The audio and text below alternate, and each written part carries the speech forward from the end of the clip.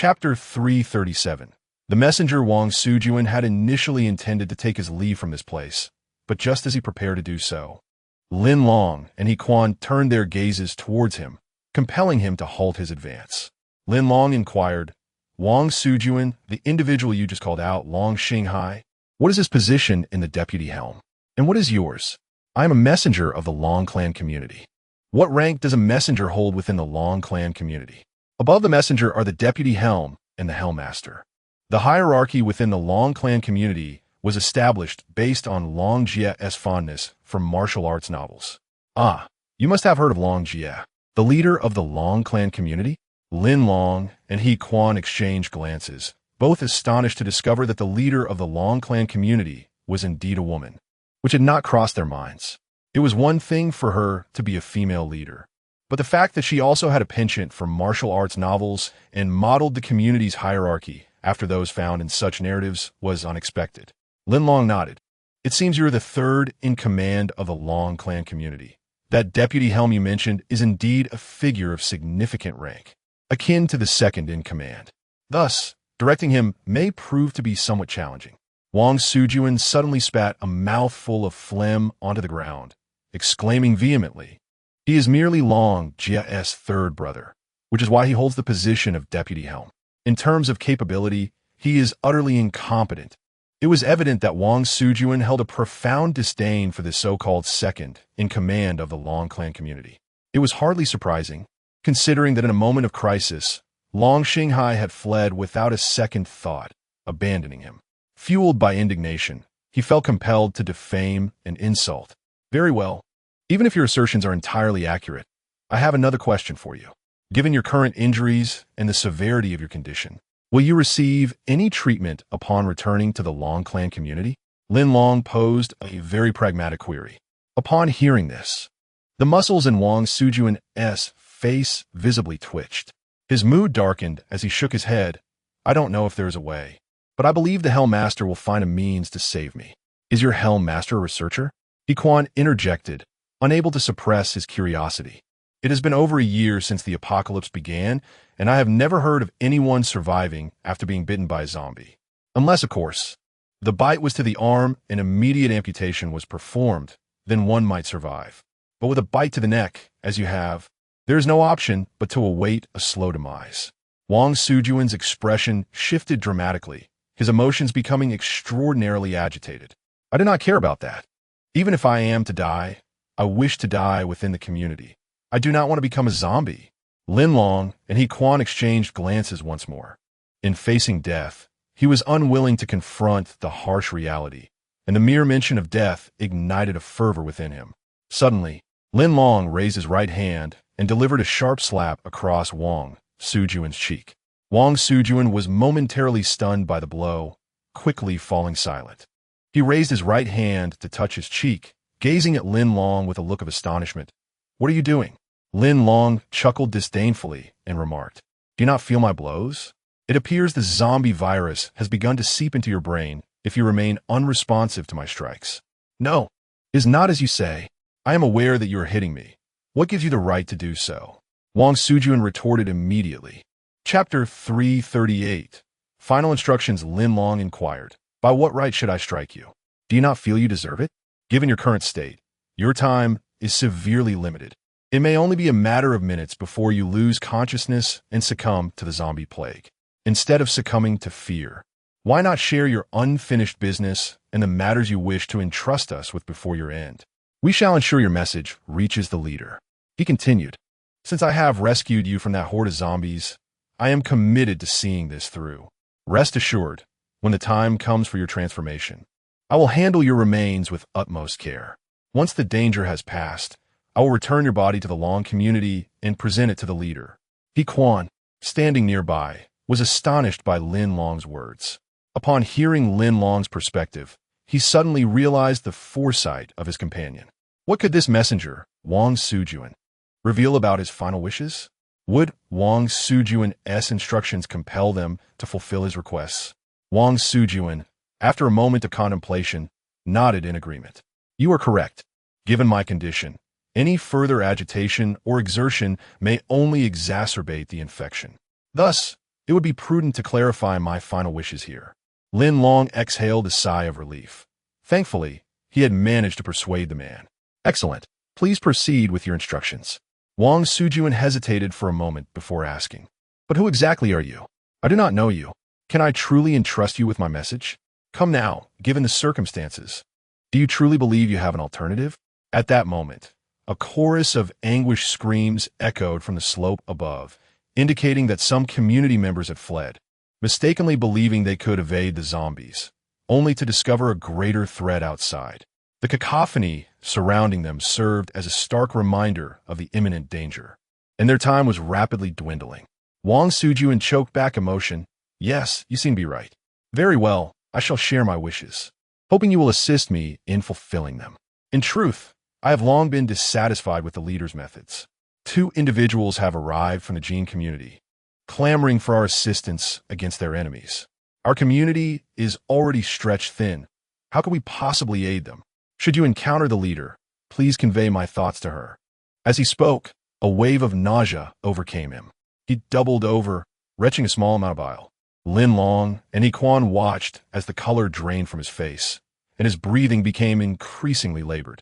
It was evident from his expression that his body was succumbing to the relentless assault of the zombie virus, and a collapse was imminent. After Wang Sujuan finished vomiting, she touched her lips and offered an awkward smile. I'm sorry, I might have overindulged at dinner and then engaged in some vigorous activity.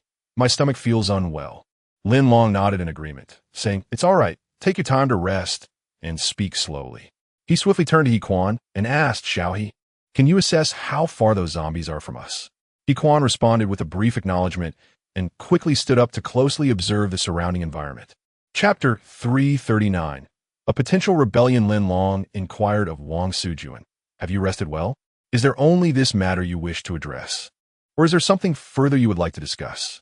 Lin Long felt a sense of anticipation, eager to learn the identities of the 2 individuals from the Gene community. Wang Sujuan lightly tapped his abdomen with his right hand, attempting to soothe his stomach before he raised his head and continued, Indeed, there is more I must convey. In peaceful times, I had a family, a child. However, after the outbreak of the apocalypse, cough, cough, he was seized by a fit of coughing, expelling a thick, blood-tinged phlegm. With a self-deprecating smile, he remarked, my chronic lung ailment has flared up again. He then looked at Lin Long and continued, I apologize for digressing. After the apocalypse erupted, I was away from home. Upon returning the following day, I found that my wife and child had vanished. My wife's name is Zhang Ling. She's a nurse. My son's name is Wang Ling, and he is 13 years old now. Regrettably, I have never been able to locate them. If it is at all possible, I hope you can assist me in finding them in the future. Cough, cough. Upon hearing this request, Lin Long felt a heavy weight settle in his chest. The chaotic and treacherous environment of the apocalypse made the search for 2 missing individuals exceedingly arduous. Furthermore, with the onset of the apocalypse, the majority of people had either been slaughtered by zombies or had transformed into them. Their survival was uncertain, let alone the prospect of finding them. Lin Long looked down, observing that Wang Sujuan had coughed up a mouthful of blood. His condition had deteriorated rapidly since the onset of his illness. At this rate, it would not be long before he transformed into a full-fledged zombie. Lin Long placed a reassuring hand on Wang Sujuan's shoulder and nodded. Understood, Wang Sujuan.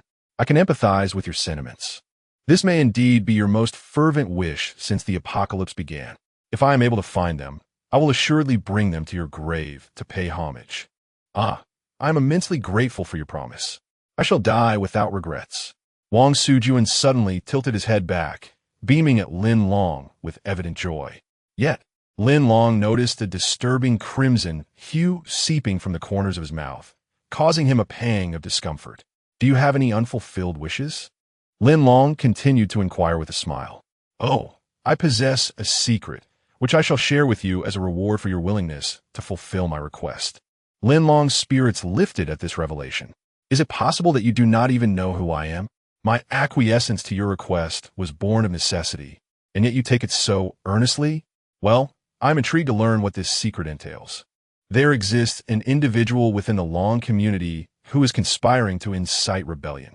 He aims to overthrow Long Tali's tyrannical rule and has already devised a rudimentary action plan, awaiting the opportune moment. He is my superior, named Wang Chuang, and he is also Long Tali's lover. Long Tali harbored no suspicions towards him and was completely unaware that her lover was simultaneously involved with another paramour within the community. As he spoke, an air of excitement enveloped him, and he fell into a fit of coughing. Lin Long quickly inquired in a hushed tone, "Are you all right?" I truly feel unwell. Did you pay close attention to the 3 matters I just mentioned?" "Yes, I heard everything," Lin Long affirmed, nodding.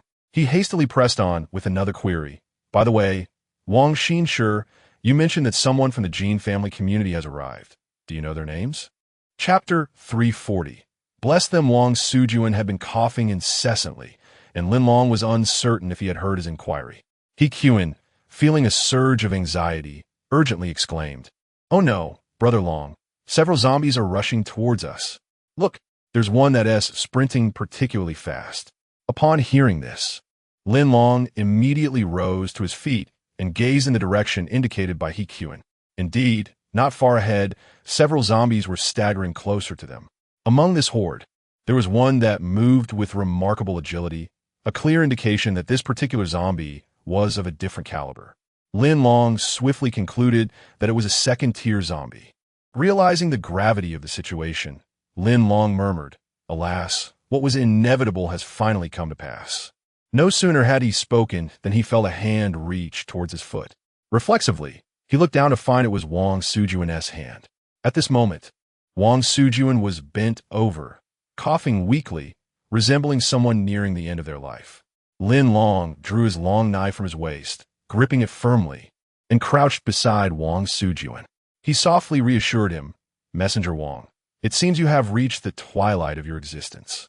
Unfortunately, I must swiftly end your suffering, allowing you to depart this realm peacefully. Would you find this agreeable?" "Please no." Wang Sujuan managed to halt his coughing and gestured for Lin Long to refrain from acting. From the side, He Qin interjected, "Brother Long, the zombies are upon us." As he spoke, he quickly unsheathed his long knife and confronted the 2 approaching zombies with a fierce slash. With a resounding whoosh, before the zombies could close in, He Qin decapitated them with precision. Lin Long then inquired, "Messenger Wang, do you have any final instructions?" Wang Sujuan replied, "You must ensure you kill Long Xinghai and bring his head to my grave for a tribute." Cough. At last, he articulated his final wish, adding, "Please, end my life swiftly. My consciousness is fading." "Understood," Lin Long nodded. Before delivering the fatal blow, he took a moment to introduce himself. "The one who is assisting you in your release from suffering is Lin Long, the leader of the civil reconstruction community. I hope you will bless me from the afterlife, allowing me to find your son and wife, and that they are faring well." Having completed his introduction, with a decisive snap, Lin Long swung his knife down, severing Wang Sujuan's head. In an instant, a fountain of blood erupted from the neck, splattering Lin Long's arm and upper body. Turning his gaze, he noticed 7 or 8 zombies had encircled them, preparing to close in. Meanwhile, He Qin, visibly anxious and agitated, urged, "Brother Long, hurry. The zombies are surrounding us." Lin Long grasped his long blade, and before the zombies could draw near, he swiftly dashed forward, executing a magnificent display of skill amidst the horde. With each stroke of his blade, the undead fell one after another, each strike precisely aimed at their foreheads, flawlessly completing the initial phase of extracting the crystal cores. Witnessing this, He Qin exclaimed in awe, "Wow, Dragon Brother, that move was absolutely stunning." Lin Long replied, I have been waiting for too long. I had already spotted the zombies, which allowed for my impeccable strikes. Enough chatter. Let us take this corpse and swiftly make our way to the mountains behind the community." Chapter 341. Burial. He Qin forged ahead, while Lin Long, bearing the lifeless body of Wang Sujuan, followed leisurely behind.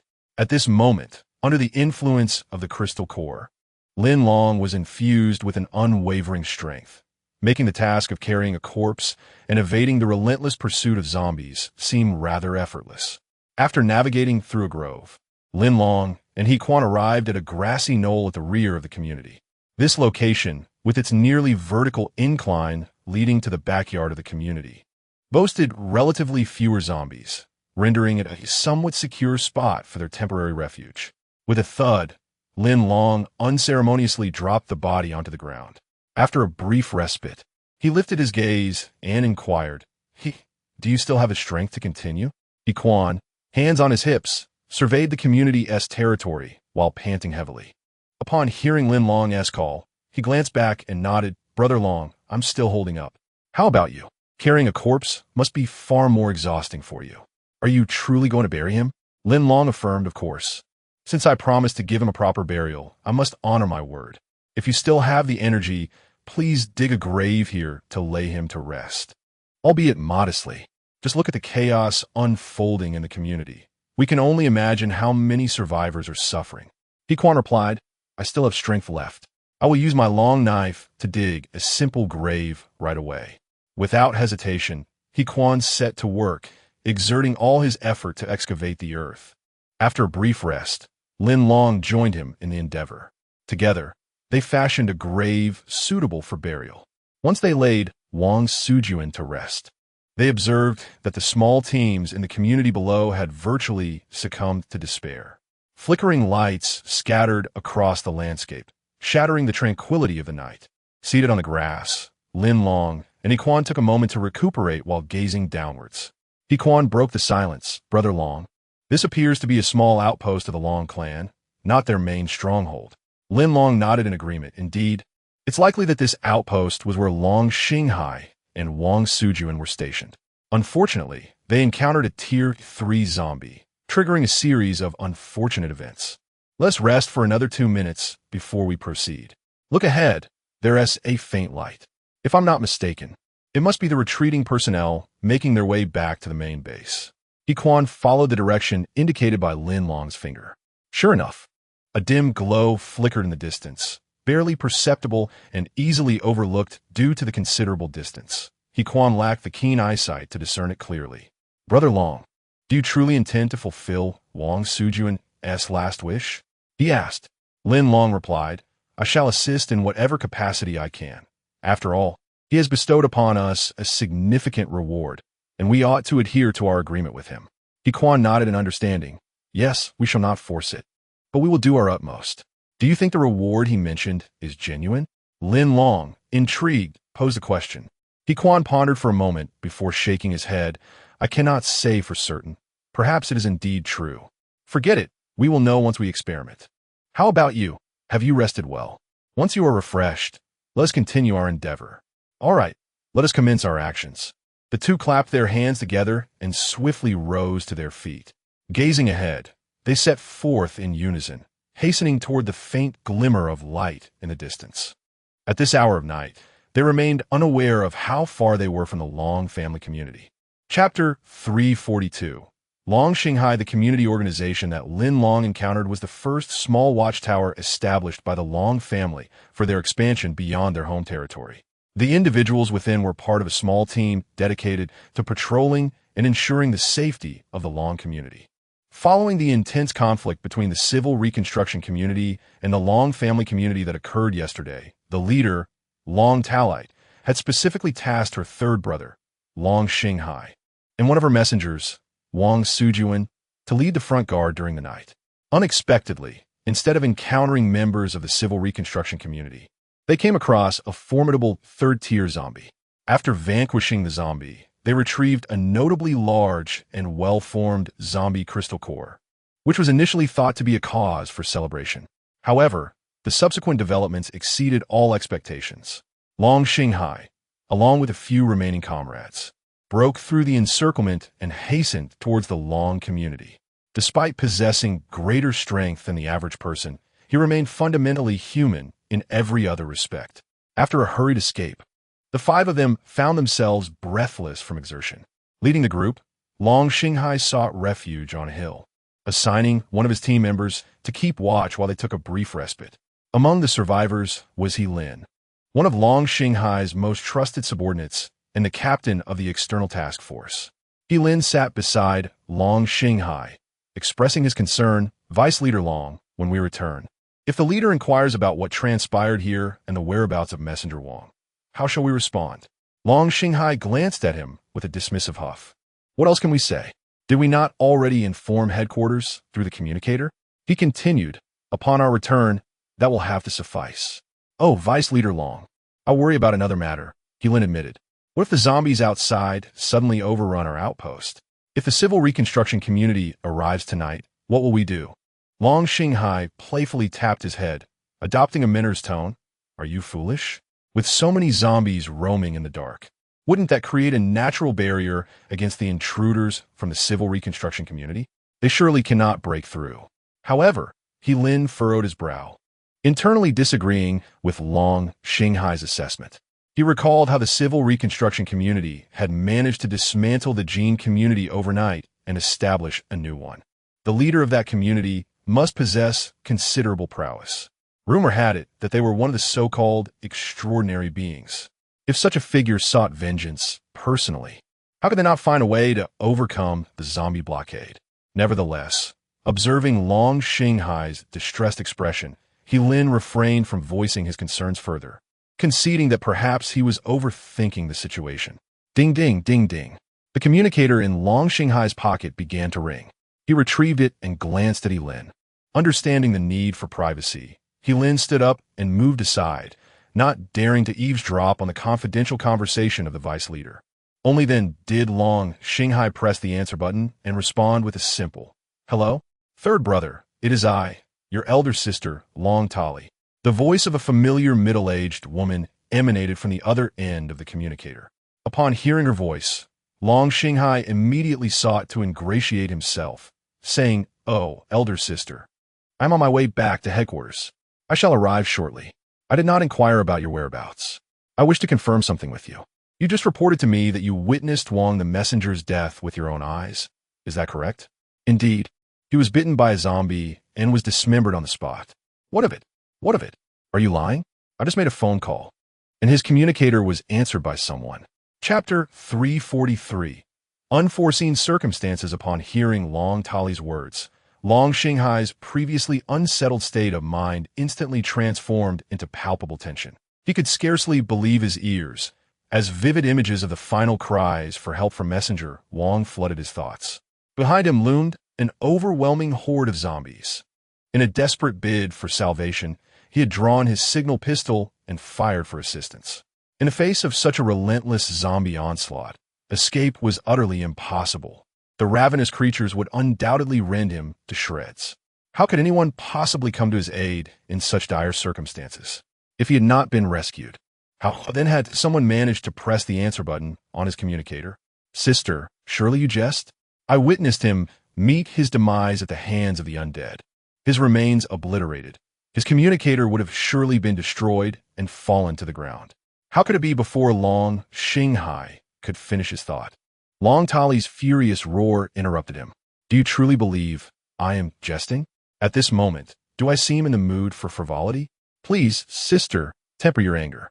"I apologize. I momentarily lost my train of thought and misspoke. Kindly disregard my earlier words." Did the communicator connect? And was there a response from the other party? "Yes." A man's voice responded. "I made this call to ascertain whether you truly witnessed the death of Messenger Wang. Do you know who that man is?" Upon hearing this, Long Xinghai felt an overwhelming sense of dread. He raised his right hand, an expression of helpless resignation crossing his face as he rubbed the back of his head.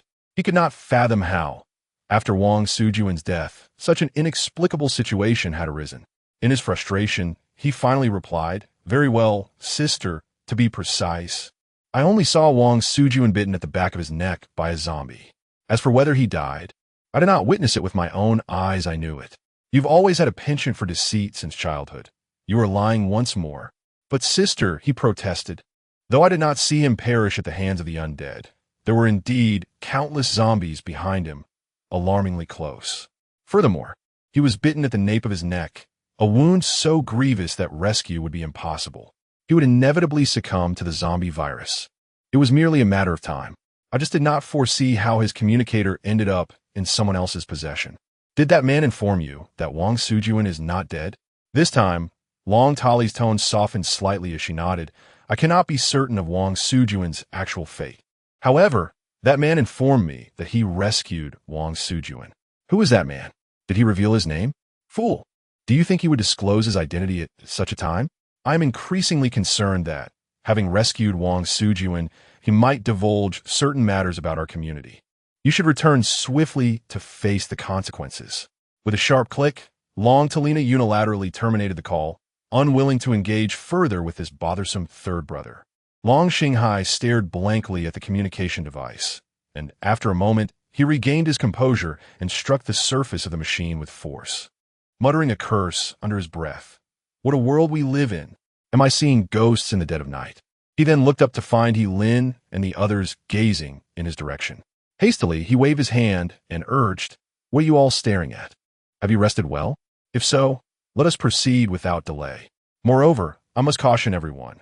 The enemy may have breached the zombie encirclement and is pursuing us from behind. We should hasten our return as swiftly as possible." Chapter 344. Long Tali at the headquarters of the Long Clan community.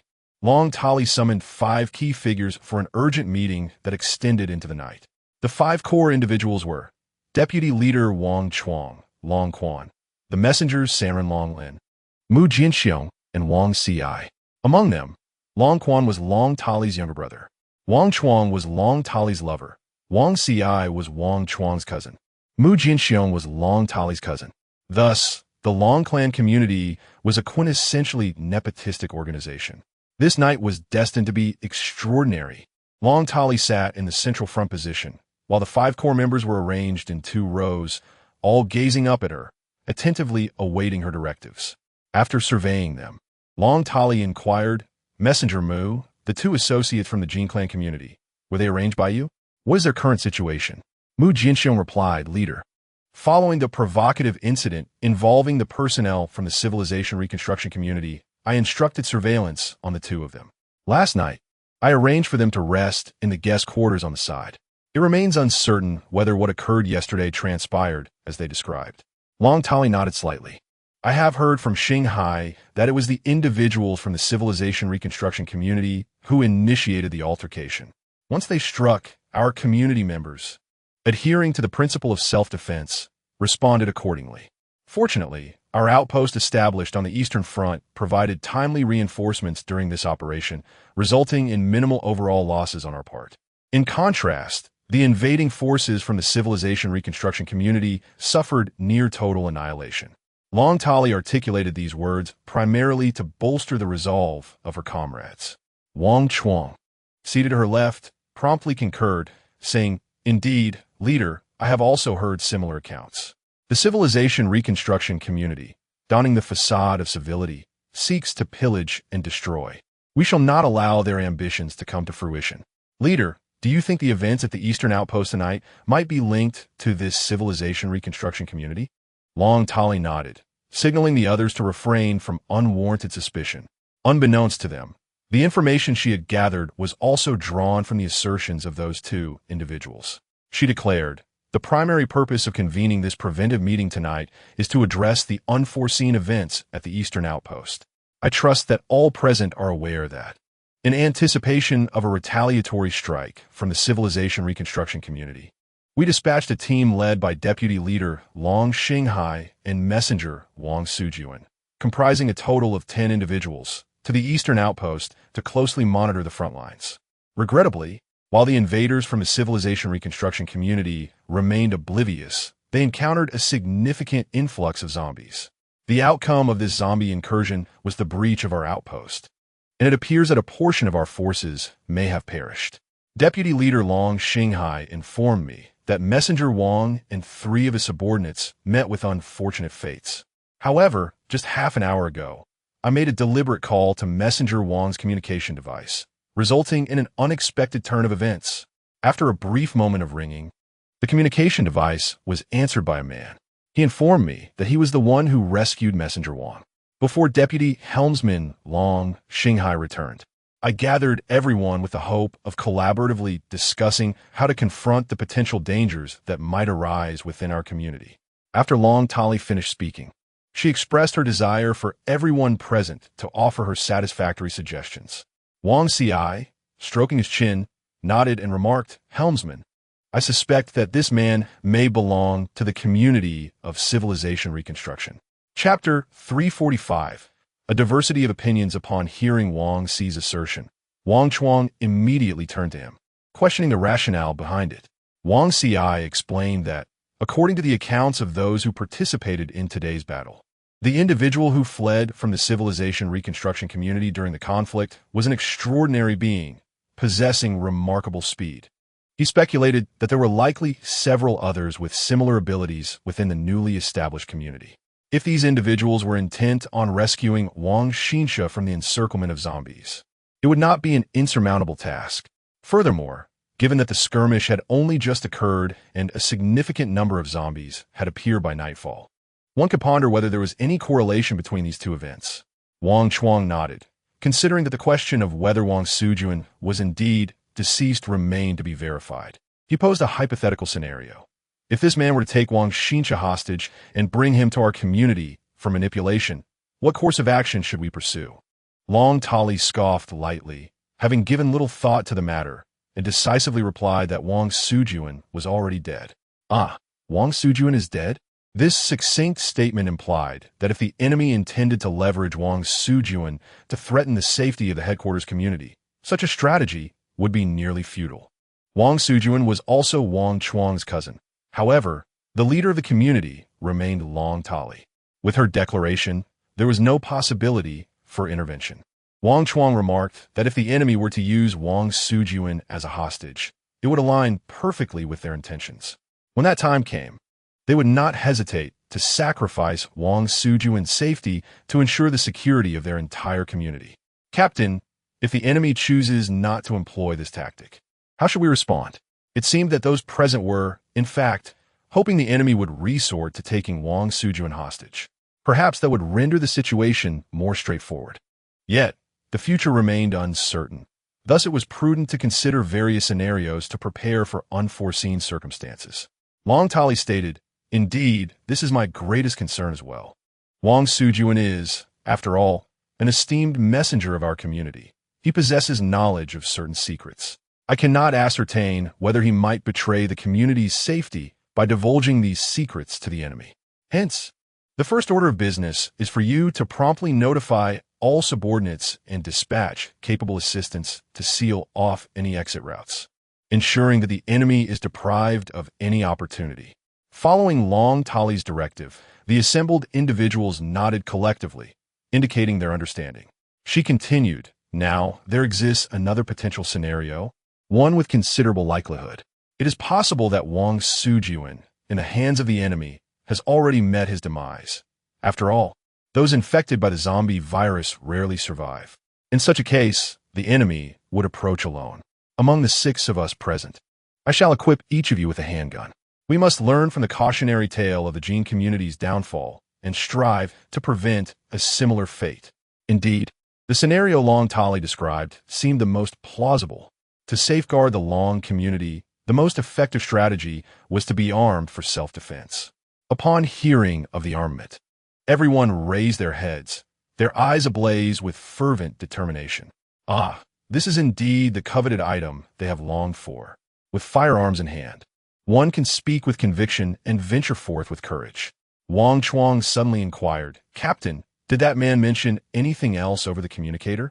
Long Tali shook her head, replying, "No, he merely informed me that he had rescued Wang the messenger." Wang Chuang fixed his gaze intently upon Long Tali's countenance. Her unwavering response suggested sincerity, devoid of deceit.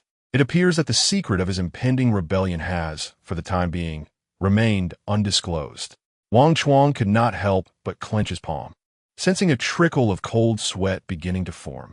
Chapter 346. The 2 envoys, after the comprehensive layout meeting of the Long clan community, concluded. Long Tali addressed Mu Jinxiong, saying, "Messenger Mu, I would like you to escort those 2 individuals from the Jin clan community here. I wish to engage in a brief conversation with them. We will converse in the small meeting room outside, and anyone interested is welcome to join." Wang Chuang immediately smiled and declared, "I wish to participate." With Wang Chuang leading the way, the remaining individuals nodded in agreement to join as well.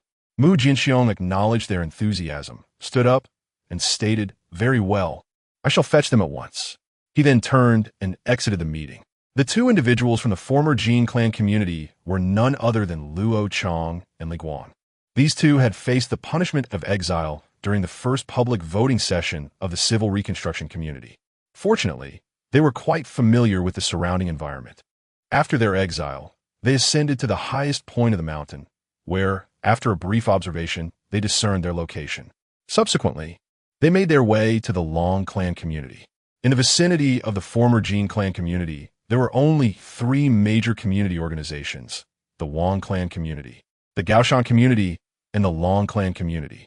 Among these, the Wang clan community stood out with the most formidable overall strength, teeming with experts.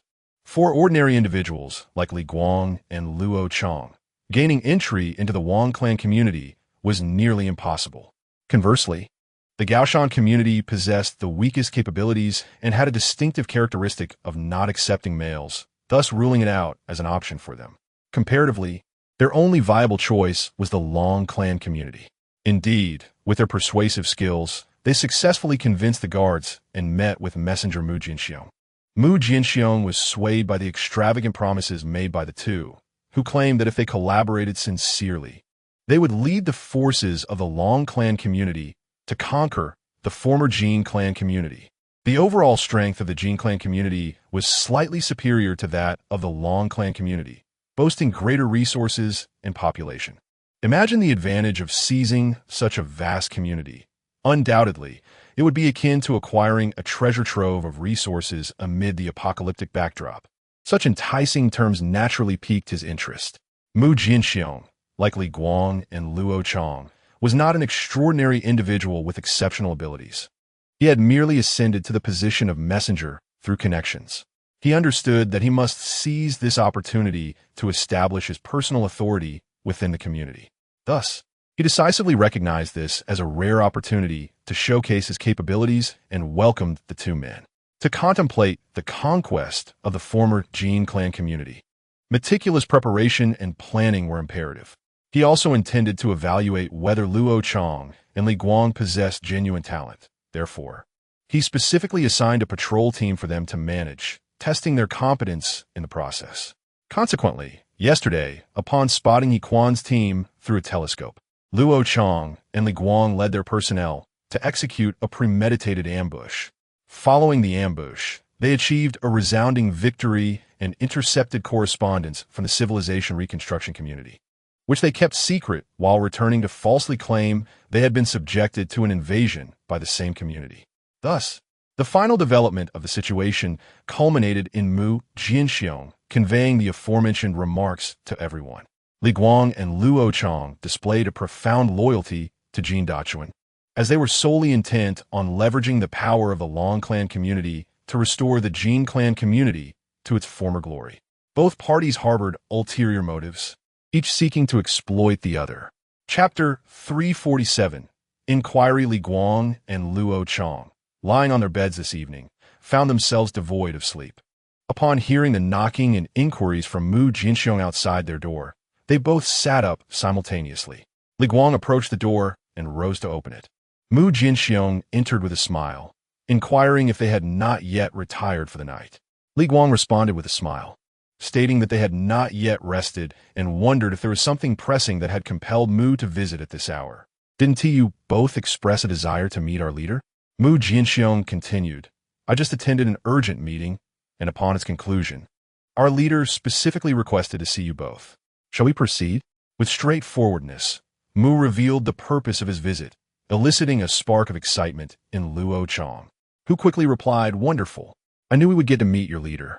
Li Guang nodded in agreement, affirming, If our leader wishes to summon us, we shall certainly pay our respects within the allotted time. The two donned simple outer garments and followed Mu Jinxiong to a small room adjacent to the main conference hall.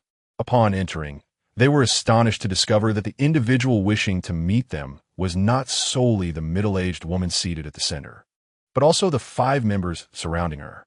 Mu Jinxiong introduced the parties involved, prompting Li Guang and Luo Chong to bow respectfully to Long Tali, addressing her as their leader.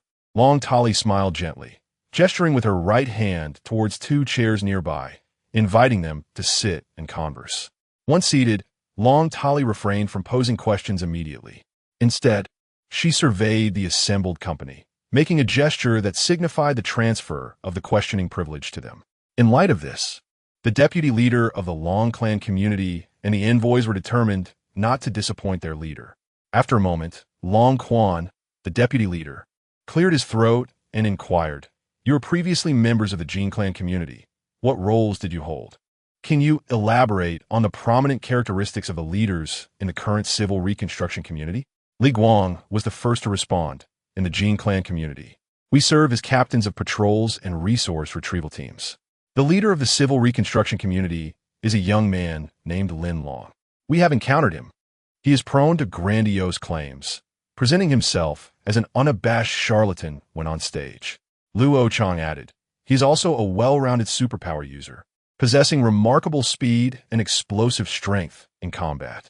His practical abilities are not inferior to those of the previous Jin leader." Luo Chang's assessment was notably fair and objective, as he hoped to provide the audience with a clear understanding of Lin Long's capabilities, ensuring they were adequately prepared for any forthcoming actions. Long Tali nodded slightly, smiling, while Long Quan appeared taken aback. He then remarked, "If he is indeed a braggart, I believe that under his governance, the community will soon descend into chaos." Li Guangli promptly corrected, "No, Deputy Captain Long, I beg to differ. His prowess is evident, and within the community, there is certainly no one bold enough to openly oppose him.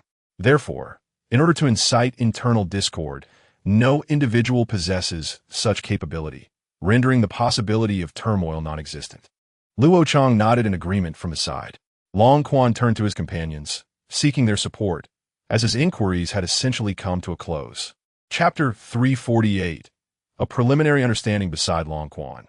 Wang Ci raised his head and asked, "Since you claim that this Lin Long leader is so formidable, how did you manage to escape?" "Indeed," echoed Luo Chang and Li Guang, "if he is as powerful as you say, how did you manage to break free?" Luo Chang chuckled awkwardly and nodded. "To be candid, Lin Long is indeed exceptionally strong. If he had chosen not to let us go, we would have been utterly unable to escape. We were subjected to a public vote, and among the three punishments, exile, execution, and imprisonment, the vast majority voted for exile. In truth, exile is the most humane of the three punishments, yet it is also the most perilous and cruel. If luck were to abandon us, and we found ourselves amidst a horde of zombies upon our expulsion, we might very well meet our demise at their hands." After Luo Chang's explanation, the others nodded slightly, grasping the general course of events. Wing Chirimarkt, EC. "So, after your exile, you relied on your prior knowledge of the surrounding environment to ascertain your location, and subsequently found your way to our Long clan community, arriving at Wang Ming's place?" Luo Chang and Li Guang slowly nodded in agreement with his statement. Wang Ci continued, "And what of your former community's leader, Jin? Is he still imprisoned?" "Yes," they replied. "Before our exile, he was indeed still in the cell. We hope you can assist us in swiftly reaching the Jin community to rescue him. I am certain that once you save him, he will express his profound gratitude." As Wang Ci concluded his inquiry, he turned to Long Lin, who was beside him, contemplating with a thoughtful expression. Long Lin, having listened attentively to the prior questions, inquired, "How many of you were exiled? Why are only the two of you here?" Li Guang responded with a wry smile. "Luo Chang has already clarified that the exiles were cast away at random. Some may have met their unfortunate end, while others might still be wandering outside. It is also possible that they ventured towards the Gaoshan community, as there are indeed other weaker factions surrounding the Jin community. As for the exact number of individuals punished with exile during the first public voting of the civil reconstruction, I am not well informed." Long Lin nodded and continued, "Allow me to pose another question, and should you answer truthfully, I believe our leader will certainly assist you. First, where is the armory located within your community? If we're to seize this community, our initial target must be such a vital stronghold." "The armory?" Luo Chang and Li Guang exchanged glances. Regrettably, as mere team leaders of their former community, they were unaware of its precise location. Fortunately, Luo Chang quickly responded, considering the significance of the armory. "I believe that the current occupants of the civil reconstruction community would have relocated it to preempt any potential counterattacks from factions like ours. Therefore, We do not recommend launching our initial assault on the armory. In the realm of dragon scale, Lin Long possesses formidable personal strength, making him a challenging target to apprehend. Are you aware of the individuals he holds dear, or whether he has family within the community? By exerting control over those he cherishes or his relatives, it could be inferred that we would intermittently dominate him. Although this method proposed by Dragon Scale may be deemed unscrupulous, it is frequently employed in the heat of battle. In the apocalyptic backdrop, as long as victory and survival are attainable, most individuals no longer harbor moral condemnations or feelings of guilt regarding the means employed. Chapter 349. The offensive strategy. Upon the mention of Long Lin's words, everyone's gaze swiftly shifted to Li Guang and Luo Chang. Li Guang smiled and said, "I apologize, but we do not have much knowledge about this Lin Long. The unexpected events that transpired that night were due to him taking control of our leader, Jean. Consequently, the Jean community fell entirely under his dominion. Therefore, when you inquire whether he has significant others or family, I cannot say for certain." Luo Chang, lost in thought, furrowed his brow. If I were to identify someone he cares about, it would likely be He Quan and his sister, He Ling. Oh, by the way, the leader of today's incursion into the Long community is none other than He Quan. He possesses extraordinary abilities related to speed. After a brief pause, Luo Chang added, "However, this is merely my personal impression. I cannot confirm the actual circumstances." His supplementary statement effectively negated his earlier assertion, aligning it with Li Guang's response. Long Lin felt a tinge of disappointment. Faced with a lack of viable information, he shifted his line of questioning. "So, gentlemen, do you have any effective offensive strategies in mind? If feasible, I believe our captain would consider them." Li Guang promptly replied, "Since my arrival at the Long community, I have been contemplating this matter, pondering how to conduct a successful assault on the civil reconstruction community. Essentially, I have formulated a plan." As he spoke, he reached into his pocket and produced a wrinkled piece of paper. After smoothing it out slightly, he surveyed the group and continued. "The civil reconstruction community is divided into 3 zones, with the most vital area being Zone A. I suspect that Lin Long resides there. If we can seize Zone A, he will surely surrender. However, accessing Zone A, located in the middle side of Jean Mountain, poses considerable difficulty. What should we do? The only solution is to employ arson. Yes, we can carry a substantial amount of diesel and oil, secretly scale Jean Mountain, take control of their sentry points, and from a vantage point, ignite the area using arrows. Furthermore, the zombies will inevitably be drawn to the light. At that point, the entire Jean community will be engulfed in flames. And even if Lin Long possesses remarkable abilities, he will be unable to salvage the situation. Arson?" Long Lin immediately shook his head. While this method of attack has its merits, many resources would be consumed by the flames. What would be left for our Long community? The perspectives of the two were fundamentally different. Li Guang envisioned a scenario of destruction to drive Lin Long away and rescue Jean Dachuan, with little regard for anything else. As long as a faction of genuinely loyal supporters of Jean could re-establish their territory, they would still thrive in this apocalypse. Conversely, the people of the Long community held a different view. After all their efforts, they primarily sought material resources. If all the resources were incinerated, their endeavors would seem utterly futile. Suddenly, Wang Chuang raised his right hand and pressed for clarification.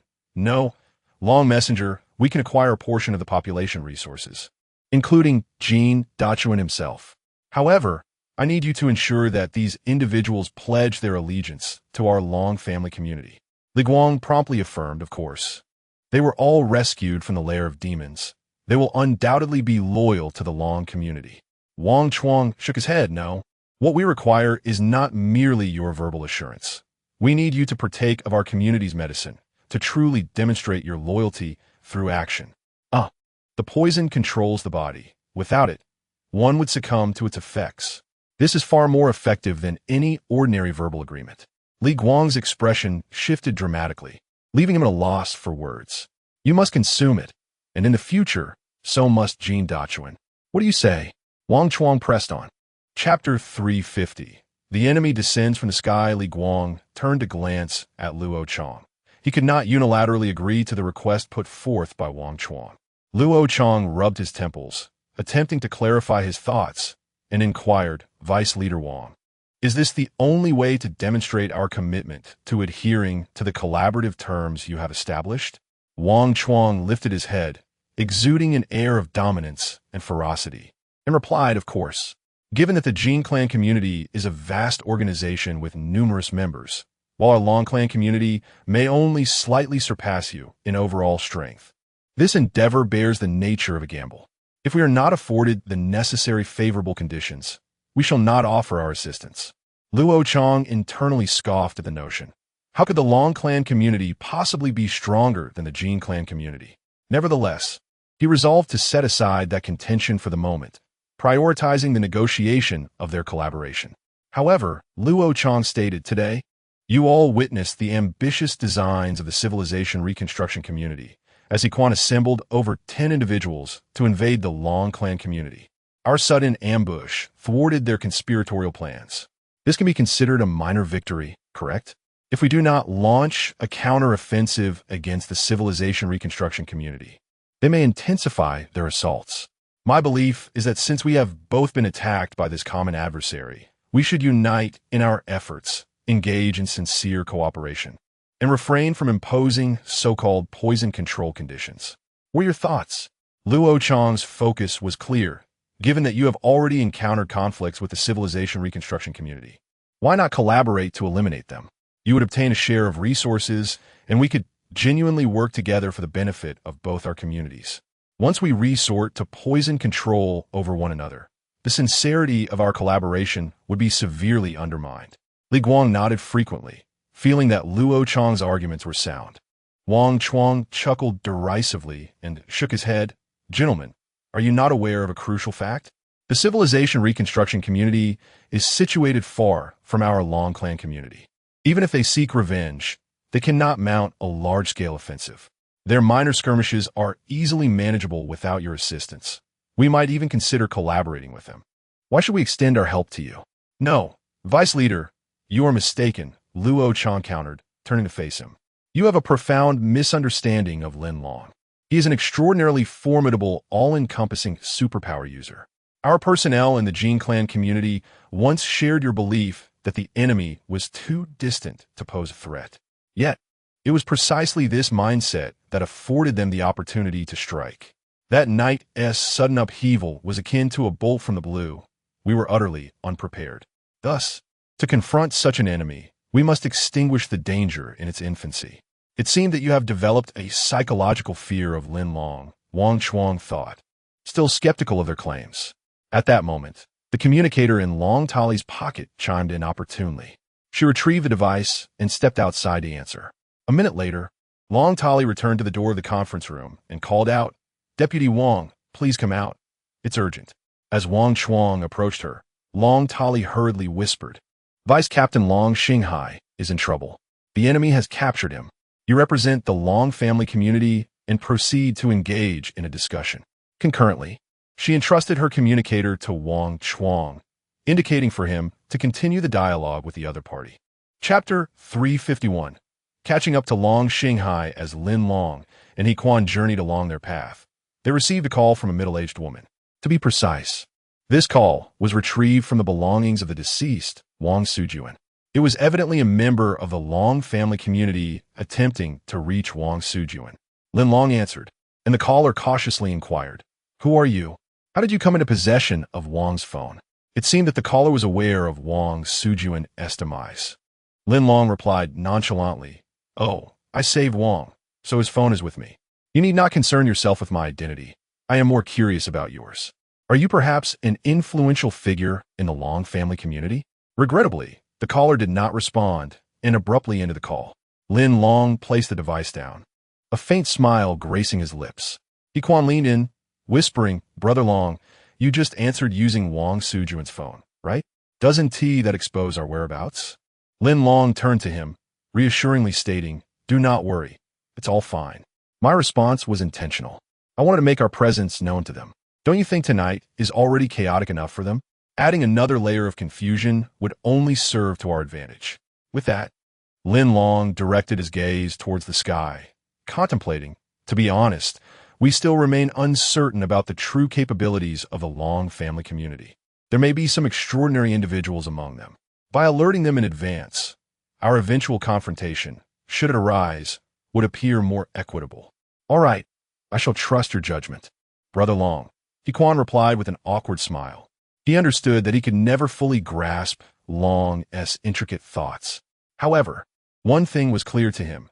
Any endeavor undertaken alongside Long bore a high probability of success. He hoped that this mission would also proceed smoothly. Look, the light ahead is drawing closer. Let us stealthily pursue. Perhaps we shall uncover something significant, Lin Long said with a smile as he observed the shimmering glow ahead. Now nearer than before, Quan, with poor eyesight, stood on tiptoe, yet still struggled to discern the source of the light. Lin Long, invigorated, suggested, "Let us quicken our pace and catch up with those figures ahead." Agreed, Quan responded, feeling confident about their running speed. The two prepared themselves, securing their belongings tightly. Together, they surged forward, racing towards the light. Their current pace was consistent with their previous efforts. Lin Long led the way, with Quan closely trailing behind. At last, upon crossing a thicket, they beheld the light ahead. Quan exclaimed, "Brother Long, I see them. These individuals are merely slightly faster than the average person. Compared to us, they are no match. We shall soon be upon them." Upon catching a glimpse of a shadowy figure, a surge of confidence enveloped Quan, compelling him to quicken his pace, certain that he would soon catch up with the luminous presence ahead. They pressed onward, and after a span of over 10 minutes, they arrived at the edge of the forest, merely 500 or 600 meters away from the radiant glow. The figures ahead stood upon the branches, their outlines becoming increasingly discernible. Lin Long was the first to identify the leading figure, none other than the formidable superhuman, Long Xinghai. This name was imparted to them by Wang Sujuan. Lin Long turned to Quan and inquired, "Commander, do you see the figure at the forefront?" Strangely, I cannot help but recall the final wish uttered by Wang, the messenger, in his dying moments. Chapter 352. The sudden assault of Lin Long upon hearing Lin Long's words. Quan's mind immediately recalled Wang Sujuan's final request before her demise. "You must help me kill Long Xinghai and bring his head to my grave for a tribute." That feeble cry reverberated in their ears. Quan quickly whispered, "Brother Long, I suggest we fulfill the wish of the messenger Wang. We might consider delaying our actions. Long Xinghai is certainly not an insignificant figure. Capturing him could provide us with leverage against the Long clan community. Yet, what use were Quan's reminders?" Lin Long understood perfectly. He nodded and assured, "Do not worry, I know what I am doing. Just moments ago, I informed the Long clan community that I had rescued Wang Sujuan. Unfortunately, fate was unkind. She contracted the zombie virus and could not remain alive, leaving me no choice but to terminate her. However, we still have a capable deputy leader at hand. Until I have fully utilized him, I will not allow him to suffer severe harm." At this point, Lin Long glanced at Quan and inquired, "So, are you preparing?" "I will attack Long Xinghai, while you handle the 4 individuals accompanying him." Quan drew his long knife, feeling somewhat uncertain. There was no choice. If he allowed Long Xinghai to escape, he could only comply with orders. However, confronting members of the Long clan community felt somewhat daunting.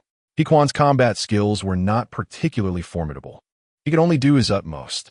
Quan replied, "Brother Long, I can only launch a surprise attack from behind and take them all down. Indeed, rest assured, it won't be that complicated. As long as I can subdue Long Xinghai in one swift move, you need only safeguard your own safety, and then all members of this small team will be under our control. I will certainly persevere." After their brief discussion, Lin Long descended from the large tree, first picking up a small stone from the ground. He aimed carefully at the path below and swiftly hurled the stone, striking Lin squarely on the cheek. Lin was momentarily taken aback and quickly stopped to look around. Long Xinghai, walking beside him, also halted and curiously inquired, "What's wrong? Why are you standing there in a daze?" Deputy Long, I think a stone just hit my cheek. But in the blink of an eye, I'm not sure if it was just an illusion. You must be imagining things. It's pitch dark on this road. There can't possibly be anyone here to strike you." Lin pondered briefly and found Long Xinghai's explanation quite reasonable. He scratched his head and nodded. That makes sense.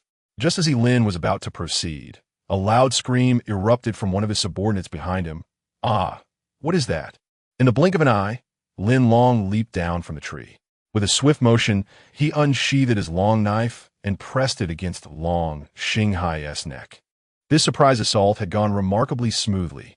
Lin Long, with agile movements, had successfully subdued Long Xinghai. With a piercing scream from Long Xinghai, before he could regain his composure, Lin Long's voice resonated in his ear, commanding, "Be sensible, do not move.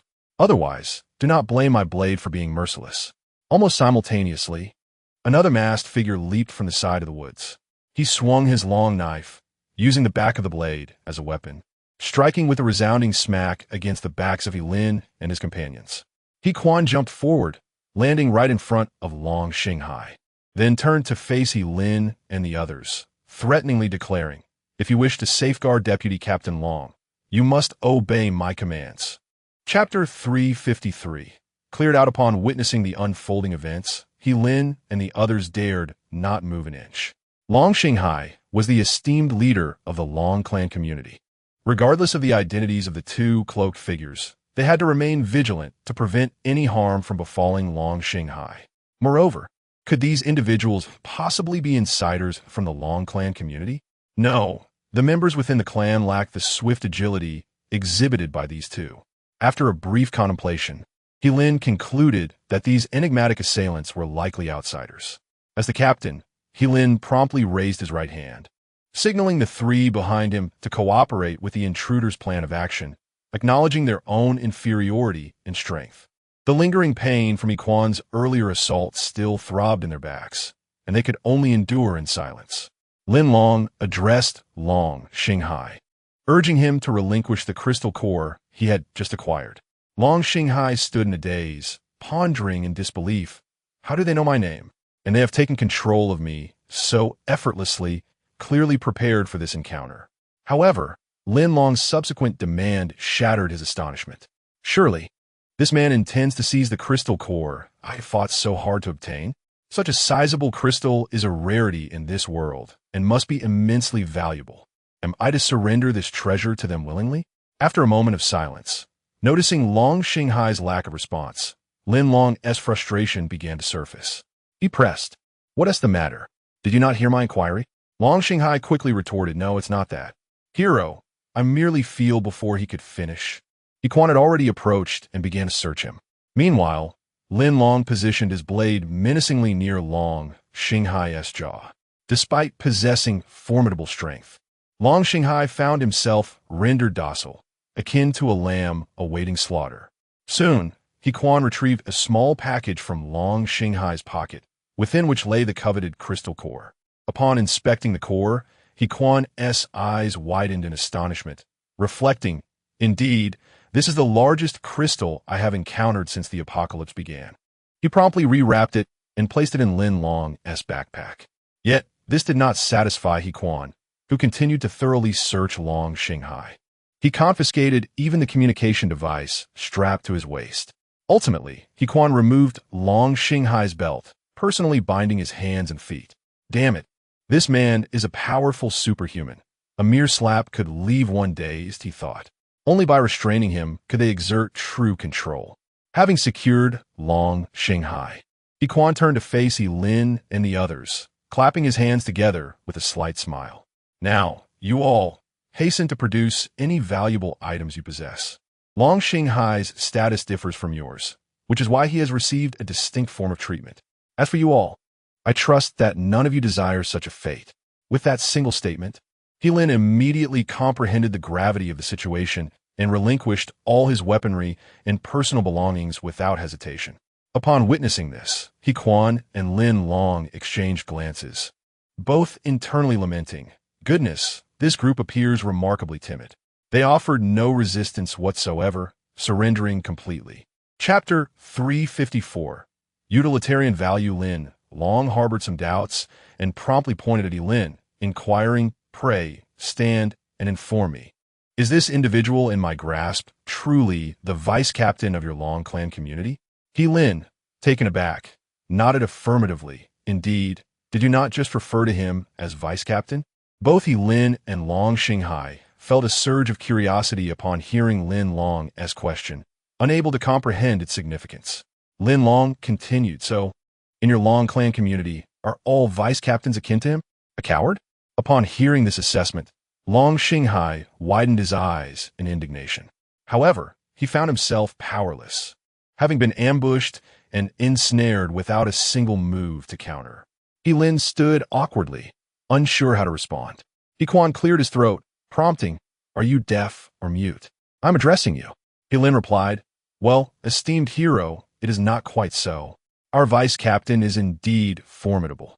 It's just that you are exceptionally skilled, and we had no opportunity to react. A single misstep resulted in utter defeat, which I believe encapsulates our recent encounter." Lin Long shook his head, raising his right hand to gently pat Long Xinghai's cheek. "Incorrect. He is indeed a coward. As a vice captain, is it not imperative to remain ever vigilant? While our ambush is one aspect, the more significant issue lies in your lack of preparedness. Observe your vice captain. He failed to act promptly, neglected to safeguard your security. Such a person, in my eyes, is utterly worthless." Lin, feeling ashamed, lowered his head, unable to provide further retort. Lin Long turned to Long Xinghai and asked, "Now I request you to answer, what do you perceive as your utilitarian value?" Lin Long deliberately weighed his communicator in his hand, the gesture conveying a clear implication. Long Xinghai swallowed hard, suppressing the humiliation within. Surviving was his most pressing hope at that moment. He replied, "I am the vice captain of the Long clan community, and my elder sister is the captain. Whatever you desire, I am certain she will fulfill your wishes. However, there is but one condition. You must not harm me and must agree to allow me to return to the Long clan community." Lin Long exchanged a glance with Quan, then burst into hearty laughter. Quan, however, did not share Lin Long's lightheartedness. He deemed Long Xinghai excessively naive. Yet, he refrained from laughing, remaining vigilant and scanning the surroundings, wary of Lin and others plotting rebellion. In the enemy's territory, having subdued the foe, one still fears a potential uprising? Such logic is indeed unparalleled. "Very well, I misspoke. As long as you can agree to let me return, I can overlook your previous transgressions," Lin Long stated. Long Xinghai increasingly lacked the fortitude to resist and cautiously ventured, "Might I inquire if what you said is indeed true or false?" Lin Long's laughter abruptly ceased, "Whether what you say is right or wrong, I shall reserve my judgment for now. After a single trial, one can discern the truth. Please promptly disclose the phone number of the helmsman. I shall call to inquire about the situation." Long Xinghai readily complied, directly revealing Long Tali's number. Within a radius of 1,000 meters surrounding the Long family community, the area is enveloped by the signal tower, ensuring a seamless connection. Half a minute later, indeed, a middle-aged woman's voice answered the call. This voice bears a striking resemblance to that of Lin Long when conversing with Wang Sujuan's communication device. It is highly probable that they are one and the same. Chapter 355. Core demands Lin Long retrieve the communication device, and although he initially heard the voice of a middle-aged woman, it was soon passed to a man's voice. Lin Long intended to inquire whether the individual was the leader of the community, but alas, he was not afforded that opportunity. "Who are you? Do you have any grievances with our Long family community? Please do not harm Vice Leader Long," the man said directly to Lin Long after taking over the communication device. Lin Long chuckled softly and retorted, "It seems he truly is your community's vice leader. I require your leader to answer the call." "Are you the leader?" "Generally, leaders do not answer calls. I am the vice leader of the Long family community and am capable of handling this matter." "Who exactly are you? You are also a vice leader?" Lin Long feigned surprise upon hearing the man's identity. "Yes. Is there a problem?" "Surely not. Your community's vice leader, Long Xinghai, was easily subdued by my ambush. Will you also prove to be as ineffectual as he? Hurry, let your leader take the call." "Do not boast. You cannot manage this situation." Lin Long dismissed the man without a hint of respect, pressing him further. I have heard the voice of a middle-aged woman twice, and yet the person on the line has been swapped. Your brother is currently in my grasp, and you dare to let someone else respond? You truly do not take my threat seriously, do you?" On the other end of the communication device, Wang Chuang was momentarily stunned by Lin Long's insulting inquiries. However, possessing more composure than Long Xinghai, he reflected for a moment and resolved not to act impulsively. I have already stated that I can take charge of this matter. Our leader is quite busy and cannot attend to you at the moment, he replied, striving to maintain his calm. Is that so? If that is the case, I implore you not to regret it. Lin Long slowly crouched down, leaning close to Long Xinghai, simultaneously bringing his long knife nearer to Long Xinghai's face. Smiling as he addressed him, "Useless Long Xinghai, do you wish for your sister, the leader, to come and speak? Please do not. Wang Vice Leader, you must insist that the leader answer the call. This person has the knife against my face, and I do not wish to be killed." Long Xinghai exclaimed in a fit of panic. Seeing this, Lin Long pressed on, "All right, I will concede to your demand." On the other end, Wang Chuang finally relented, passing the communication device to leader Long Tali. Lin Long withdrew his long knife, placing his right index finger to his lips in a hushed warning to Long Xinghai. "Chill. Quiet down. Do not be agitated. Speaking so loudly, do you not fear attracting all the zombies nearby? If you wish to perish, do not drag us down with you." In despair, Long Xinghai nodded fervently, indicating that he would refrain from making any further loud noises. A voice emerged from Long Tali. "Who are you? What do you want?" "Allow me to introduce myself. I am Long Tali, the leader of the Long family community." Indeed, it was the voice of the middle-aged woman. "Damn it. You have disconnected my call twice. Do you truly believe yourself to be so formidable?" For reasons unbeknownst to him, upon hearing Long Tali's voice, Lin Long felt an eruption of fury within him, akin to a volcano's explosion. Lin Long stated, "Long Tali, do you wish for Long Xinghai to remain unharmed? I have two stipulations. First, the external search team from the civilized reconstruction community, which was originally dispatched to establish peaceful relations with your community, was ambushed by your people en route. For this, I demand an immediate apology and appropriate compensation. Second, from this day forth, your community must adhere to the directives of the Long clan community." Lin Long sought no further dialogue, directly articulating his two fundamental demands. Chapter 356. Are the demands reasonable? Lying on the ground was Long Xinghai, surrounded by Lin and others awaiting punishment. When they heard Lin Long's two demands, they were collectively taken aback. It was indeed true that fears materialize, as the sentinel stationed at the eastern outpost of the Long clan. Their purpose was to preempt any retaliatory actions from the civilizational reconstruction community. Yet, what did they receive instead? An onslaught of zombies. Following this tide, these two masked individuals represented the avengers of the civilizational reconstruction community. Long Xinghai felt a deep sense of regret. It turned out they hail from that very community. Upon hearing Lin Long's core demands, Long Talon was instantly overwhelmed. However, being more composed and astute than the average person, she swiftly grasped the crux of the matter. "Please, calm your anger. I understand your feelings. You must be associated with the civilizational reconstruction community, correct? Allow me to explain." "Explain? What nonsense?" Lin Long interrupted her, seething with anger. "Just answer me directly. What is your stance on my two demands? As the helmsman of the Long clan community, you should possess the authority to make such judgments.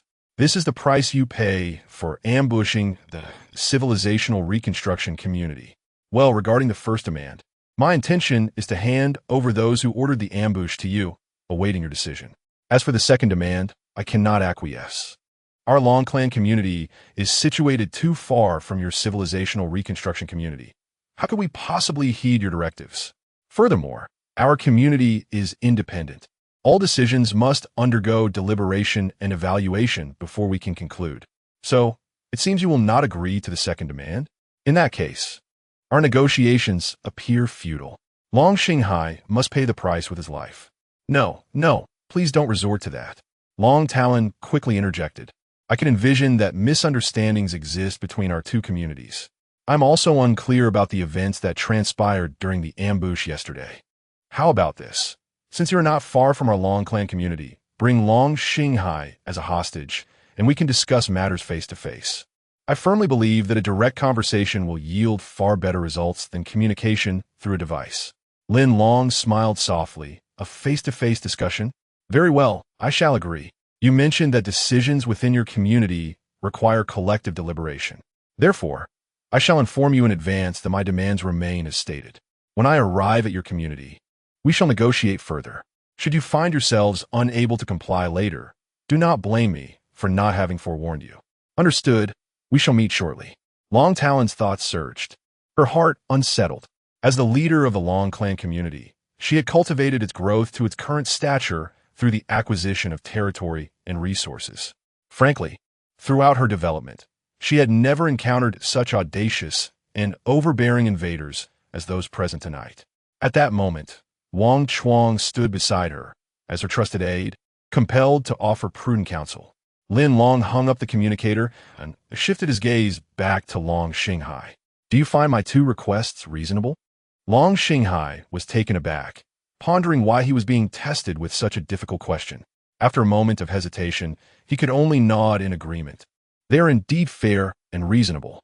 Upon hearing this, Lin Long and He Quan exchanged knowing smiles. A coward is indeed a coward in the face of survival. One will unconditionally acquiesce to any demands. However, his words hold little weight. The crucial matter lies in whether his elder sister, Long Tali, will give her consent. Chapter 357. Two choices. Lin Long abruptly ceased his laughter and turned to face He Lin and the others. He Lin, feeling a twinge of guilt, immediately lowered his gaze. Unable to meet Lin Long's eyes, Lin Long inquired, "Are you all willing to accompany me back to the Long family community headquarters?" He Lin and his companions exchanged hesitant glances, uncertain of how to respond. It was then that Long Xinghai interjected, exclaiming, "They are members of the Long family community.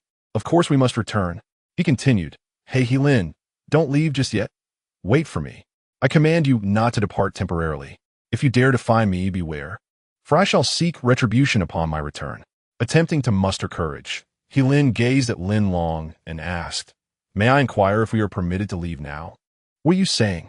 Long Xinghai exclaimed, more agitated than anyone else, hastily attempting to dissuade them. He was acutely aware of the perilous situation he found himself in. Even so, he sought to implicate a few others in his predicament. He Quan kept a watchful eye on Lin Long, pondering the true intent behind his inquiry. Lin Long proposed, "Let us engage in a transaction. Consider this. What are the odds of us infiltrating the Long family community and apprehending your leader? I present you with two choices and grant you 1 minute to deliberate. First, you may leave at your own discretion. I shall not concern myself with whether you return to the Long family community. But should I encounter you again and find that you have assisted the Long family community against us, I assure you, we will not hesitate to eliminate you. Remember, I have already committed your appearances to memory." As Lin Long articulated the two options, He Lin and his companions' expressions shifted dramatically, a blend of astonishment and resignation evident on their faces. The second choice is rather straightforward. You may assist us in opposing the Long family community. Upon our success, you shall be hailed as heroes. Do you comprehend the privileges bestowed upon heroes? Not only will you survive, but you will also have the authority to punish the former members of the Long family community. For instance, do you not yearn to deliver a couple of slaps to this arrogant Long Xinghai? Lin Long's words left those present in stunned silence. It was evident that once He Lin and his companions departed, they would have little alternative but to return to the Long family community and report the situation at hand. Before He Lin and the others could formulate a response, Lin Long added, I almost forgot to mention, we the masked individuals are here for revenge on behalf of the civil reconstruction community. We are all endowed with extraordinary abilities. You should be well aware of the prowess that comes with such powers, correct? Even if we were to let you go, it is likely that your return to the Long family community would be slower than our own. Do you really believe that returning to the Long family community now would be of any benefit? He Lin pondered for a moment before raising his head to inquire, "Is there any way we can assist you?" Lin Long's concise remarks immediately swayed the others. It is not difficult to imagine that the only choices left for them are these two. If they are willing to return to the Long family community alongside Lin Long and others, it would undoubtedly be more advantageous for their current situation. Even in the event of defeat, upon returning to the Long family community, They could claim to have been coerced by their adversaries. Lin Long chuckled, expressing his approval. Excellent.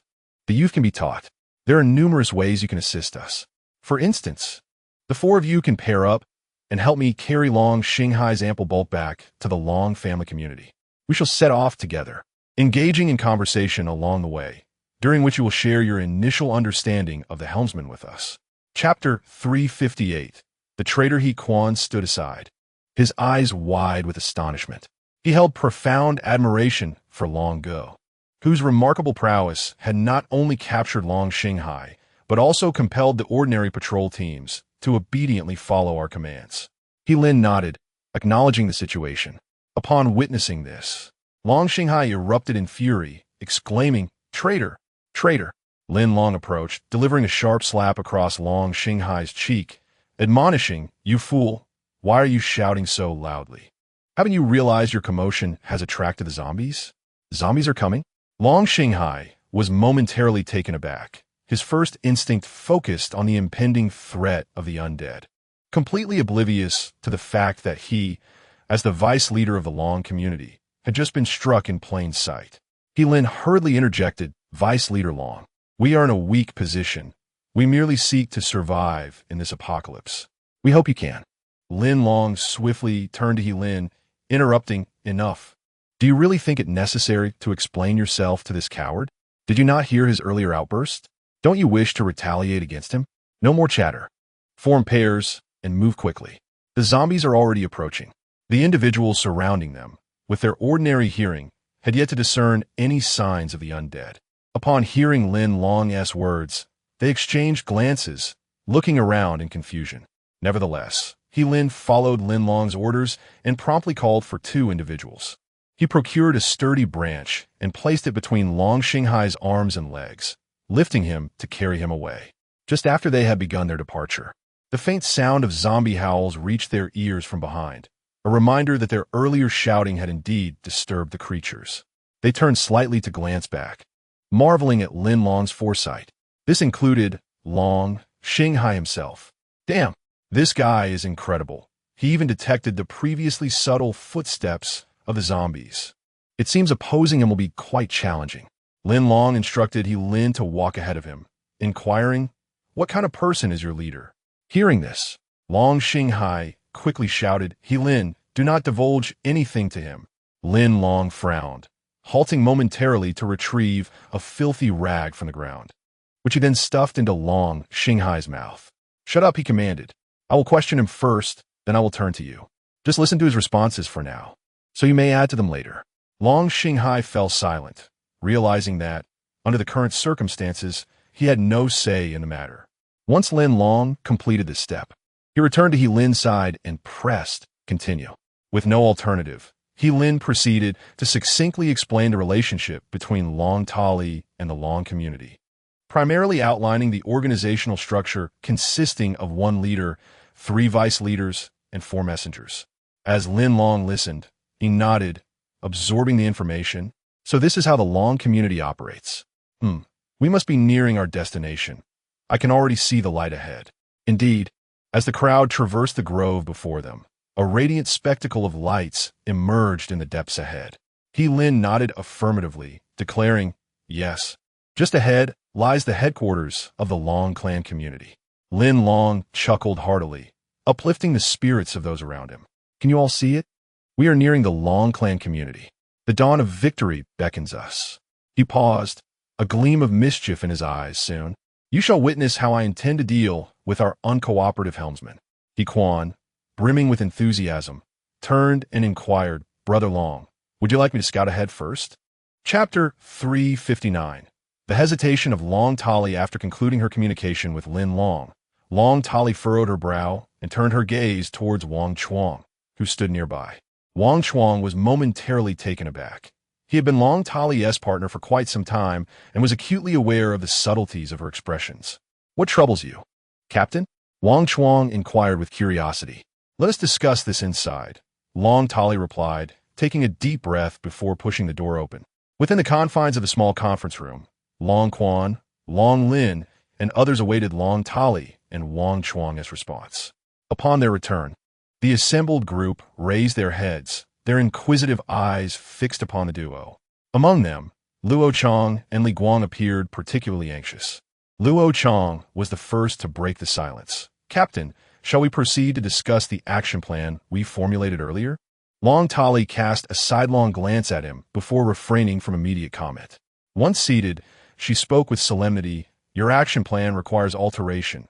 Indeed, it is imperative that it be changed. The unfolding circumstances have deviated significantly from your initial strategy."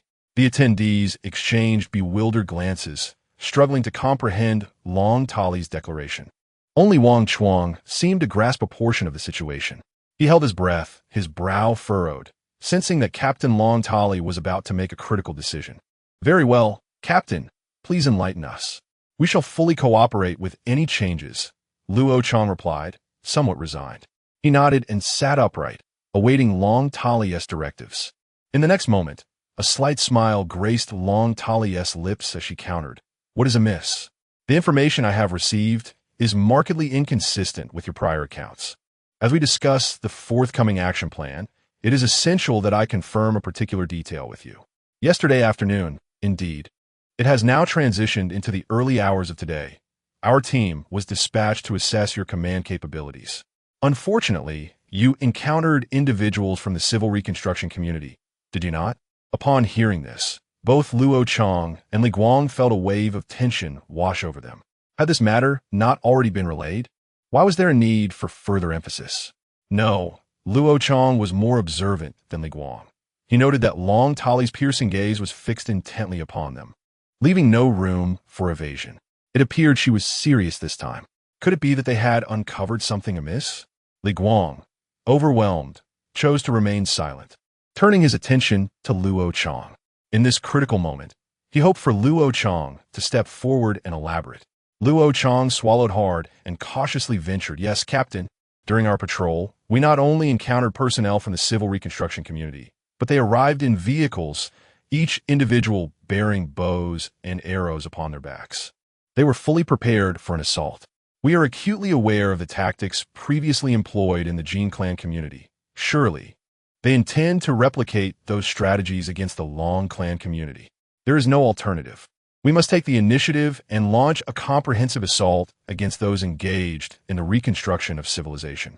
This is essentially the process we must undertake. Though I wonder if the leader has grasped it fully." Li Guang added, "Leader, the situation was rather critical at that time. We had no choice but to resort to such measures to seize the upper hand and turn defeat into victory. Otherwise, once they initiated their attack, we might have lost the initiative." Long Tali's expression darkened as she nodded. "Is this your justification for the ambush?" Chapter 360. Controlling the opponent after a brief wait. Luo Chang and Li Guang were taken aback by Long Tali's unexpected inquiry. The expressions on the faces of those nearby, including Long Quan and Long Lin, mirrored their confusion. Clearly, Long Tali's attitude towards this question surpassed everyone's expectations. An ambush is not a commendable act. It may also result in collateral damage. When Long Tali noticed their prolonged silence, irritation bubbled within her. She slammed her hand on the table, her anger flaring, and demanded, "Why are you silent? Speak." The sudden outburst startled everyone, causing them to flinch. Luo Chang, trembling, managed to respond, "My lady, please temper your wrath. Under the circumstances, had we not ambushed, it might have been us lying dead on the scene." "And what of you?" Long Tali retorted. "Long Lin, Wang Ci, take them into custody." Ever since entering the room, Long Tali had been contemplating the situation. She vacillated over whether to leverage the two hostages in exchange for Long Shanghai. Ultimately, she concluded that for the sake of safety, she must prepare for both contingencies by detaining these two individuals first and then making a final decision based on the unfolding events. Long Lin and Wang Ci, though sensing the impending turmoil, did not anticipate that Long Tali would issue an arrest order at this moment. Upon witnessing this, Luo Chang and Li Guang sprang to their feet, turning to the crowd with alarm. Having previously experienced being held captive, the memories of living under the constant threat of death were etched deeply in their minds. They were unwilling to endure such a life again, and their instinctive reaction was to resist. Luo Chong unsheathed his long knife, warily eyeing those around him. He then directed his gaze towards Long Tali and inquired, "My lady, I fail to comprehend why your demeanor has shifted so drastically. I hope you can clarify. We are partners who have established a mutually beneficial relationship." Li Guang positioned himself closely behind Luo Chong, also scanning the surroundings with caution. Before Long Tali could respond, Wang Ci had already aimed his long knife at Luo Chong. Threatening, "Luo Chong, I advise you to choose your words and actions wisely. Do you realize where you are? This is the territory of a Long family. You are not welcome here.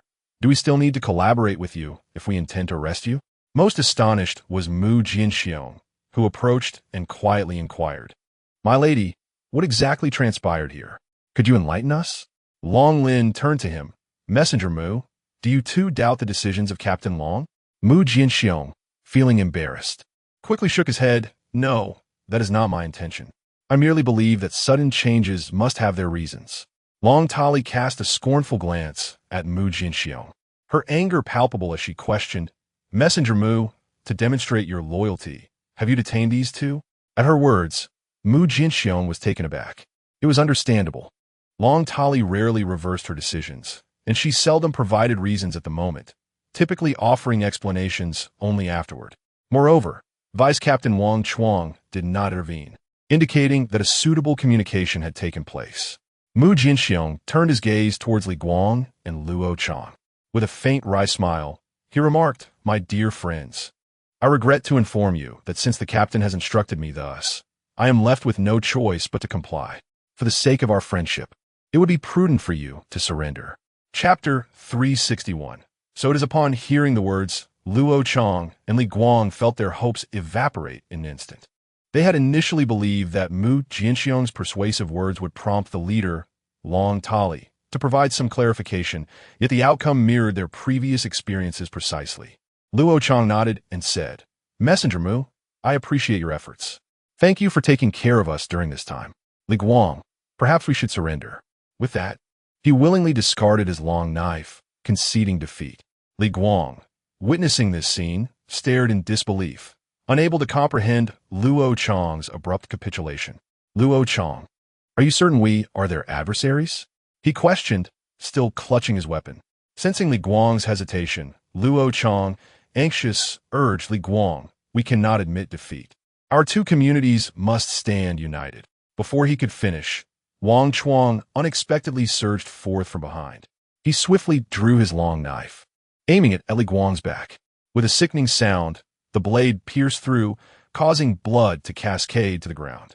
The resolute Li Guang, who had been resisting moments before, succumbed to blood loss in an instant. Luo Chong, unable to bear the sight, shut his eyes tightly and sighed, "Alas." After slaying Li Guang, Wang Chuang expertly withdrew his blade, the tip still dripping with blood. Unfazed, he simply wiped the knife on his clothing before sheathing it at his waist. Li Guang's body slumped to the ground with a thud, his eyes filled with a sense of injustice towards his fate. Mu Jinxiong stepped forward and decisively kicked away the long knife that lay before Luo Chong. Having surrendered voluntarily, Luo Chong found his hands bound tightly with rope by Mu Jinxiong within moments. "Leader, might I inquire if now is the time to reveal the reason for this sudden aggression towards us?" Luo Chong asked. Long Tali nodded, her expression betraying a sense of helplessness. "Given your cooperation, you deserve to know the truth. You should not have provoked the individuals from the civilization reconstruction. Just now, I received a call informing me that they're on their way, and they have captured one of our most crucial hostages, Vice Leader Long Xinghai. They have demanded your punishment," which explains the events unfolding before you. The surrounding individuals listened in disbelief at Long Tali's revelation. Could it be? Vice Leader Long Xinghai is a powerful superhuman. How could he have fallen into their hands? Despite their confusion, Long Tali's words left no room for doubt regarding the situation's gravity. Luo Chong nodded in understanding. "I see. Then it is highly likely that Lin Long will be among those arriving from the civilization reconstruction community tonight. What do you intend to do next? Will you hand me over to them?"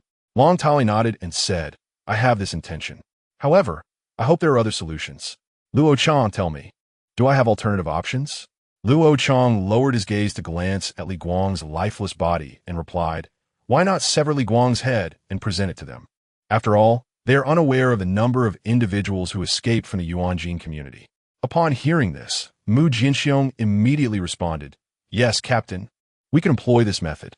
Long Tali smiled gently and remarked, "Do you truly believe he has not learned your names from the vice leader of Long Shanghai? No, we must be more honest." Chapter 362. A brief inspection. Luo Chong furrowed his brow, realizing the truth in the words of the leader of the Dragon Tower. Given that vice leader Long Shanghai had already fallen into the hands of the adversary, it was nearly impossible to refrain from cooperating with them to answer a question or two. It seemed that fate had forsaken him, leaving him with little choice. With a resigned sigh, Luo Chong acknowledged his grim fate. Wang Xiai crouched down and began to drag Li Guang's lifeless body out. In this apocalyptic world, any individual, shortly after death, would undergo a transformation into a corpse. The conference room was no place for the presence of zombies. Observing Wang Xi's actions, Long Tali suddenly called out, "Messenger Wang, once you have dragged him out, be sure to sever his head. Consider it a gift for the reconstruction of civilization." Wang Xiai paused momentarily before nodding in agreement. "Understood. I will take care of it once I have disposed of the body." Meanwhile, Lin Long, He Kuang, He Lin, and their group arrived at the entrance of the dragon community. They were still nearly a kilometer away from the main gate. Lin Long gestured for He Lin and the others to pause as he took a moment to survey the small town before him. The dragon community bore a striking resemblance to the mountain community he had encountered previously. Both were situated atop high mountains, isolated from any external affiliations. Atop the town's rooftops stood flickering beacons, continuously sweeping the area during the night. To the side of the beacons, personnel were stationed, meticulously monitoring every movement ahead. He Kuang turned to Lin Long and inquired, "Brother Long, the territory of the dragon community is likely comparable in size to the mountain community, but significantly smaller than our reconstruction community, perhaps just a third of its size." Lin Long nodded. "Indeed, this community is nestled within a valley, utilizing the terrain to deter the approach of zombies. Do you possess the speed to infiltrate their territory and conduct a personal reconnaissance? I shall await your return here." He Kuang had anticipated this directive from Brother Long, prepared for the task. He nodded affirmatively. "No problem. I will take a quick tour to see if I can uncover anything." With that, he checked the long knife and pistol at his waist. Navigating within the territory of the dragon community was unfamiliar territory. Should danger arise, these weapons would prove invaluable. Lin Long affirmed, "I will remain at a distance, waiting for you. Move swiftly, encircle the dragon community, and return promptly. Of course, prioritize your safety above all else." He Kuang nodded. Thumping his chest, "I understand." As He Kuang's swift running speed became evident before He Lin and the others, they were left in awe. Even the young handsome man displayed such remarkable agility. Let alone Brother Long. Lin Long Zhao offered a faint smile to He Lin, alleviating the awkward atmosphere that enveloped them. "Do not be surprised. I instructed him to circle around the Long family community to ascertain whether your previous introduction during our journey was accurate. Of course, should our investigation confirm the veracity of your account, your honesty will undoubtedly earn you my recognition as a commendable trait." He Lin nodded in understanding and remarked, "So, Brother Long, does that imply you possess extraordinary abilities as well?" Lin Long patted his chest and chuckled, "Of course." Meanwhile, Long Shanghai, bound and helpless on the ground, struggled to express himself, but the rag stuffed in his mouth rendered him speechless. Chapter 363. The detector. A minute later, the spotlight of the Long clan community abruptly pivoted. Casting its gaze in the direction of Lin Long and his companions furrowed their brows and cautiously retreated, seeking refuge beside a small tree nearby. Soon after, a voice resonated from above the rooftop, amplified through a loudspeaker, proclaiming, "Friends of the civilization reconstruction community, have you arrived?" Lin Long furrowed his brow and quickly turned to glance at He Lin. Confusion swirled within him. How could it be that the adversary was aware of their hiding place? He Lin appeared equally perplexed and hastily explained, "I am as unaware of the situation as you are. Perhaps Deputy Captain Long possesses some insight." Lin Long cast a glance downward at Long Shanghai, who was incessantly signaling him to remove the spatula from his mouth. Lin Long crouched down and issued a stern warning. Long Xinghai, you're my hostage. Surely, you comprehend the consequences that will ensue should you defy my wishes. Seeing that you have something to convey, please be succinct. Lin Long stepped forward and removed the spatula from his mouth. Long Xinghai took a couple of deep breaths and quickly clarified. Let me explain. It is due to the layout of the community. There are numerous detectors in this vicinity should an enemy approach our community. These detectors will immediately relay the information to the control room. Within the control room, the monitors will be swiftly redirected to closely observe the situation here. This is a secret of our community, known only to messengers and those of higher ranks. Upon hearing this, Lin Long nodded in understanding. It turned out that they had inadvertently triggered a detector on their way here. Additionally, night surveillance cameras have been installed along the edge of the surrounding woods. Once the detectors sensed any movement, the cameras would pivot to scan the area. However, it remains uncertain whether He Quan had taken precautions upon entering the Long family community. Lin Long cast another glance at Long Xinghai, who, fearing a beating, hurriedly added, I wanted to inform you about this matter from the very beginning. However, you were so stubborn that I never had the opportunity to speak. You cannot blame me, can you? Lin Long promptly shoved the cloth back into Long Xinghai's mouth and nodded, saying, since you have explained yourself, continue to hold on to it. With a smile, Lin Long stepped outside. At this moment, hiding was not a viable option. As he emerged, the spotlight shifted to illuminate a distance of 100 meters ahead, facilitating quick adaptation to the night's visibility.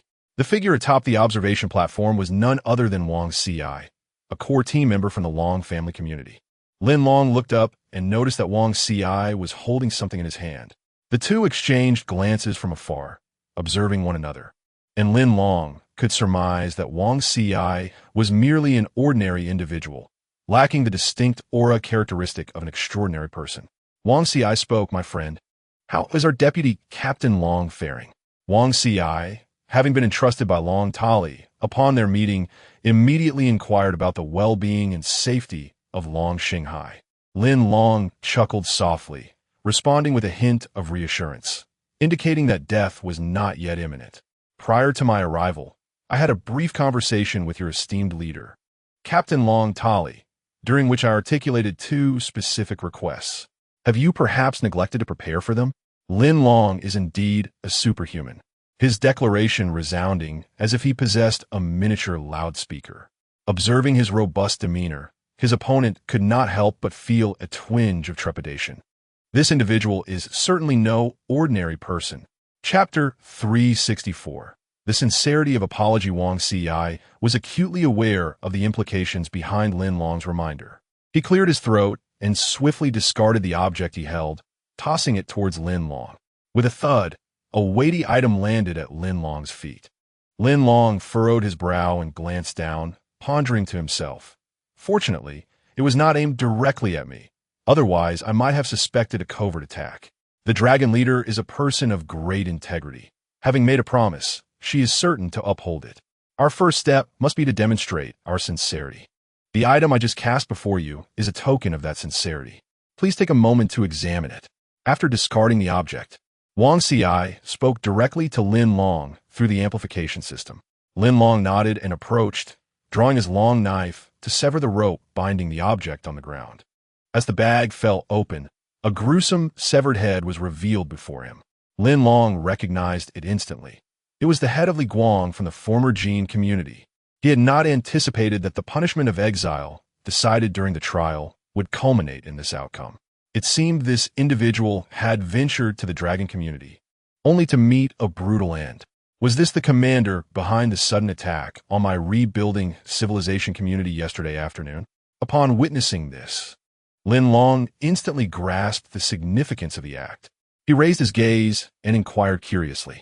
Wang Ci affirmed, indeed, he was one of the commanders who ambushed the rebuilding civilization community yesterday. He had misrepresented the situation, claiming to fear an attack from them, and thus preemptively struck first. The dragon leader has indicated that there may be some misunderstandings at play. We need to sit down and discuss this matter thoroughly. I am confident we can resolve any misunderstandings. Lin Long replied, Is this the sincerity your dragon leader offers? What about compensation? He vividly recalled the two non-negotiable demands he had presented during his telephone conversation with Long Tali. The first was for the dragon community to extend a sincere apology along with reparative measures for yesterday's events. Having now witnessed their expression of apology, he was keen to ascertain the nature of their proposed compensation.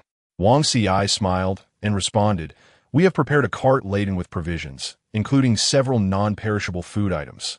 I believe you will find them quite necessary. If you would kindly wait a moment, I can arrange for them to open the doors and bring forth the cart for your inspection." Lin Long mused. A cart of provisions is hardly sufficient compensation for multiple lives lost. This mode of compensation seems rather simplistic. Following this remark, Wang Ci picked up the communicator and, after a brief exchange, the main door opened to reveal a cart rolling into view. Lin Long observed that it was a small cart piled high with 10 bags of food, among which were the non-perishable items Wang Ci had just mentioned.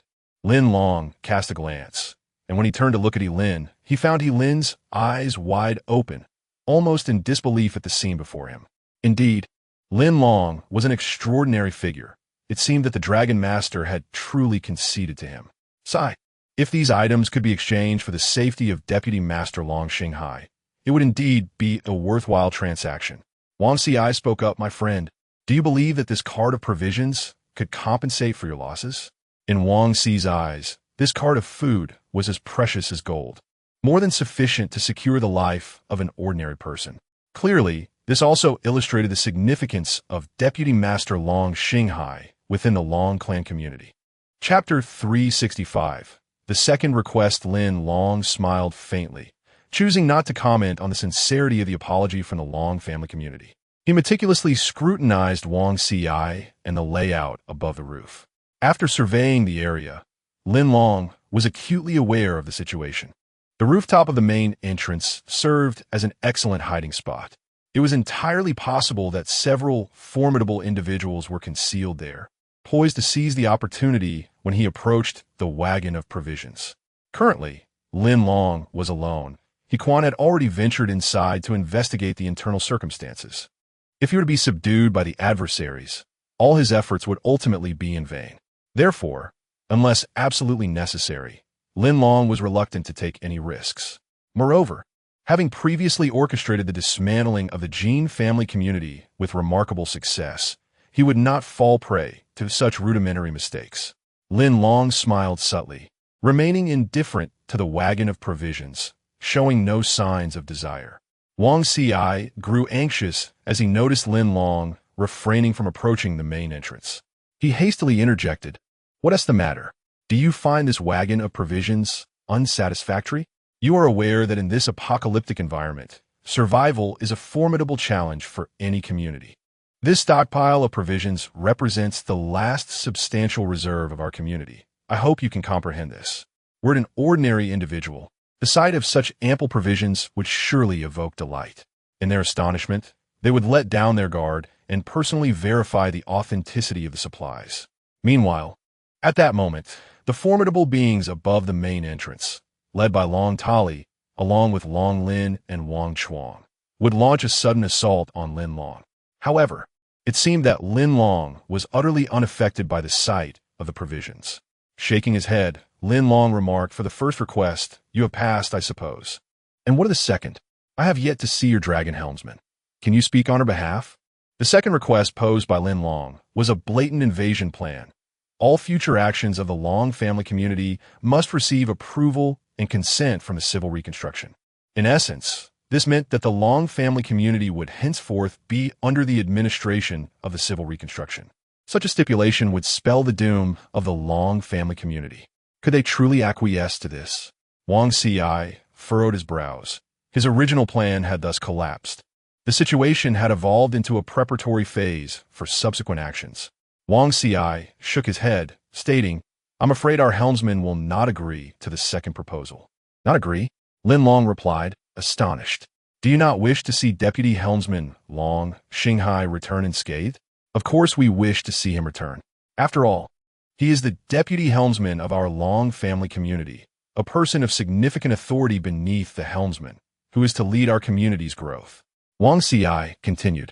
Our helmsman has stated that as long as you release Deputy Helmsman Long Xinghai and refrain from imposing conditions for the annexation of the Long family community, all other transactions are negotiable. I wonder how you feel about this? Wang Ci's words merely echoed the instructions given to him by Long Tali. As a messenger of the Long clan community, it is my responsibility and duty to safeguard the safety and security of our community. Lin Long smiled faintly, scoffing. I never imagined that someone as cowardly as Long Xinghai could hold such significance in the hearts of your Dragon Lord.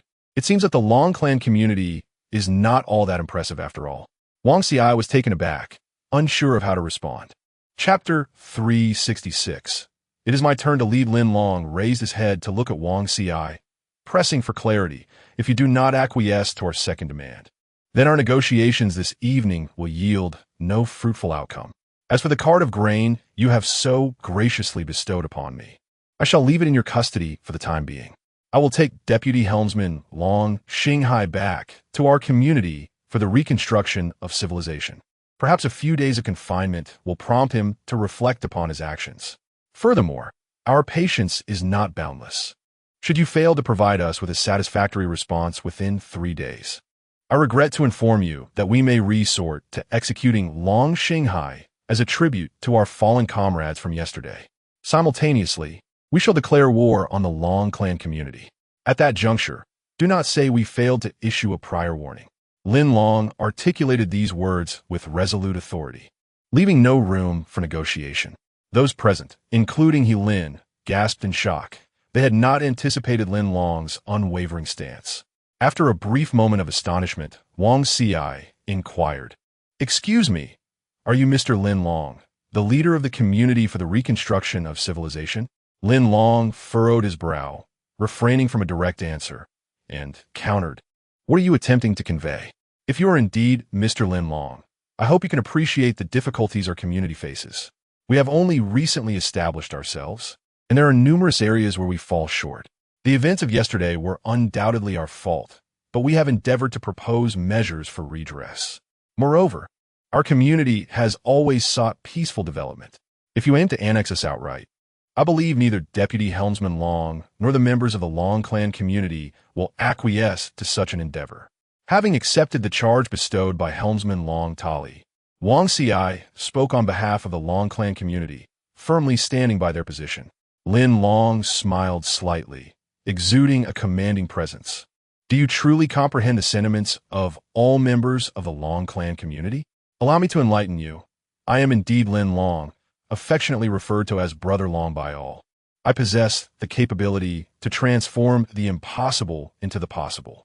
I will guide the members of the Long clan community into a more democratic and peaceful society." "You are indeed Lin Long," Wang Ci replied with a slight smile, mocking, "Anyone can make grandiose claims. The members of my Long clan community are no fools. They will not be swayed by your words." "Grandiose claims? Do you deem my assertions to be mere bluster?" Lin Long retorted. "Are you acquainted with the messenger Wang Sujuan?" Wang Ci was taken aback. Why did Lin Long suddenly mention Wang Sujuan? Oh, from which direction did he arrive? Could he have encountered Wang Sujuan? "Why do you bring up the messenger Wang?" Wang Ci inquired with curiosity. Wang Sujuan could have been spared, but he perished due to the inaction of one individual. "Do you know who that individual is?" "It is none other than your sought-after Deputy Helmsman Long Xinghai, a coward who fears for his own life, who turns a blind eye to the suffering of others, and possesses meager strength. Can such a person truly serve as a deputy helmsman? From this incident, I can deduce that the Long family community is in dire need of improvement, and it should be led by someone of my caliber." Lin Long's words reveal his ambitious intentions for merger without any concealment.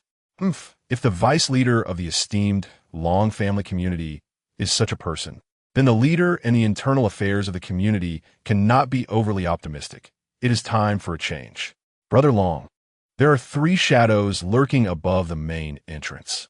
At that moment, a figure suddenly darted out from the side entrance of the Long family community and landed right in front of Lin Long. The newcomer was none other than Quan, who had just returned from reconnaissance. Chapter 367. A firm rejection. After Quan landed, he was panting heavily. Upon hearing his earlier words, Lin Long averted his gaze and fixed it upon the grand entrance of the Long family community. Was it there that three individuals were truly concealed?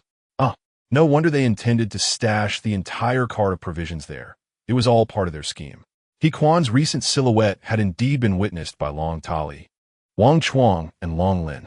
They understood that if they continued to remain hidden, the opportunity to act would slip away. With a nod of agreement from Long Tali, the three descended and positioned themselves before the cart of provisions at the entrance. Among them, Long Tali, a middle-aged woman, shone brilliantly under the illumination. Long Tali remarked with a smile, "Since we've been discovered, there's little point in hiding any longer. Lin Long, I did not expect you to possess such audacity at such a tender age." At the moment they revealed themselves, Lin Long also shifted his gaze to them. He stated, "You had already devised a plan to ambush me from above the entrance, waiting for me to approach before striking, correct?" Long Tali nodded, replying, "Indeed. Since your companions have spotted us, I shall respond with honesty. Initially, that was my intention, but you were too cautious to come closer. I can assure you, had you approached, I would have had 100% certainty of subduing you. In that scenario, not only could I rescue Vice Captain Long, but I could also pose a threat to your civilized reconstruction community." Upon hearing Long Tali's boastful proclamation, Lin Long let out a hearty laugh. He Quan also smiled slightly, deeming Long Tali overly presumptuous. It was clear they had assessed the trio, with Long Tali being the fastest among them. Evidently, she was an individual with speed-based abilities. In contrast, Long Lin and Wang Chuang displayed no remarkable traits of otherworldliness. Even if the three conspired to ambush Lin Long, success was far from guaranteed. One must remember, Lin Long was a fully capable superhuman. His movements were fluid, his senses acute. The slightest sound from an enemy's approach would alert him, allowing for a swift and strategic evasion. As Long Tali and her companions observed Lin Long's unrestrained laughter, their expressions darkened. What did that look signify? Did he truly disregard their threats? Long Tali demanded, "Lin Long, what is so amusing? Do you believe I am incapable of following through?" Lin Long gestured for He Quan to be vigilant of their surroundings, stepping forward with confidence. He addressed Long Tali with an assertive nod. "Indeed, even if you three are positioned directly above the entrance, your attempt to ambush me may not succeed. If I am not mistaken, you possess only speed-based abilities. Do you not? Are you aware of what type of superhuman I am? I am a fully capable superhuman. Together, you three cannot hope to match me. Given your penchant for ambush, you have violated the terms of our previous agreement." As Lin Long spoke, his expression darkened, exuding an even more formidable and domineering presence. "Do you consent to the second condition? Long Tali, as the helmsman, it falls upon you to respond personally." Long Tali, fully aware of what the second condition entailed, felt a surge of frustration and indignation at being belittled by a mere youth. With ire, she retorted, "Our spokesperson, Wang Ci, has already informed you that we cannot acquiesce to your demands. If you possess such prowess, are you bold enough to challenge me to a duel?" Chapter 368. The defeat of Dragon Scale. Once Dragon Tali was enraged, her eyes widened in fury, presenting a visage of ferocity. Observing closely, Lin Long felt a sudden jolt of surprise. It seems she relies on this fearsome countenance to intimidate the members of the Long clan, does she not? Before Lin Long could voice his thoughts, Dragon Scale, standing to the right of Dragon Tali, stepped forward. "Captain," he asserted, "there is no need for your esteemed presence to deal with such an arrogant minor character. Allow me to confront him first and ascertain his abilities." Having heard of Lin Long's legendary exploits from Luo Chong, and now witnessing this young man in person, Dragon Scale found it difficult to reconcile the vast disparity between his expectations and reality. This disbelief ignited an impulsive desire to challenge Lin Long alone. Upon hearing Dragon Scale's declaration, both Dragon Tali and Wang Chuang were taken aback. Dragon Tali glanced at Dragon Scale, contemplating, "Indeed, as the captain of a Long clan, how could I be the first to engage the enemy? Moreover, as one of the clan's messengers, Dragon Scale has a duty to contribute to our community's safety. Let him have a go at Lin Long. I shall observe closely and then consider the next steps." Having resolved her thoughts, Dragon Tali nodded in agreement. Very well. Dragon Scale, engage with Lin Long. You heard his arrogant words. Therefore, in the forthcoming duel, do not hold back. Dragon Scale nodded affirmatively. Of course, Captain. Rest assured, I will show no mercy. He was a robust man in his 40s, towering like a small mountain. Confident in his extensive experience, he felt assured about facing Lin Long. Lin Long, upon witnessing Dragon Scale's advance, harbored a sense of disdain. Really, Dragon Tali, are you not concerned I might incapacitate him with a single strike? He Kun, witnessing this scene, initially intended to step in and confront Dragon Scale on Lin Long's behalf.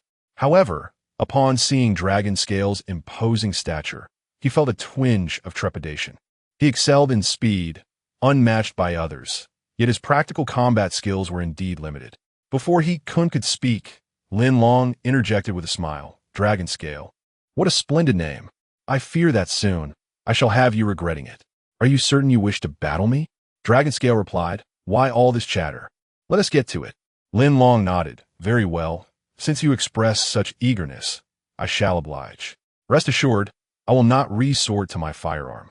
I shall engage you in a straightforward manner, allowing your defeat to be thoroughly convincing. Upon hearing this, Dragon Tali's heart skipped a beat. It seemed both parties were indeed armed. Thus, even if one were to triumph in combat, controlling the other was not guaranteed. Pressure must be exerted through sheer force of presence. Dragon Scale retorted angrily, arrogant. I shall strike first. He charged forward, swinging his fist directly at Lin Long's face. His movements were agile, and at a glance, he did indeed appear to possess formidable skills. Lin Long, however, took it lightly.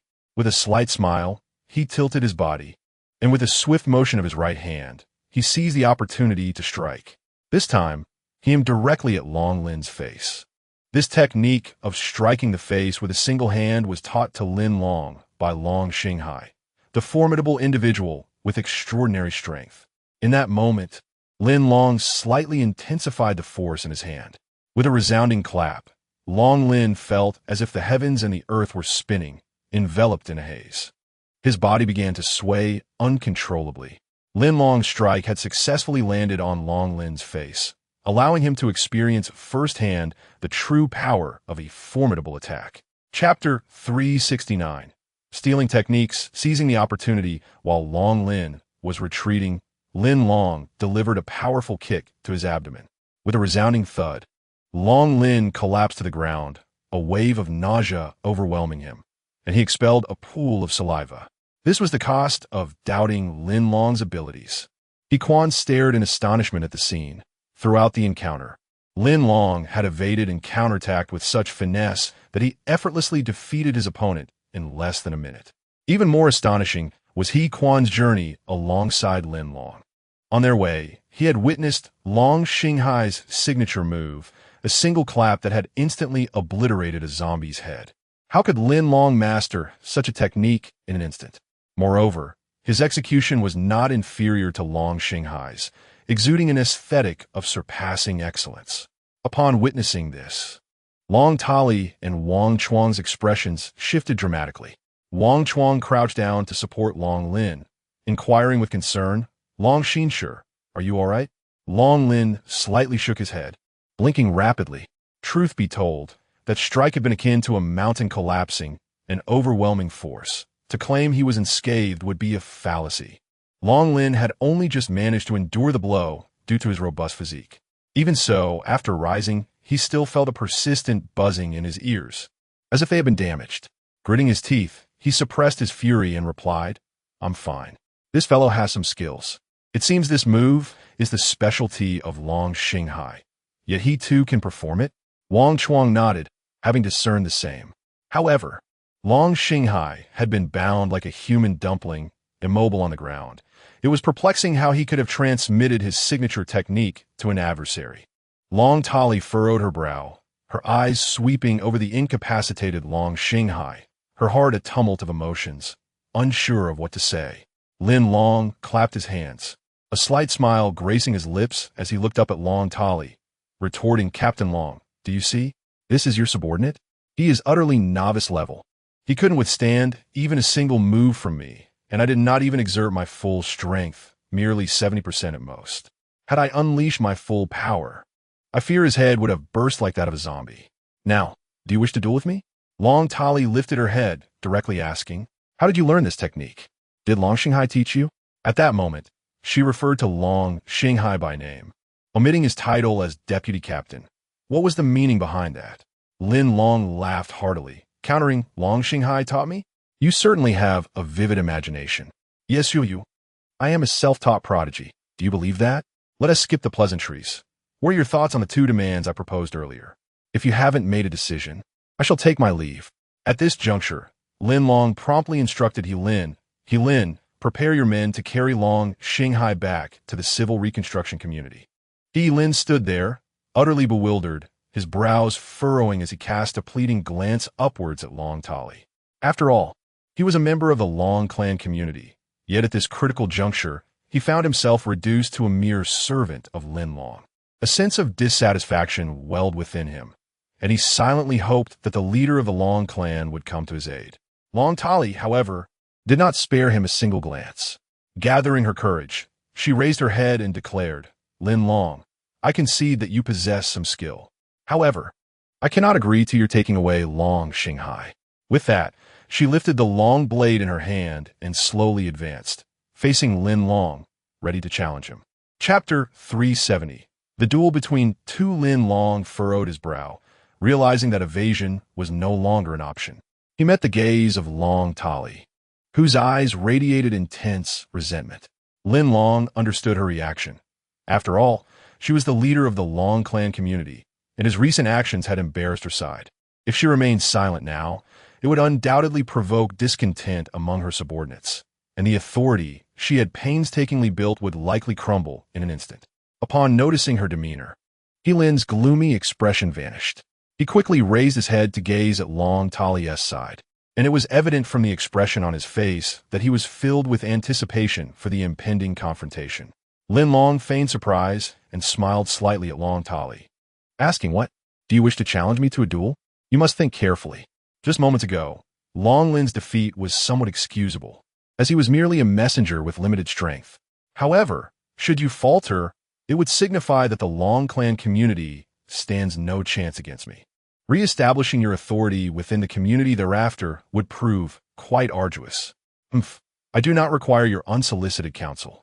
I know precisely what I must do. Use that move you just executed on me. I am confident I can evade your attack. Long Tali raised her head, exuding confidence. Seeing her readiness, Lin Long decided to refrain from further debate. He clapped his hands. After all, she was the leader of the Long clan community, and since she was determined to engage, he could not disappoint her. Stepping forward, Lin Long swiftly drew the long blade from his waist with a flourish. Since you have made up your mind, come forth. I am eager to witness the extent of your prowess beyond that of Long Lin's messenger abilities. Very well, then allow me to demonstrate my skill. With those words, Long Tali propelled herself towards Lin Long with remarkable speed. Lin Long's eyes narrowed as he observed that her velocity surpassed that of Yiquan. It dawned on him that Long Tali was a superhuman with extraordinary speed. As Long Tali swung her blade towards Lin Long's chest, he swiftly lowered his body, deftly avoiding her lethal strike. With her sword missing its mark, she continued her forward momentum, only to pivot nimbly just before colliding with a tree trunk, charging towards Lin Long once more. After these two swift encounters, Lin Long gained a general understanding of Long Tali's capabilities. Aside from her remarkable speed, she appeared rather ordinary in other respects. Such skills were insufficient to contend with Lin Long. As Long Tali launched her attack, the onlookers expressed their astonishment, marveling not only at her speed, but also at Lin Long's evasion, which matched her attacking prowess. It seemed that Long Tali had finally encountered a worthy opponent. Lin Long bellowed, Long Tali, I have seen through your methods and techniques of attack. Now, it is my turn to make a move against you. Upon hearing this, Long Tali's speed noticeably faltered. To guard against Lin Long's impending powerful strike, she had to hasten the speed of her horizontal slash. After affirming with a good, Long Tali lunged toward Lin Long's face. Lin Long evaded, leaping and twisting in the air, swiftly reaching for Long Tali's back. Chapter 371. A Compromise Observing from the Sidelines. Wang Chuang felt a greater sense of tension than Long Tali. Upon witnessing Lin Long's movement as he turned to seize Long Tali, Wang Chuang urgently shouted, "Captain, beware your back." Without hesitation, Long Tali swiftly pivoted her right hand, driving her long knife towards her rear. Realizing the imminent danger, Lin Long instinctively withdrew his right hand mid-motion, leaping into the air and landing on the grass across from her. Had it not been for Wang Chuang's timely warning, he would have successfully captured Long Tali with that countergrab. However, there was little he could do against her extraordinary speed. Upon sensing peril, she always managed to retract her weapon in the nick of time. Standing firmly, Long Tali faced Lin Long directly. Despite a brief exchange, neither emerged victorious. Yet it was abundantly clear to the observing team from the Long clan community that Long Tali had narrowly escaped harm, primarily due to Wang Chuang's alert. In terms of a genuine confrontation, she was evidently not a match for Lin Long. A bead of cold sweat formed in Long Tali's palm. Having experienced a stroke of luck once, would there be a second or third? Perhaps it was best to retreat while she still could. Lin Long deliberately extended his right hand, stretching to ease his muscles, and smiled. "Your speed just now is truly impressive. Had I not retracted in time, your blade would have surely found its mark. Indeed, your swiftness makes you a worthy opponent." Though his words appeared to commend her, it was clear to all that he was subtly boasting about his own quicker reflexes. Long Tali then proposed, "Lin Long, I have a compromise in mind. I wonder if you would be willing to hear it." "A compromise?" Lin Long furrowed his brow, surprised that after their skirmish, Long Tali had conceived a new idea. Did this indicate a lack of confidence in her own strength? Was she seeking to alter the terms of their collaboration? Before hearing her out in detail, Lin Long was open to listening. "Please, go ahead. You mentioned a second point, insisting that all actions of our community be entirely at your command. I cannot concede on that matter. However, I am willing to promise that we shall refrain from encroaching upon the civil reconstruction community henceforth. And I am open to fostering a friendship and cooperation with your community. You may offer your opinions and guidance on our actions, and any suggestions that align with our practical development will certainly be considered. Moreover, should we undertake any external actions, we will duly report them to you for your counsel. Regarding the unfortunate incident that transpired between our two communities yesterday afternoon, I am prepared to enhance our compensation. Do you have any suggestions?" Wang Chuang wiped the cold sweat from his forehead, fully aware of Long Tali's ulterior motives. Upon hearing her words, he grew increasingly tense. Raising his gaze to meet Lin Long's eyes, Lin Long chuckled softly, pondering, "Is this truly your compromise? It hardly sounds like one." As he turned his head, he inadvertently met the gaze of He Quan, whose face bore a fleeting expression of wry amusement. Lin Long firmly declared, "No, Captain Long, I cannot acquiesce to your proposal." His resolute refusal once again plunged the atmosphere of the negotiations into an icy silence. Long Tali raised her head, perplexed, and inquired, "What do you mean? This has already been our community's most tolerant concession. I hope both parties can take a step back, diminishing the gravity of the situation."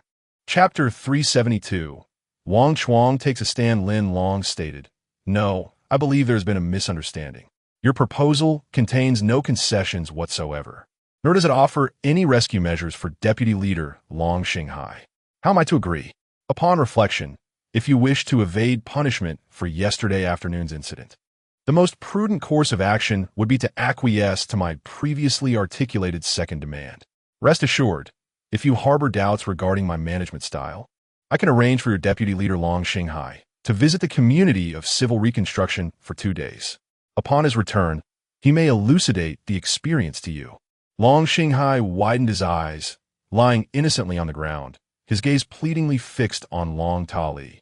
He certainly did not wish to embark on an experience in the community of civil reconstruction. Long Tali glanced at Long Xinghai.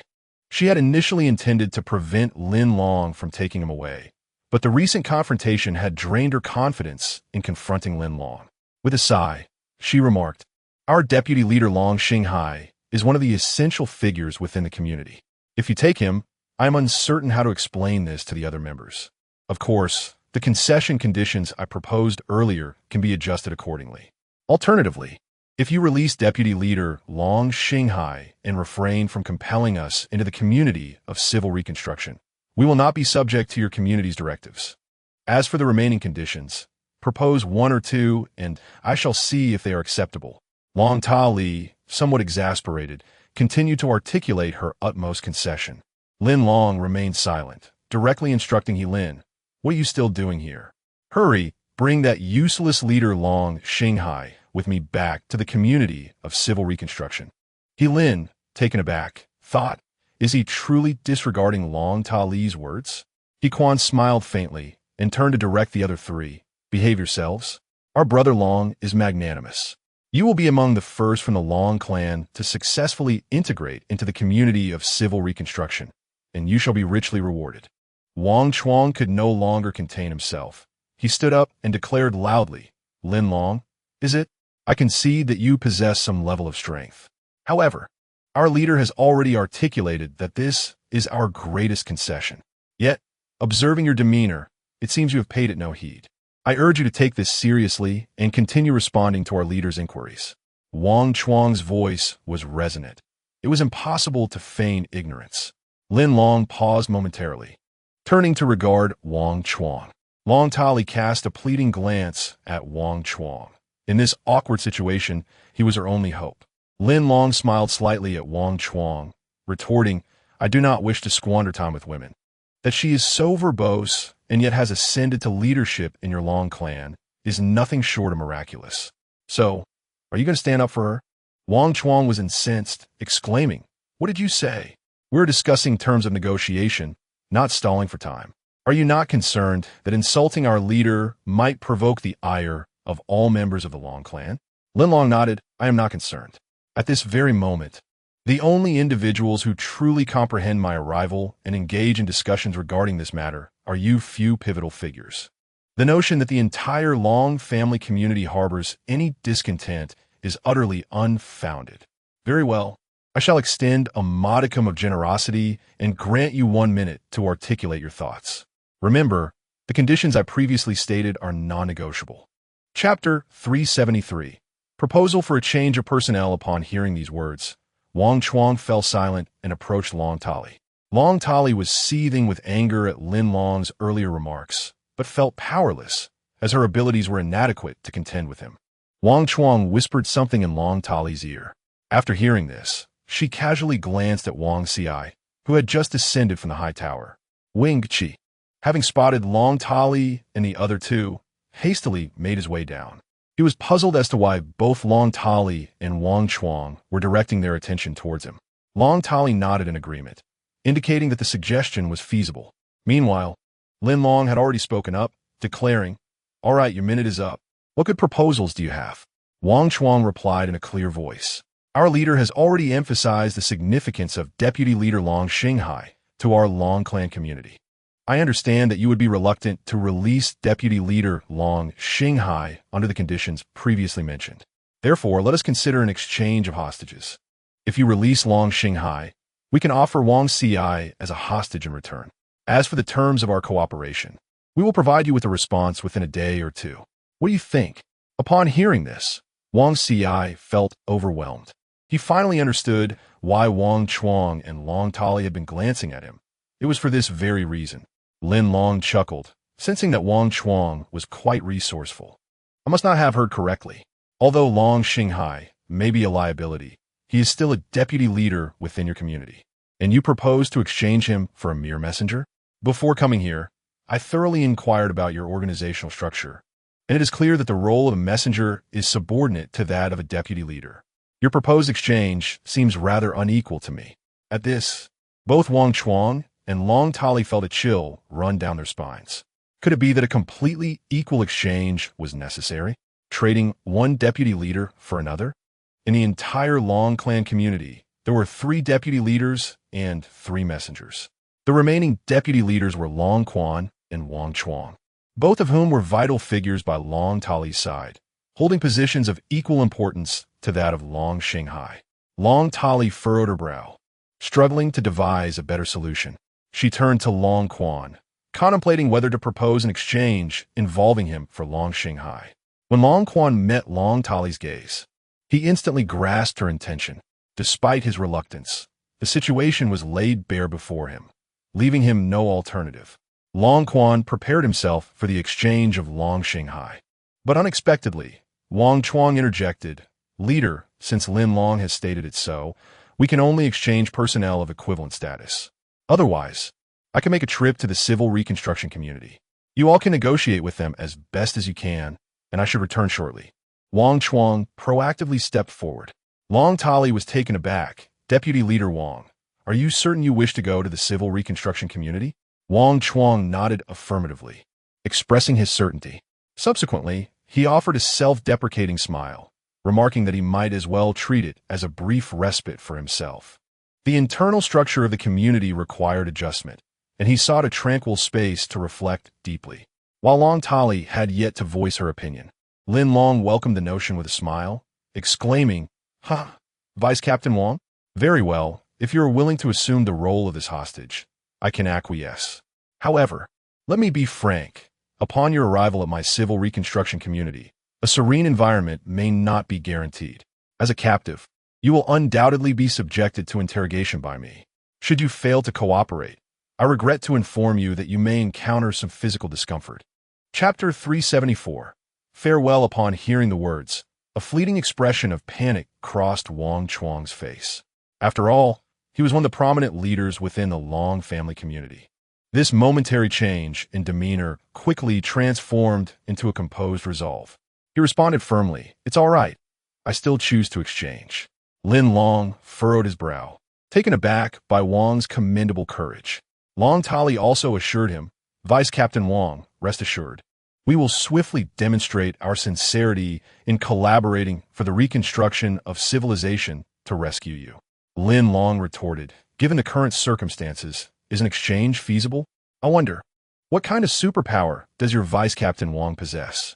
I know that your Vice Captain Long Xinghai possesses immense strength, which is why, while binding him, I ensured his hands were securely tied behind his back to prevent him from breaking free." Wang Chuang offered a wry smile. "I am merely an ordinary person, not a superpowered individual." Lin Long, upon hearing this, responded with a profound "oh." In the next moment, he suddenly lunged forward with remarkable speed, approaching Wang Chuang in an instant. He raised his right hand and swiftly brought it down, aiming directly at Wang Chuang's forehead. The abruptness of this action left no room for hesitation. With a loud thud, Wang Chuang instinctively raised his right hand, forming a serpentine shape, aiming to jab at Lin Long's palm. Lin Long halted his descending hand mid-air, allowing it to descend naturally, nodding with a satisfied smile. "It seems you are quite the skilled practitioner." This exchange was merely Lin Long's deliberate test of Wang Chuang's abilities. Meanwhile, Long Tali quickly drew her long knife, preparing to strike at Lin Long's back. Their actions were instinctive self-defense maneuvers. Lin Long chuckled, acknowledging, "Well, it appears you still hold some value. You can replace the troublesome Long Xinghai." Wang Chuang, taken aback, realized a moment too late the true intent behind Lin Long's actions. He offered a rueful smile, surprised at the depth of cunning in someone so young. The considerations of whether an exchange was equitable and the various factors involved had evidently crossed Lin Long's mind.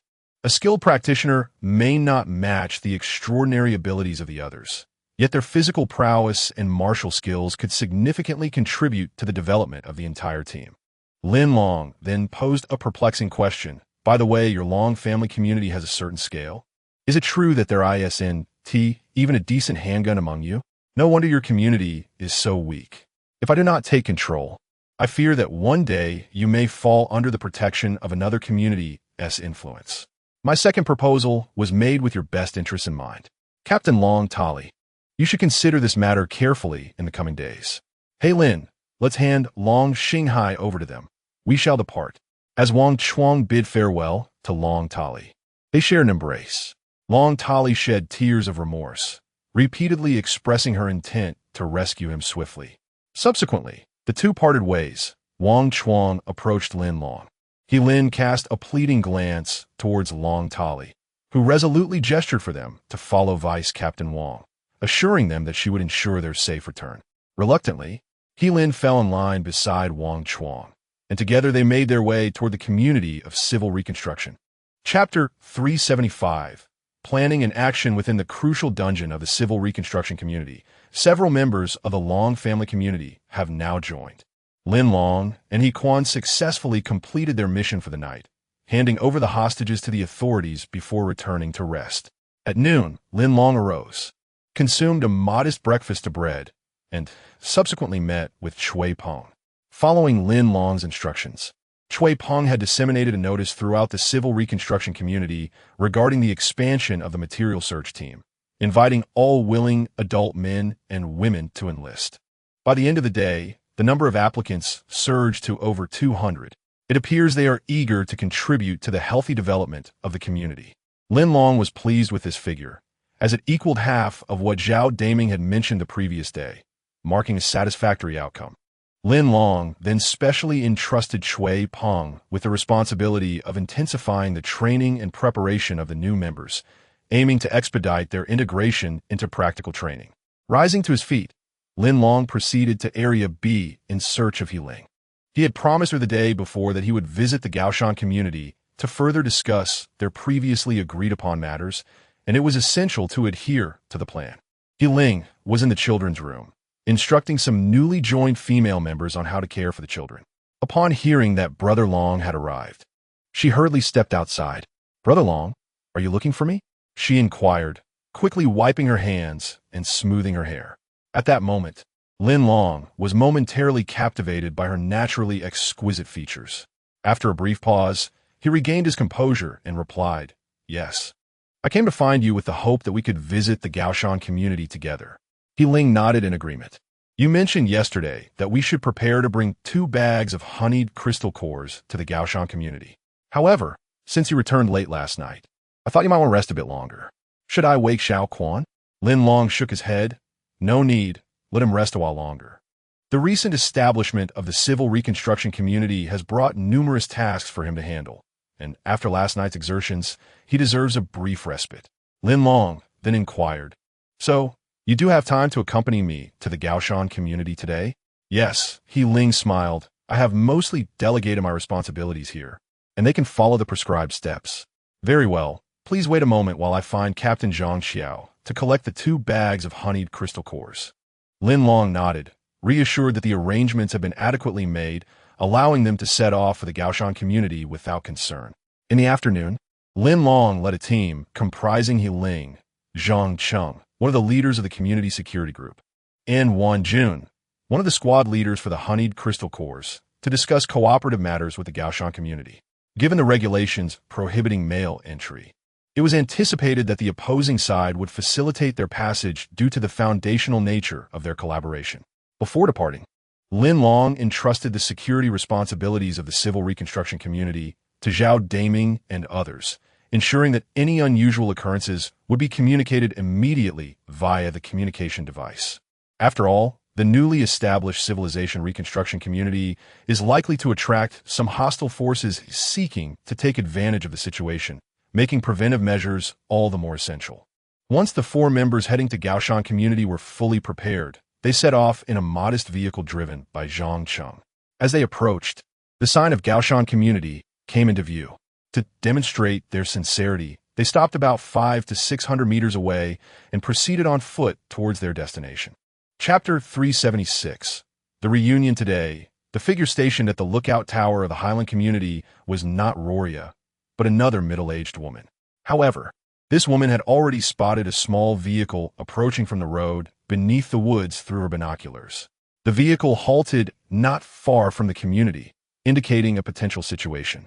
At this hour, there was no smoke rising from within or outside the community, and the unexpected visit suggested a deliberate intent. She quickly retrieved the patrol radio and reported her observations to Roria. Roria nodded in understanding and hurriedly ascended the tower. Upon peering through the binoculars, Roria's initial apprehensions were immediately alleviated as she recognized one of the individuals disembarking from the vehicle. "Jing, there's a girl among them. She is the one who came from the civil reconstruction community yesterday," Roria informed the woman beside her. "However, I'm unsure about the 3 others accompanying her. One of them must be Lin Long, the recently renowned young man who has supplanted the Jin clan community. The woman, known formally as Wang Qiumei, served as the lookout for the Highland community. Upon noticing the approaching visitors, she had already contemplated activating the alarm and summoning a squad of crossbowmen to be prepared for any potential threats. After hearing Roria's explanation, she realized her own anxiety had caused her to overreact. Have they truly come so soon? Is it possible they seek to collaborate with us? Wang Qiumei inquired. Her curiosity piqued. Deputy Commander Roria, should we prepare the crossbowmen? Roria shook her head. There are only 4 of us. Given the height of our walls, they cannot pose a significant threat. For now, you should position yourself below. If any unusual actions occur up here, watch for my signals. We can prepare for a defense in due time. In the Highland community, where women held authority, considerable emphasis was placed on fortifying defensive structures around the perimeter. Particularly, the outer walls were enhanced with heightened protrusions, making the location inherently defensible. An attack from adversaries would prove quite challenging. Wang Qiumei nodded in comprehension and promptly returned to the lookout's lounge as per Roria's directive, observing the movements above through the reflection angles provided by the lookout's mirrors. Shortly thereafter, He Ling and the other 3 team members entered Roria's line of sight. While awaiting their arrival, Roria promptly relayed her observations to Lu Tong, the leader of the Highland community. Lu Tong's instructions were to maintain close vigilance and to notify her immediately of any developments, assuring her that she would be ready to respond swiftly. Roria raised her loudspeaker and called out, "Halt!" He Ling looked up, recognizing her with a faint smile, as if their relationship had grown quite familiar. Meanwhile, Lin Long beside her reminded, "You go ahead. Remember to act according to our plan on the road." He Ling nodded in acknowledgement. She then called out to Roria, "Hello, we meet again. Today I, along with Long Ge from our community, visited your community to discuss the collaboration between our 2 communities." "Very well. Who is your Long Ge?" Luo Lion inquired hastily. At that moment, Lin Long raised his head and replied, "I am Lin Long. Everyone in the community addresses me as Long Ge." Chapter 377. Full of sincerity upon hearing Lin Long's response, Roria hastily shifted her gaze to him. Observing the 3 gentlemen before her, it became evident that this particular man appeared more youthful. In contrast, he exuded vitality, with bright eyes and agile limbs, unmistakably a formidable individual. His voice resonated with strength and clarity, evoking the presence of a leader. Roria nodded in satisfaction, smiling as she introduced herself. "I am Roria, the deputy commander of the Gaoshan community. On behalf of our commander Lu Tong, may I pose a few questions to you?" Lin Long approached He Ling, nodding in agreement. "Please, go ahead. I trust that the lovely lady beside you has briefed you on our conversation from yesterday. Are you inclined to establish a cooperative relationship with our community?" "Rest assured, Commander Lu Tong is a woman of her word. We will adhere to the terms of our agreement, ensuring fairness and transparency in our dealings, and we will not disappoint you." Roria initially articulated her side's intentions, reflecting the Gaoshan community's eagerness for collaboration. Lin Long replied, "I have heard from Captain He regarding your needs. You require 2 bags of honey crystals, correct? I have brought them." Without delving into the matter of cooperation, he directly produced the 2 sizable bags of honey crystals from his pocket. Indeed, true sincerity is best demonstrated through action rather than mere words. By presenting the requested items, Lin Long effectively conveyed his willingness to cooperate. Observing this, Roria furrowed her brow, taken aback by the straightforwardness of her counterpart, who had promptly provided what they desired. Roria smiled and nodded. "Excellent. I appreciate your collaborative spirit." Lin Long raised his right hand, snapping his fingers in midair, and smiled up at her. "Deputy Commander Roria, correct? Not only have I brought the 2 bags of honey crystals you require, but I have also invited a skilled technician from our civilization reconstruction community. Standing on our left side, 1 June. I believe that your community has survived in this apocalyptic environment due to your capability to eliminate zombies and extract the crude crystals from their heads. However, the raw crystals possess a strong odor and are unsuitable for consumption. With some simple technical modifications, they can be transformed into honey crystals that everyone can enjoy, enabling your community to be self-sufficient. Roria was utterly taken aback by Lin Long's words, filled with unexpected delight. Really? Not only has he brought the finished honey crystals, but he has also brought along a technician. She could hardly contain her joy at the prospect of Commander Lu Tong's reaction to this news. Raising her right hand, she expressed her gratitude. Wonderful, simply wonderful. Lin Long, please stay where you are for the time being. I shall promptly inform our commander and report the situation here accurately, so we can see how she intends to proceed. In but a minute's time, Loria swiftly retrieved her communication device and deftly pressed the corresponding digits. Ling turned to Lin Long with a smile, saying, "Brother Long, did you see that?" The joy radiating from her face was unmistakable. "We have truly presented them with a splendid gift. She is absolutely delighted." Lin Long shrugged and nodded in agreement indeed. They should be quite fond of the gift we have bestowed upon them. Chapter 378. Welcome cooperation within a bedroom of a residence in the East Alley of Gaoshan Community. Several self-proclaimed, exceptionally skilled female doctors took turns attending to a middle-aged woman lying on the bed, who appeared gravely ill. They had employed the most advanced medical equipment available in the community, yet their efforts to save her were futile. This ailing woman was none other than Lu Tong's beloved younger sister, Lu Li. A month prior, she had inexplicably fallen ill, bedridden with an unrelenting fever. Initially presumed to be a mere cold, her condition worsened despite the doctor's attempts to treat her. In a moment of desperation, Yan Li from the former Jin community suggested to Commander Lu Tong that they might try administering crystal cores. Lu Tong, possessing extraordinary abilities, occasionally consumed a small amount of crystal cores to replenish her energy. However, she had never considered using them to treat her ailing sister. Witnessing Lu Li's deteriorating condition and the indefinite delay in finding a solution, she reluctantly decided to give Lu Li a crystal core. Remarkably, the following day, Lu Li's condition showed a slight improvement. Naturally, the crystal core was minuscule, and its medicinal effects were limited. After a brief respite, her illness recurred. Nonetheless, overall, the assistance of the crystal core had stabilized her condition. From that moment on, Lu Tong realized that perhaps honey-processed crystal cores could indeed save her sister. Even if the odds were slim, she was willing to take the chance. Regrettably, the Gaoshan community, situated in an inconvenient locale and with a limited population, lacked a technician skilled in the honey-processing method for crystal cores. The honey-processed crystal cores they possessed had been seized from other communities, and their supply was dwindling. Presently, the community was entirely out of stock. In her quest to save her sister, Lu Tong contemplated numerous strategies, yet none were feasible. She was firmly opposed to sacrificing the lives of other sisters in the community for the sake of her kin. Suddenly, the communicator in Lu Tong's pocket chimed. She quickly retrieved it to answer, her excitement palpable upon realizing it was a call from Rolia. After a minute-long conversation, Lu Tong set down the communicator with satisfaction. The coveted honey-processed crystal cores were finally on their way. The community tasked with the reconstruction of civilization had demonstrated sufficient sincerity, and she would not dare to neglect her guests. Despite her ruthless disposition, Lu Tong maintained a composed demeanor in the face of such joyous news. She would remember the favor bestowed upon her and, when discussing matters of cooperation later, would not forget the fundamental interests of her community. Lu Tong then contacted the team leader of the security division, Liang Min, instructing her to prepare the conference room immediately for the esteemed guests. With everything in place, it was now time for a congenial exchange between the leaders of the two communities. With a creak under Rolia's command, Wang Chuanmei signaled the two guards to slowly open the main gate.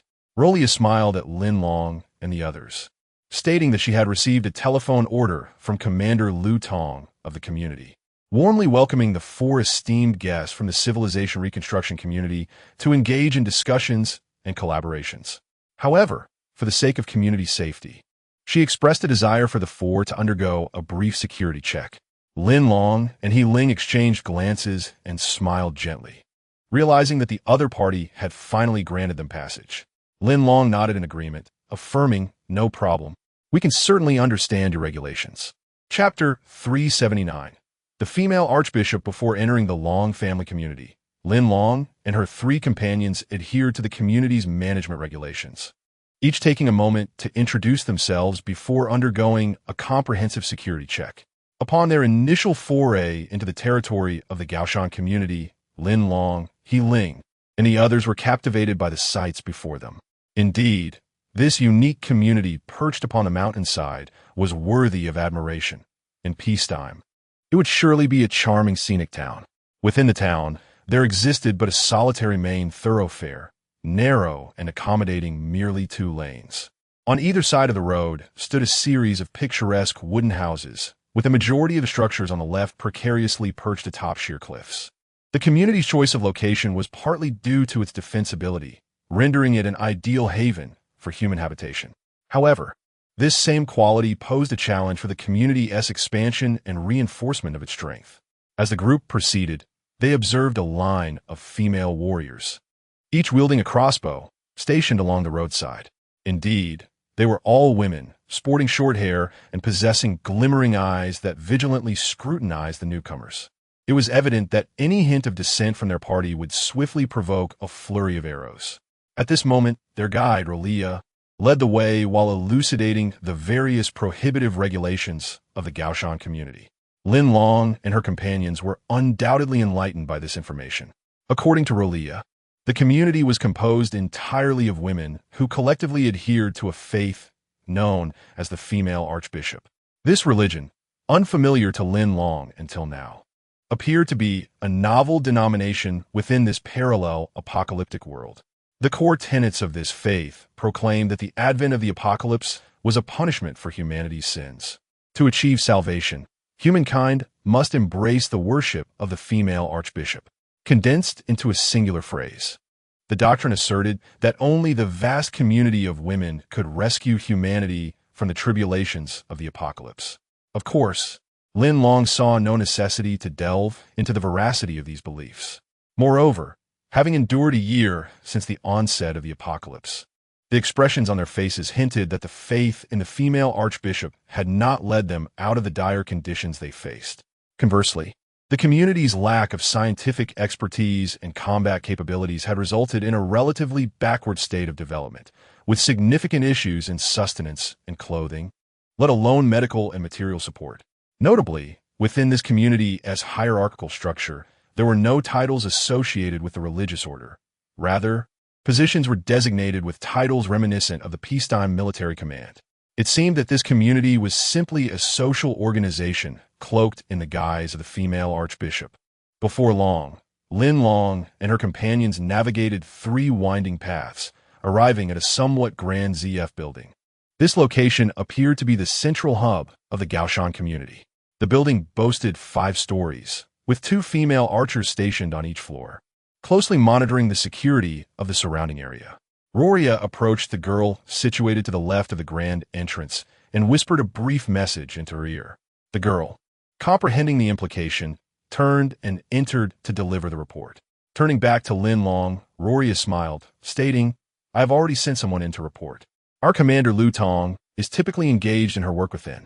There are also meeting rooms inside, and she just instructed me to bring you here." Lin Long nodded in acknowledgement.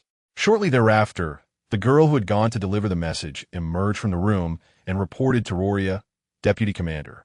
The commander requests that everyone enter." Roria then promptly turned to Lin Long and the others, inviting, "Please do come in." Chapter 380. First, take a bag in the conference room, located on the left side of the first-floor lobby. Rolia gently knocked on the door. Upon receiving permission, she pushed the door open and entered. Lu Tong had everything well organized. Seated ahead on the right was a middle-aged woman named Zhu Qing, who was busy arranging documents. It was evident that Lu Tong placed great importance on this meeting with the leaders of the civil reconstruction community. She had even appointed a female secretary to meticulously register and archive the proceedings of this inaugural collaboration between their communities. As Rolia entered, both Lu Tong and Zhu Qing rose to their feet. Particularly, Lu Tong, positioned centrally, smiled warmly at Lin Long. Introducing herself, "I'm Lu Tong, the Chief Commander, and I welcome the members of the civil reconstruction community to our community for discussions on cooperation." Being a young man, Lin Long was somewhat unaccustomed to such formalities. He returned her smile and replied, "Hello, I am Lin Long. You are Chief Commander Liu, correct? There is no need for such formality. Let us sit down and discuss our community's collaboration in earnest. Lu Tong smiled slightly, intending to say something, but glanced at Rolia instead. Rolia, positioned between them, interjected simply, Chief Commander Liu, Lin Long is quite an approachable leader. I suggest we maintain a relaxed atmosphere to facilitate better communication between us. Lu Tong nodded in understanding. Very well. This is my personal secretary, Zui Qing. I have asked her to take notes of our meeting. Lin Long nodded, appreciating the presence of a recorder for their discussions. After the brief introductions, they settled on opposite sides of the table, initiating the meeting. At that moment, Lin Long placed one bag of honeyed crystal cores before Lu Tong, kindly reminding her, I believe you have urgent matters that require this. Please take this bag for your immediate needs. With a thud, Lin Long set the bag of honeyed crystal cores onto the table. The transparent plastic bag was filled with large, eye-catching crystal cores. Lu Tong's eyes widened in astonishment at the sight. She could hardly believe that, before they had even discussed the terms of their cooperation, Lin Long had presented her with a bag of the urgently needed honeyed crystal cores. Moreover, she had never encountered such large specimens before. The high mountain community, constrained by its limited strength, typically found only smaller, low-quality crystal cores, even when raiding travelers. It was rare for them to come across such substantial specimens. Even a few small honeyed crystal cores would be considered a significant find. However, Lu Tong's expression quickly shifted back to composure. Rationality urged her not to lose her poise due to surprise.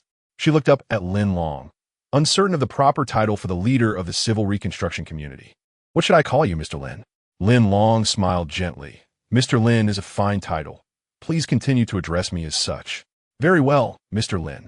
You have generously provided me with a bag of honeyed crystal cores for my urgent needs. However, we have yet to engage in a detailed discussion regarding our collaboration. Are you not concerned that we might not reach an agreement? Furthermore, what leads you to believe that we have an urgent need for the honey-infused crystal cores? As Lu Tong uttered these words, he couldn't help but glance at Loria beside him. Loria offered an awkward smile and shook her head, indicating her lack of knowledge. It seems Lin Long is indeed formidable. Could it be that he has discerned from the expressions on our faces the pressing necessity we have for the honey-infused crystal cores? Chapter 381. Commander Lin Long chuckled softly, pondering to himself. I never expected that you could remain so composed. Are you not afraid that I might rise and reclaim this bag of honeyed crystal cores? Lin Long feigned ignorance, nodding slightly as he casually remarked. As for our mutual collaboration, it is quite straightforward. I believe that as long as both parties can fulfill their respective needs, we shall undoubtedly reach a final consensus. Moreover, the foundation of cooperation is trust, and the essence of trust is, of course, candor. Although Lin Long was considerably younger than Lilia and some others, his words cut through the complexities with a clarity that surpassed any grandiloquent philosophy, laying bare the crux of the matter. Lu Tong nodded, realizing she could no longer remain silent. Since the other party had extended her courtesy, she too would seize the opportunity wisely. Lu Tong addressed her companion, Deputy Commander Lilia. Please take this bag of honeyed crystal cores and deliver it to Second Sister's room. Lilia nodded in agreement, responding, understood. She bent down to grasp the bag of honeyed crystal cores and then turned to exit the meeting room. Lu Tong then turned to her companion, Zui Qing, and advised. Zui, please document the actual circumstances. The Gaoshan community has accepted a bag of honeyed crystal cores gifted by the civilization reconstruction community. Zui Qing nodded in understanding and succinctly inscribed the statement in her notebook. Lu Tong continued, Mr. Lin. The predecessor of the civilization reconstruction community was an organization known as the Jin Clan Community, correct? Within that organization, there was a middle-aged man named Zhang Fong, who had a girlfriend named Yin Li. Is that right? Upon hearing this, Lin Long exchanged glances with Yi Ling and the others. The abruptness of Lu Tong's shift in conversation was rather startling. Just yesterday, the Gaoshan community had declared to Yi Ling and her team that once a foundational agreement was established, they would receive substantial material rewards in return.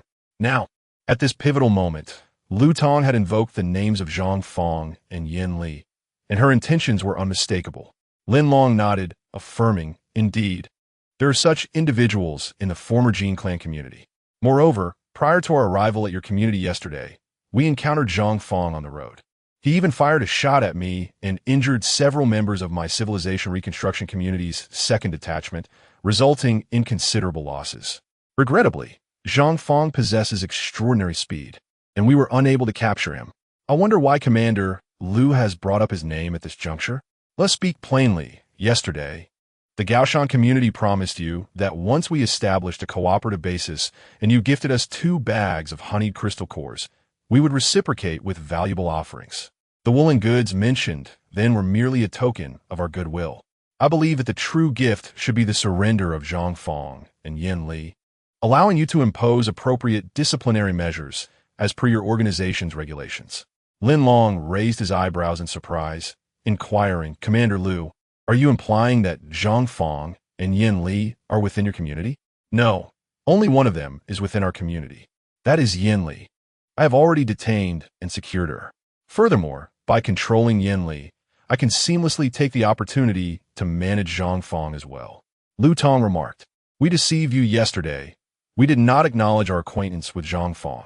The circumstances at that moment were peculiar, and we hope for your understanding. Chapter 382. Yin Li is a talent. Upon hearing Lu Tong's words, Lin Long's heart suddenly brightened.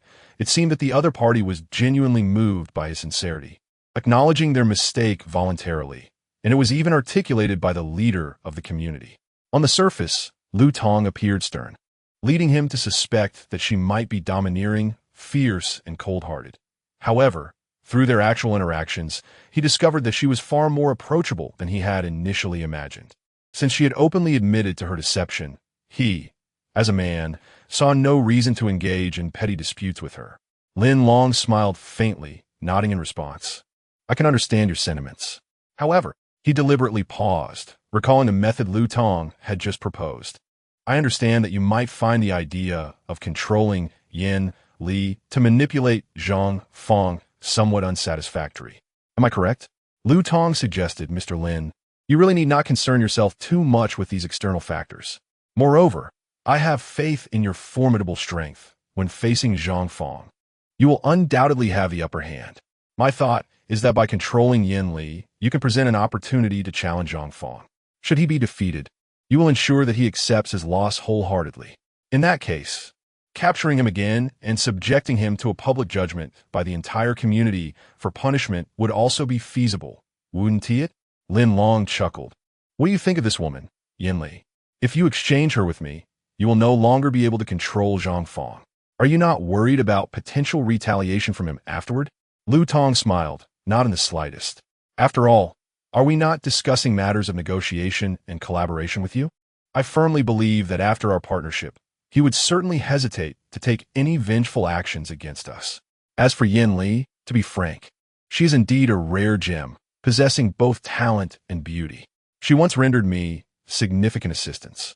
I am confident that upon her return to the civil reconstruction community, she will also make remarkable contributions to your community. Lin Long smiled slightly, nodding. All right then, since you put it that way, what more can I say? I'm profoundly grateful for your goodwill.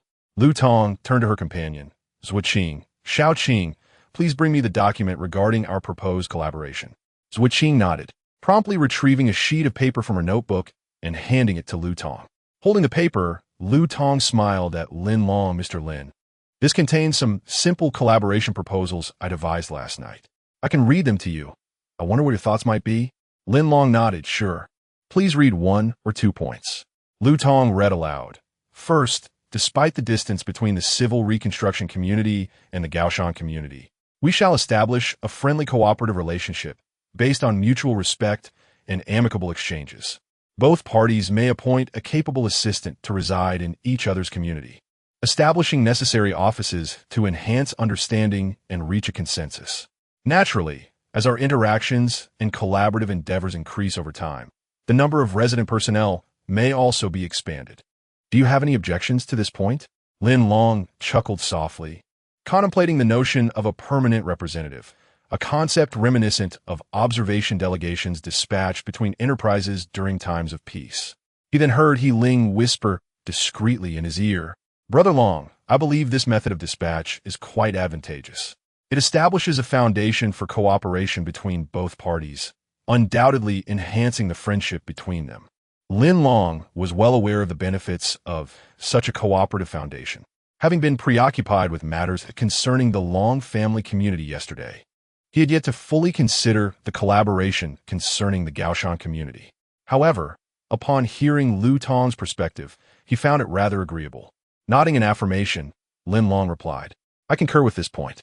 Let us proceed to the second item. Once the overarching framework is established, we can then delve into the finer details." Chapter 383. Terms of cooperation. Lu Tong smiled slightly, as long as Lin Long agreed to the first point regarding the resident representative. The subsequent matters of cooperation would naturally unfold around it. She was confident that, as the discussion progressed, Lin Long would also nod in agreement.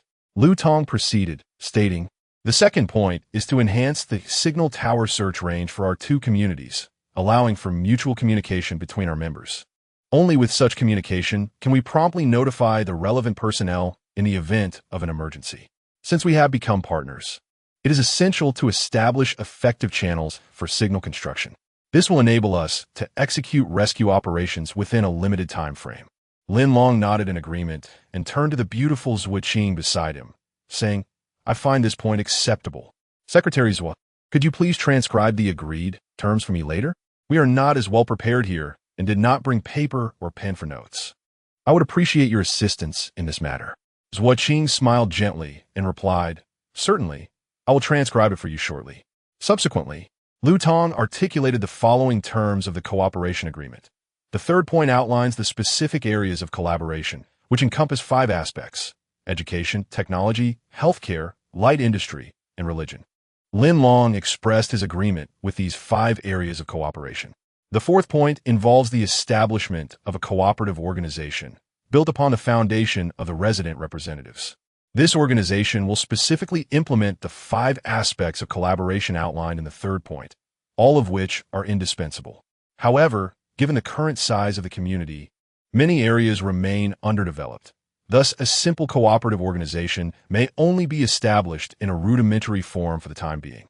The fifth point encourages intermarriage among young people. This can be seen as a vital bond that tightens the relationship between the two communities. Only through intermarriage can the results of cooperation be deeply solidified. The sixth point addresses the expansion mechanism and subsequent matters. This encompasses 2 aspects. Firstly, in the event of divergences arising during the cooperation process, the expansion mechanism should utilize the comparative benefits to weigh the execution according to specific demands. Secondly, after establishing a foundation for cooperation, both parties will share the benefits derived from future community expansions. With this point in place, it would be sufficient for the Gaoshan community to embark on the fast track of civilizational reconstruction and leap into a phase of rapid development. As Lin Long listened to the latter points, his admiration for Lu Tong, the leader of the Gaoshan community, grew. She had indeed considered the long-term implications. After Lu Tong articulated the 6 points, she smiled and said, "Mr. Lin, these are the terms of cooperation I have thought of thus far. If you have any additions, we can discuss the details further. What do you think?" Lin Long immediately raised his eyebrows and turned to He Ling, Wan Jun, and others at his side. Wan Jun proposed, "Brother Long, I have a suggestion." Lin Long smiled encouragingly. "Please share your suggestion. As a member of the Honey Crystal Core experimental group, I hope that both parties will safeguard the confidentiality of our research achievements and prevent any leakage of scientific results." Lin Long nodded in agreement, affirming that this aspect must be incorporated into our collaborative agreement. Such research outcomes necessitate protection and should be entrusted to dedicated personnel. Lu Tong also nodded, acknowledging that this is indeed essential. Subsequently, He Ling offered several protective suggestions, all of which were recognized by both parties and included as supplementary clauses in the collaboration agreement of our communities. Chapter 384. Urgent news from Second Sister. As the two communities engaged in lively discussions, Lu Tong's communication device in her pocket suddenly began to ring. Lu Tong had previously informed all members of the community that today's collaborative meeting was of utmost importance, and they should refrain from disturbing her unless it was a matter of great significance. Who could possibly be calling me at this moment? Nevertheless, Lu Tong answered the device, and after a brief conversation, her expression darkened considerably. Noticing the shift in her demeanor, Zhuqing leaned in and quietly inquired, "Director Lu, is something amiss?" Lu Tong turned to glance at her, her brow furrowed, displaying an urgent yet helpless demeanor. Lin Long, observing the situation, smiled graciously and remarked, "It's all right, Director Lu. If you have pressing matters, please attend to them. We can discuss our collaboration later." As a guest, Lin Long did not wish to impede Lu Tong's urgent affairs. Lu Tong nodded in acknowledgement and instructed, "Xiaoqing, please keep our four friends entertained for a moment while I check on my second sister in the infirmary." She then stood, offering a respectful bow to Lin Long as an apology, before hastily departing from the room. Lin Long and the others watched her retreating figure, their minds filled with questions. What could have happened to her second sister? She appeared exceedingly anxious. However, recalling that this was an internal matter of the Gaoshan community, they felt it was not their place to inquire further. Meanwhile, Zhuqing engaged in casual conversation with Yiling, attempting to entertain the guests and alleviate the tension in the air. Yiling seized the opportunity to extol the numerous advantages of the civil reconstruction community. As Zhuqing listened, she became increasingly enchanted, never having imagined that amidst the apocalyptic backdrop, such a fair and autonomous community could exist. Suddenly, Zhuqing's communication device beeped, interrupting their dialogue. After answering, she returned to her seat, casting a peculiar glance at Lin Long and the others. Yiling inquired, "Xiaoqing, what is it?" Zhuqing replied, "Our director Lu wishes for technician Wan Jun to visit the medical room. He gases sitzt on venunya." Upon hearing this, Wan Jun was visibly taken aback. He had not anticipated being singled out for such an invitation. After all, he was merely a technician specializing in honey-processed crystal nuclei and not a primary spokesperson for the collaborative efforts between the communities. Surely, Director Lu should have sought out Longu or Yiling instead.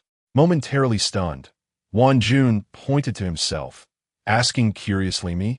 Zhuqing affirmed, "Yes, that is what Director Lu said." Lin Long, equally puzzled, queried, "Do we know why Director Lu is seeking Captain Wan?" Zhuqing lowered her voice, explaining, "Director Lu's second sister, after consuming the honey-processed crystal nuclei, has not only failed to improve, but seems to have entered a critical condition. Director Lu hopes that technician Wan Jun can assist in determining the cause of this development." In truth, Zhuqing had no authority to disclose this matter to Lin Long and the others. However, there was no alternative. Seeking assistance from Wan Jun alone had already piqued the curiosity of the other team members. A lack of explanation would not suffice to assuage their concerns. Upon hearing this, Wan Jun expressed his astonishment, saying, "What? You intend to use honey-infused crystal cores for treatment?" Yiling also exclaimed in surprise, "Xiaoqing, is Lu Zong's second sister experiencing a fever, difficulty in breathing, and low blood pressure, as if she has entered a critical condition?" Zhuqing nodded in agreement, replying, "Yes. Yes. Ah, Xiaoling, are you a doctor?" Chapter 385. The treatment room. Upon hearing Zhuqing's acknowledgement, Yiling immediately inquired, could her condition possibly resemble mine from before? Her question prompted the others to turn their gazes towards her, puzzled. Has she suffered from any illness previously? Yiling offered them a gentle smile and elaborated. Before the onset of the apocalypse, my brother and I both endured a severe illness that nearly claimed our lives. Fortunately, we emerged resilient and survived. The symptoms we experienced were consistent with what Xiaoqing described, a severe cold. Xiaoqing, please promptly contact Commander Lu and inform her that I would like to visit her younger sister. What do you think? Zhuqing, recognizing Yiling's earnestness, felt compelled to comply. "I will make the call right away," she responded. A minute later, Zhuqing turned to Yiling, saying, "I spoke with Commander Lu, and she expressed her warm welcome upon learning that you are familiar with this ailment." She then glanced at Wan Jun, adding, "Can technician Wan Jun accompany us?" Wan Jun nodded affirmatively. "Of course, I will go with team leader Yiling." Lin Long proposed, "How about this, Xiaoqing? We all go together, but we will wait outside while they enter." Zhuqing agreed. That sounds acceptable. Since the plan had shifted and everyone was heading over, Zhuqing saw no reason to remain behind. She promptly used the communicator to summon a small truck. Though slightly cramped, everyone boarded the vehicle and set off towards the treatment room. The entire Gaoshan community appeared to consist of merely 2 rows of houses perched on cliffs, with a single straight road between them. However, the journey proved to be somewhat lengthy, taking 10 minutes to drive from the meeting room to the treatment room. As the vehicle came to a halt, the passengers disembarked in succession. Lin Long gazed ahead and spotted 6 or 7 individuals standing outside a room, their brows furrowed and heads bowed in contemplation, seemingly lost in thought. Upon noticing the vehicle's arrival, they collectively raised their heads and shifted their attention. Zhuqing promptly explained, "Everyone, this is our temporarily established treatment room, which has been converted from a previous clinic. Our commander is inside." Upon seeing the outsiders, one of the individuals quickly reported the situation within. Before long, Lu Tong emerged from the treatment room. She spotted Lin Long and the others from a distance and approached them with a smile. "Mr. Lin, you've arrived. I just heard from Xiaoqing that some of you have medical knowledge. Is that correct?" Lin Long smiled faintly and gestured towards Yiling, explaining, "This is Yiling, whom you know. She previously suffered from a similar illness as your younger sister, and perhaps she can offer some valuable insights." Zhuqing, standing to the side, succinctly reiterated the earlier discussion to Lu Tong. Upon hearing this, Lu Tong turned her gaze to Yiling. After asking a couple of straightforward questions and receiving affirmative answers from Yiling, her worries were instantly alleviated. The situation is dire, and time is of the essence. Leaving no room for leisurely discussions, she promptly invited Yiling and Wan Jun to step inside for a closer look. Yiling and Wan Jun nodded in unison, exchanging a glance with Lin Long.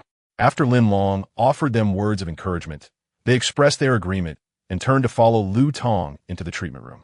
Lin Long and Zhang Cheng momentarily remained outside, awaiting news from within the treatment room. Chapter 386.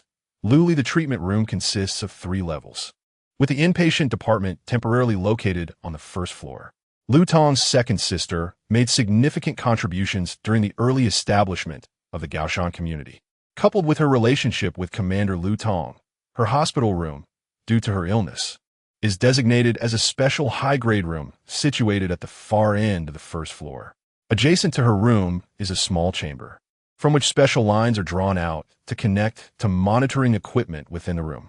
Several esteemed specialist doctors have gathered there, closely observing various data displayed on the monitors.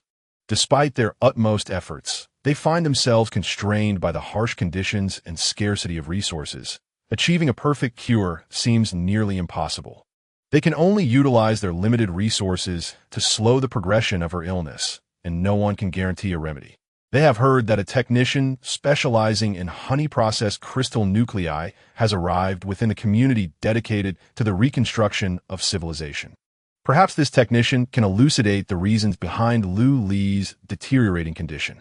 Only by understanding the cause of her worsening state can the doctors explore potential avenues for treatment. Their hopes rest upon the shoulders of Wan Jun. Lu Tong walks ahead, followed closely by a man and a woman. They collectively raise their heads. Filled with suspicion, why are there 2 newcomers? Could they both be technicians for the honey-processed crystal nuclei?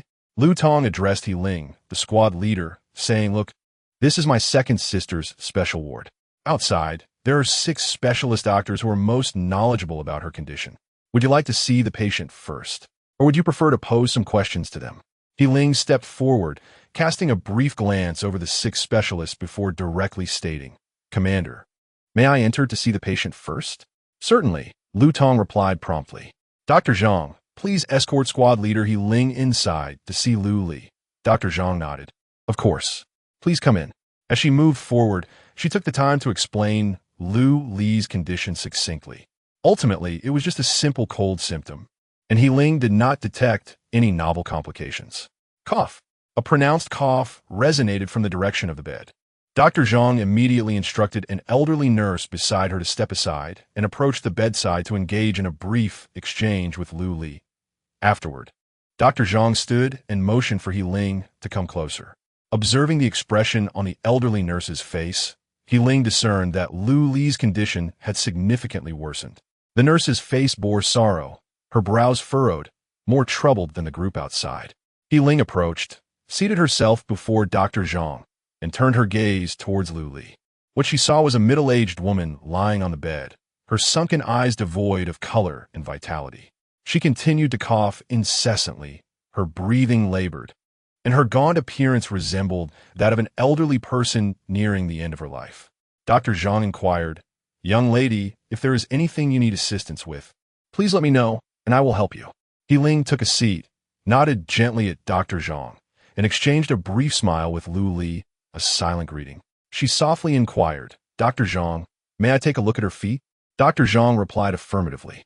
He then personally bent down and lifted the cotton blanket from Lu Li's feet. He Ling beheld a scene that struck her profoundly. Lu Li's feet appeared exceedingly emaciated, devoid of flesh, revealing nothing but bone. Chapter 387.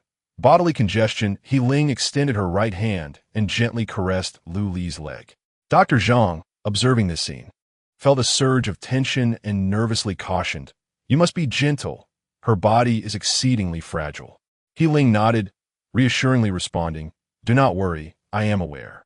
Her hand merely rested lightly upon Lu Li's leg as she attuned herself to the ebb and flow of the blood within.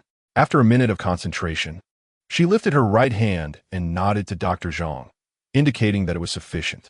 Dr. Zhang responded affirmatively and hastily covered Lu Li with a blanket once more. Simultaneously, she raised her gaze to He Ling, her expression brimming with curiosity as she inquired, "Young lady, what is her condition?" He Ling replied, "The blood flow is exceedingly sluggish. It is evident that her physical constitution is alarmingly poor. Moreover, how did you discern that the crystal nucleus could alleviate her ailment?"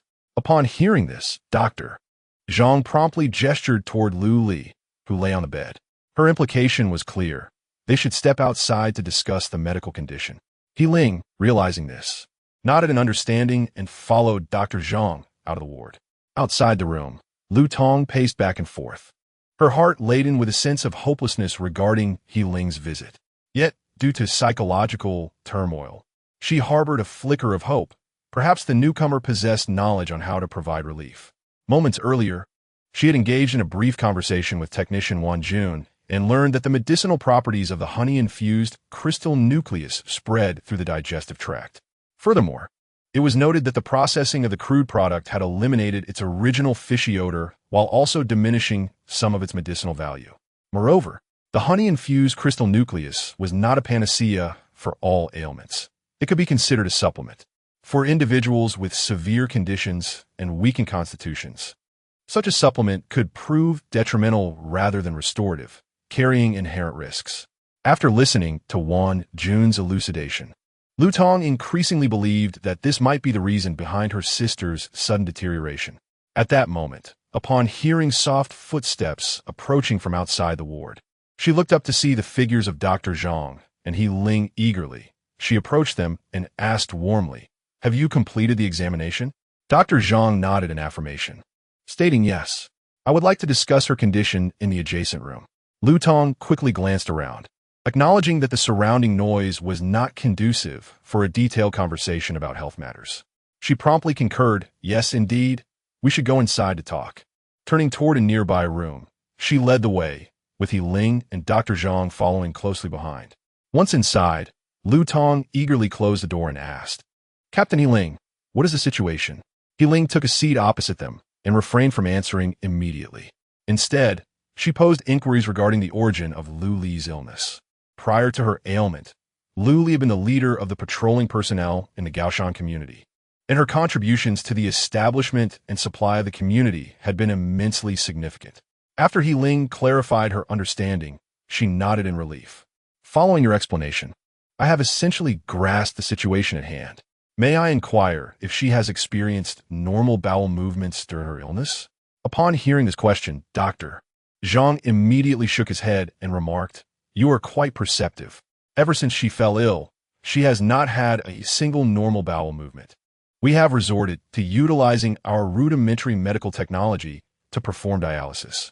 We have examined her body, and it is evident that her intestines are obstructed, preventing any passage." Chapter 388. The omnipotent anomaly. Lu Tong gazed in astonishment. Turning her attention to He Ling, her curiosity piqued regarding the latter's forthcoming plan. Given that He Ling had discerned the root of the problem, it stood to reason that she should possess a remedy. Did she not? Lu Tong inquired. Were you in a similar predicament at that time? We lack proficient surgical specialists here. Dr. Zhang is an expert in internal medicine. She attempted an experimental bowel clearance surgery on Lu Li, but it proved unsuccessful. Since then, no one has dared to undertake such procedures again. He Ling replied. At that time, both my brother and I were in similar situations. Fortunately, we were lucky enough to find a laxative, and after taking it, we recovered after 2 days. However, her condition is uncertain. Her body is too frail. Firstly, it is unclear whether the medication will have any effect on her, and even if it does, it would be a torment to her system. Furthermore, you have been administering honey-based crystals to her, which, once digested, produce a substantial amount of toxins. The accumulation of these toxins could adversely affect her health. What shall we do? Lu Tong, having listened to He Ling's elaborate explanation, felt somewhat at a loss, unsure of the next steps to take. In matters concerning the routine affairs of the Gaoshan community, Lu Tong had always operated with confidence and ease. Yet, when it came to medical solutions, she found herself at an impasse. He Ling suggested, I believe there is someone who might be able to resolve this dilemma. Lu Tong and Dr. Zhang collectively asked, who? Currently, all the doctors in Gaoshan community who could be of assistance have been engaged. Who else could be hidden away? He Ling succinctly stated, our leader, Brother Long. Upon hearing this, Lu Tong and the others were collectively astonished. Surely not. Lin Long is a master of concealment. Does he possess surgical skills? Dr. Zhang, unfamiliar with Lin Long, quickly inquired, who is Brother Long? Is he a surgeon? He Ling responded, although he is not a surgical doctor, he is an anomaly. I trust that Commander Lu has heard of anomalies, correct? For instance, Zhang Fong is a typical example of a speed anomaly. Lu Tong furrowed her brow and nodded. I am indeed aware of anomalies. There are 2 in our community, myself and Lolia. I excel in speed, while she surpasses others in explosive strength. I wonder, in which domain does Mr. Lin excel as an anomaly? In Lu Tong's conventional understanding, anomalies were individuals with extraordinary abilities in specific areas, far exceeding those of ordinary people. However, the notion of an anomaly specializing in surgical dissection was entirely unprecedented. He Ling shook her head. He is not merely an anomaly in one domain. To be precise, he is an omnipotent anomaly. In many respects, he surpasses ordinary individuals. An omnipotent anomaly? Lu Tong gasped upon hearing this revelation. Once, she had heard Yinli mention that the formidable Jin Lao De of the original Jin community was an omnipotent anomaly. However, ever since the Jin community was supplanted by the civilizational reconstruction established by Lin Long, her faith in Jin Lao Da's capabilities as an omnipotent anomaly had waned considerably. If a person truly possesses the capabilities of an all-round exceptional being, how could they possibly fail to safeguard their own community?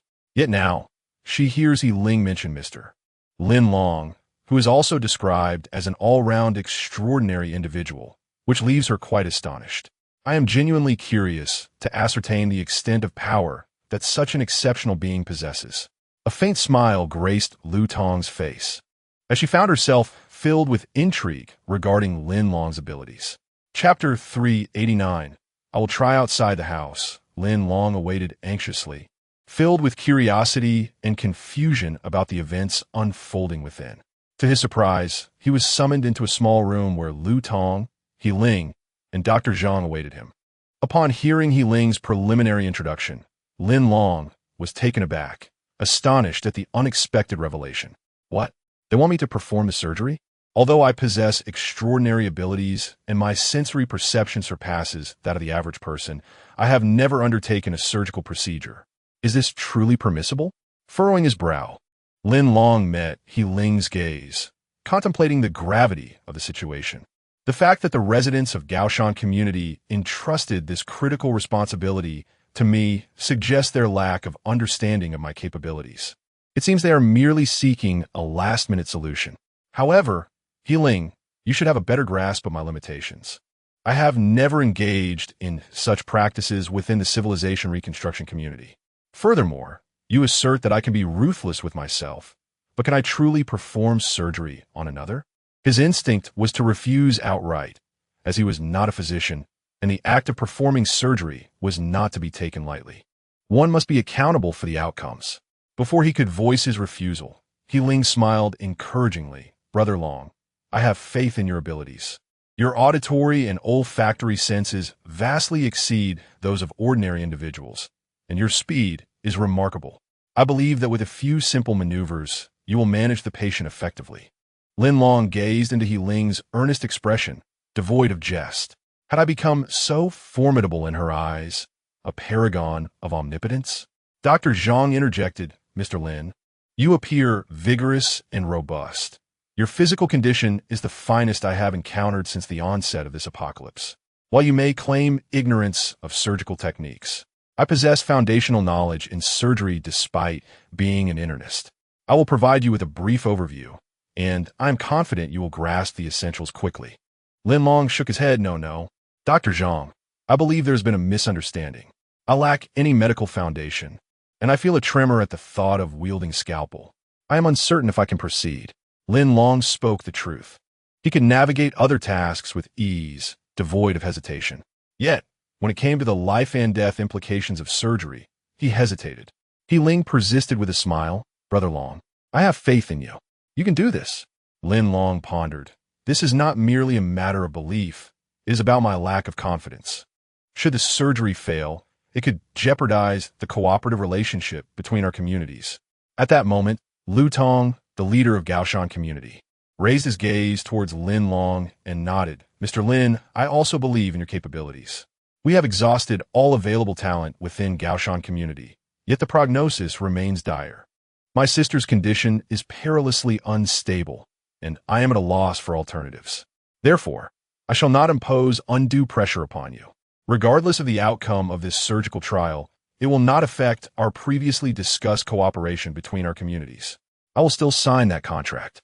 At that moment, a series of heavy footsteps resonated from outside the house, followed by a knock on the door. Upon opening it, Dr. Zhang was met by another elderly physician who, with a tense expression, urgently remarked, Dr. Zhang, Captain Lu's condition is becoming increasingly unstable. You must go and assess him at once. His blood pressure is plummeting rapidly. It is exceedingly perilous. Hearing this, Dr. Zhang's demeanor shifted dramatically, and he immediately turned to Lin Long, casting a gaze filled with desperation towards him. Lin Long surveyed the expressions of those gathered in the room, clenched his teeth, and replied, I will go and take a look first, Dr. Zhang. You must remain by my side to supervise and guide me. Chapter 390. System assistance. Upon hearing Lin Long's remarks, Lu Tong, Dr. Zhang, and the others were filled with joy. Each individual wore a knowing smile, a testament to their shared optimism. Excellent. As long as he is willing to give it a try, the surgical endeavor now holds a glimmer of hope for success. However, Lin Long felt a twinge of anxiety in his heart, repeatedly reassuring himself, stay calm, remain composed. I am performing the surgery under their supervision and guidance. They certainly will not hold me accountable. As soon as the door opened, Dr. Zhang promptly instructed the nursing staff to prepare the sterilized surgical instruments. Lu Li's grave condition had entered the preparatory phase for surgery. Simultaneously, Dr. Zhang moved to the adjacent surgical observation room, urging his fellow doctors to be fully alert, closely monitoring the numbers displayed on the screens during the procedure. Should any abnormalities arise, they were to notify him at once.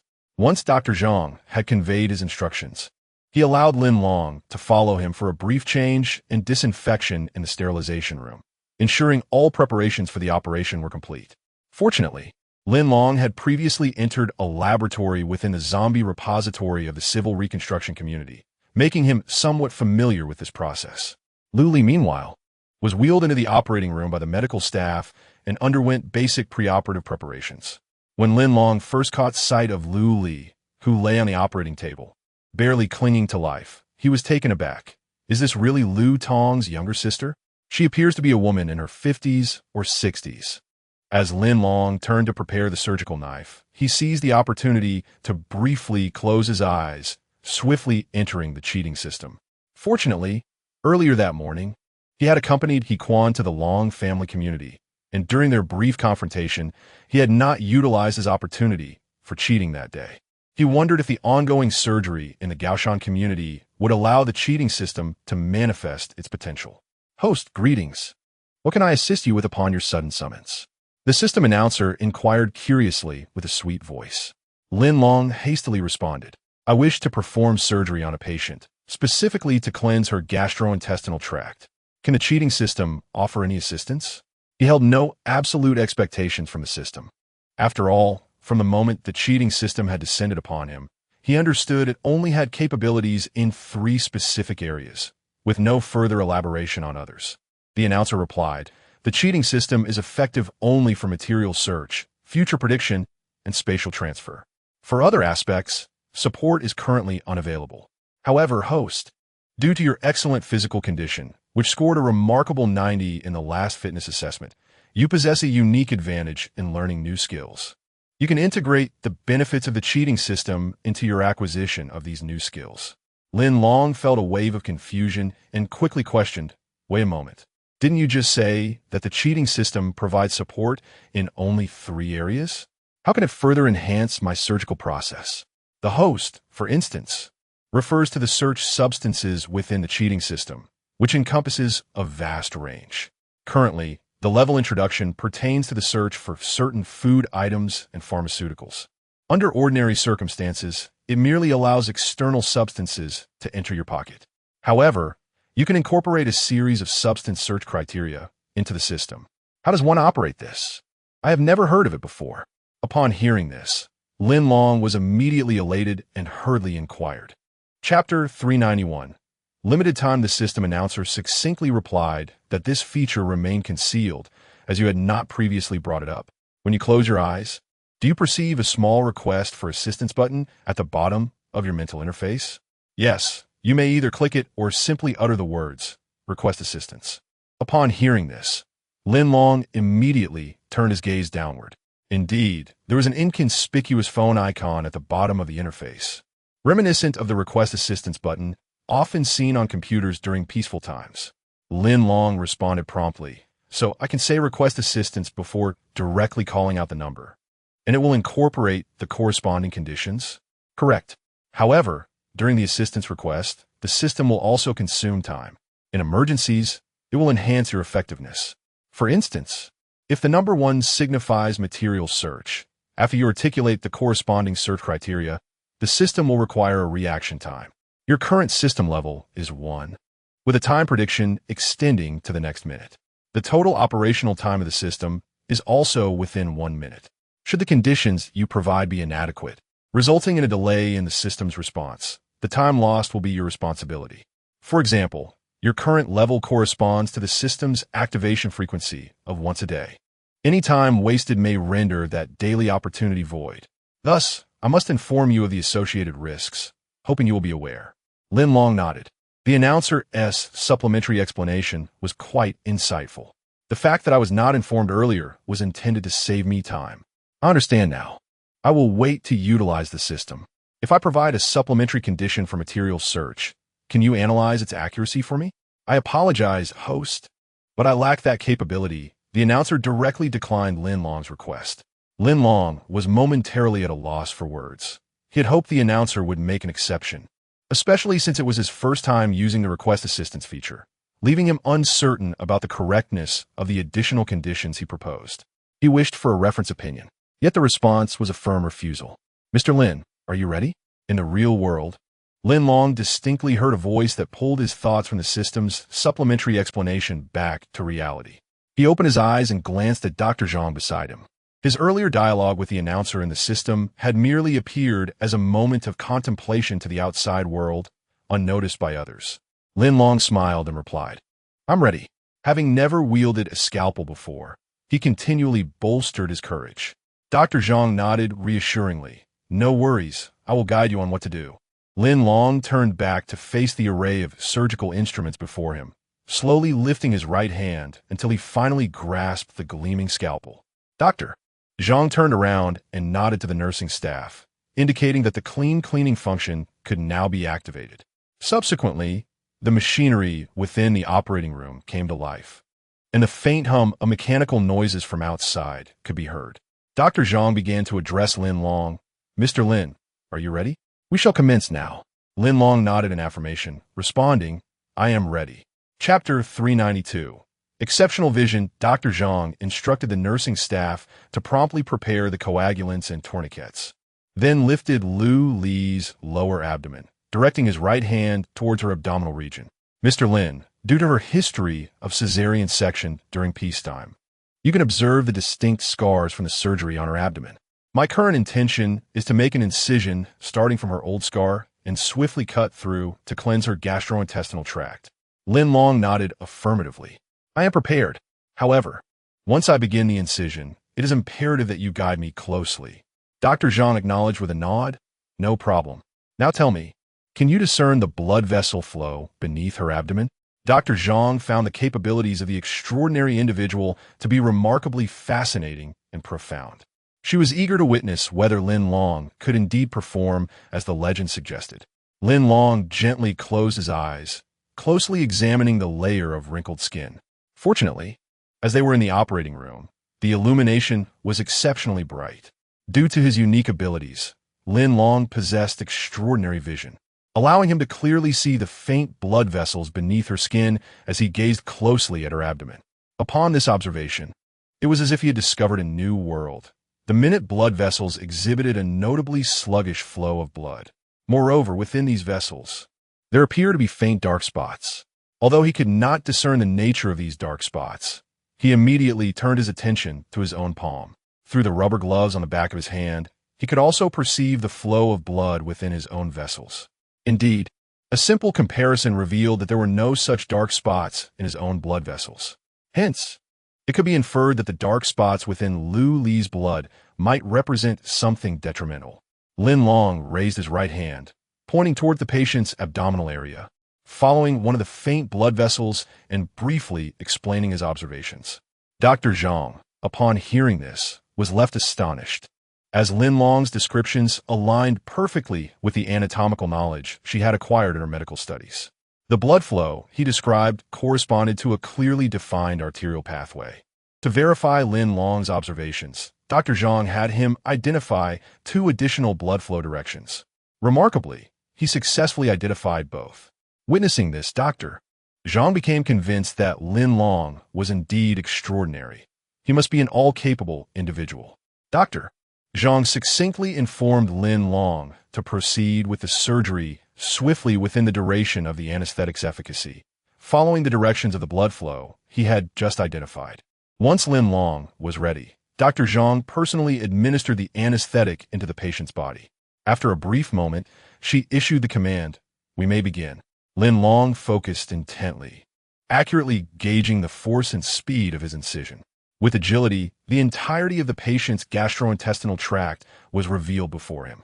Fortunately, in this apocalyptic environment, he had grown accustomed to the gruesome sight of open dissections, having frequently encountered such scenarios amidst the undead. As Lin Long prepared, he had already devised the criteria for the material cheating system's search limitations. Seizing the moment when Dr. Zhang and the medical staff turned their attention to diligently cleaning the wounds, Lin Long swiftly closed his eyes and entered the cheating system. 1. With the utterance of this digit, the system interface promptly transitioned to the material search window. Before the other party could formally initiate the process, Lin Long hastily added, "Requesting assistance." Ding! A window displaying the search criteria appeared before him. Chapter 393. The function of the system. The interface window of the material cheating system had manifested, and he needed to seize the moment to articulate the conditions for material exploration. Lin Long promptly added that he would prioritize the removal of abnormal physiological substances from the frail patient before him, addressing the extent of bodily damage from severe to mild in sequential order. To be candid, the conditions Lin Long specified for the search were remarkably broad. He harbored uncertainty within, pondering whether the system could indeed accept the expansive parameters he had delineated. Ding ding. The system entered a brief phase of condition analysis. The system's momentary pause heightened Lin Long's anxiety. Could it be? I have barely utilized this new function of the system, and it is already toying with me? Please do not later inform me that the conditions were too vague to pinpoint an exact target. As time ticked away, his anxiety intensified. At that juncture, a dialog box popped up on the system interface. Search condition target is in position. Would you like to proceed? Lin Long, unable to hesitate any longer, felt an uncontrollable surge of excitement upon seeing the confirmation. He promptly clicked the affirmative button, and soon after, the system initiated the selection. In the next moment, Lin Long felt an inexplicable accumulation of miscellaneous items on the back of his clothing. Given that his undergarments were minimal, he could distinctly sense the buildup, yet the surrounding individuals remained oblivious to any anomaly. After the cleanup was completed, the system took a minute, concluding its task. Lin Long hastily opened his eyes, and Dr. Zhang addressed him. Mr. Lin, we should cleanse the intestines next. I have a hunch the issue lies within. Can you discern what is inside? Lin Long tilted his head towards her and replied, I have already examined it. There are no foreign substances in her gastrointestinal tract. We can proceed with suturing the wound now. Dr. Zhang was momentarily taken aback. She had not anticipated Lin Long declaring that the surgery was over. To her, the operation had only just commenced. How could it suddenly be concluded? Lin Long's resolute gaze met hers as he asserted, Dr. Zhang, you must trust me. It is time to suture the wound, and I believe that before long, her condition will significantly improve. We can merely await the good news. Really? Mr. Lin, are you saying that Captain Lu's condition has improved? However, I have not observed you performing any actions, she replied, perplexed. Dr. Zhang, I will explain everything once we step outside. For now, administer medication to staunch the bleeding and swiftly suture the wound. The patient is growing increasingly frail and cannot endure much more disturbance. Upon hearing Lin Long's insistence, Dr. Zhang found herself compelled to place her trust in him. After all, he was the leader of a newly established community, and one would expect someone capable of managing such a vast entity to refrain from frivolous deceit. Moreover, within the confines of the operating room, his words were not heard by her alone. The medical personnel present had all listened, ensuring that he could not later deny his assertions. Dr. Zhang promptly gestured with his right hand, commanding the team to nod in agreement and proceed with the suturing of the wounds as per Mr. Lin's instructions. Upon hearing this, the medical staff hastened to assist in treating the dissected wounds of the patient. Lin Long stepped back to the side, acutely aware of the beads of perspiration accumulating on his forehead. He quickly realized that the overwhelming sweat was a result of his earlier impatience while activating the cheating system. Suddenly, an unforeseen wave of fatigue washed over him, a sensation he had never experienced to such an extent before. Chapter 394. Clearing the clutter. Lin Long was the first to emerge from the operating room. Outside the door, several key personnel had been waiting anxiously. Among them were three individuals from the civil reconstruction community, Wan Jun, He Ling, and Zhang Cheng. Upon seeing Long step out, they rushed forward. He Ling was the first to notice the beads of sweat on Lin Long's forehead and immediately inquired, Long, are you all right? Lin Long lifted his head, wiped away the perspiration, and managed a faint smile. I'm fine, just a bit nervous earlier. It's all good now. Lu Tong approached with genuine concern, expressing his gratitude. Mr. Lin, thank you for your assistance. How is my sister doing? Just as Lin Long was about to respond, Dr. Zhang and several medical staff emerged from the operating room. Lu Tong turned to Dr. Zhang, who had yet to make a statement. However, a doctor from the observation room hurriedly rushed out, addressing Lu Tong, Commander. The surgery went exceedingly well. The vital signs of team leader Lu are gradually stabilizing. It seems the operation proceeded smoothly, resulting in a rapid recovery phase. Upon hearing this, Lu Tong's face lit up with joy. Dr. Zhang, taken aback, could hardly believe it. She was unaware of the extraordinary actions Lin Long had taken during the procedure, but she sensed something remarkable had transpired. Could it be true, as he had just asserted, that patient Lu Li was indeed on the path to recovery? Lu Tong felt reassured only when she could witness her sister's health improving. She quickly gestured to Dr. Zhang. Please ensure they get some rest. I will check on the situation in the observation room and return shortly. With that, She turned and swiftly made her way inside. He Ling, Wan Jun, and Zhang Cheng promptly approached Lin Long. He Ling warmly praised. Long Go, I told you, you're a versatile, extraordinary individual. Your capacity for learning is impressive. I never expected you to master it so effortlessly on your first attempt. Lin Long could only manage a wry smile at her words, fully aware of the reality. Frankly, Dr. Zhang had merely introduced him to the basics. The true essence of the treatment had been facilitated by his own cheat system. The thought of the cheat system made him curious about what sorts of clutter it had extracted from the back of his clothing. Sort of, he replied. Wan Jun remarked with admiration. Long Go, you are truly remarkable. Under your leadership, the development of our civil reconstruction community will undoubtedly flourish. Dr. Zhang interjected, Mr. Lin. Esteemed members of the civil reconstruction community, let us proceed to the lounge for a brief respite. I believe the commander will join us shortly. Very well. Following Dr. Zhang's lead, everyone made their way to the adjacent lounge, resting while they awaited further news. At that moment, Lin Long stepped back and exited the room. He feigned the need to visit the restroom, but in reality, he was tidying up the clutter behind his garments. As he cleared away the disarray, he was struck with astonishment, rendered speechless. The clutter was not abundant, fitting comfortably within the grasp of one hand. However, the peculiar nature of these items was unsettling. They were all black sediment, loosely formed into granular matter, their true essence remaining a mystery.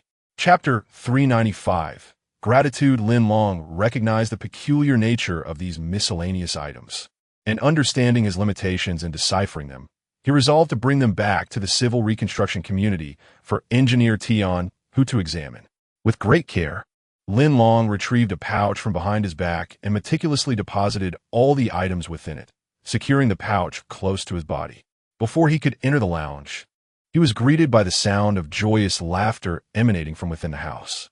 Lin Long distinctly heard the voice of Commander Lu Tong. It was evident that they had come to express their gratitude toward him.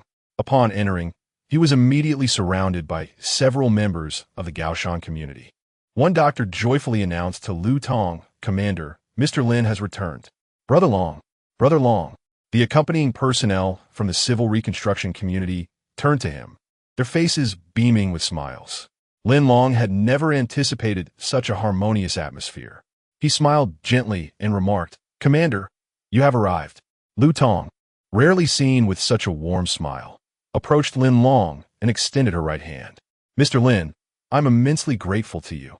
I just visited the observation room and conducted a brief follow-up on my sister's condition. She is gradually recovering. Furthermore, when I left, the medical staff informed me that she has awakened and is able to faintly express her hunger. Do you know, ever since my second sister fell ill, her condition had not improved. It was only after taking the honey-based crystal cores that her health stabilized. However, as you witnessed earlier, after consuming the larger honey-based crystal cores, her condition not only failed to stabilize, but worsened. If it were not for your timely assistance, I truly dread to think of the consequences. Therefore, regardless of the circumstances, you are indeed my sister's savior. Lin Long anticipated her gratitude and had prepared his response. He smiled and said, Commander, you are overly gracious. Since our communities are partners, mutual assistance is only natural. Rest assured, I merely utilized my expertise to lend a hand to Captain Liu. Subsequently, the leaders of the two communities clasped each other's right hands firmly. This marked the first intimate handshake between the leaders of the civil reconstruction community and the Gaoshan community, signifying the successful commencement of their collaboration. Lu Tong nodded and said, That may be so, but your kindness will forever remain etched in my heart. By the way, we have yet to formally sign our cooperation agreement. Please let me know when you are free, and we can finalize it together. Certainly, I would welcome that, Lin Long replied. His purpose for this visit was to establish the cooperation agreement with the Gaoshan community, and Lu Tong's initiative was indeed what he had hoped for. Before proceeding to the conference room to sign the agreement, Lu Tong turned to remind the medical staff caring for Lu Li to notify her immediately should any changes occur. Meanwhile, Dr. Zhang approached Lin Long and led him to a corner of the room. Having visited the observation room herself and seen the data displayed on the computer screen, she was filled with perplexity. She resolved to personally consult Lin Long regarding the procedures undertaken during the recent surgery.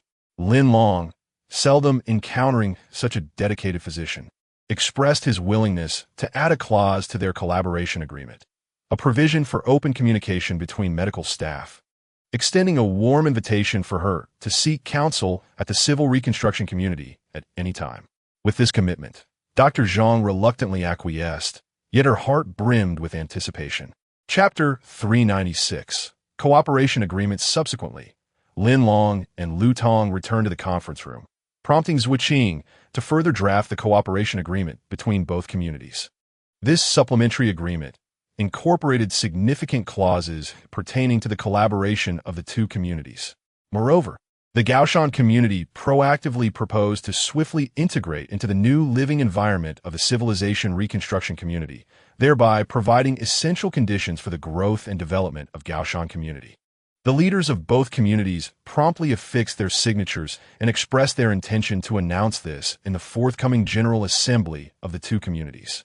From this point forward, the two communities would work closely together, jointly exploring the surrounding resources and eliminating any potential threats as common adversaries.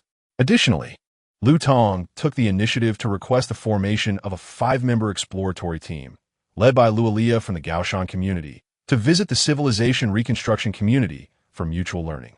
In a similar vein, Wan Jun, as the first new member of the civilization reconstruction community stationed in Gaoshan community, enjoyed exceptional privileges there. The signing of a simple community contract symbolized the opening of the path towards the eastward expansion of the civilization reconstruction community, providing a robust opportunity for its future in-depth development. Initially, Lin Long and his party arrived in a single vehicle driven by Zhang Cheng. However, upon the conclusion of the contract signing, their return transformed into 2 vehicles, the latter carrying the learning delegation from Gaoshan community, led by Luolia. Originally, Lu Tong intended to hand over Yin Li to Lin Long on-site, seizing this opportunity to allow Lin Long to manage Zhang Fang. However, Lin Long tactfully declined for the time being. He was still uncertain about how many of Zhang Fang's former subordinates remained in the civilization reconstruction community. He decided to contemplate a strategy before determining how to handle Zhang Fang, which would consequently influence his decision regarding Yin Li. In the B District Research Group of the Civilization Reconstruction, Lin Long initially sought out Engineer Tian, who but found himself at a loss when he instead encountered Yin Min. Regrettably, Yin Min was a member of the mechanical group, and, after inspecting the miscellaneous pouch Lin Long presented, she shook her head, indicating she had not seen it before.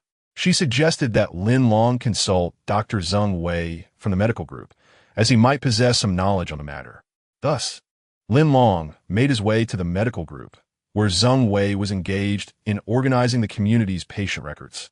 Upon hearing Lin Long's voice, Zheng Wei promptly turned to look, an experienced internist with a modest understanding of surgery.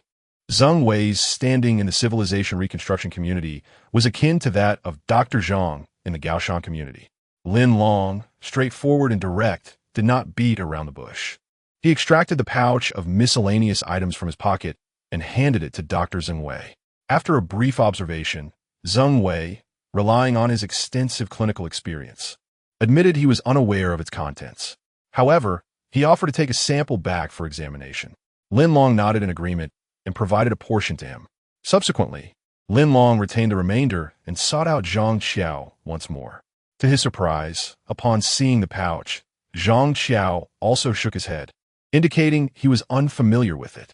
It appears that within the entire community, all inquiries directed towards individuals engaged in pathological research have been exhausted, leaving him with no choice but to place his hopes on Tian, Hu, and Wen Baoming.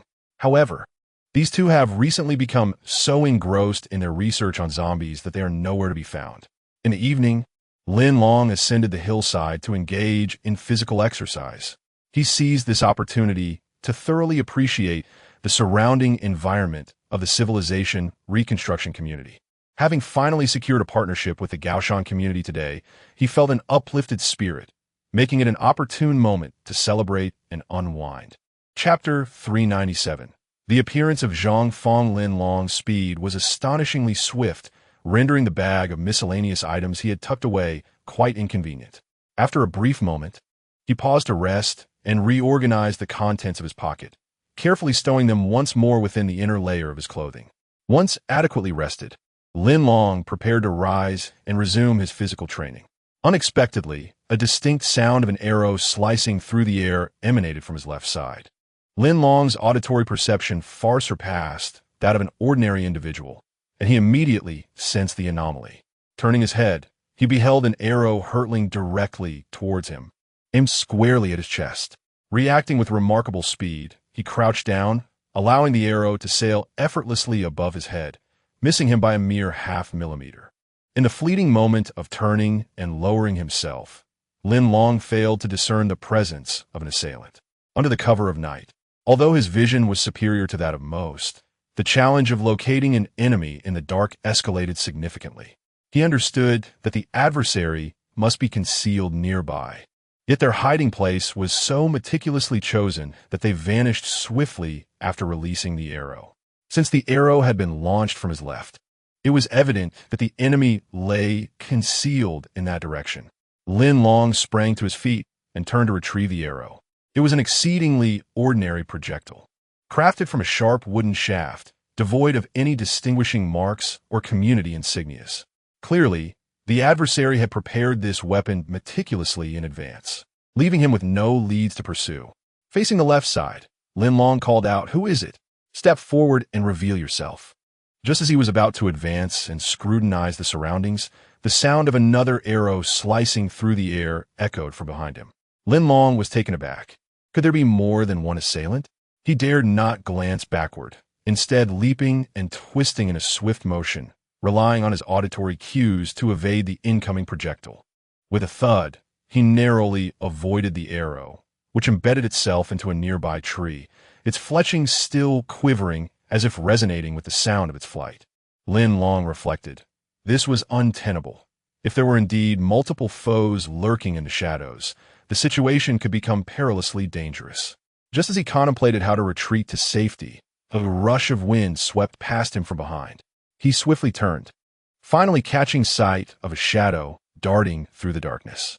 It appeared to be a person, yet the speed at which they moved was anything but ordinary. Upon further consideration, Lin Long quickly deduced that this figure must be an extraordinary individual. Moreover, the swiftness of their movement allowed for rapid repositioning, creating the illusion of multiple adversaries when, in truth, there was only one. In that instant, Lin Long's mind raced, recalling the various extraordinary individuals he had crossed paths with in the past. Yet, the only one bold enough to confront himself and dare to step into the territory of the civilization reconstruction community is that singular individual. That person is none other than Zhang Fong.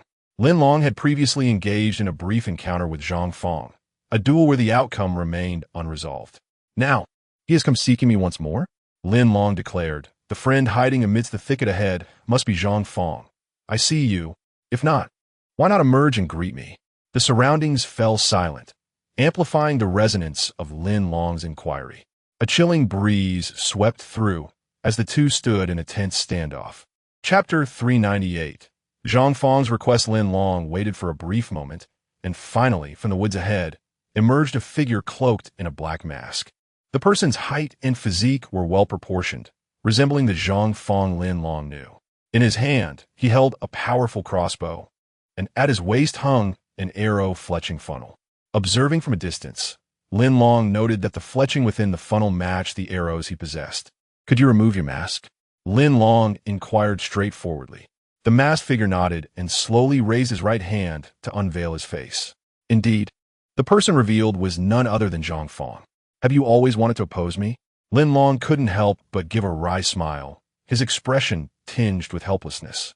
"You must be aware that I've visited the Gaoshan community today, right?"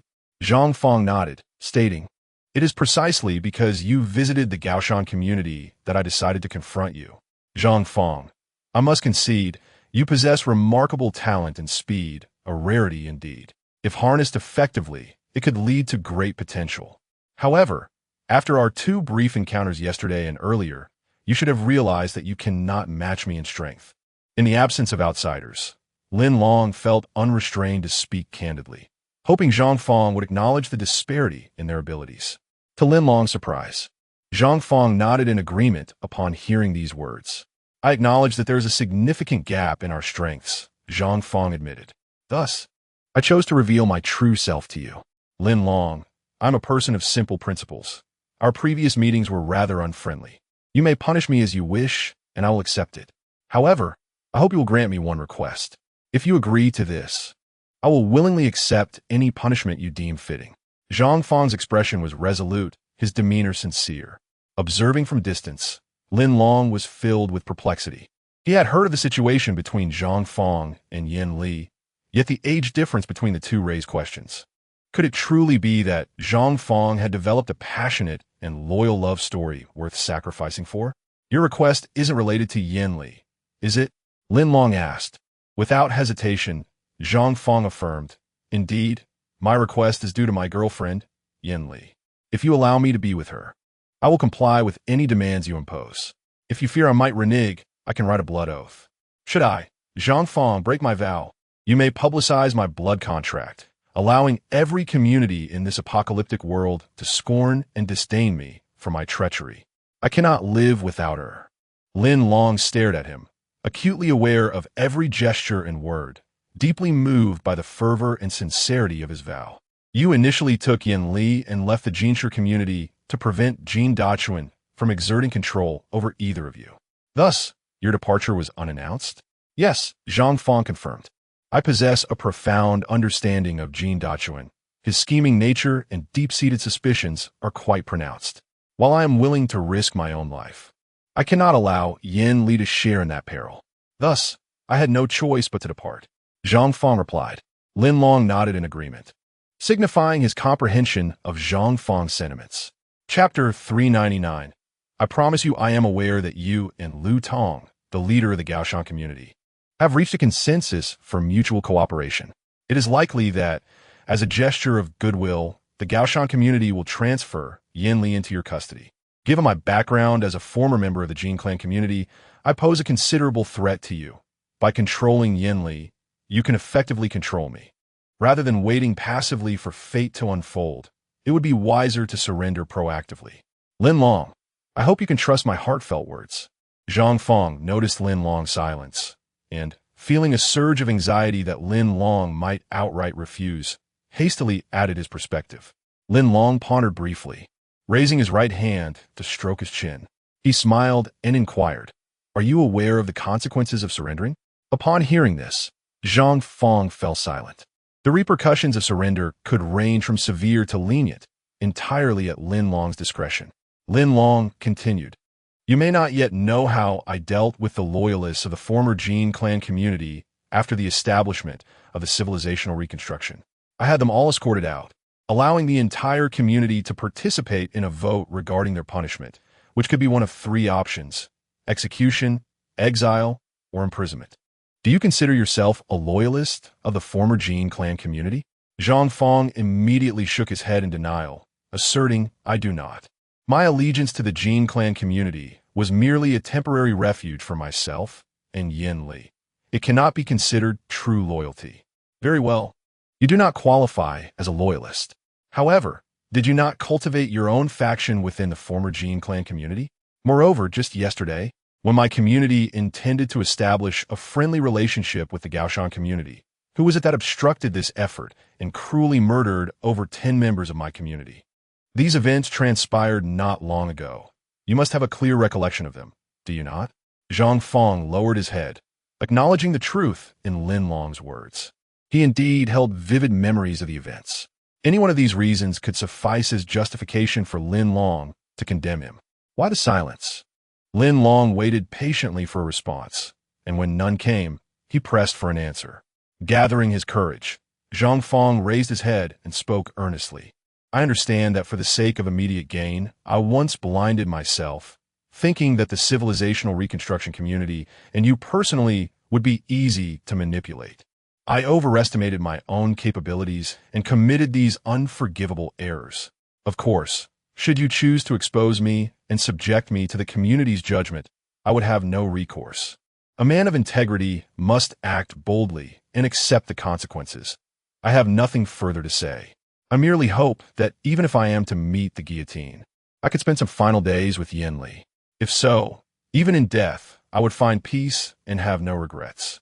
Lin Long inquired, I wish to know, is Yen Li truly worth sacrificing your life for? Absolutely.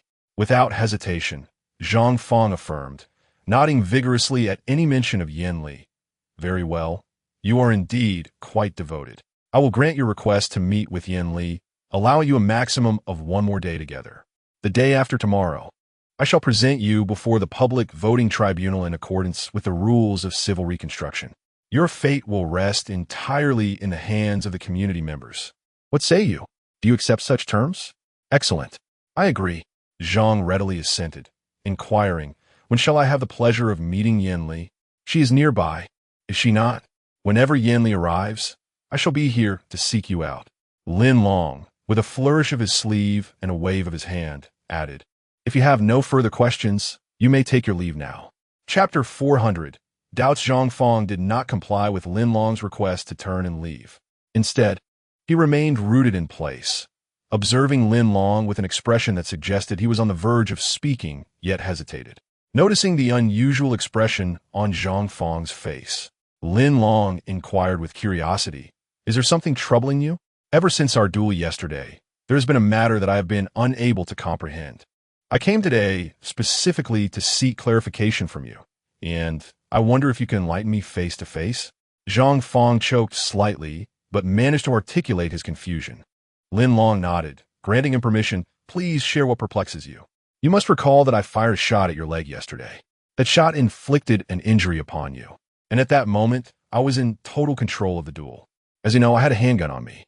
However, what transpired afterward was quite strange. Knowing that I possessed a firearm, why did you still dare to confront me? Did you somehow realize that my gun was devoid of ammunition? Upon this mention, Lin Long immediately recalled the scene from the previous day. Indeed, there was some truth to Zhang Fong's assertion. The reality was that he had, through the predictive capabilities of a cheating system, discerned that the opponent's gun was unloaded, which emboldened him to continue the confrontation. However, this was a truth he could never divulge to Zhang Fong. After a moment of contemplation, Lin Long smiled and replied, I was unaware that your gun lacked bullets. I merely relied on fortune and took a gamble that paid off. Furthermore, even had your gun been loaded, I stood my ground with the conviction that I could prevail. Why not take the risk? Zhang Fong's heart sank as he sensed that Lin Long did not regard him as a threat. He exuded an unwavering confidence in his ability to handle the situation. Although this response left Zhang Fong feeling somewhat unsettled, it was the only explanation he could rationalize after much reflection. With a wry smile, he conceded, very well, I understand. Zhang Fong, you were previously affiliated with the ZF department, correct? Lin Long asked. Zhang Fong nodded, yes, what of it? Nothing significant, just a casual inquiry. Now, do you have any further questions? If not, I believe I shall take my leave. With that, Lin Long adjusted his attire slightly, clapped his hands, and made a motion to depart. Zhang Fong responded, I have no further questions. I will wait here for you. If Yen Li is sent to the civil reconstruction community, please be sure to inform me. Lin Long acknowledged with an affirmative sound and swiftly turned to exit the scene. As he walked away, he mused, Zhang Fong is a rare individual with extraordinary capabilities, and having been a member of the ZF department, such talents surely hold additional value. For now, I shall return and investigate his influence within the civil reconstruction community before making any decisions. Zhang Fong, watching Lin Long's receding figure, stepped forward, only to suddenly realize that he had stepped on something beneath his feet. He hastily moved his foot away and glanced at the ground, discovering a black bag lying there. Zhang pondered himself. What could this be? He bent down and picked up the bag, finding it filled with black objects, their nature obscured from view. Indeed, these were the miscellaneous items that Lin Long had carelessly dropped into his pocket while evading Zhang's attack, completely unaware of the loss. Zhang placed the bag into his own pocket, resolved to examine it thoroughly later. Chapter 401. Questioning Wang Chuang the following dawn, Lin Long rose from his slumber, setting aside the events of the previous day involving Zhang Fong. After attending to his morning rituals and having a proper meal, he received a call from Iquan. Upon answering, he discovered that they were indeed on the same wavelength. They intended to interrogate Wang Chuang, the hostage from the Long family community. He Quan, having taken a day of rest, was in high spirits and had gleaned information regarding the negotiations between the civilization reconstruction community and the Gaoshan community from others. Lin Long, who had not taken a break and continued to strive for the community's growth, inspired He Quan to reflect on his own responsibility to contribute positively to the community's development. The two met at the entrance of the cell, where He Quan had thoughtfully summoned the personnel responsible for documenting the case to accompany them into the cell, ensuring the upcoming interrogation would be recorded in its entirety. As a unique hostage of the Long family community, Wang Chuang's situation was crucial to the progress between the two communities. When Wang Chuang was brought to the cell, Lin Long had specifically instructed those present to treat him with exceptional care, leaving no room for negligence. Wang Chuang's confinement was in a room flooded with sunlight, bathed in the glow of dawn. It was hard to fathom that he was being held against his will. The atmosphere belied his captivity. Upon entering, Lin Long and He Quan were promptly informed of the situation. The guard had been awaiting their arrival and bowed respectfully upon seeing the two leaders. Lin Long paused before the guard and inquired about Wang Chuang's condition. "Reporting to you, Long-gu, Wang Chuang is maintaining a normal diet and rest. From my observations, he does not seem to perceive himself as a hostage, nor does he appear to be imprisoned," the guard reported. Lin Long and He Quan exchanged glances, understanding the implications of the guard's assessment. Wang Chuang's willingness to offer himself in exchange for Long Xinghai indicated that he had devised a solution in his mind. His composed demeanor reflected the reality of his situation. "Very well," Lin Long replied. "Have him brought to the interrogation room. He Quan and I will personally conduct the questioning." The guard nodded in acknowledgement and promptly set about fulfilling the order. Lin Long and He Quan entered the interrogation room, taking their seats on one side, while instructing the recording personnel to sit quietly on the other, preparing to document the proceedings. Shortly thereafter, the guard and an assistant entered, each grasping one of Wang Chuang's arms. Initially perplexed, Wang Chuang was uncertain of his destination. However, upon meeting Lin Long and He Quan's gaze, his confusion dissipated. The arrangement of the room, with each side seated separately and a recorder present, made the purpose of the gathering abundantly clear. Without needing any further instructions from those on either side, Wang Chuang confidently approached and seated himself directly opposite Lin Long. He offered a slight smile, nodding as he greeted them. "Hello. Why did it take you an entire day to remember me?" He Quan was unable to tolerate Wang Chuang's self-satisfied expression. He immediately furrowed his brow and advised, "I suggest you adhere to the rules." The young man retorted, "I don't believe I have disregarded them, have I?"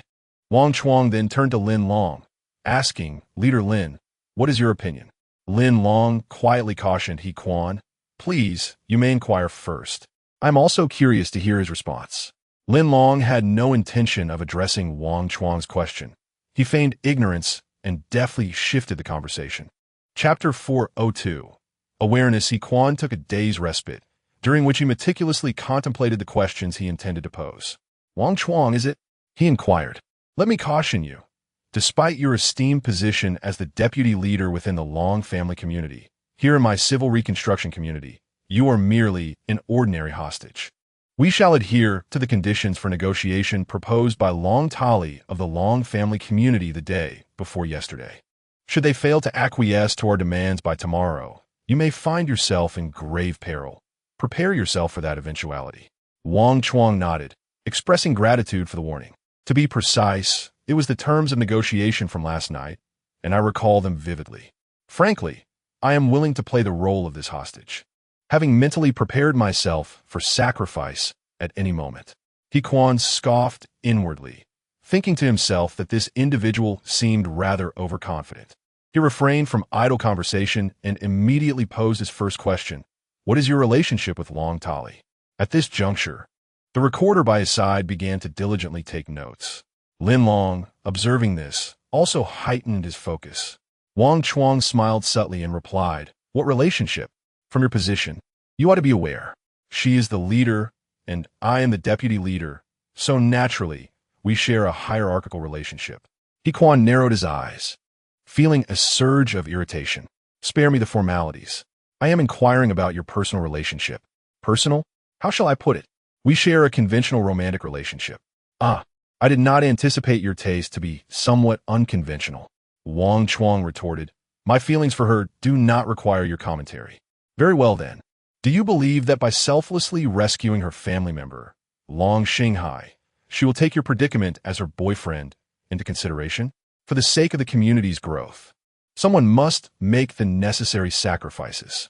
The deputy leader, being an extraordinary individual, possesses a far brighter future than I do. As for whether Long Tali will intervene to rescue me, I harbor no illusions. All right then, let us proceed to my second question. Pay attention. What does your community know about my civil reconstruction community? That exile, namely Guang, when he ventured into your community. I trust there are other former members of the Jin family community present as well. Wang Chuang had anticipated this inquiry. Li Guang, as a gesture of apology, has already been eliminated by us. There is, however, another survivor from the Jin family community who arrived alongside him. His fate, whether alive or dead, is unknown to me. His name is Luo Chong. I wonder if you are acquainted with him. As for your query regarding our community's knowledge of the civil reconstruction community, let me clarify. We are aware of your security layout map, recognize that you are newly established, and know that there exists some rival communities in your vicinity. The information may not be extensive, but it is indeed pertinent. Therefore, I cannot predict the outcome of our standoff. Hee. This Wang Chuang serves as a veiled admonition to Lin Long and the others, suggesting that they would be wise to refrain from provoking me.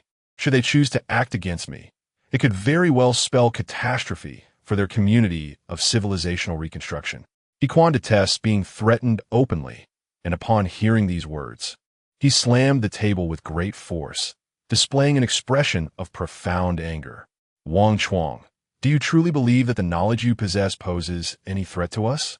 Spare us the pretense. We are not intimidated in the least. Chapter 403. The number of superhumans. Wang Chuang chuckled awkwardly, saying, No, I did not think that at all. I merely offered a friendly reminder. As for whether you choose to heed it, that is beyond my concern. Lin Long gently tapped He Quan's arm, cautiously advising him. Commander He, do not let his words provoke you. Please continue with your inquiries. He Quan, momentarily taken aback, quickly regained his composure, soothing his agitated spirit before resuming his seat. He Quan posed another question. All right, it seems you are quite well informed about my community. Therefore, I would appreciate your cooperation in providing a brief account of your community situation.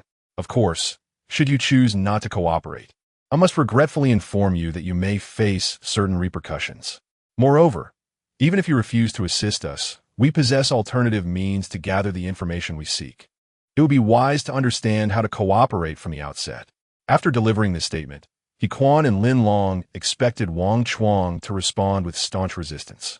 However, to their surprise, Wang Chuang responded with a friendly smile. I can understand your position. The comprehensive strength of our community may not match yours. Thus, I shall divulge all that I know regarding your inquiries. I am merely an ordinary individual, devoid of any extraordinary abilities. I cannot endure even minor physical repercussions. Well, at least you are reasonable, He Quan remarked. First and foremost, how many superhumans reside within your Long family community? How many superhumans? Let me think for a moment. After a brief contemplation, Wang Chuang lifted his gaze and replied, 3. In total, our Long family community comprises over 200 survivors, with only 3 of them being superhumans. Among them, the Long helmsman possesses remarkable speed, the Long vice helmsman displays formidable strength, and the Long messenger possesses extraordinary capabilities in respiratory functions. Those 3 are the only superhumans. Long Tali and Long Xinghai are also superhumans, as Lin Long and He Quan had witnessed during their nocturnal encounter. However, the mention of the Long messenger's exceptional respiratory abilities was previously unknown to them, raising their curiosity. Lin Long interjected, The Long messenger you refer to, is he the lean middle-aged man? Indeed, that is correct. His abilities in this regard are not easily discernible under normal circumstances, but they prove invaluable during underwater activities. Therefore, should any of you engage in combat with him, it is advisable to avoid water. He Quan nodded in acknowledgement and further inquired. With over 200 survivors in your community and only 3 superhumans, that ratio is quite significant. As a practitioner of martial arts, I have heard that your skills in hand-to-hand combat are commendable. How many martial artists have you cultivated within the Long family community? Wang Chuang replied, I have only trained a handful of basic martial artists. It has yet to reach a level of widespread practice. Furthermore, given the current harsh environment, there is little time to expand teaching. If I were to mention my direct disciples, there may be only 5. Would you mind if we assess your martial arts capabilities? He Quan inquired. Upon hearing this, Wang Chuang instinctively raised his head and asked, how would we conduct this assessment? He Quan hesitated in answering, glancing at Lin Long, awaiting his response. Lin Long immediately understood and inquired, the test is quite straightforward. I intend to have you coexist with the zombies. In order to survive, you must eliminate them, which means you will have to showcase your skills. Are you prepared for this? Wang Chuang, feeling resigned, nodded and replied, do I have any other options? It seems I do not. At this moment, he could only choose to accept the situation in silence. Chapter 404. Lin Long's inquiry. He Quan Dao. Very well, this test may be scheduled for the afternoon. We will assess your suitability as a test subject based on your current responsiveness to inquiries. Now, Brother Long, I have essentially posed all my questions. Please continue to interrogate him. Lin Long nodded, all right. With that, he turned his gaze towards Wang Chuang. Wang Chuang also looked at Lin Long and asked, do you have any further questions? My first question is, does your Long family community have any other communities with which you collaborate and assist one another? I am not referring to the potential hostile forces that may arise when my civilization reconstruction community was newly established, but rather to the community teams that had already engaged in normal cooperation prior to any direct confrontations within our community. Wang Chuang nodded in understanding and promptly shook his head. No, in this current world, amidst the apocalyptic circumstances, how could there be any friendly communities that collaborate? Everyone is struggling to survive. Merely managing to sustain oneself is already quite commendable. Very well, your honesty is commendable. Now, for my second question. During your standoff, I did not observe any advanced technological weaponry. Does this imply that your community lacks scientific research personnel? Are all your offensive weapons merely primitive and rudimentary bladed implements? Lin Long's inquiry was more direct, specifically targeting the combat capabilities of the Long family community. As Wang Chuang listened, he felt increasingly unsettled, sensing an ominous premonition. He ultimately responded, as you mentioned, our community indeed lacks scientific and technical personnel. If we had such individuals, I believe our Long family community would not be struggling to develop. However, we do possess a few ordinary firearms. They simply did not come into play during yesterday's confrontation. Very well, I'm quite eager to learn more about your firearms. My third question requires your honest response, just as with the previous 2. What is your foremost necessity in this apocalypse? Survival or the realization of personal value? Wang Chuang narrowed his eyes, pondering. This is troubling. His earlier 2 questions were clearly directed at the overall situation of the Long family community, while this subsequent question is focused on the individual. This question is even more direct and specific. I must answer honestly, without fail. Before he could respond, Lin Long hastily added, you must answer truthfully. Wang Chuang furrowed his brow. What distinction exists between the 2 choices you have presented? They seem identical to me. No, they are far from the same. The 2 choices represent 2 distinct worldviews. You are an intelligent individual. I trust you grasp my meaning. Please respond swiftly. Very well. I shall speak candidly.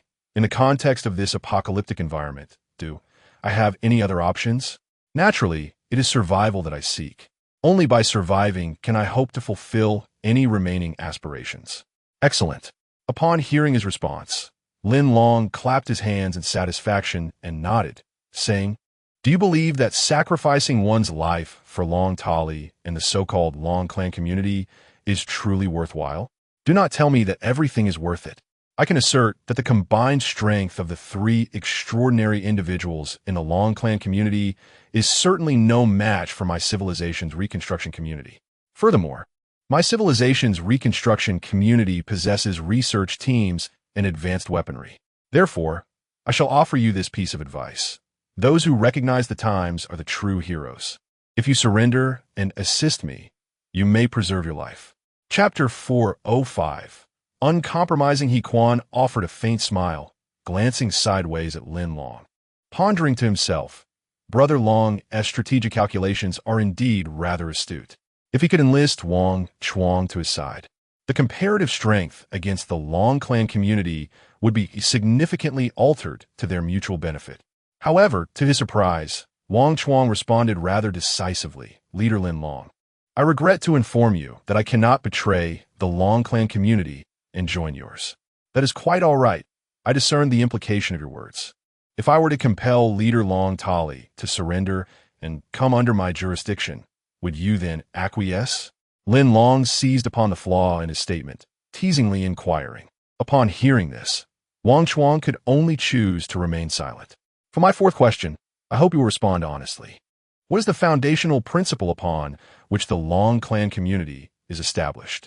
Is it merely the congregation of individuals related by the bloodline of the Long family?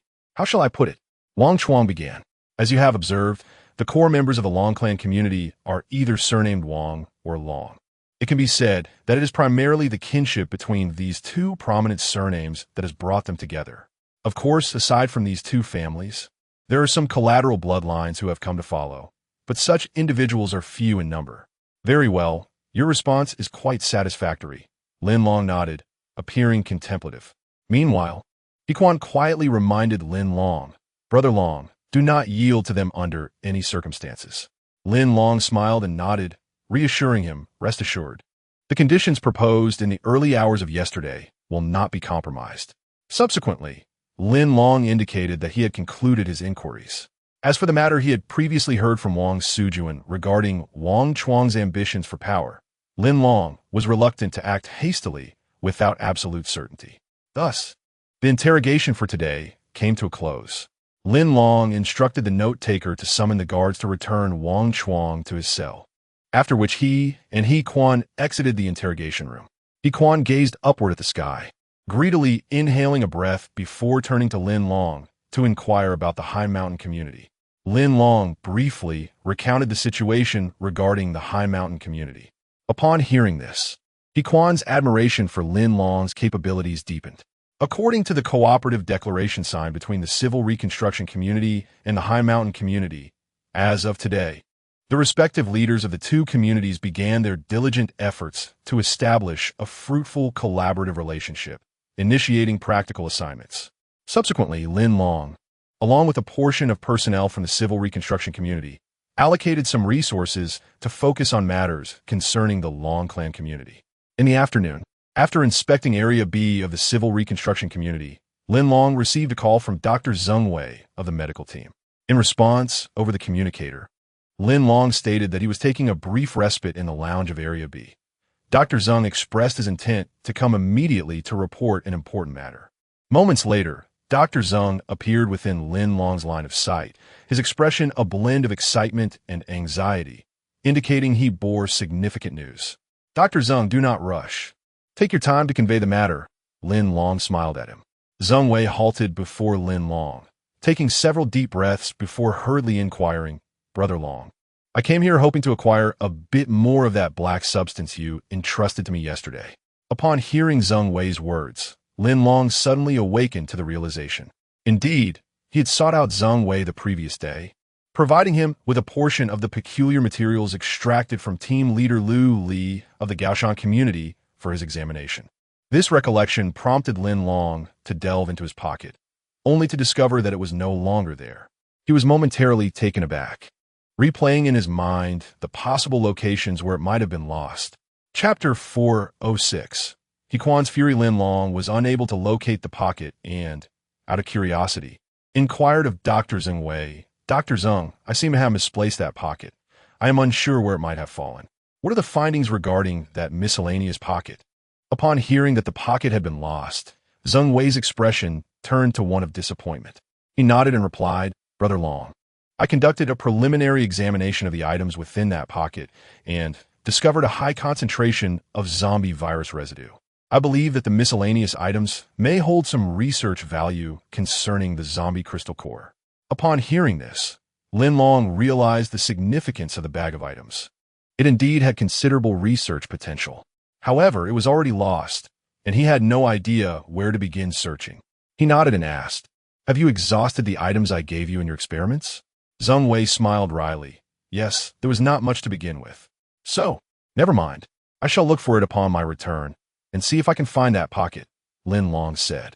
After bidding farewell to Zheng Wei, he immediately returned to his room and searched thoroughly. Regrettably, by the time he recognized the importance and research value of the miscellaneous pocket, its whereabouts had eluded him completely. Lin Long abandoned his search and settled down to rest. As evening approached, Lin Long received a call from Yi Quan.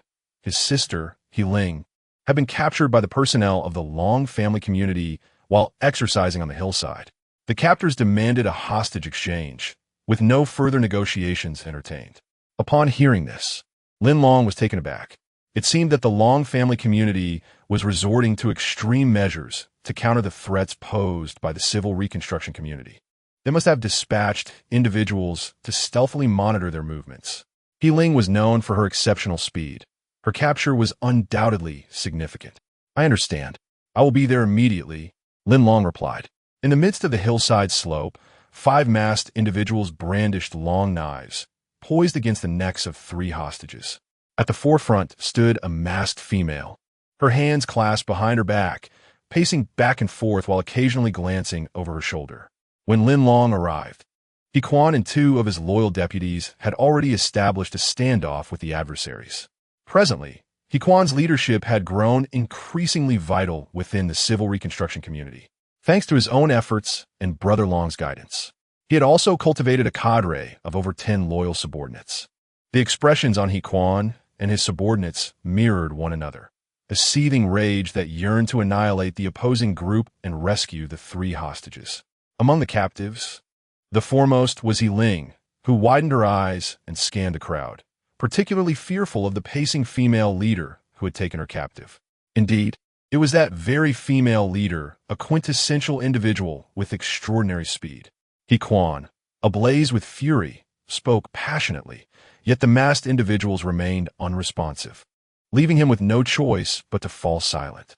As the crowd turned to behold the approaching figure of Lin Long, their eyes lit up with excitement.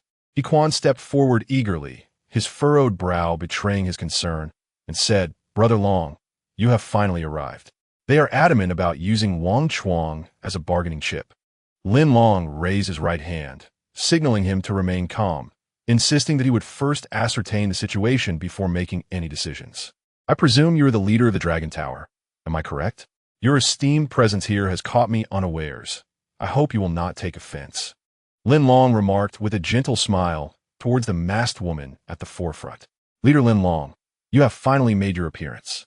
If you wish for the life of this extraordinary individual, I can reiterate my 2 demands," the masked woman replied, lifting her head defiantly, showing no intention of backing down. Chapter 407. 2 conditions. She did not remove her mask, maintaining her composure as she continued.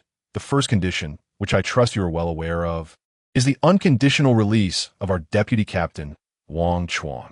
The second condition entails providing us with food, firearms, and scientific personnel as compensation. As for the quantities of food, firearms, and personnel, I have meticulously compiled a list that must be adhered to in its entirety.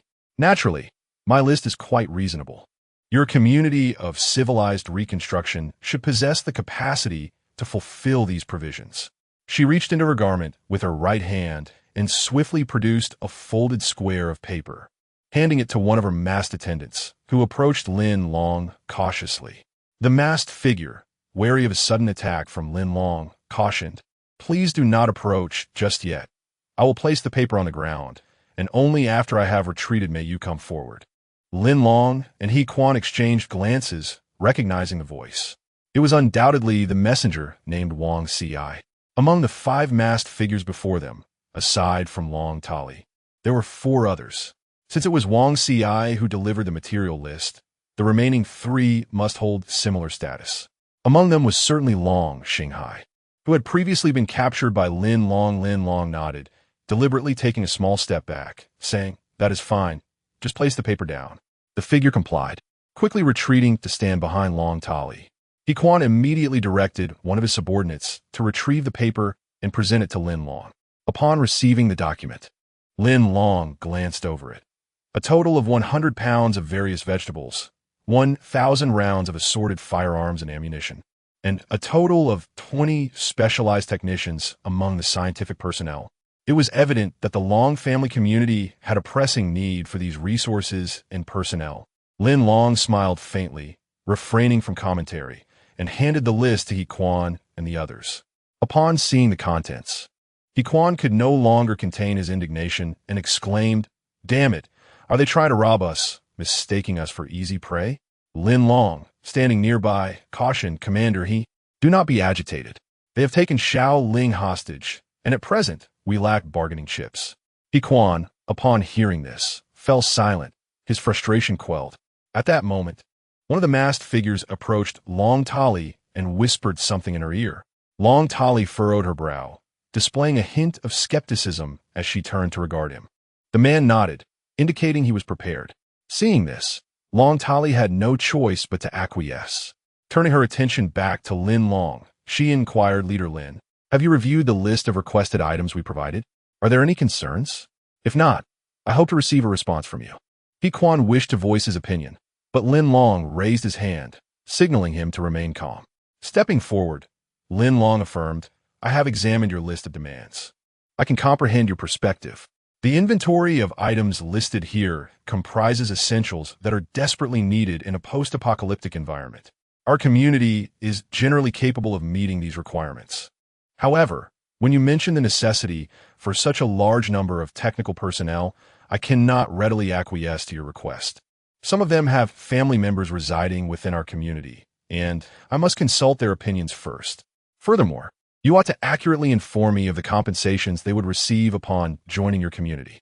It is essential to recognize that, under the current circumstances, technical personnel are invaluable, and every community should treat them with the utmost respect." Chapter 408. Whispers of caution. Lin Long's intentions were unmistakable. There existed little conflict of interest between the researchers of the civilization reconstruction and your community. If I were to acquiesce to your request and deliver them to you, it is imperative that you treat them with kindness.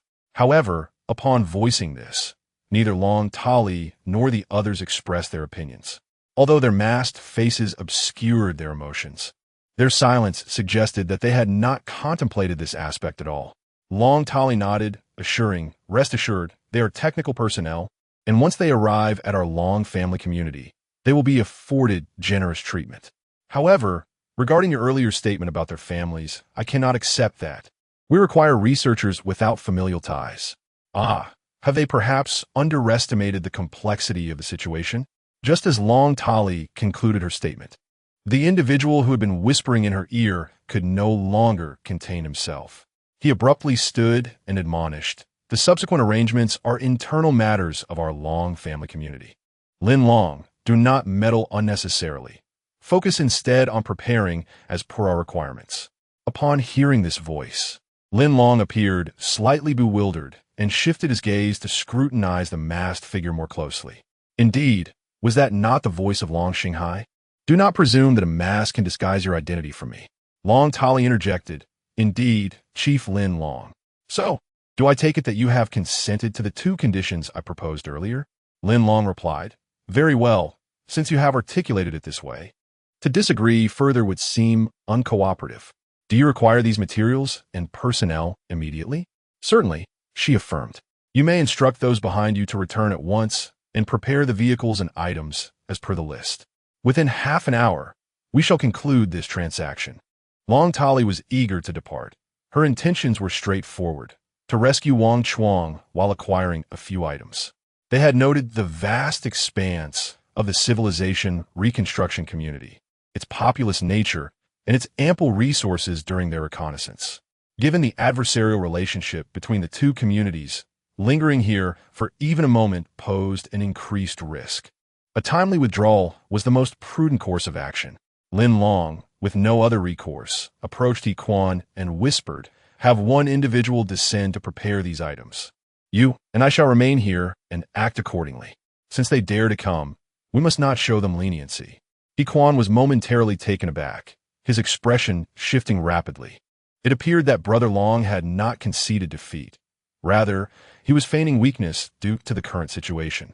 He Quan nodded in understanding and turned to whisper instructions to his two subordinates, sending them away. Witnessing their clandestine exchange, Long Tali and her companions felt a twinge of uncertainty. She immediately pressed, "Chief Lin Long, I urge you to recognize the gravity of the situation before you. Do not entertain any nefarious schemes during our transaction. Should you choose to undermine the foundation of our agreement, do not blame us for the lack of mercy from our subordinates." As she spoke to this point, her subordinates promptly advanced the long knives in their hands slightly closer to the neck of the hostage. Lin Long smiled faintly and said, "Captain Long, you are overly concerned. The hostage is in your grasp. How could we dare to act recklessly? It is best that way. I merely wish to remind you," Long Tali added. "Now, I would like to introduce a third demand, which I hope you will unconditionally agree to." Lin Long furrowed his brow, feeling a surge of displeasure. Another demand? It seems to be related to the whispered conversation between Long Xinghai and you just now. Chapter 409. The third condition. He Quan, unable to contain himself, stepped forward and pointed an accusing finger at Long Tali, exclaiming, "Have you no shame? Was it not agreed upon that there would be only 2 conditions? How has it now escalated to 3? Impudent fool!" Long Xinghai retorted with fury. "It is our prerogative to impose as many conditions as we desire. Dare you refuse?" He Quan's face flushed with indignation, his anger palpable. Lin Long chuckled softly, offering a comforting word to He Quan. There is no need for haste. They currently hold the upper hand. If they wish to introduce a third condition, let them. "Captain Long, may I inquire what the third condition is?" With a deliberate gesture, Long Tali pointed towards Long Xinghai. Raising her chin, she declared, "Lin Long, you're prohibited from employing your speed-enhancing skills in a duel against one of our masked individuals. I wonder if you possess the courage for such a challenge." Both Lin Long and He Quan were momentarily taken aback. Could it be that Long Xinghai had whispered a request to engage Lin Long in a one-on-one duel? This individual, haunted by the humiliation of his capture 2 nights prior, sought to avenge his disgrace? Before Lin Long could respond, Long Xinghai stepped forward, a confident demeanor radiating from him as he lightly patted his chest. "Yes, Lin. Do you dare to engage in a fair duel? You were so audacious the other day at our community's entrance. Today, I intend to reclaim the honor lost in that disgraceful battle right at your doorstep. Of course, should you feel intimidated, you may surrender. I am magnanimous enough to consider your admission of defeat as valorous and allow you to propose an alternative condition as a reward for my victory." Before he could finish, Lin Long straightened his posture and took a step forward, his gaze fixed unwaveringly on Long Xinghai, a faint smile gracing his lips. This unexpected reaction left Long Xinghai momentarily stunned. "You need not say more. I accept your challenge. Furthermore, I agree to the stipulations set forth by Captain Long regarding the prohibition of speed-enhancing skills, standing firm on the ground for our one-on-one duel." Long Xinghai scoffed, loosening his limbs as the sound of cracking bones echoed from his body. "Very well. Since you have chosen to accept the challenge, I shall not hold back. Prepare yourself." Lin Long disregarded him, turning his attention to Long Tali. "Since this challenge was proposed by your side, I would like to ascertain the criteria for victory and defeat. Is there a straightforward standard for judgment?" Long Tali replied, "The duel will be anchored within a 10-meter radius surrounding our personnel. Should you step outside this boundary, you will automatically be deemed the loser. If, within this range, one party raises their hands in surrender, the duel shall also be considered concluded. Regarding the outcome of the duel, I pondered, should you face defeat, you must acquiesce to one further request of ours. Conversely, if we are vanquished, this matter shall be deemed null and void. What do you think?" The final inquiry from Long Tali was evidently directed at Long Xinghai. Long Xinghai nodded in agreement, saying, "That is acceptable." Upon hearing this criterion for determining victory, Lin Long's mind was inundated with a flurry of expletives. How arbitrary and capricious this standard of judgment appears. "Very well, let us assume the role of gracious hosts and extend you this courtesy. I am most curious to see if, Despite your overwhelming advantages in every aspect, you can indeed triumph over me. Chapter 4:10. A fierce duel. Lin Long nodded in agreement, conceding to the established criteria. Brother Long, be cautious, suddenly exclaimed He Ling, who had been taken hostage by the masked assailant, alerting Lin Long to the impending danger. Lin Long turned his head slightly, offering her a faint smile and a nod to signify his understanding. Silence. The masked captor growled menacingly at He Ling, who promptly lowered her head, signaling her intent to refrain from further speech. Lin Long assessed the distance between himself and Long Xinghai, noting that he remained within the crucial 10-meter range. Long Xinghai flashed a sinister grin before launching himself forward with a fierce shout, "Kid, taste my fist." Lin Long was acutely aware that Long Xinghai possessed immense strength as an ability user, and engaging him directly in a fistfight would not yield favorable odds. Thus, Lin Long had no choice but to evade swiftly, intending to observe the situation further. With a whoosh, Lin Long heard the unmistakable sound of a fist slicing through the air as he deftly turned to dodge. The force of Long Xinghai's blow was palpable, suggesting that he was intent on inflicting serious harm with a single strike. Given the prior stipulation that Lin Long could not exceed a 10-meter distance from Long Xinghai, he found himself unable to retreat too far. Long Xinghai, missing his punch, glared at Lin Long, seething, "Why are you running, kid? Are you afraid of me? If you are, you can raise your hands and surrender." Lin Long retorted, "I merely dodged your attack. How does that equate to fear? Rest assured, I shall allow you 3 strikes to demonstrate your prowess." From his earlier observation, Lin Long suspected that the fellow before him had likely learned a few techniques from Wang Chuang, given the semblance of his attacks. Lin Long had not undergone formal martial arts training, and when it came to a combat scenario, he was not the superior fighter. His primary advantage lay in his speed and quick reflexes. He pondered that as long as Long Xinghai was even slightly distracted, an opportunity to counterattack would present itself. Enough nonsense. There's no way I would let you have 3 strikes. Hurry up and strike, otherwise I will turn you into mush. Long Xinghai snarled, launching another series of blows directed at Lin Long's face. Watching the confrontation unfold, He Quan felt a bead of cold sweat trickle down his forehead. It was no wonder Long Xinghai insisted on facing Brother Long. He indeed seemed to possess considerable skill. Had it not been for Brother Long's swift ambush 2 nights prior, he might not have stood a chance against this brute. At the same time, He Quan silently cheered for Lin Long. "Go, Brother Long. I believe you can defeat Long Xinghai." Lin Long adeptly dodged to the sides, rendering Long Xinghai's attacks ineffective. In the following second, Lin Long discerned an opening in Long Xinghai's left arm. He also learned the opponent's attacking technique, striking with his right hand, transforming it into a palm, which landed directly on Long Xinghai's waist. Long Xinghai's reaction was considerably slower, completely caught off guard. With a resounding thud, he staggered back a couple of steps and fell to the ground. In a swift roll, Long Xinghai hurriedly got back on his feet. However, as he stood up and turned, he discovered Lin Long right behind him. A wave of disbelief washed over him. How could this guy move with such ghostly speed? He was far too close for comfort. Chapter 4:11. Self-inflicted humiliation. Well done, Brother Long. Just like that, teach him a lesson.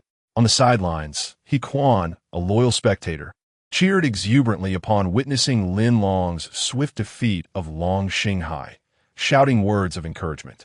Upon seeing this, Long Tali swiftly turned her gaze, her eyes sharp and filled with fury. He Quan, caught in a moment of awkwardness, waved his hands dismissively, unable to contain his elation over Brother Long's impressive move. "Be quiet, or I might let the hostage bleed," Long Tali threatened ominously. All right, I'll be silent. I will quietly observe the battle." He Quan conceded with a smile, complying.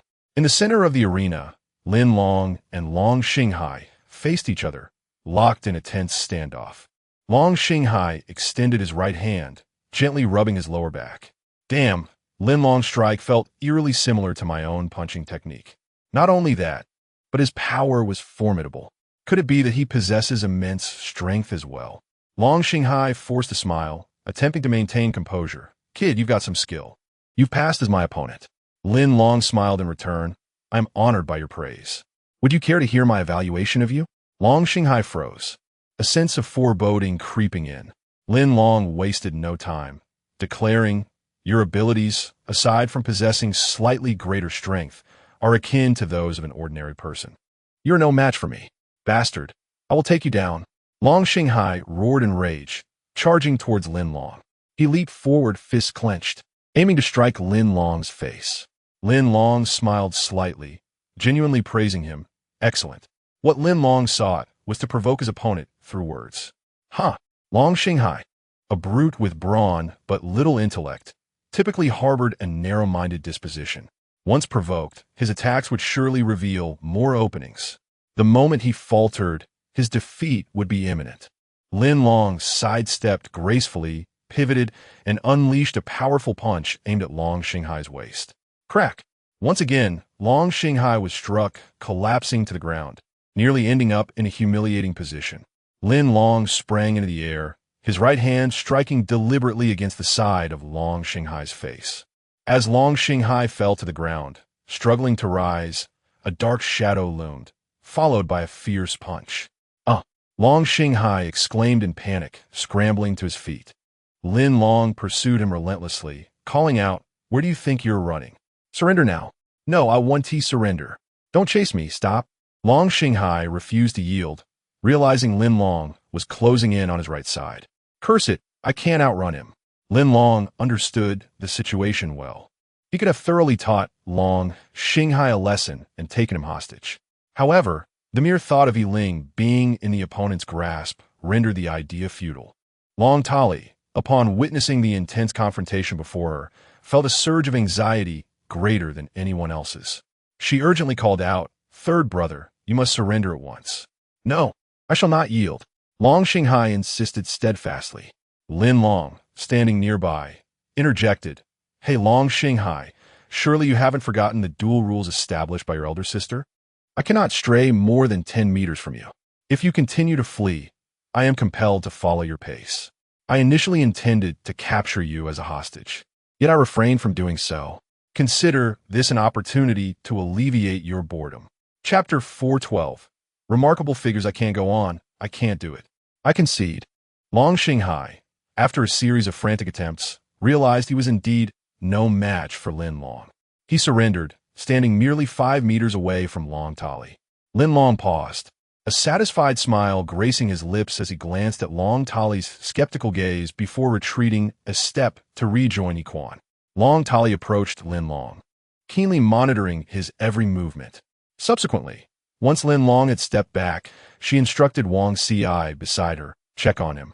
Wang Ci understood immediately and hurried to Long Xinghai's side, softly inquiring, Deputy Captain, are you all right? Long Xinghai gasped, greedily inhaling as he took a moment to recuperate. He lifted his gaze to Wang Ci and replied, I'm fine. Soon after, he approached Long Tali, feeling a tinge of embarrassment, and muttered, I apologize, Captain. I didn't anticipate that this fellow would be so formidable. Did you not notice how peculiar his strikes to your waist were? Long Tali's mind was in turmoil as she replayed the duel in her mind, growing increasingly uneasy. Upon hearing her words, Long Xinghai's alertness heightened. He turned to scrutinize Lin Long and, after a brief observation, pressed, Lin Long, how did you become a master martial arts? Surely, you didn't coerce our people in prison to impart some rudimentary techniques to you? Such suspicions from Long Xinghai were not unwarranted. After all, martial arts are learned through rigorous practice and personal instruction, their essence grasped only after considerable time. It was improbable that one could master such skills merely by observation. Lin Long's recent display of technique was remarkably adept, suggesting prior experience. Yiquan, having overheard Long Xinghai's inquiry, couldn't help but chuckle inwardly. He had witnessed firsthand Long Ji's extraordinary aptitude for learning, a talent not easily matched. It was evident that Long Ji's recent maneuvers were learned from Long Xinghai himself, though the latter remained oblivious to this fact. Lin Long shook his head, countering, You are mistaken. I hold great respect for Vice Captain Wang. How could I ever coerce him to impart his esteemed techniques? Moreover, I have only been in charge of this vast community for a little over a day. As a leader, I hardly have the luxury of time to study martial arts. I can only suggest that you are overthinking this. Long Xinghai, sensing a chink in Lin Long's argument, smirked and turned to Long Tali, declaring, he is clearly lying. Lin Long, your actions were witnessed not just by me, but by everyone here. Besides having learned this move from Vice Captain Wang, what other means could you have acquired it? Could it be that you were once a martial arts master yourself? Lin Long replied, I am not a martial artist. To clarify, the reason I executed that move, leading you to believe it was taught by Wang, is quite different.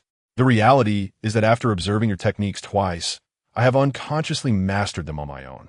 Upon hearing this, the members of the Long clan community widened their eyes in disbelief, unable to accept that Lin Long's words were genuine. How could he, after merely watching his opponent's moves twice, achieve such a remarkable level of proficiency? What an extraordinary individual this is. Truly a legendary super expert. Chapter 413. Signal Gun Lin Long displayed little interest in prolonging the discussion on the current topic. He shifted his gaze towards Long Tali. Captain Long, let us instead deliberate on the forthcoming negotiations. As you observed earlier, I had the capability to capture Deputy Captain Long, yet I refrained from doing so. I believe you're fully aware of the underlying reasons. Lin Long's tendency to recognize, yet not expose the truth was a hallmark of his character. He was convinced that individuals like Long Xinghai lacked comprehension of the intricacies involved. However, as the captain, Long Tali should grasp the rationale. Indeed, after Lin Long's statement, Long Tali fell silent for a moment before nodding. From my calculations, your previous confrontation lasted merely 3 to 4 minutes. To defeat our members in such a brief period underscores your prowess as a formidable leader. More significantly, you possess the ability to detain our personnel, yet chose not to. You are aware that our capture of your 3 hostages necessitated your equivalent capture of 1, or at most 2, of ours. Regardless of the negotiation's outcome, we remain in a position of advantage. She hesitated momentarily, contemplating whether to lower her demands. Just then, one of the masked individuals hurriedly approached Long Tali and whispered something in her ear. After hearing the message, Long Tali raised her head and scrutinized the nearby thicket. Leader Lin Long, you are indeed cunning, she remarked. While you ostensibly acquiesce to my 2 conditions, behind the scenes, you have dispatched your subordinates to surround us. Upon hearing this, Lin Long turned his gaze as well. Unfortunately, the mountains behind him were shrouded in dense greenery, obscuring any signs of movement. He immediately deduced that the actions she mentioned were likely the result of actions taken by He Kuan's 2 subordinates after their departure. Naturally, it was reasonable for their side to devise a counterattack strategy when the enemy had already intruded upon their territory. Lin Long chuckled, Captain Long, I find your words quite curious. This is the domain of my civil reconstruction community. Is it not permissible for my own people to arrange for security measures to protect our community? Did you not just say that you require half an hour to prepare the materials and personnel for those 2 conditions? We are only halfway through that time, with still over 10 minutes remaining. With a swift motion, Long Tali drew a red toy gun from her waist. She aimed the toy gun toward the sky and declared, Leader Lin Long, I now command you to withdraw your personnel immediately. Otherwise, I shall fire. Indeed, it was a toy signal gun, yet she had a contingent of her own personnel positioned nearby. Should you dare to refuse, I regret to inform you that I can eliminate any one of the hostages at a moment's notice. The female bandit had taken 3 hostages. In this critical juncture, the prospect of executing one hostage while still holding another as leverage posed no detriment to her. Lin Long frowned. Indeed, this Long Tali was the most brazen and impudent female bandit he had ever encountered. However, before Lin Long could voice his commands, a sharp whistling sound pierced the air, emanating from behind him. An arrow swiftly struck Long Tali's right hand, eliciting a piercing scream from her. Before she could even react, her toy gun clattered to the ground. Who shot the arrow? Wang Ci and the others, witnessing this, promptly drew their long knives and encircled Long Tali, scanning their surroundings with heightened vigilance. Chapter 414. The outbreak of war. When Lin Long and He Kuan witnessed this scene, their eyes widened in astonishment. Could it be? Someone had actually targeted the notorious bandit. Long Tali? Fortunately, the archer was quite skilled, as an arrow struck Long Tali's wrist with precision. Almost simultaneously, a masked figure seized the girl, preparing to escort her before Long Tali. As the leaders of both sides were engaged in negotiations, who could have predicted the emergence of an unexpected assailant? The masked individual had a straightforward intention.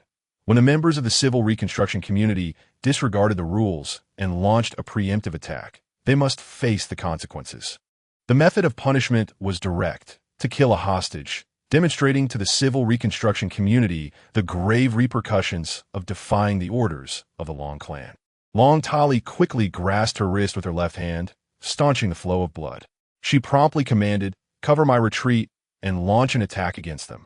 Wang Ci and another masked individual swiftly positioned themselves behind Long Tali, issuing commands as they fell back.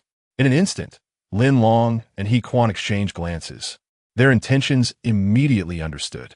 The two of them sprang into action, hastening toward the masked figure holding 3 hostages. As Lin Long sprinted, he deftly drew his long knife. He Quan aimed directly at Yi Ling. He absolutely could not allow his sister to be harmed. Meanwhile, Long Xinghai, upon hearing Long Tali's order for an attack, shifted his gaze to Lin Long. He recognized Lin Long's eagerness to rescue, knowing that he would be oblivious to the danger on his side. This was the perfect moment for a sneak attack. Ah, how delightful it would be to let him experience the tumultuous power of my fierce strikes. Turning his insides upside down, with a peculiar cry, Long Xinghai lunged toward Lin Long from the side. His objective was clear, driven by a desire for revenge. Lin Long, ever vigilant, noticed someone approaching from his left. Without a moment to lose, he released his long knife, which sliced through the air, striking the masked assailant's head with deadly accuracy. The blade fell swiftly, dispatching the masked figure on the spot. Thankfully, the long knife that the assailant had raised tumbled to the ground along with his collapsing body, allowing the hostage girl to be rescued just in time. Lin Long halted mid-stride, swiftly pivoting to the left. At that moment, his gaze locked with Long Xinghai's. As Long Xinghai drew nearer, he felt a jolt of panic upon meeting Lin Long's eyes. It was as if a stone had plummeted into the deepest depths of the ocean, pulling him into an inescapable descent. Could be he has noticed me? Regardless, what difference does it make?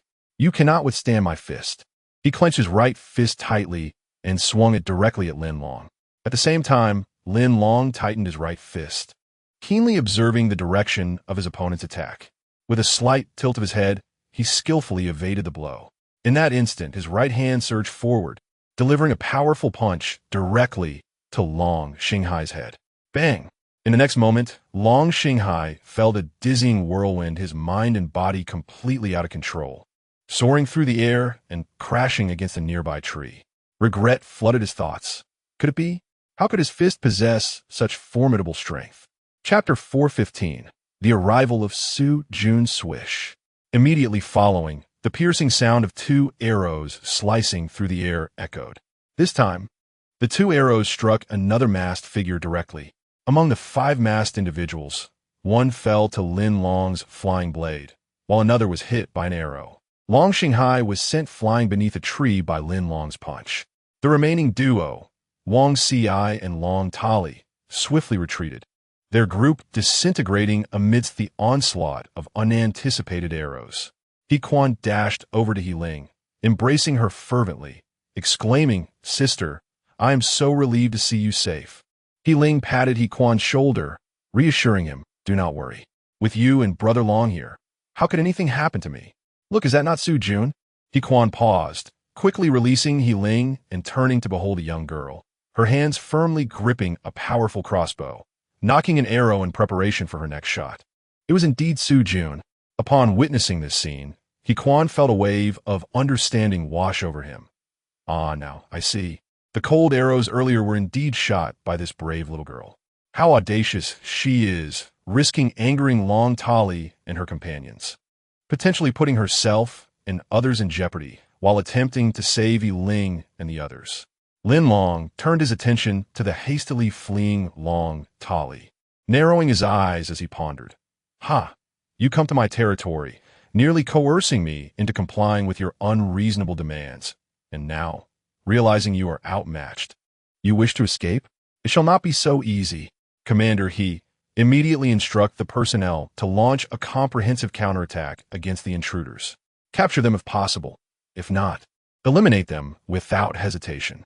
He Quan promptly replied, Understood, Brother Long. By the way, Brother Long, it is Su Jun who is aiding us. Upon hearing this, Lin Long promptly glanced back, spotting Su Jun, and gasped in astonishment. This little girl has grown increasingly bold. Nonetheless, he recognized that such courage must be cultivated over time. Lin Long called out, Commander He, assist Su Jun in executing the counteroffensive plan. I will confront that Longzhu master. With that, he leaped forward, swiftly pursuing Long Tali. Ahead, Long Tali had already outpaced Wang Ci, and as she reached the summit of a nearby hill, she shouted, Counterattack! Counterattack! In an instant, a line of individuals wielding powerful crossbows emerged from that hill, knocking arrows and aiming at the direction from which Lin Long approached. Long Tali mused, I wonder how Long Xinghai, Vice Master, Messenger Mu Jinxiong, and Luo Chong are faring. Does Lin Long think he can catch up to me? How naive. I have lured you to this place to experience the siege tactics of our Long clan community. She was confident that her side boasted a total of 12 skilled crossbowmen, divided into 2 groups of 6. They would take turns unleashing a barrage of fire upon the civil reconstruction community below, even with 3 heads and 6 arms. Lin Long would find it impossible to prevail. As Lin Long charged forward, he landed behind Wang Ci and bellowed furiously, Get down. Wang Ci, an ordinary man, stood no chance against the likes of Long Talalai when it came to fleeing for his life. He had already spotted Lin Long pursuing him and had intended to turn and escape in another direction. But alas, Lin Long granted him no such opportunity. Upon hearing the command, he halted abruptly, but before he could articulate a complete response, Lin Long's right hand seized him by the back, and with a fierce exertion, hurled Wang Ci back down the slope. Wang Ci tumbled to the ground, rolling downwards and crying out in agony. Chapter 416. A shot to determine destiny. Lin Long gazed intently as he approached Long Tali, who had reached the summit of the mountain and abruptly ceased her flight. Instead, 6 masked figures wielding crossbows emerged from either side of the peak. With his feet firmly planted on the ground, Lin Long glanced around. In the fervor of pursuing Long Tali, he had lost track of the distance covered. Now, upon closer inspection, he realized they had traversed 2 mountain ranges, placing them at least 10,000 meters away from the reconstructed civilization community. The terrain he found himself in was low-lying, with only the slope ahead leading to higher ground. Lin Long discerned that this location had been meticulously prepared by Long Tali for him. Coming to this realization, he nonchalantly waved his hand, feigning an air of ease. I knew you would have a plan in place. However, it seems rather distant from my community, does it not? Atop the hill, Long Tali had removed her cloth wrap and tightly bound her right wrist with it, attempting to staunch the flow of blood. Gritting her teeth, she responded, Leader Lin Long, I never anticipated having to resort to this plan. Since you are here, let us extend a proper welcome. Alas, our operation has been compromised. Even so, we shall not return empty-handed. I am determined to ensure our community's defeat holds value. Will you surrender, or shall we take matters into our own hands? Lin Long chuckled. Surrender? Do you truly think I would? Long Tali, it is you who have intentionally provoked us, and I cannot afford to show you any respect. Rest assured, once you are dead, I shall accept all former members of the Long clan community and treat them well, ensuring they recognize the significance of my timely rescue. The crossbowmen exchanged glances upon hearing Lin Long's words. Could this be the leader of the reconstructed civilization? His tone was brimming with arrogance, entirely dismissing the threat posed by Long Tali and her archers. Long Tali seethed with anger. Utter nonsense. Fear not, for after I eliminate you, I shall fully assume control of the reconstructed civilization community. Those who remain loyal to you will be deemed enemies and eradicated without mercy. The territory of the expanded Long clan community will dominate in this apocalypse, an aspiration certainly worth pursuing. After indulging in her verbal triumph, Long Tali raised her hand and issued the command to attack. Fire. Leave no survivors. In dealing with someone as formidable as Lin Long, hesitation was not an option. Only by taking his life and presenting his bloodied head could they instill fear in the entire reconstructed civilization community. Lin Long nodded. Very well. But before you loose your arrows, allow me to demonstrate my prowess. He lifted his right hand and drew a pistol from his waist, aiming it skyward before pulling the trigger. Bang! The sound of the gunshot was far more lethal than any ordinary projectile. Lin Long had no intention of harming the innocent. If any of them chose to surrender willingly, he would welcome it. As for Long Tali, her fate was of no consequence to him.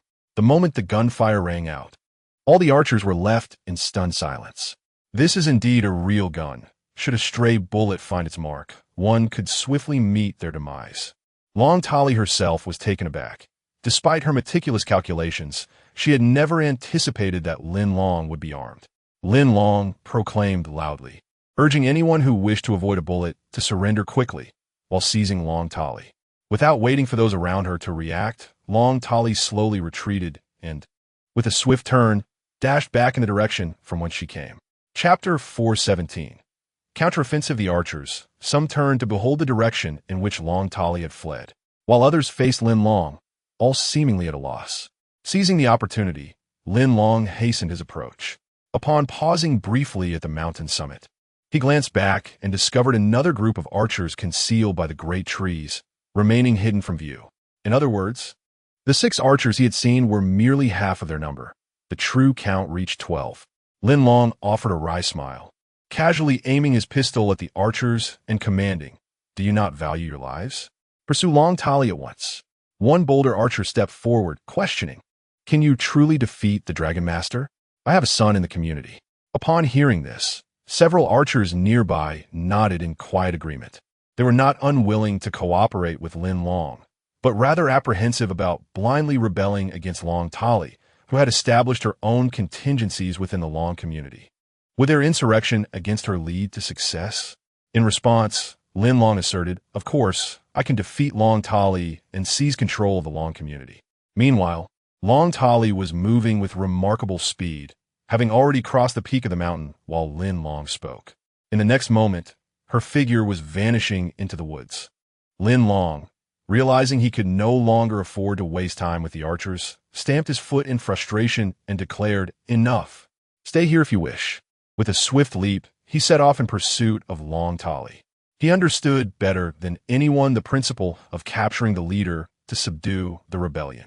Regardless of the contingencies Long Tali had arranged within the Long community, all he needed to do was to completely subdue her, and the rest would fall into place. His speed was no less than that of the Dragon Master herself. Could he truly be her match? The archers, observing Lin Long's rapid sprint, expressed their astonishment. At the very least, from the speed at which he ran, he appeared as swift as Long Tali. Regrettably, when Lin Long crossed the opposite peak, he found no trace of her. Now, as night had fully descended, discerning the path ahead was already a challenge, especially considering that Long Tali was no ordinary adversary. Lin Long halted momentarily, then resolved to return to the civil reconstruction community. With decisive intent, he planned to head to the Long community under the cover of night, determined to uproot this malignant force. Brother Long has returned. Brother Long has returned. At the main entrance of Area B in the civil reconstruction community, a guard was the first to spot Lin Long's figure. It was as if he were announcing a momentous occasion, and he turned to the others within the community, proclaiming loudly. Naturally, word spread quickly. Soon, someone relayed the news via the communication device to Commander Iquan. Upon entering the main gate, Lin Long was met by Jiao Kong, the leader of the community's security team.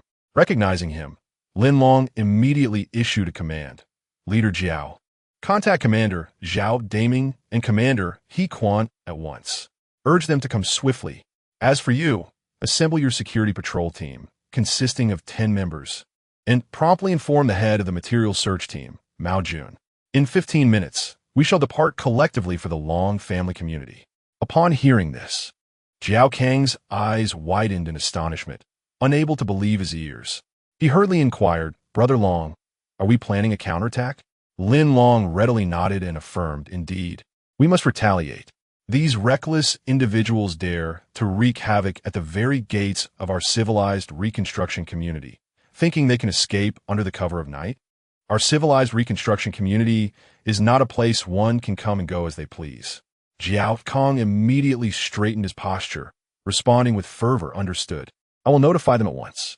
Chapter 4:18. With unyielding resolve upon receiving the notification, He Quan swiftly made his way to the main gate of Area B, accompanied by He Ling, Su Jun, and 2 loyal generals. The moment He Quan laid eyes on Long Ge, he joyfully exclaimed, "Long Ge, you have finally returned."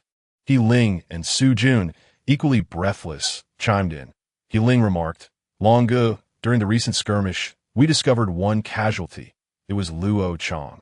Additionally, 2 individuals were captured, Long Xinghai and Mu Jinxiao.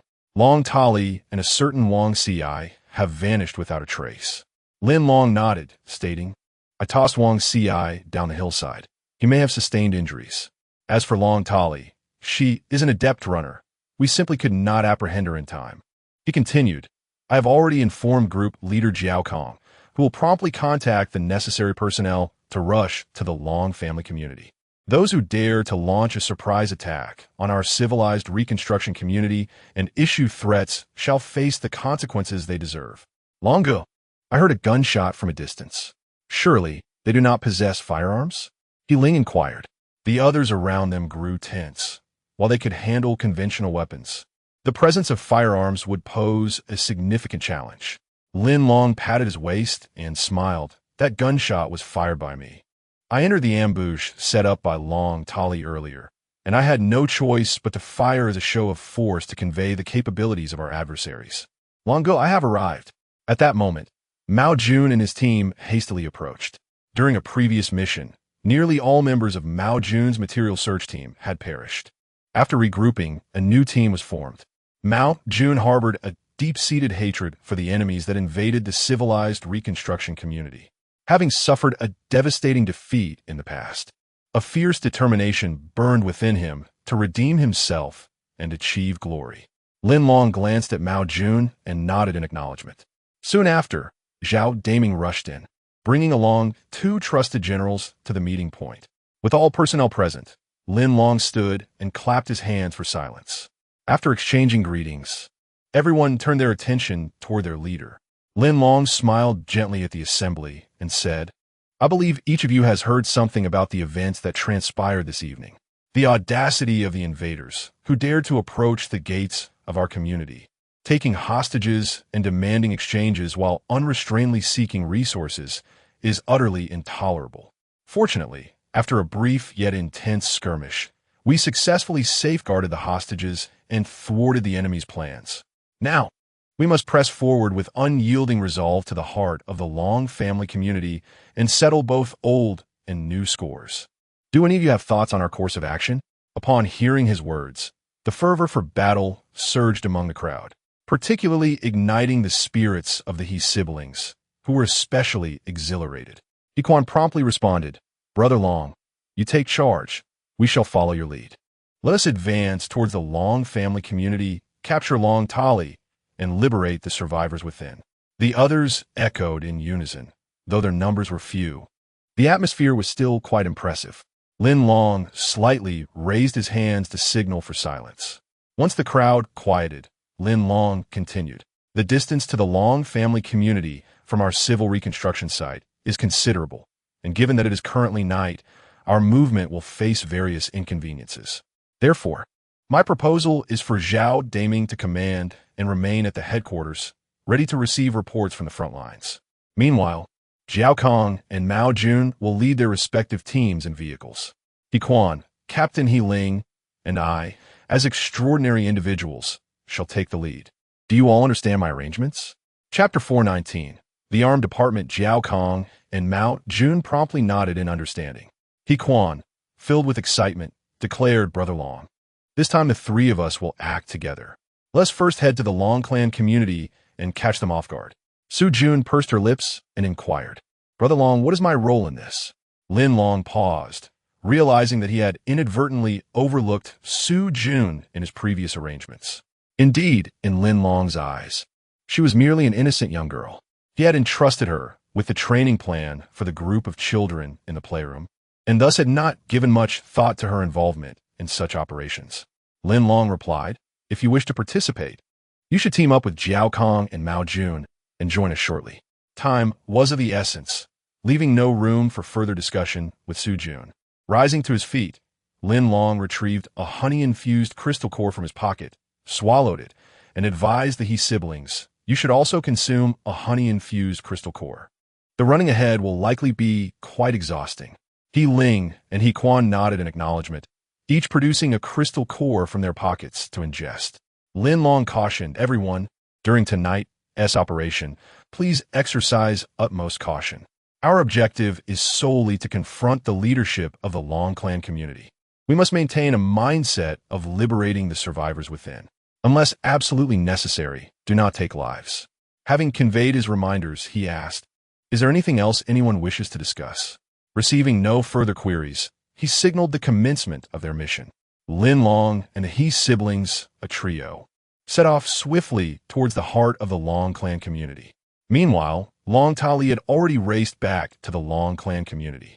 It was important to note that their operation tonight involved 2 teams, comprising a total of 12 members in the crossbow unit, led by Mu Jinxiong, Wang Xiai, Long Xinghai, and Long Tali herself. This was the most elite task force of the Long clan community, yet only Long Tali returned. Guarding the community headquarters were Long Quan and Long Lin, who, upon hearing of the return of the clan leader, rushed out from the command room. The 3 met near the main entrance. Long Tali, with a downcast demeanor, urged, "Come, quickly follow me to the armed department." Long Quan and Long Lin exchanged glances. Astonished. "Is it true? We are heading directly to the armed department?" It was well known that the armed department served as the armory of the Long clan community, reportedly housing firearms collected from various locations during the community's development. Previously, Long Tali had assured the core personnel that she would equip each key member with weapons. Unfortunately, after that promise, no tangible actions have been witnessed, leading the core members to gradually dismiss her words. Little did they know that Long Tali's current statement was a fulfillment of her earlier vow. As the 3 continued their journey, Long Tali recounted the circumstances of the nocturnal operation to her companions. Among the more than 10 individuals dispatched this evening, aside from those archers who remained lost in the woods, the remaining 5 masked figures either succumbed to capture or met their demise. In any case, she was the sole survivor of that harrowing encounter. The outcome of the mission could undoubtedly be described as a catastrophic defeat. Upon hearing this, Long Lin and Long Quan were immediately struck with a sense of foreboding. It was no surprise that the first action of Captain Long upon his return was to lead them to the armory. This was indeed the prelude to an all-encompassing defense. Chapter 420. The rustic firearm in the armed division of the Long family community, within a secure room in the personal quarters of Long Tali. A door secured by both fingerprint and facial recognition awaited entry. Despite being relatives and assistants of Long Tali, both Long Quan and Long Lin found themselves in uncharted territory, as this was their inaugural visit to such a fortified location. Upon witnessing Long Tali's unlocking procedure, they felt a wave of relief wash over them. The meticulous steps indicated that precious items lay beyond the door. With firearms in their possession, they felt emboldened against any adversary, confident that a well-aimed shot could obliterate all their concerns. Their anticipation for the weaponry that awaited them was palpable. Once Long Tali opened the door and illuminated the interior, she paused to issue a solemn reminder. "Gentlemen, this place is a critical stronghold of our Long family community. You must understand, it is imperative that you do not disclose this information carelessly. Do you comprehend?" Long Quan and Long Lin responded promptly, acknowledging her directive. Only then did Long Tali proceed further into the room, where a row of shelves revealed 6 elongated hunting rifles, each accompanied by a small pouch, the contents of which remained a mystery. Upon seeing the rifles, Long Lin's hopes plummeted. The disparity between his expectations and reality was stark. Not only was the accuracy of these rifles uncertain, but their practicality in confrontations was also questionable. The operational efficiency of these firearms paled in comparison to the agile handguns often depicted in films. In a hushed tone, Long Lin inquired, "Is it truly just these 6 rifles, Master Long?" Long Tali lifted her hands and grasped the foremost rifle. Long Quan's attention was drawn to the vivid bloodstains on the cloth covering her right hand, a stark reminder of her earlier remarks. Indeed, these are the 6 rifles, she confirmed. The corresponding ammunition can be found in the adjacent pouches. I trust you're familiar with the process of chambering a round and firing? Both Long Lin and Long Quan nodded affirmatively. We are. Good, Long Tali replied, as she retrieved a rectangular bullet from one of the pouches and deftly loaded it into the rifle's chamber. With a slight apology, she remarked, I regret that within our Long family community, due to the absence of adequate research personnel, our armament is limited to these rudimentary rifles. As you can see, they are rather simplistic and crude. Unlike the rapid-fire capabilities of handguns or submachine guns, these rifles can only chamber one bullet at a time. Unfortunately, given the current circumstances, we must make do. I suspect that Lin Long, the leader of the civil reconstruction community, will arrive shortly. Stand by my side, with all 3 of us armed. He will likely think twice before acting recklessly. Yet the inefficiency of reloading after each shot is rather disheartening, Long Lin mused. Long Quan and Long Lin exchanged a glance. Realizing that they had no other choice, it seemed that what Long Tali had said was indeed true, and they would have to make do. Long Tali then turned to the 2 of them, saying, Please feel free to select a weapon of your choice. Once they had made their selections, she instructed them to also take the small bag beside them. Long Quan and Long Lin nodded in unison and stepped forward to each choose the hunting rifle. Long Tali added, Tonight's operation is crucial for the future survival of our Long clan community. You must remain vigilant and protect our home. Do you understand? The 2 nodded in acknowledgement, and together, the 3 of them turned to leave, returning to the community's conference room. Chapter 421. A sudden arrival. Lin Long, along with the He siblings, landed in front of the main entrance of the Long family community. They noticed that the community was far more illuminated tonight than it had been the previous evening. Above the main gate, flashing lights rotated around, casting their beams in every direction. Similarly, on the observation deck atop the roof, 2 personnel wielding crossbows were vigilantly surveying their surroundings. Hequan remarked, Brother Long, it seems they have fortified their defenses. Lin Long nodded in agreement, affirming, indeed, they have evidently strengthened their security. We have arrived a moment too late. I suspect Long Tali has already returned to the community. Since she is back, she must have coordinated a comprehensive arrangement for the community's safety. Hearing their conversation, He Ling interjected, So, Brother Long, how do we proceed with our attack? Lin Long replied, Patience. Although we have arrived just after Long Tali, I believe the personnel inside the community, having received her orders, are unlikely to be fully prepared just yet. We should take advantage of this brief window to slip in unnoticed. This is the Long family community, still far from the civilized reconstruction zone. Once we enter, we must stick together and head directly to Long Tali's residence. The He siblings nodded in agreement, eager to follow Brother Long and perhaps learn some combat skills along the way. After a brief rest to regain their strength, the effects of the honey crystal cores they had consumed at the outset proved crucial. The moment the 2 searchlights turned away, Lin Long whispered, Go. The trio sprinted forward, transforming into 3 fleeting shadows as they quickly approached the entrance of the community. Hequan, having previously scouted the Long family community, was somewhat familiar with the internal layout. He turned to Lin Long and said, Brother Long, let me lead the way. I know the paths inside. Lin Long readily consented. All right, you take the lead. Xiaoling, keep pace with your brother. He Ling affirmed, No worries, I can keep up. With that, Hequan took the initiative, leaping swiftly towards the single-story building, while Lin Long and He Ling closely followed. After carefully observing their surroundings and running at full speed, the 3 finally infiltrated the territory of the Long family community. As they took cover in a corner of a building, a searchlight from the central observation deck swung in their direction. Seeing their position about to be compromised, Lin Long acted swiftly. He drew his pistol and aimed at the light bulb, firing a shot. With a sharp crack, the bulb shattered, and the sound of gunfire echoed immediately. Meanwhile, Long Tali was deep in discussion with Long Quan and Long Lin about how to safeguard the community when they were startled by the resounding gunshot from outside. Long Tali turned her gaze towards the 2 shotguns placed before her, an ominous premonition welling up within her. Long Quan, visibly agitated, looked up at Long Tali and inquired, "Captain, that was the sound of gunfire, wasn't it?" Long Tali nodded in affirmation, replying, "Indeed, it was the sound of gunfire. Only gunfire can resonate with such intensity. It appears our apprehensions have materialized. They had come armed this time." Long Lin countered, "What kind of firearms are they using?" Long Tali, filled with sorrow, responded, "They are handguns, far more agile than our shotguns." Chapter 422. All's fair in war. Long Lin and Long Quan exchanged a glance, their thoughts aligning with those of Long Tali.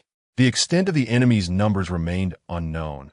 A reckless confrontation would undoubtedly place them at a disadvantage. Should they simply surrender and await their fate? No, that was not an option.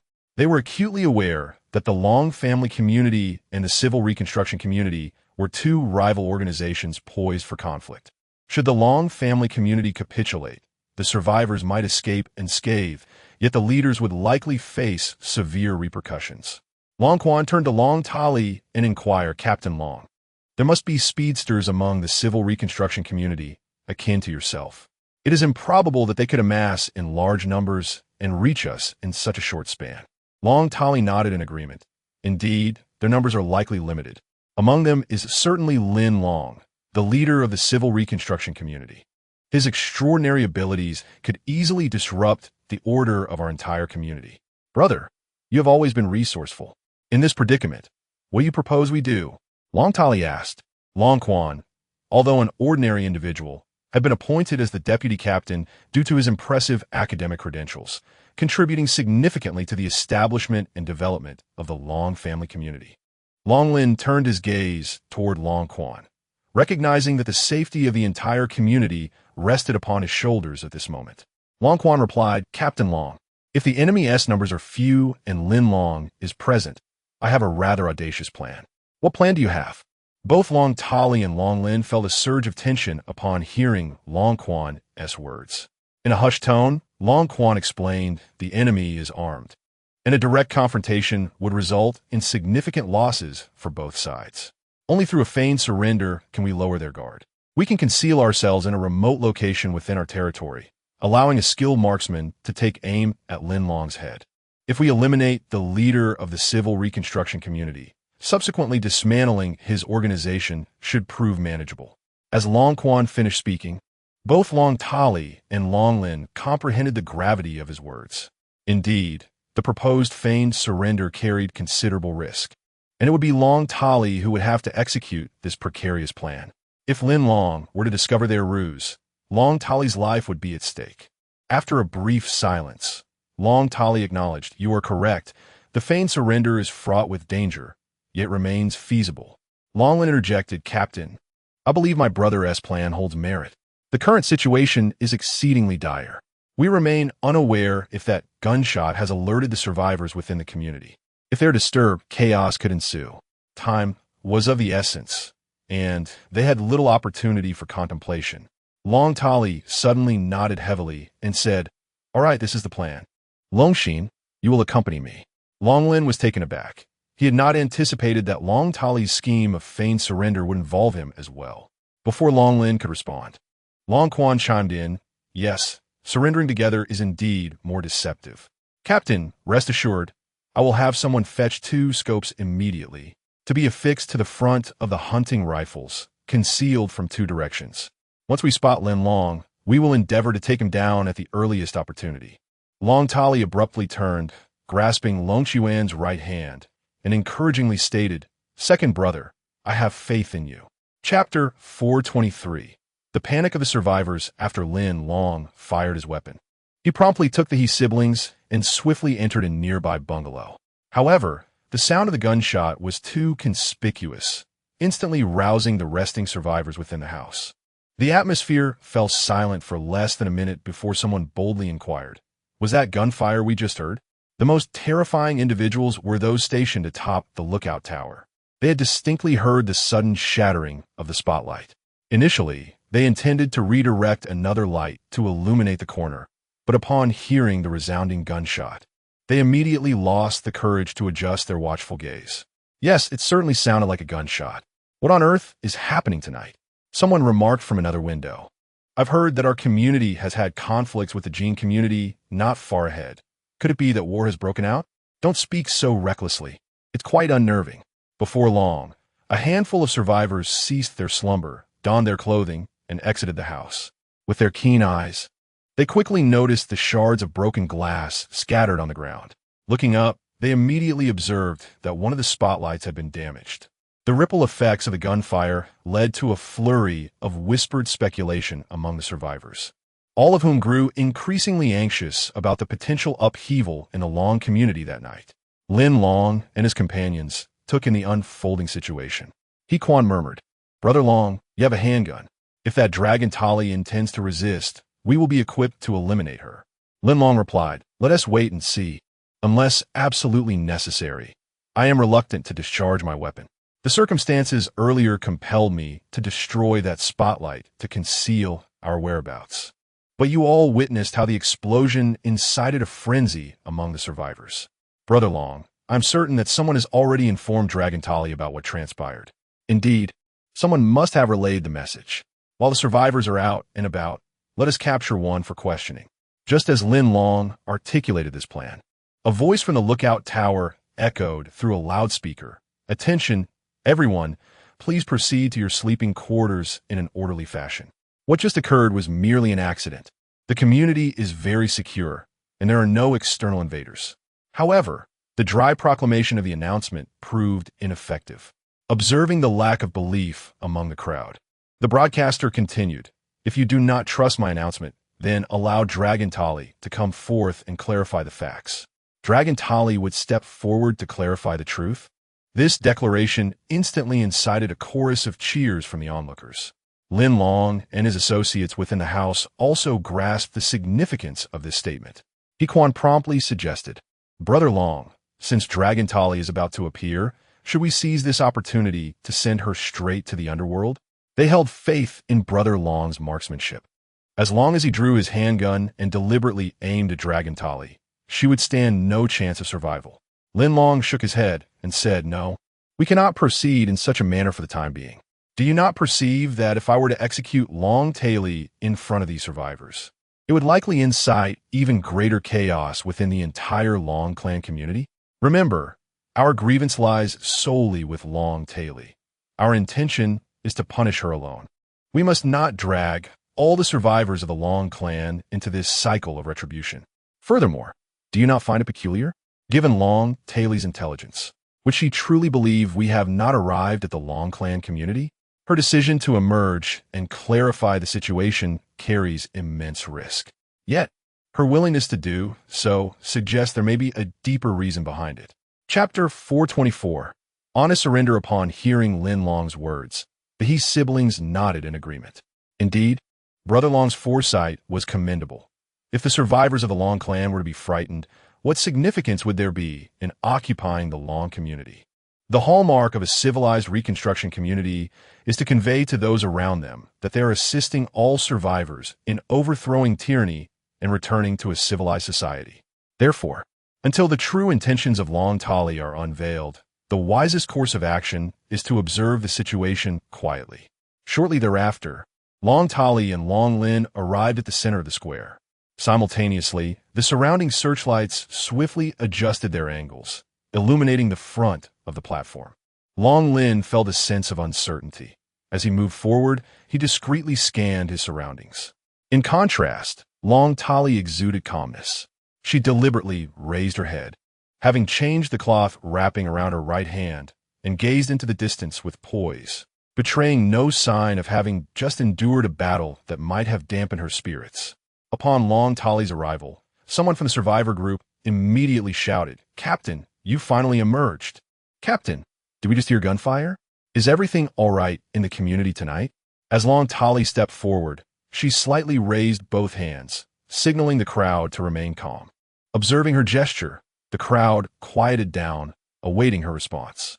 Long Tali addressed the survivors of the Long community. "Good evening, everyone. Regrettably, at this hour, I have disturbed your peaceful slumber. Yet, there is a matter I must clarify." The crowd held their breath, their emotions shifting to a state of tension. Lin Long frowned. Sensing an ominous premonition, Her appearance did not seem to be aimed at explaining the earlier commotion. Long Lin, standing beside her, felt his earlier anxiety ease as he noticed no abnormality around them. Long Tali continued, "Dear survivors, whether you're friends and family of myself, Long Tali, or of Vice Captain Wang, it is an honor that we have traversed the most arduous first year since the apocalypse under our leadership. Currently, our Long community team is stable and orderly. However, at this very moment, we face an invasion from external foes, the civilization reconstruction community not far ahead." A hush fell over the crowd as the reality of an enemy's presence began to sink in. Alas, what can be done? We live in a chaotic era devoid of moral constraints, where might makes right. It is evident that someone has set their sights on our Long community, seeking to dominate it. The civilization reconstruction community? An intriguing name, indeed. Who would have thought it to be a wolf in sheep's clothing? Upon hearing Long Tali's proclamation, the crowd became increasingly agitated. "Everyone, please be quiet. I have yet to finish speaking." Long Tali raised her hands once more, attempting to pacify the restless crowd. Long Tali continued, "I, Long Tali, am powerless. In the face of the invasion by the reconstructed civilization community, I was unable to withstand their onslaught. Now, I lead all the survivors of our community in surrendering to Chief Lin Long of the reconstructed civilization community. Rest assured, even if it costs me my very life, I shall ensure that Lin Long guarantees the safety of every survivor in our community. You are innocent, and you deserve proper resettlement." She then turned to her surroundings and called out loudly, "Lin Long, I know you are here. I have chosen to surrender, and I do so in the presence of the survivors of my community. Are you not coming forth to accept my surrender?" Chapter 425. Unraveling Deception. The He siblings had never before encountered such a scene. Long Tali's surrender unfolded before the eyes of all survivors in the community. Was this an act of provocation or submission? They both turned their gazes toward Lin Long, uncertain of how he would respond. Fortunately, earlier in the evening, the residents of the Long community had arrived at the civil reconstruction community and taken He Ling as a hostage. When confronted by the enemy, Lin Long refrained from utilizing the cheating system. However, today's opportunity for usage was indeed fortuitous. In the current circumstances, Lin Long found himself perplexed by Long Tali's intentions. The only option available was to close his eyes and employ the cheating system to access its future prediction feature. Without hesitation, Lin Long concealed himself in the corner, avoiding the He siblings' gaze, and swiftly entered the predictive visual realm. A familiar scene emerged before him. As Lin Long stepped out of the room, he felt a surge of excitement at Long Tali's gesture of surrender. He nodded, addressing Long Tali, "You, the leader of the Long community, have chosen to surrender. Greetings, esteemed survivors of the Long community. I am Lin Long, as mentioned by your leader." Since Long Tali has opted for surrender. Yet, before Lin Long could articulate his subsequent thoughts, the sound of gunfire pierced the air twice. 2 bullets erupted from the left and right corners ahead. Lin Long barely had time to comprehend the situation when one bullet penetrated his skull, while the other struck his chest. Both bullets found their mark, and Lin Long collapsed, lifeless. Upon witnessing this scene, Lin Long's eyes widened in astonishment, jolted from his dazed thoughts. Could it be?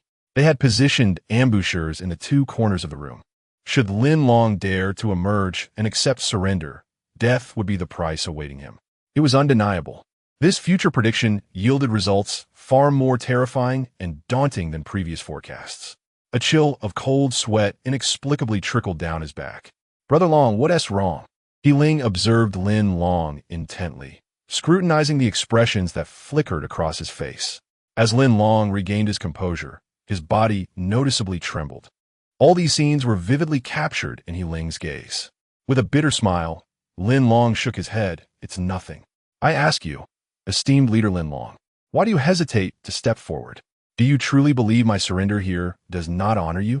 Outside the house, Long Tali's voice echoed once more. The survivors of the Long community exchanged perplexed glances, equally baffled by the sudden declaration of surrender from their leader. Who was this Lin Long, the so-called leader of the civil reconstruction community, and where was he? The more astute among them immediately recalled the earlier gunfire. Could it be that the invader Lin Long had indeed fired the shots? In an instant, The audience exchanged anxious glances, their expressions growing tense. Lin Long smiled faintly, relieved that he possessed a cheating system capable of predicting the future. Otherwise, he would be utterly oblivious to his fate upon leaving. Humph, having unraveled your deceit. How could I possibly fall in your trap? Ah, the 2 gunshots heard in the footage were deafening. Judging by the sound, they must have originated from a makeshift firearm. I must locate those 2 hidden gunmen without fail. Chapter 426. Separate actions. Hey, a mission has just come in. Lin Long lowered his head and simply conveyed this message to the He siblings. The siblings were perplexed, wondering why Brother Long appeared so anxious. In the next moment, they witnessed Lin Long break into a smile, his earlier tension dissipating. He Quan promptly whispered, "Brother Long, what is the mission? Follow my instructions without questioning the reasons."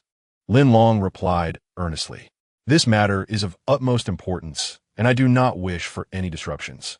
Upon seeing Lin Long's serious demeanor, the siblings exchanged glances and immediately steeled themselves for action. Lin Long then informed them that 2 hidden marksmen were concealed in the upper floors of the building. Long Tali had repeatedly invited him to surrender, but her true intention was to assassinate him from the shadows. The firearms wielded by these marksmen were merely rudimentary weapons, capable of firing just 1 shot before requiring reloading. Thus, disarming them would not pose a significant challenge. The He siblings were taken aback by Lin Long's revelation. How does Brother Long know that there are 2 concealed enemies above? They mused, astonished. Lin Long could only manage a wry smile and continued, "As I mentioned earlier, refrain from inquiring about the reasons for now. I will explain everything once this matter is resolved. Time is of the essence, and our only course of action is to eliminate the threat before it can fully materialize." The He siblings nodded in agreement. They understood that swiftly locating and neutralizing the enemies was not an insurmountable task, considering their extraordinary speed, which was their forte. After giving the necessary instructions, the He siblings promptly split up, each taking a different route as they hurried towards the upper floors. Meanwhile, Lin Long had already devised a strategy to deal with Long Tali. After calling out her invitation twice without receiving a response from Lin Long, she and Long Lin were left in a state of uncertainty. Is this guy really that cautious? Is he afraid to come out and surrender? In the next instant, Lin Long's voice resonated from within the building. "Long Tali, do you truly intend to surrender? I find that hard to believe." His voice emanated from the first floor, drawing everyone's attention towards Lin Long's hiding place. As some survivors prepared to enter the building to seek out Lin Long, Long Lin cautioned, "Don't go in. This man is cunning and treacherous. Be wary of falling into his trap." "Lin Long, has the Dragon Master truly decided to surrender? Why do you not come out and accept our terms?" Long Tali clenched her right hand slightly, feeling the pressure of the situation. The unfolding events, which deviated from her original plan, led Lin Long to question her sincerity, causing a cold sweat to break out on her back as doubt crept into her mind. Long Tali continued, "Lin Long, I merely hope that you will treat all the survivors within our community with kindness. If you wish to impose any punishment upon me, I shall accept my fate. Do you still believe my sincerity to be lacking?" At that moment, a sharp sound of shattering glass echoed from the floor above. A resounding gunshot pierced the air. Upon hearing this commotion, everyone turned their gaze in that direction. What transpired up there? Long Tali exchanged a glance with Long Lin, both acutely aware of the true events unfolding above. Had something gone awry with the sharpshooters they had dispatched? Chapter 427. I have come to surrender. A piercing cry echoed from above, instantly capturing attention. Shortly thereafter, another voice chimed in, "Brother Long, I've handled things on my end." Lin Long discerned that it was indeed He Quan who spoke. He Quan had managed to accomplish his task within a brief span, thus meeting Lin Long's expectations. Upon witnessing this, Long Tali was taken aback and exclaimed, "Who is up there? What are they doing?" At that moment, Lin Long, in perfect synchrony with the actions of the He siblings, declared loudly, "Captain Long, let us return to the matter at hand. What you said earlier, does it still hold true? I am prepared to emerge and surrender." Upon hearing this, Long Tali immediately turned around, realizing that everything was part of Lin Long's cunning strategy. "When did he discover the 2 sharpshooters I dispatched?" Long Lin also turned to Long Tali, a look of disbelief on his face as he questioned. No way. Captain Long. This fellow. Could he possibly be some sort of demon? How did he learn of our plans? Long Lin's voice trembled with agitation as he spoke. Long Tali shook her head, stating, I am at a loss as well. It seems he often acts unpredictably. She then raised her voice, calling out, Survivors of the Long community. This is the invader from the civil reconstruction community. He seeks to seize our homeland and oppress our fellow community members. Everyone must take up arms and resist his invasion. Just moments ago, Long Tali had claimed she would represent the Long community in surrendering to Lin Long and his group. Yet in such a brief time, she had cast aside her words, now demanding all survivors to take up arms against the invader. The swift shift in her rhetoric was astonishing. Resist the foreign enemy, eliminate Lin Long. Some had followed Long Tali since the onset of the apocalypse, remaining her loyal supporters. Even now, despite her waning power, they steadfastly upheld her authority. After hearing her rallying call, they were the first to respond en masse. Lin Long furrowed his brow, realizing that he must capture the leader before dealing with the rest. A minute later, a man's voice rang out from the opposite side of the building. He Ling's voice echoed back, Brother Long, the threat has been neutralized here. Excellent. With the sharpshooters on both sides neutralized, victory was assured. Lin Long opened the door and stepped out confidently. He faced the survivors of the Long community and proclaimed, Ladies and gentlemen, I am Lin Long, the leader of the civil reconstruction community. I hereby formally accept the surrender of Captain Long Tali. Rest assured, I am a man of principles. The root of our community's discord lies with Captain Long Tali and her few trusted management members, who sought to expand their territory by eliminating the patrols of my community. This conflict does not involve any of you present here. I will not harm the innocent. Furthermore, I guarantee that the various benefits enjoyed by the survivors of the civil reconstruction community will be equally available to you. The concept of the civilization reconstruction community may be unfamiliar to some. To put it more plainly, its predecessor was the Jinshi community. Lin Long's voice resonated powerfully, filling the entire square with an echo that lingered in the air. Upon hearing his words, a significant portion of the crowd was momentarily taken aback. They found themselves in a predicament, uncertain of whom to trust. In this post-apocalyptic world, ordinary survivors have lost the right to choose with whom they will endure. Chapter 428. The deterrent of gunfire. Long Tali, realizing the tide had turned against her, was consumed by regret. As Lin Long was busy elucidating the complexities of coexistence between the two communities to the remaining survivors, she prepared to make her escape. Her familial ties were no longer a priority in her mind. In contrast, Lin Long, while expounding on the principles of community management, frequently glanced up to closely monitor Long Tali's movements. The moment she turned to leave, he perceived it with crystal clarity. Having painstakingly unraveled your devious schemes and pursued you from the reconstruction of civilization to this point, I cannot allow you to slip away so easily again. With a commanding shout, Lin Long leaped forward, directly pursuing Long Tali. Long Tali, being an extraordinary individual, could run far faster than an average person. The moment she decided to flee, she was fully prepared to unleash her speed to its fullest potential. Lin Long shouted, Long Tali, what are you doing? I've just arrived, and you intend to escape? His voice was so loud that the surrounding crowd immediately turned their heads in unison towards her direction. Indeed, Lin Long's prediction proved accurate. Long Tali had already begun her retreat.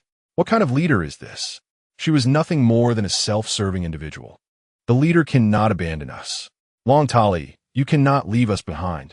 A few loyal followers of Long Tali, witnessing her departure, cried out in hopes that their words would reach her ears. Yet, this was merely their wishful thinking. With her extraordinary speed, how could she possibly hear their shouts? Bang! Seeing Long Tali on the verge of disappearing from view, Lin Long drew his pistol and fired a shot into the air. The sound of the gunshot reverberated, instantly silencing the previously raucous crowd. Lin Long called out, Long Tali, if you run again, beware that my gun does not discriminate. Upon hearing the gunfire, Long Tali stumbled, nearly falling to the ground beside her. She had no choice but to halt. Having witnessed Lin Long's remarkable prowess, she dared not gamble with her life any longer. Once she stopped, Lin Long swiftly approached her. Thud! He landed in front of her and declared, Long Tali, what say you? Turn back now. As Long Tali was escorted back to the central platform, a bold follower dared to question her. Leader Long, how could you attempt to escape on your own? Lin Long offered a wry smile. Come on, you must have seen the scene unfold just now. She fled solely to save her own life. Now that I have brought her back, do you expect her to slap herself in acknowledgement of her error? That is utterly impossible. Long Tali lowered her head in silence. Lin Long addressed the crowd. Rest assured, reinforcements from the civilized reconstruction community will arrive shortly. The upcoming transition will require your close cooperation, and as long as you comply, you shall encounter no further issues. Certainly, should you wish to rescue Long Tali and take any actions of resistance. I regret to inform you that the members of our civil reconstruction community will impose penalties upon you. As soon as Lin Long concluded his statement, the He siblings emerged from either side of the buildings, each wielding a homemade firearm. Although these were rudimentary weapons, they posed a genuine threat to the survivors of the Long community present, who could not afford to provoke them. Upon reaching Lin Long's side, the two acted as his assistants, vigilantly overseeing the movements of everyone gathered. At this juncture, their combined strength allowed them to exert complete control over the Long community by means of subduing Long Tali. Chapter 429. The list Lin Long walked alone to the center of the front stage, deliberately rotating the pistol in his hand. Only he was aware that he had removed all the remaining bullets from it. In essence, this pistol was merely an empty shell. However, the gunshot he had just fired had already terrified all the surviving individuals present, rendering them motionless. Perhaps, in the context of a post-apocalyptic world, these survivors held life in higher regard. After enduring a year of hardship, they were unwilling to become the scapegoat, falling victim to a single bullet. Long Lin crouched on the ground, his entire body trembling uncontrollably. He silently prayed for the chance to escape this predicament.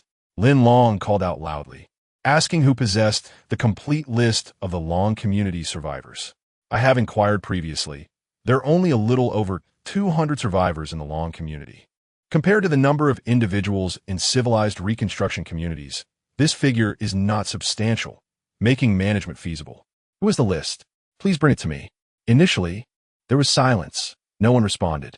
Seeing this, Lin Long felt dissatisfaction brewing within him. He turned and caught sight of Long Lin a short distance away on the ground and walked over, crouching down to gently inquire, "What about you? Do you not have it either?" Long Lin began to panic upon hearing the approaching footsteps. When the footsteps halted before him, he slightly raised his head to glance. Meeting Lin Long's gaze caused him to tremble once more. He hurriedly lowered his head and said, "The list, I do have it. However, it is not with me. It is in my office." "Very well, wait here." Lin Long stood up and approached He Quan, quietly asking him how the other party acquired their firearms. He Quan informed Lin Long that there was an armed department within the community where all the weapons were concealed. To access the armed department, only Long Tali had the authority, requiring her fingerprint and facial recognition. Lin Long nodded in understanding. He turned to Long Lin and instructed, "You, under the guidance of Commander He, go retrieve the list for me. It must include the relevant management personnel from the community." He Quan complied, and alongside Long Lin, turned ahead inside the building. In the square, not all the survivors were present, taking advantage of the silence and their lowered heads. Lin Long estimated there were only a little over 120 individuals. Most of them appeared to be elderly or adults. Perhaps the children had already fallen asleep and had not been disturbed. Moments later, Yiling's communication device in her pocket rang. After answering, she turned to Lin Long and reported, "Brother Long, Captain Mao and Captain Zhao's team is arriving soon." Lin Long nodded, noting that they were about an hour behind him. Fortunately, their arrival was timely. "You go receive them," he instructed. He Ling nodded, shouldered her weapon, and promptly left the scene. Long Tali, lying on the ground, listened intently to the exchange between Lin Long and He Ling, unable to contain herself. She let out a long, cold breath. It seemed that the very community she had painstakingly built, the Long family community, was ultimately doomed by her own greed, falling into the hands of Lin Long. "How do you intend to punish me?" Long Tali suddenly inquired. Upon hearing her voice, Lin Long smiled calmly and replied, "Punish you? I still require the survivors of the Long family community to provide me with some counsel. There is no rush. You shall know soon enough. Suddenly, a woman's voice rang out, Leader Lin, I hope you will kill Long Tali. Her words came rather unexpectedly, causing everyone present to turn and look at her in surprise. Chapter 430. Jiangli. Upon hearing the voice of the woman, Lin Long was slightly taken aback. Positioned in the middle of the front desk, he had a clear view of her below. As their gazes met, he discerned that she was a strikingly beautiful woman. Could it be that she harbored a personal vendetta against Long Tali? Lin Long inquired, What is your name? Why do you wish for me to eliminate Long Tali? The woman, undaunted by Lin Long's presence, slowly stepped forward and replied, I am Jiangli. In the Long family community, I am considered an outcast.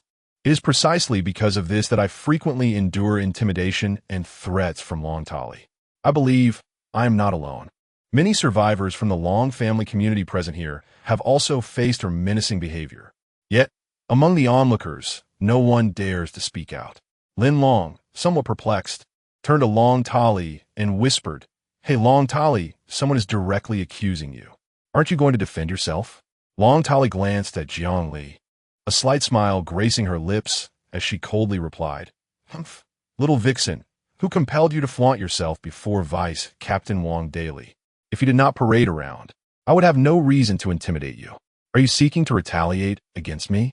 I am all alone, having finally found a refuge. My only recourse is to seek assistance from Vice Captain Wang. Is that a crime? You, with your menopausal paranoia, regard us outcasts as less than human. Lin Long cleared his throat, interrupting their quarrel. Jiangli, what do you mean by outcast? Leader Lin Long, she explained, an outcast is someone who is neither a relative of the Wang family nor the Long family. Such individuals are collectively referred to as outcasts within the Long family community. They are few in number, perhaps constituting a quarter of the total population. Our fates are the most tragic, engaging in the most perilous endeavors. Unfortunately, any appeal we make falls on deaf ears. Nodding in understanding, Lin Long recalled his previous inquiry to Wang Chuang, realizing that most individuals in the Long family community were either connected to the Wang family or the Long family. Outcasts, in contrast, were considerably fewer. With a smile, Lin Long addressed Long Tali. Is this true? Long Tali, unperturbed, nodded in acknowledgement, indeed. Outcasts are not related to us by blood. Providing them shelter is already a gesture of benevolence. What more could they possibly contribute? Is that truly mere contribution? Your two brothers even sought to bully me. Had it not been for Vice Captain Wang, I would have been sullied by them long ago. I dared not voice these grievances before, but now that Leader Lin Long has restored order to this community, I must speak out. Long Tali, your ruthless dominion over us outcasts, wielding your power without compassion, deserves the appropriate retribution. Lin Long nodded, observing that a segment of the community indeed harbored a profound resistance against Long Tali's rule. It is no wonder that a woman of Jiang Li's charm would find it exceedingly challenging to survive within the Long family community. Upon hearing this, Lin Long suddenly recalled the betrayal incident involving Wang Sujuan before his demise. Wang Chuang, the deputy captain, also had a lover outside. This very lover was what spurred him to rebel against the dominion of Long Tali. Could it be that Wang Chuang's paramour is this woman before me? The more Lin Long pondered, the more plausible it seemed.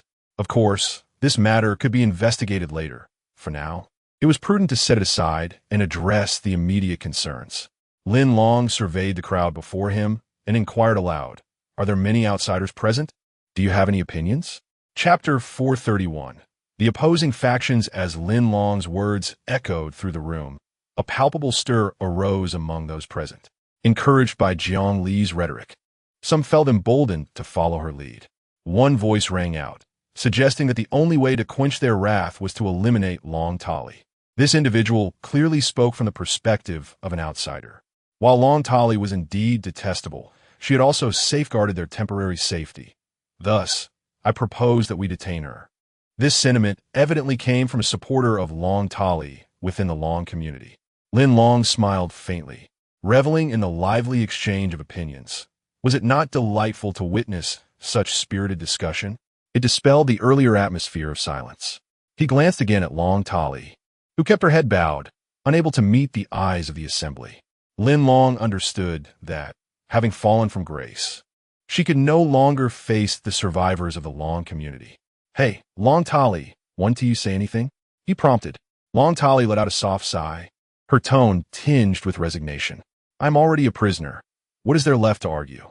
Whether to kill or to torture, please proceed as you wish." She had seemingly abandoned her defense and accepted her fate. Standing before the assembly, Lin Long addressed them. "I understand that many harbor discontent towards Long Tali, while others, her kin, still recognize her actions. Therefore, once I have reviewed the list of names, I propose we conduct a simple vote. The outcome of this vote will guide our decision. To ensure fairness, I will equalize the voting weight between outsiders and insiders, so that the sheer number of insiders does not unduly influence the results. Does anyone have objections to this method?" At this juncture, Lin Long turned to Jiang Li, standing at the front. As a representative of the outsiders, her voice should resonate with their sentiments. Jiang Li nodded in agreement. "This is a fair and just approach. I support it." "Excellent," Lin Long continued. "I intend not only to apply this voting method to the former leader Long Tali, but also to all previous management figures within this community. I trust that not everyone has been as irresponsible as Long Tali." As he spoke, Jiang Li interjected, "Leader Lin Long, you are correct. Among the management team of the Long community, Vice Captain Wang is indeed a good person. I believe the voting results will reflect our desire to retain Vice Captain Wang." Lin Long nodded thoughtfully. "Vice Captain Wang? Wang Chuang. It is remarkable that he has remained untainted within the leadership of the Long family group. Rest assured, the vote will yield a satisfactory resolution," Lin Long assured them. At that moment, a sound of footsteps drew his attention, and he turned to see He Quan emerging from the corner of a nearby building, adorned with dragon scales. He Quan raised his head to meet Lin Long's gaze and immediately smiled, saying, "Brother Long, I have discovered a detailed list." Meanwhile, Long Lin himself had kept his head lowered until he stood before Lin Long and the others. Lin Long took the notebook from He Quan, opened it, and clearly saw a series of names listed within. Notably, at the forefront, the names of the team leader, the messenger, and the deputy helmsman were prominently marked. Upon a cursory glance, it was evident that the list was quite comprehensive. Chapter 432. Commencing the cultivation of He Quan, Lin Long picked up the notebook and proclaimed loudly, "Zhang Ming, He Dong, who are you?" As soon as the words left his lips, numerous survivors simultaneously turned their gazes toward two distinct directions. Two middle-aged men cautiously raised their right hands, signaling their report. "Step forward," Lin Long commanded. Responding promptly, the two men trembled as they stepped forward, exchanging anxious glances, uncertain of the purpose behind Lin Long's summons. Lin Long inquired, "What are your positions within the Long family community?" The shorter, stockier man on the left replied, "I am Zhang Ming, the leader of the material team in the Long family community." The taller, leaner man on the right responded, "I am He Dong, the leader of the medical team in the Long family community." Upon hearing their responses, Lin Long nodded in satisfaction, a smile gracing his face. This aligns perfectly with the records in my notebook." He had merely selected two individuals at random, ensuring their details matched. "Excellent," Lin Long remarked. "Your answers are consistent with what I have noted." Just as he concluded this statement, a commotion erupted from the front entrance. At the sound, everyone turned to look, witnessing He Ling leading two groups of individuals into the community. Mao Jun and Jiao Kang's teams had already been briefed by He Ling about the situation. They had not anticipated that the simple assembly of Lin Long and his companions would so adeptly seize control of the Long family community. What an impressive feat! As they stepped through the main entrance, they gazed upwards, taken aback by the sheer density of individuals present. It was indeed as He Ling had described. The personnel in the square exhibited remarkable cohesion, exhibiting no signs of disorder. Their arrival merely served to assist with the aftermath. He Ling addressed Lin Long, "Brother Long. Captain Mao and Captain Jiao have arrived with their teams." Lin Long turned to acknowledge her. "Very well. Let us commence the handover process on site." He handed the notebook to He Quan. "Commander He, you shall preside over the forthcoming handover." He Quan was momentarily taken aback by the unexpected responsibility. As Lin Long turned to him, he offered a supportive smile and quietly reassured him, "Fear not. Every process has its own rhythm." Conducting this handover will significantly bolster the future expansion of our community. I shall remain nearby, ready to assist you throughout the process. Initially lacking confidence in the handover, He Quan felt reassured upon hearing Lin Long's final remarks. He nodded resolutely. Very well. I shall execute the handover according to the standards you established during the construction of the civil reconstruction community. Excellent, Lin Long affirmed, stepping aside to observe diligently, prepared to provide guidance to He Quan as he undertook this important task. He Quan stepped onto the stage and addressed the audience below, stating that from this moment forth, the original Long family community has been rendered obsolete. In its place, we shall establish the branch of the civil reconstruction community, which I propose to temporarily designate as the A City branch of civil reconstruction. As the community expands in the future, we may consider establishing branches in B City and C City accordingly. Of course, this is a vision for the future, and we firmly believe that under the astute leadership of Leader Lin Long, such ambitious plans will undoubtedly come to fruition. Chapter 433. 2 rounds. As He Quan's words came to a halt, the first to respond were the members of the civil reconstruction community, including the likes of Xiang Jiang and Captain Mao Jun, who immediately erupted into applause and cheers. He Quan offered a slight smile, glancing at Lin Long beside him, who also gave a thumbs up in commendation. Witnessing this, He Quan felt an even greater surge of confidence. This was entirely a reflection of the courage and self-assurance he had cultivated since assuming the role of commander within the civil reconstruction community. He Quan then instructed the assembled individuals to line up according to their respective groups, organizing themselves into formation. He called forth all 20 individuals holding positions of captain and above. Although the original Long clan community had a modest number of members and was not vast in scale, it had been subdivided into numerous smaller teams. As these 20 managers presented themselves, He Quan compared their names and requested them to indicate their relationships with Long Tali by raising their hands. The results revealed that all individuals were either relatives of Long Tali or Wang Chuang. Not a single person on the fringes, like Jiang Li, held a captain or higher position. He Quan smiled subtly at this revelation. He cleared his throat and remarked that the formation of the original Long clan community indeed exhibited a significant familial interest chain. In such a community, where nepotism prevails, how could it possibly endure? In our civil reconstruction community, we have never engaged in such practices. Henceforth, anyone who makes substantial contributions to the community will have the opportunity to assume important leadership roles. As He Quan's words concluded, a round of applause erupted from a small corner on the right side of the stage. Though few in number, the applause was quite resounding. It appeared that He Quan's sentiments resonated deeply with these individuals. They too harbored aspirations to rely on their own abilities to contribute to the community's growth and development, and they hoped that their efforts would earn them recognition from the community's leadership.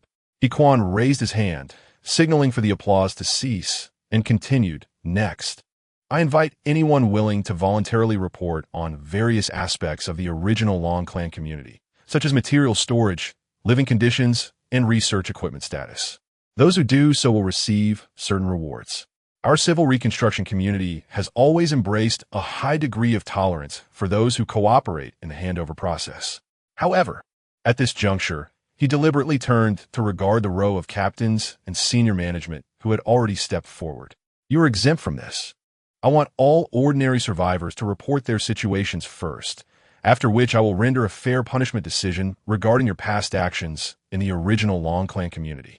There are 3 forms of punishment: execution, exile, and imprisonment. The method with the most votes will be imposed upon you. Therefore, if you have not abused your authority and have been amicable towards your subordinates, I trust you shall not face excessive punishment. Each individual's voting method will occur in 2 rounds. The first round assesses the understanding of you by those below. Only after they comprehend your actions will they be qualified to cast votes for your punishment. The second round is straightforward. It involves conducting a vote among all those acquainted with you regarding 3 types of punitive measures. The rules are simple, and the rationale is clear. I trust that everyone comprehends this. Having concluded his statement, He Quan raised his gaze to the assembly, seeking any signs of confusion or misunderstanding. After a minute of silence, with no one responding, he proceeded to announce the commencement of the first task, to actively cooperate with the takeover of the two major communities, with the survivors of the original Long clan community registering directly with Captain Mao Jun. Chapter 434. Private Conversation. The first collaborative initiative announced by He Quan quickly yielded remarkable results. Nearly 100 survivors present gradually approached Captain Mao Jun, willingly offering their assistance for the transition of the community. Captain Mao promptly organized his team to manage the situation as effectively as possible. Meanwhile, the remaining Captain Jiao Kong and his personnel were dispatched by He Quan to conduct inspections within the former Long clan community, ensuring that no disturbances arose due to the transition between the two communities. He Ling approached He Quan's side, assisting him with various matters. Lin Long stood beside Long Tali, observing the unfolding events as if from another era. How much time had passed since the three of them began pursuing Long Tali? A small-scale Long clan community had changed hands in the blink of an eye. The fundamental reason for this rapid shift lay in the former Long clan community's lack of adequate firearms and the absence of capable guardians. Additionally, the community leader's nepotism resulted in an unstable foundation. Once defeated, everything crumbled. Lin Long let them busy themselves nearby and turned his gaze towards Long Tali. He noticed her vacant stare, helplessly fixed on the scene before her. Lin Long softly inquired, "Long Tali, do you regret opposing me, Lin Long?" Long Tali paused, turning to meet his gaze. After a brief moment of contemplation, she offered a bitter smile. "Of course I regret it. But what use is regret? I should never have heeded Mu Jianxiong's advice to shelter Luo Chong and Li Guan. Your decision to oppose my establishment of the civil reconstruction community was partly incited by Li Guang and Luo Chong, but more so, it stemmed from your overestimation of your own capabilities. Ambition is essential, yet strength is the foundation upon which ambition must be built. Without strength, ambition may lead not to territorial expansion, but to one's own demise." Long Tali nodded, absorbing the lesson. "So, you too possess ambition?" "No, you are mistaken. The term ambition is more fitting for you. As for me, I embody lofty aspirations. Having founded the civil reconstruction community, I am resolutely committed to its flourishing. Shall we consider this a private exchange? May I pose a question to you?" Long Tali, uninterested in Lin Long's admonitions, turned her attention to her lingering doubts. Lin Long, locking eyes with her, countered, "Are you inquiring how I discerned your feigned surrender? Your intent to lure me out for capitulation while your gunmen lay in ambush on either side, ready to assassinate me?" Long Tali remained silent. Her silence served as a poignant answer. Lin Long chuckled. "Very well. Given the current circumstances, it seems likely that you will face public judgment and punishment, with decapitation as a strong possibility. For you, exile might evoke fear among many survivors. Unlike the former leader of the Jin clan, who was merely a social rogue with a sense of brotherhood that garnered him some respect and followers, you have yet to attain such stature. Therefore, before you potentially meet your demise, I shall elucidate the matter to you." Upon hearing these words, Long Tali's expression shifted slightly. However, this emotion was fleeting. It was understandable, as she had been reduced to a prisoner, with her fate no longer within her control. Lin Long continued, stating that he possessed the ability to foresee the future, to anticipate the impending dangers he would face. Thus, with such a remarkable gift, he would never allow peril to truly befall him. When he discerned the presence of snipers lying in wait atop the towering buildings on either side, he resolved not to surrender. Only after neutralizing the threat could he emerge unscathed. Chapter 435. The plea of the dragon scale. Upon hearing Lin Long's words, Long Tali was momentarily taken aback. It was not that she doubted him, but rather that the idea was so fantastical. How could he possess the ability to foresee the future? Lin Long continued, "Rest assured, after your departure, I shall treat the remaining survivors with utmost care. Naturally, some of them may be your dear friends and family. I hope that before you leave, you can persuade them not to harbor any thoughts of vengeance due to your influence. My tolerance has its limits, and I will not permit anyone to repay kindness with enmity. Will you comply with this request?" Long Tali pondered. This young man certainly thinks far ahead. He has considered matters beyond my departure. Upon further reflection, It is entirely plausible. The Long community is intertwined through the bloodlines of the Long and Wang families, and most of the survivors are indeed her kin. There may very well be some who, in the name of revenge, choose to bide their time. With a sigh, she resolved to do her utmost to counsel the remaining survivors. She understood that opposing Lin Long typically does not end well. Lin Long smiled faintly. Her understanding of the situation brought him a sense of relief. Indeed, she had already tasted the bitter fruits of opposition, and he hoped she would not allow that bitterness to spread.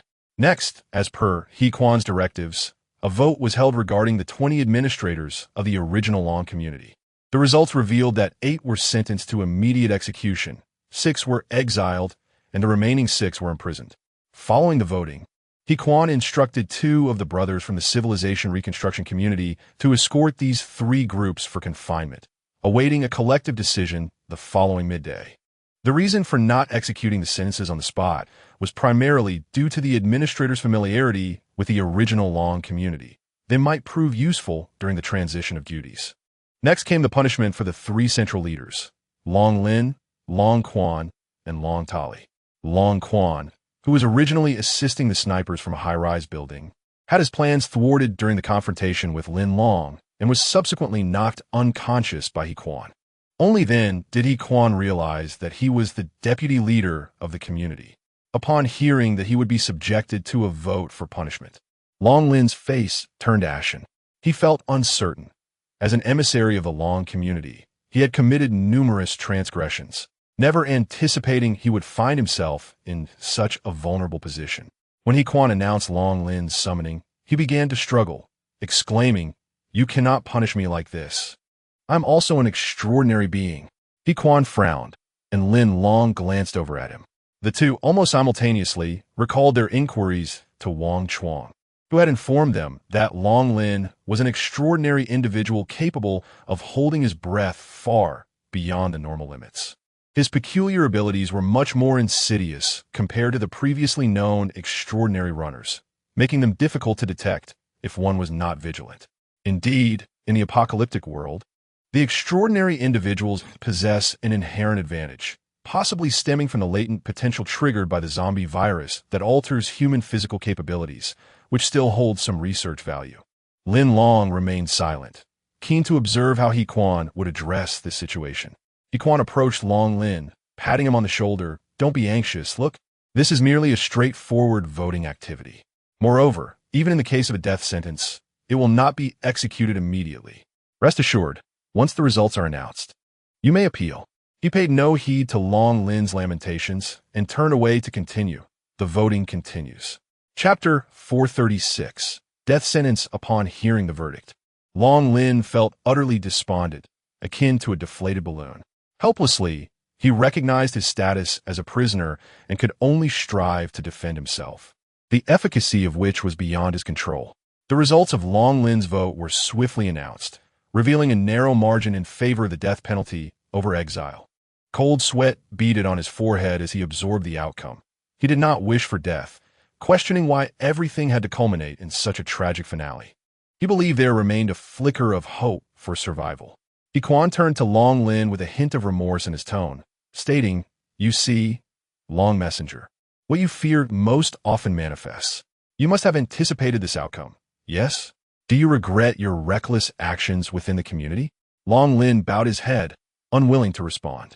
He Kuan, disinterested in further discourse, declared, "The result of Long Lin's vote is death. The execution will occur tomorrow at noon." He then shifted his focus to Long Quan, who remained unconscious. "However, I can ensure he awakens shortly." He Kuan approached Long Quan, who was bound to a chair and in a state of deep unconsciousness. With a sharp slap, He Kuan struck Long Quan's cheek.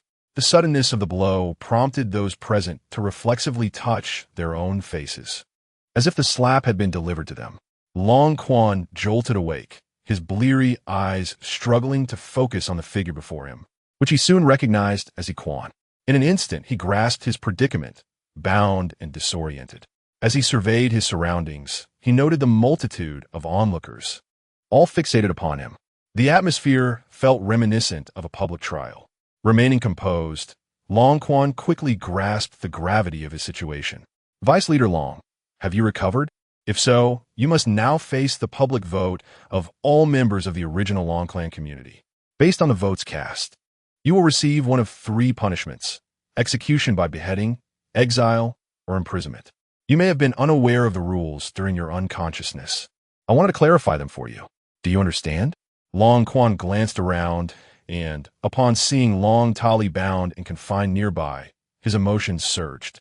Leader, have we failed? Long Tali met his gaze, uncertain how to respond. She could only nod subtly, affirming, "Do you not see? We are surrounded by the members of the civil reconstruction community, armed with sharp blades, enclosing us. Our binding is a clear indication of our defeat. There is no need for further inquiry." With the confirmation of his fears, Long Quan heaved a sigh of discontent. I, Long Quan, refuse to accept this fate. I devised a meticulous plan, yet how is it unraveled? Upon hearing this, Lin Long felt a surge of curiosity. He stepped forward and inquired softly, "Did you orchestrate the ambush with two assailants positioned on the upper floors of the adjacent buildings to launch a surprise attack on me?" Long Quan fixed his gaze upon Lin Long, his countenance laden with sorrow, and he solemnly nodded in affirmation. "Yes, it was indeed my arrangement. However, I cannot fathom why it ended in failure." Chapter 437. The prison cell. Lin Long smiled and remarked, "I understand that you must feel quite indignant. However, it matters not. If you wish to comprehend the reasons behind your failure, you may request an explanation from your dragon leader after we conclude. For now, let us allow Commander He to proceed with the voting activities." Lin Long was reluctant to dampen the enthusiasm for the voting. After speaking, he took a small step back to return to his original position. He had observed Long Quan closely. In comparison to Long Lin and Long Tali, Long Quan appeared more rational. Perhaps this was the reason he had been appointed as the strategist for the former Long Clan community. He Quan nodded and stepped forward to address Long Quan, saying, "All right, Long Quan, I have provided the necessary explanations. Any uncertainties you have been clarified by our dragon brother. It is now time for everyone to cast their votes regarding you." Long Quan let out a soft snort and chose to close his eyes, silently accepting the reality before him. As a mere pawn, he could only resign himself to the whims of others. He Quan turned to face the crowd below, reiterating the voting rules once more. Given Long Quan's significant position within the former Long Clan community as the vice leader, meticulous data gathering was essential prior to the voting. Once the rules were explained, He Quan raised his right hand and initiated the first round of voting. The influence of the vice leader indeed surpassed that of an ordinary captain or messenger. The result of the first round revealed that 90% of the survivors from the former Long Clan community raised their hands in acknowledgement of Long Quan. Such a high number had not been seen in the previous voting activities. After the counters recorded this figure, they proceeded to the second round of voting. The outcome of this round would serve as a compelling basis for Long Quan's final punishment. Ultimately, the punishment decreed for Long Quan was imprisonment. This result surprised Lin Long, He Quan, and others, sparking their curiosity. It was noteworthy that among the three forms of punishment, imprisonment was considered the least severe. Astonishingly, the survivors had opted for the mildest form of punishment for him, and the votes for this option significantly surpassed those for the other two. Upon hearing the voting count for the third punishment option, Long Quan opened his eyes. He scanned the crowd before him and mused, "Imprisonment as my punishment? That is acceptable. At least my life is temporarily spared. As long as there are green mountains, one need not worry about firewood. Once the opportunity arises, I shall execute my plan for revenge." He Quan turned to Long Quan with a slight smile, saying, "Long Quan, I presume you heard the voting count just now? How do you feel? Shouldn't you express some gratitude? I must admit, I did not anticipate such a large number of survivors voting for your imprisonment. This matter will certainly warrant further investigation." Long Quan replied, "You're He Quan, correct? Quite young yet, you carry out your role as commander with considerable poise. Rest assured, I shall readily cooperate with your investigation." He Quan ceased to engage in further dialogue with him and promptly announced the punitive measures against Long Quan. Subsequently, he turned his gaze towards Long Tali. Now, it was time for a public and impartial voting process concerning the leader of the original community. Long Tali also lifted her eyes towards He Quan, but upon their gazes meeting, she deliberately averted her eyes. Hequan stated, "Long Tali, it is now your turn. I presume you have grown somewhat impatient? Fear not. The 2 rounds of voting will soon conclude." Chapter 438. A difference of 2 votes. Long Quan turned his gaze toward Long Tali, asking, "Are you all right, Captain Long?" Long Tali offered a resigned smile, responding, "Brother, regardless of the outcome of the voting later, I hope you understand that from the moment our Long family community officially perished, we have lost the strength to contend with the civilized Reconstruction communities. From now on, you must take care of yourself." A deep sorrow welled up within Long Quan. As he furrowed his brow, he and Long Tali were siblings, bound by blood in both peaceful times and apocalyptic crises. Knowing her as he did, he understood that his elder sister was fiercely resilient and never one to concede to adversaries. What did her words imply? Had the situation truly reached an irretrievable point?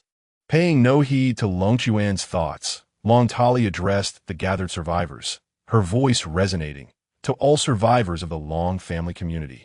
"I may not have been very friendly towards you before. That chapter has now closed, for you are about to welcome a leader who is wiser and more heroic. I hope that from the moment the new leader arrives, you will resolutely support and cooperate with him to cultivate our patch of apocalyptic sanctuary. Furthermore, I hold no resentment towards any decision you may make regarding the votes later. I merely wish for you to embrace a new world of peace and civilization." Long Tali's sudden declaration seemed to be a desperate bid for survival, a final plea for consideration. Lin Long, Hequan, and the others exchanged glances, all thinking. It was clear that Long Tali aimed to evoke sympathy from the crowd with her words. Hequan interjected, "All right, Long Tali, your speech ends here. Your previous actions are well known to all, and it may be too late to plead for leniency now." Hequan turned to face the crowd, stating, "As the former leader of the Long family community, I believe all survivors present are somewhat familiar with her. This evening, we will conduct the voting for the last individual facing punishment. I trust you all have an idea of what kind of retribution you wish to impose." He announced, "I hereby declare the first round of voting officially begins." As anticipated, the first round of voting revealed that the survivors all recognized Long Tali as the captain. The second round of voting commenced, focusing on 3 forms of punishment, with hands raised to cast votes accordingly. As Hequan loudly counted the votes for each punishment option, he captured the attention of everyone present. The results indicated that the highest vote count for Long Tali was for the death penalty, just 2 votes more than imprisonment. The cursed 2-vote margin determined the final form of punishment Long Tali would face. A somber silence enveloped the crowd as they absorbed the news. Long Tali slowly closed her eyes. There was nothing more she could do, having fought valiantly for her survival. Yet, the outcome remained unchanged as she faced the grim fate of death. She could only resign herself to her fate. Upon witnessing the situation, Lin Long approached and addressed the survivors, saying, "Esteemed individuals, since you have chosen to impose the death penalty on Long Tali, this decision will be finalized and executed. However, similarly, it will be carried out publicly tomorrow. This is due to the fact that several invaders from the former Long clan community remain imprisoned at the headquarters of the Civil Reconstruction community. Tomorrow, there will also be a few straightforward voting activities, the results of which will be executed collectively." Upon seeing the young Lin Long, the previous restlessness among the crowd was swiftly quelled. Chapter 439. Handover of duties. The survivors of the former Long clan community held divergent views on the punishment of Long Tali. Some contended that her measures were excessively harsh, surpassing the bounds of endurance, and thus advocated for the death penalty, while others, clearly swayed by Long Tali's final plea, believed her actions were merely aimed at ensuring the survival of more individuals, striving to cultivate and refine formidable community defenders, rendering certain stringent conditions as reasonable. Consequently, they voted for imprisonment. As the debate escalated, Lin Long took the floor. Instantly, all eyes shifted towards him, fixating on the young man exuding extraordinary strength and unwavering confidence. Lin Long continued, stating that the following night might encroach upon their sleep, as the patrol team of the Civil Reconstruction community would conduct a thorough handover of the current community status, and any uncertainties might cause disturbances. At this juncture, he deliberately cast a glance at the penalized leadership present, including them in his address. Having succinctly conveyed this message, Lin Long entrusted the handover between the two communities to He Quan, granting him full authority to manage the proceedings. Under Lin Long's deliberate guidance, He Quan adeptly handled these matters with increasing ease. Throughout the night, the two teams from the civil reconstruction community gained comprehensive insight into the possessions, documents, and personnel of the former Long clan community. Ultimately, He Quan discerned that the community was not as opulent as initially presumed. His assessment of the state of the former Long clan community was succinct: a scarcity of resources, disillusioned hearts, and concentrated power. Early the next morning, He Quan visited Wang Chuang's private resting chamber, relaying the aforementioned situation in detail to Lin Long. After a night of diligence, Lin Long had chosen this very room to rest briefly. Upon hearing He Quan's report, he nodded in understanding. Realizing why Long Tali had extorted such substantial resources when she apprehended He Ling the previous afternoon, it became evident that their community teetered on the brink of collapse, prompting Long Tali to take a desperate gamble to lead her members toward continued development. He Quan then inquired, "Shall we proceed with the original plan to escort the core personnel of the former Long clan community for a united execution?" Lin Long affirmed, "Indeed. We shall administer the appropriate punishment without exception, including for Long Tali. Dispatch someone to execute the orders and have Commander Zhao send a few individuals over. As for me, I shall visit Long Tali in the dungeon." Understood. He Quan acknowledged the command and promptly exited. Lin Long stretched languidly, massaging his back, pondering what valuable information Long Tali might offer during his visit to the dungeon. Prior to meeting Long Tali, Lin Long summoned Jiao Kong to the resting chamber once more. In the present day, the once thriving Long's community has succumbed to oblivion, replaced by a branch of the civil reconstruction community. As declared by He Quan in the presence of numerous survivors last evening, the official name of the new community is the Civil Reconstruction Community, Branch A. All management systems and methodologies within it will draw inspiration from the Civil Reconstruction Community. To ensure the stability of the branch community, it has been decided to promote a select group of personnel from the original community to serve as management staff. Meanwhile, headquarters personnel will be dispatched to the branch to enhance communication. Lin Long must take proactive measures, as the expansion of the civil reconstruction community necessitates corresponding growth and supplementation of its structural framework. After briefing Jiao Kong on all these matters, Lin Long rose to visit Long Tali and relevant personnel in the detention facility. Chapter 440. Retribution. The A City branch of the Civil Reconstruction Community has designated a former residential transformation house within the original community as the confinement site for key figures such as Long Tali, Long Quan, and Long Lin.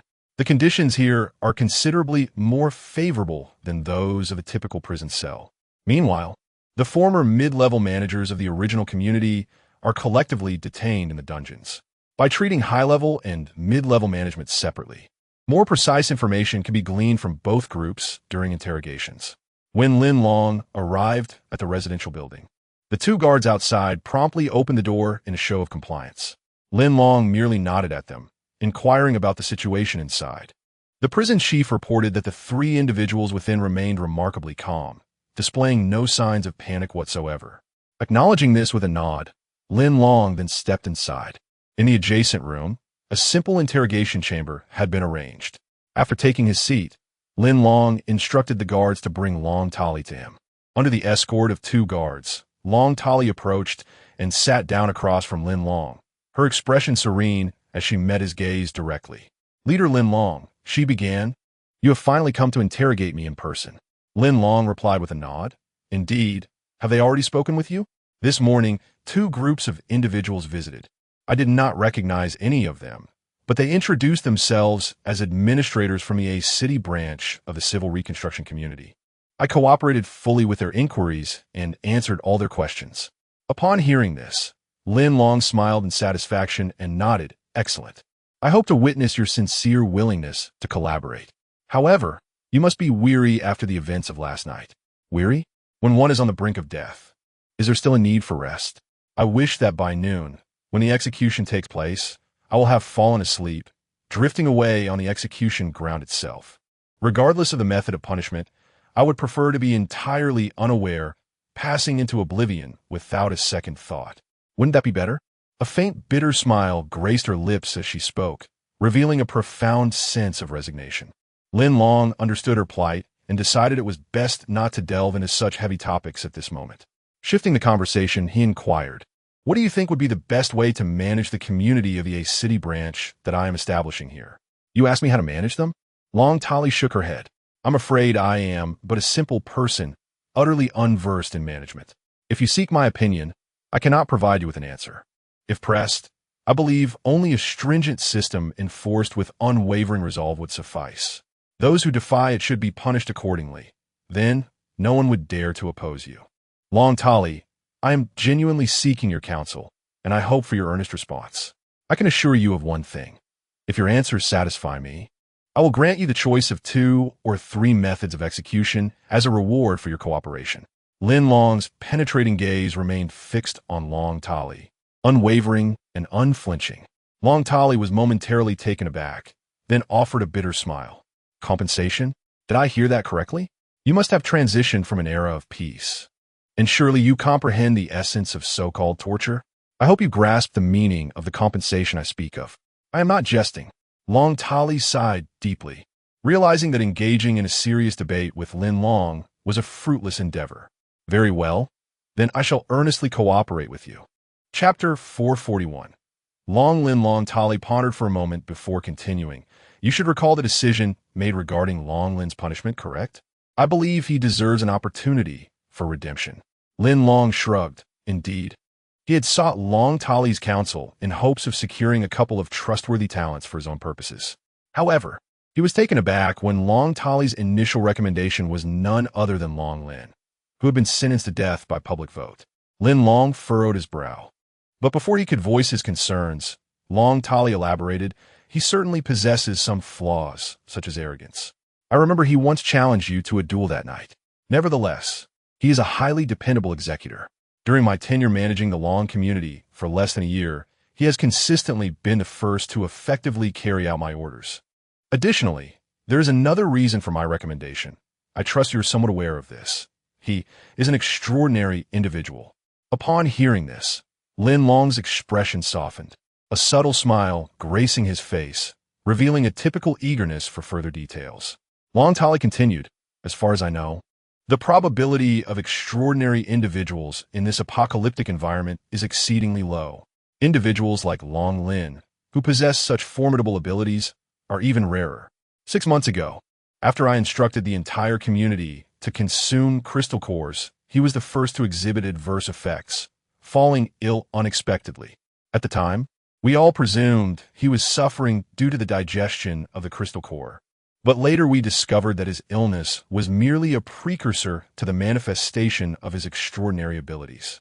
Unfortunately, he is limited to this specific aspect. He does not exhibit extraordinary traits in terms of speed." Lin Long nodded, countering, "However, you are well aware that despite being extraordinary, Long Lin has been condemned to death through public vote. I cannot simply acquit him based on your 2 points." "I understand," she replied. "I merely wish to offer my perspective. Whether you choose to accept it is beyond my jurisdiction." After a brief moment of calm, Long Tali added, "I believe, given your immense capability, it would not be difficult for you to truly manage Long Lin. You must have observed his profound fear of death. Should you grant him clemency, I'm certain he would be grateful." Suddenly, Lin Long raised his right hand, halting her discourse. "I will contemplate Long Lin's situation. Time is of the essence now. I wish for you to speak about Long Quan. He received a sentence of imprisonment during the public vote. However, during last night's operation, he served as your strategist, attempting to orchestrate a covert assault against me. What is his situation? Long Quan is, after all, Long Tali's younger brother," and she hesitated momentarily. After a brief pause, she nodded and replied, "Long Quan, as you might know, is my younger brother. The reason he was confined by the survivors last night, I believe, is not an act of forgiveness from them. Rather, it is because he stands as the sole exceptional managerial talent in our community, having received foreign training during times of peace. Among the 3 siblings, he is the most astute and visionary individual. The establishment and initial expansion of a Long family community is significantly attributed to his sagacious insights. Chapter 442. Continue to inquire. Lin Long had anticipated that Long Quan was unlike ordinary individuals. Upon hearing Long Tali's words, he suddenly understood. It turned out that he had undergone training from 4 institutions, even in times of peace. No wonder he was always able to conceive brilliant ideas. Lin Long responded, "No wonder. He is indeed a high-level management talent. Since he has been sentenced to imprisonment, I will have ample time in the future to consult him for any prudent suggestions." Long Tali remarked, "However, there is one matter that I believe will serve as an insurmountable barrier to your communication with him. The reason you mentioned, is it because of you?" Long Tali nodded in acknowledgement. "Yes, it is indeed because of me. Regardless, I am his sister, and I have been sentenced to death. I cannot fathom what he might think. This younger brother of mine has always had a close relationship with me since childhood, and I fear that he may not assist you." Lin Long nodded in agreement. "What you say is true. Rest assured, I will seek opportunities to communicate with him earnestly. If he truly cannot overcome the shadows of this situation, I will have no choice but to relinquish my efforts. However, if he dares to feign reconciliation and oppose me when I am unprepared, I will not show him mercy. He is merely an ordinary person, devoid of any physical advantages. Punishing him will be rather simple. Do not worry. Before your arrival, I had already made a sincere effort to persuade him. Yet, he remained silent, with his head bowed, leaving me uncertain of his thoughts." Lin Long continued. "During the entire operation from yesterday evening until nightfall, our headquarters for the civil reconstruction community managed to capture only Long Xinghai and Mu Jinxiong. Another individual, named Wang Ci, remains missing. Perhaps you could tell me about the 2 who have been apprehended." "Long Xinghai. He is my 3rd brother. You have previously captured him." Then, Deputy Captain Wang Chuang volunteered to exchange for him. "He is the most arrogant and ignorant among us 3 siblings, perhaps due to being the youngest. Like Long Quan, I have spoiled him, which has contributed to his current disposition. Now that I am in a precarious situation, it is utterly impossible for me to protect him. Therefore, I have no objections to whatever punishment you decide to impose." Long Tali spoke of Long Xinghai with a tone of resignation. Indeed, this brother had never been a source of peace for her. In the past, she could at least offer him reminders, but from now on, she could no longer afford to concern herself with him. Lin Long nodded in understanding and added, "You still remember Wang Sujuan, the messenger, right? On his deathbed, he entrusted me with a request to eventually kill Long Xinghai, bringing his head to his grave for homage. Thus, the likely outcome for Long Xinghai may also be death. And what of Mu Jinxiong? Mu Jiangshong? He is an ordinary individual, merely serving as a messenger due to his relation to my cousin. He does not exhibit any remarkable skills, and I cannot recommend him to you." Lin Long then shifted the conversation to another seemingly significant figure. "Very well, I shall temporarily exclude these 2 individuals from the talent recruitment process. Now, please elaborate on Wang Chuang, the deputy helmsman. Since the day he exchanged positions with Long Xinghai, Wang Chuang has become a hostage within the confines of the civilizational reconstruction community. Lin Long has interrogated him privately and possesses a certain degree of understanding regarding him. At present, he hopes to gain further insight into Wang Chuang's conduct and character through the words of Long Tali." Chapter 443. Wang Chuang is talented. Upon hearing the name Wang Chuang, Long Tali's face inexplicably lit up with a gentle smile. "How is he faring in the prison of your civilization's reconstruction community?" "Fairly well," Lin Long replied. "After all, he is the deputy leader of your community. How could I possibly mistreat him? Besides, I hope to glean insights about your community through him." Long Tali nodded in satisfaction. "That's good to hear. However, it is quite unfortunate." At this point, her expression abruptly shifted to one of deep despondency. "I am about to part ways with him, and I cannot help but wonder how he will react upon learning of this." Lin Long lightly tapped the table twice with his right hand. "I understand your sorrow. Now, could you tell me what you think of Wang Chuang? Do you wish for him to accompany you to the underworld, or do you hope he can continue to survive?" Long Tali raised her right hand to gently wipe away her tears. "Time is of the essence. I cannot afford to squander even a moment on grief," she stated. Well, from my perspective, I do not wish for him to meet such a fate. That would be profoundly unfair to him, for he is truly a remarkable talent. If he chooses to assist you, he will be no less capable than Long Quan. I can sense this, especially given the public voting event last night, where individuals like Jiang Li were present. They seemed relatively friendly towards Deputy Leader Wang Chuang. Indeed, those individuals on the margins are all supporters of Deputy Leader Wang Chuang, which is why I agreed to shelter them. By the way, there was also that messenger Wang Sujuan, who steadfastly stood by Wang Chuang's side in support of accepting those on the margins. If I were to allow all the survivors from Division A to participate in a vote for Wang Chuang's execution, would many cast their ballots in favor of punishing him? Long Tali nodded in agreement. While I cannot be entirely certain, I would estimate a probability of 70 to 80%. Well then, aside from his compassion for the marginalized, what other value does Wang Chuang possess? Lin Long's intentions were straightforward.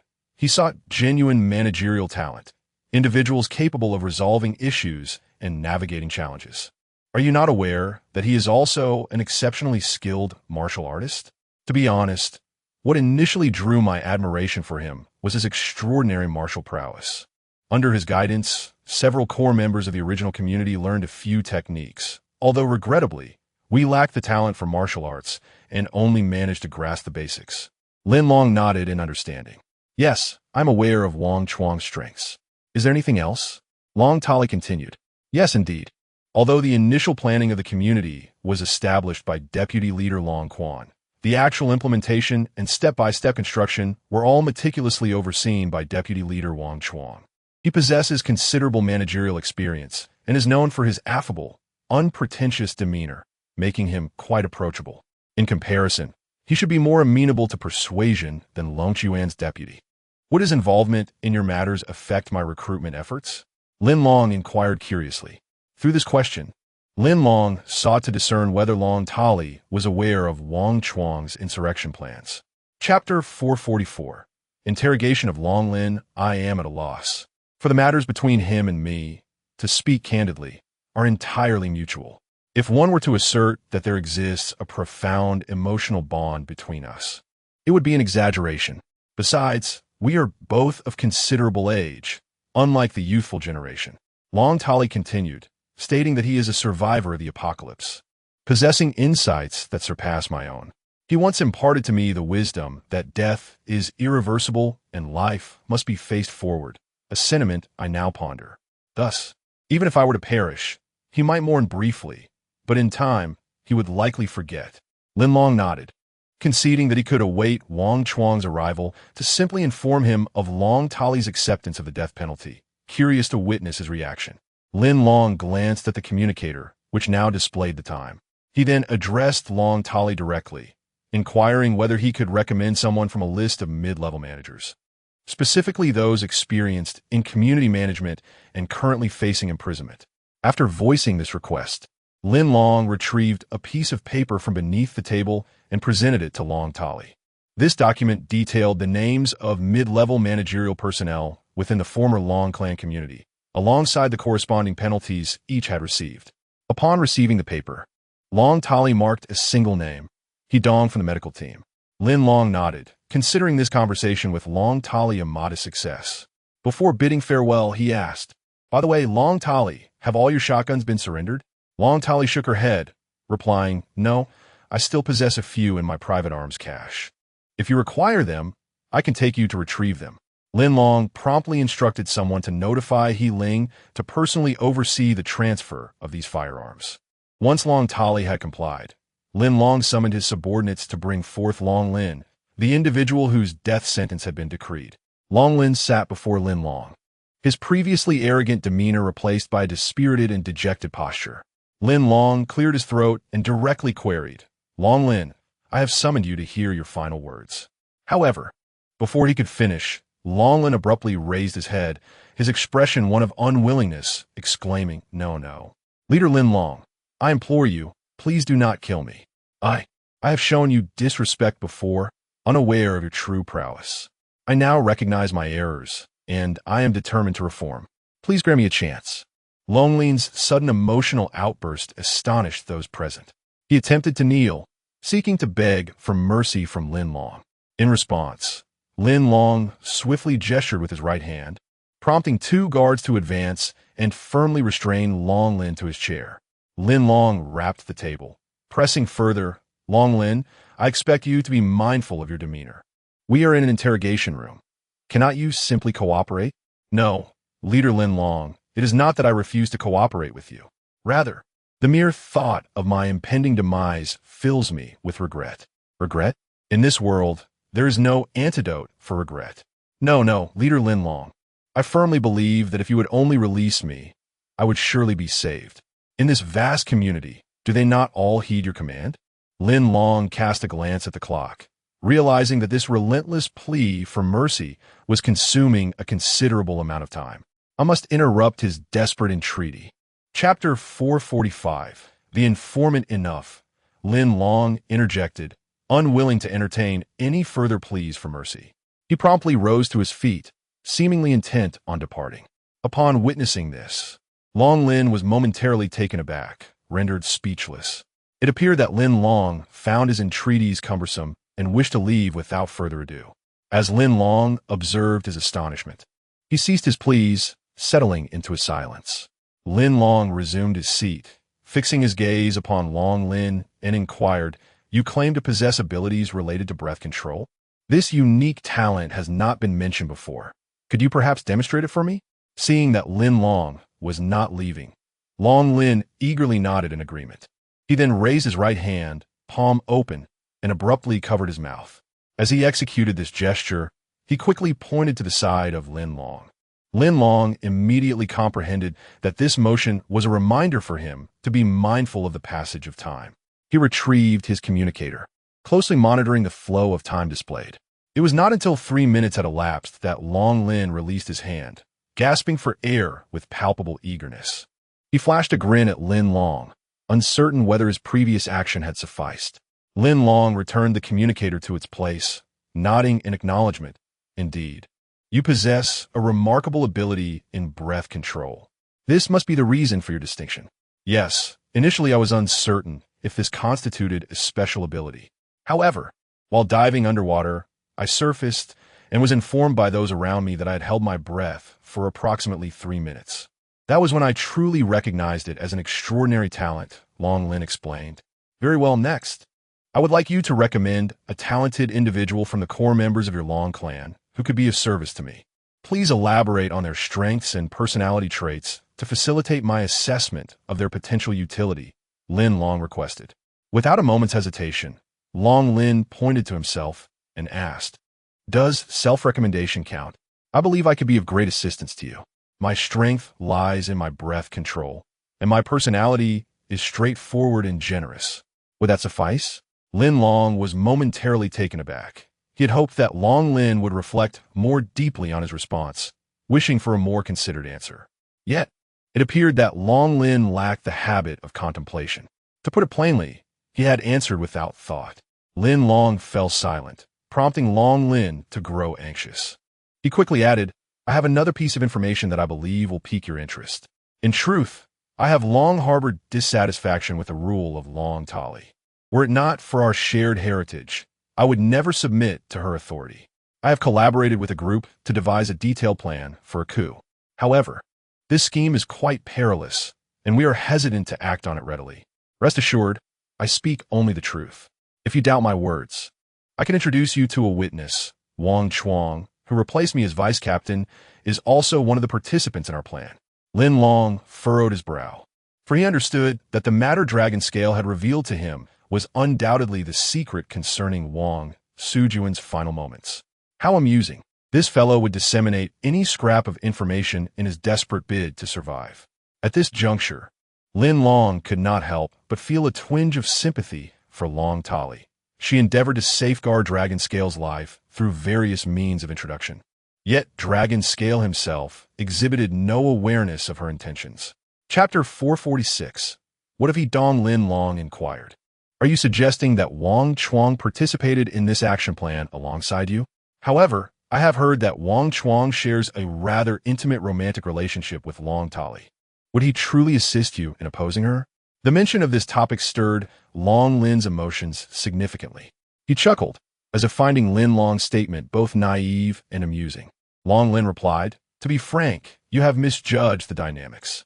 The true relationship is that it is not I who opposes Long Tali's rule, but rather Wang Chuang himself. I merely serve as his assistant. I find myself recognized as a superpowered individual on Wang Chuang's side, and my involvement is deemed necessary for the community's future development. Hence he wishes for me to participate. Are you the only two among the upper management of the Long clan community?" Lin Long asked.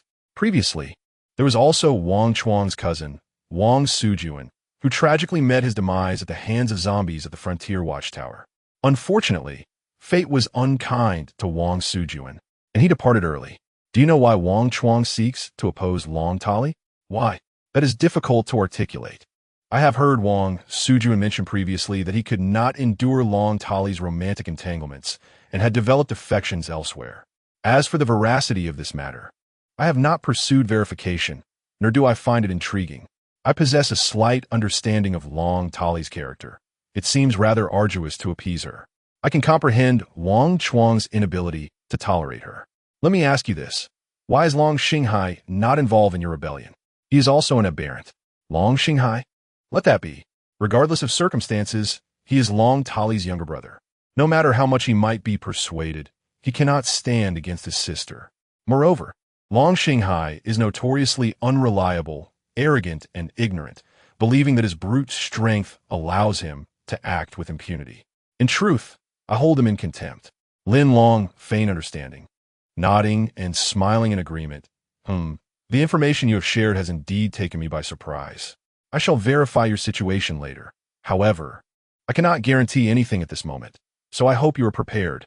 Upon hearing this, Long Lin felt a sense of frustration, as if Lin Long had toyed with him.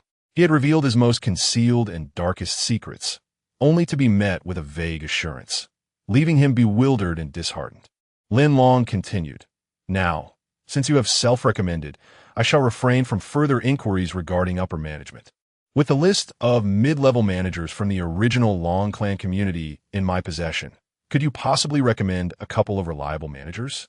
Similar to his previous question regarding Long Tali, Lin Long pulled out a piece of paper from beneath the table and presented it to Long Lin. "If you have recommendations, please make a note directly on it." Long Lin nodded in comprehension, accepting the paper.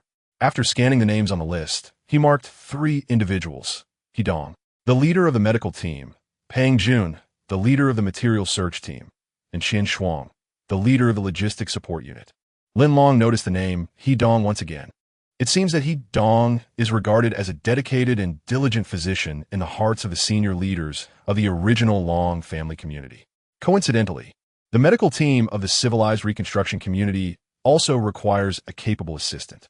I wonder if Hidong will be able to fulfill this role when the time comes. Lin Long placed the paper beneath the table and inquired, "Do you have any other personnel you could recommend to me?" Chapter 447. The death of Long Lin pondered for a moment, still reeling from Lin Long's earlier ambiguous words. After a brief contemplation, he tentatively inquired, "If I provide a recommendation, will I be spared?" Lin Long coldly shook his head in denial. "Not necessarily. I can only assure you that if you do recommend, I will allow you to traverse the final stretch of your life with slightly less suffering." Finally, unable to endure such torment, Long Lin abruptly stood up and slammed his hand on the table. "I refuse to cooperate. You scoundrel, you are clearly toying with me. No matter how I comply, it leads only to death. Why then should I choose to cooperate?" Lin Long cast a sidelong glance, locking eyes with Long Lin. Those eyes seemed to possess the ability to unleash lethal blades, instantly freezing the atmosphere in the room. Long Lin felt an inexplicable tightening in his chest. He dared not meet Lin Long's gaze and quickly turned away, still wearing an expression of indignation. "I said, I will no longer cooperate." "Excellent," Lin Long remarked. "You have already been quite accommodating. As for this final question, your non-cooperation is of no consequence. Take him away."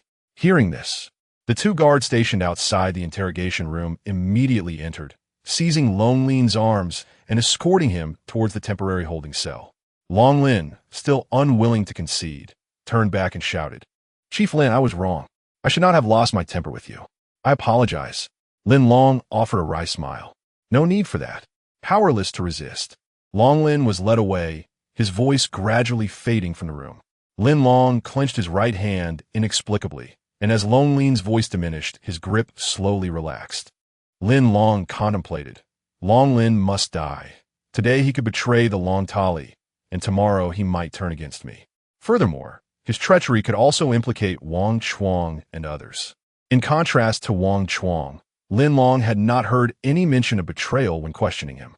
As for the remaining individual, Long Quan, Lin Long deemed there was no need for further interrogation. After all, he had already been publicly voted as a prisoner, and there would be ample opportunities to converse with him in the future. Lin Long rose, gazing towards the outskirts of the community. Starting today, this community will officially be renamed the A City branch of the Civil Reconstruction Community. I wonder what fate awaits it. As the leader of this community, Lin Long needed to firmly grasp the helm, steering the vessel of this community with great caution. Subsequently, Lin Long descended to personally inspect the perimeter work of the Long family community. While on the way, he received a call from Yiquan, who informed him that they were en route, including the detained Long Xinghai, Wang Chuang, and Mu Jianxiong to the A City branch.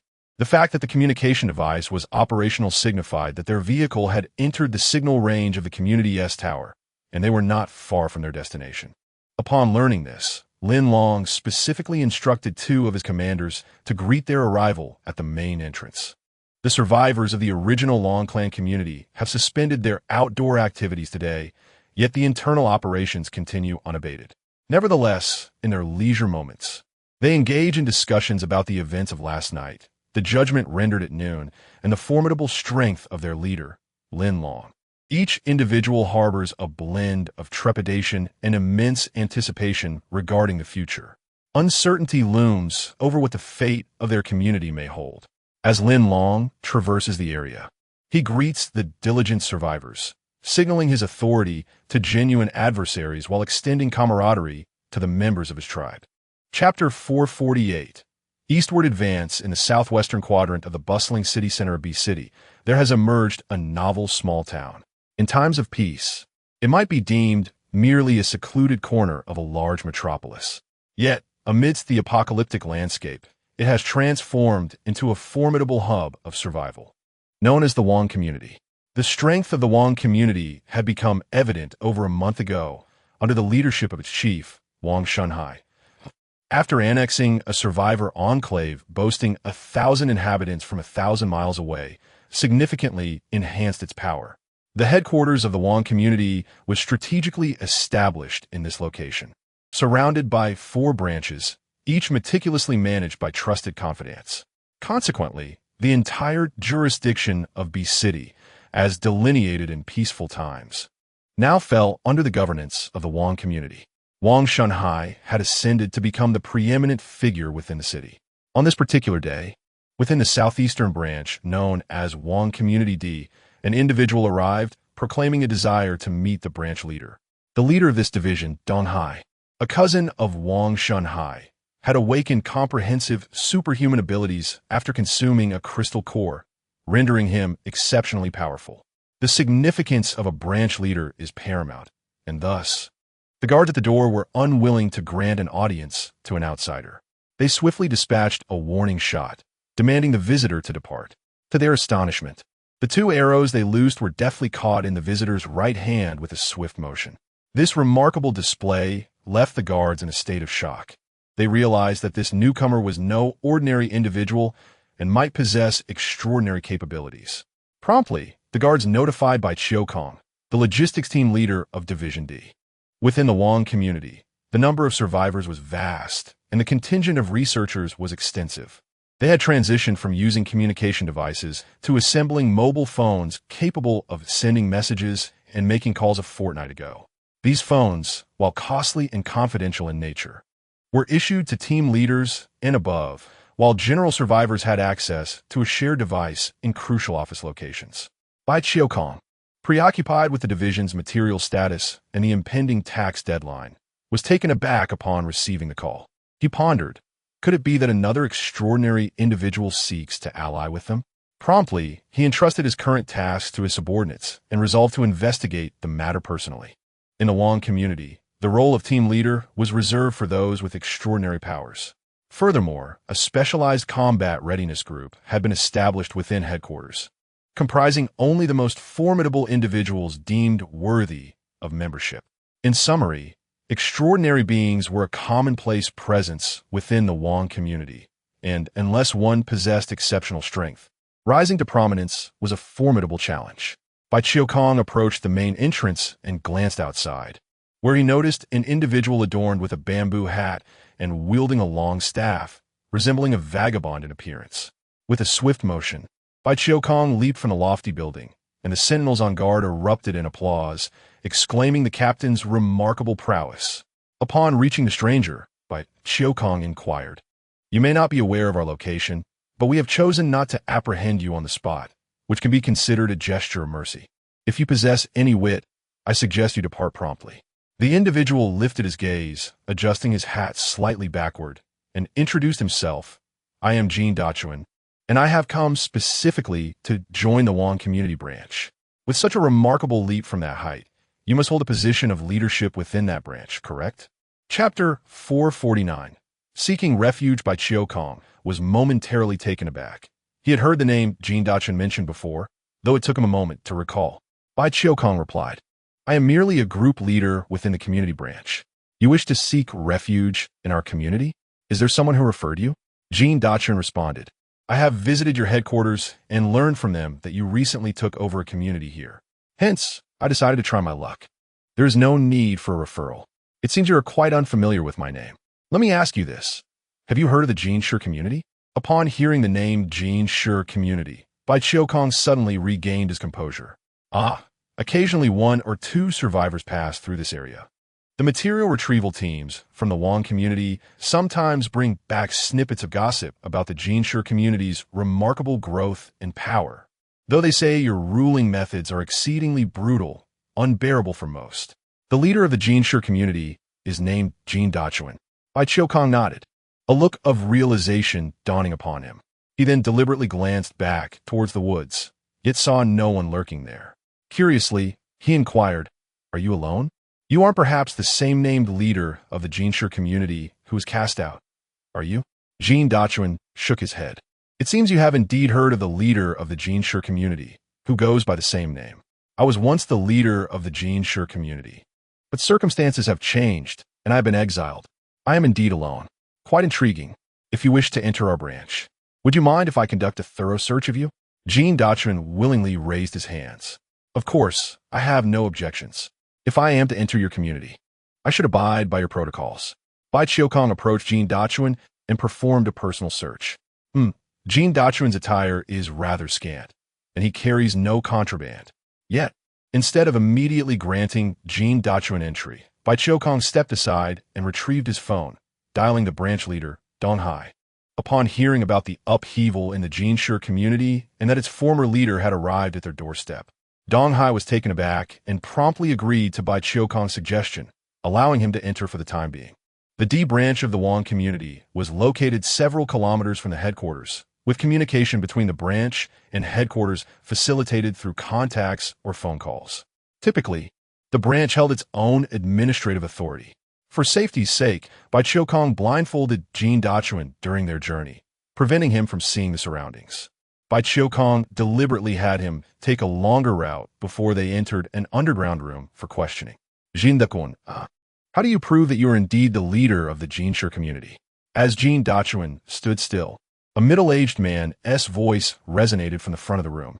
This man was Dong Hai, the leader who had just conversed briefly with Bai Chiu-kong. Indeed, the scale and influence of the Jean Shi community warranted a personal audience with Dong Hai. Dong Hai did not immediately reveal himself. Instead, he chose to remain hidden in the shadows, assessing the opponent's strength. Bai Chiu-kong approached the masked Jean Dachuan and deliberately reminded him, "Jean Dachuan, since you have proclaimed your identity, it is imperative that you demonstrate abilities commensurate with that identity. This is the rule, and I hope you do not misconstrue it." Jean Dachuan nodded in acknowledgement, replying, "I understand." Chapter 450. The test. Jean Dachuan raised his head, pondering the manner in which they intended to test him. He had heard that the leader of the Jin community was notoriously cruel and fierce, having established a harem camp and a concubine camp within his dominion. Is there truth to this?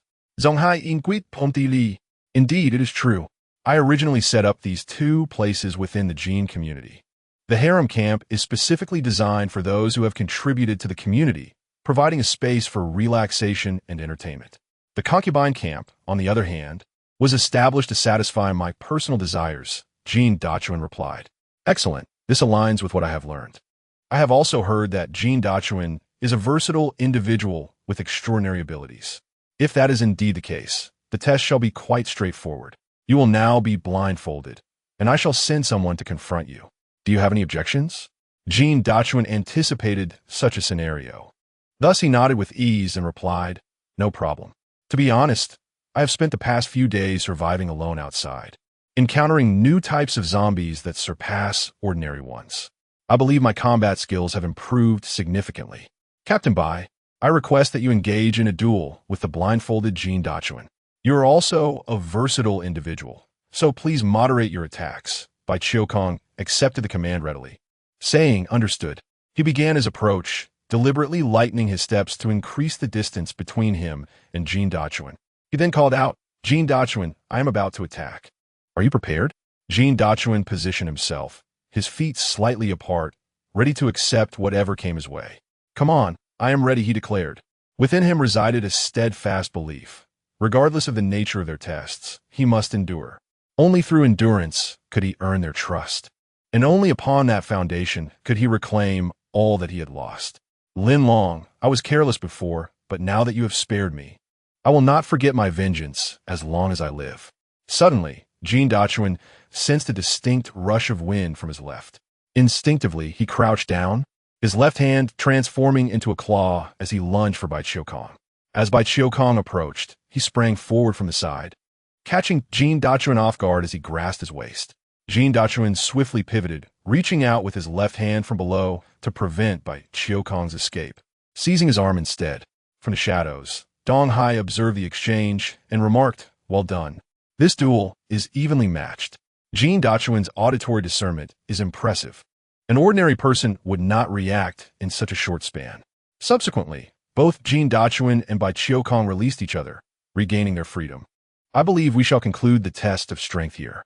Now, Jin Dachuan, if you wish to join our community, we can allow you to stay. However, you must accept the conditions we present. I believe you once held the esteemed position of a leader within a vast community, only to find yourself abruptly relegated to that of a subordinate. Can you truly acclimate to such a psychological disparity? Jin Dachuan clenched his teeth, responding with unwavering determination.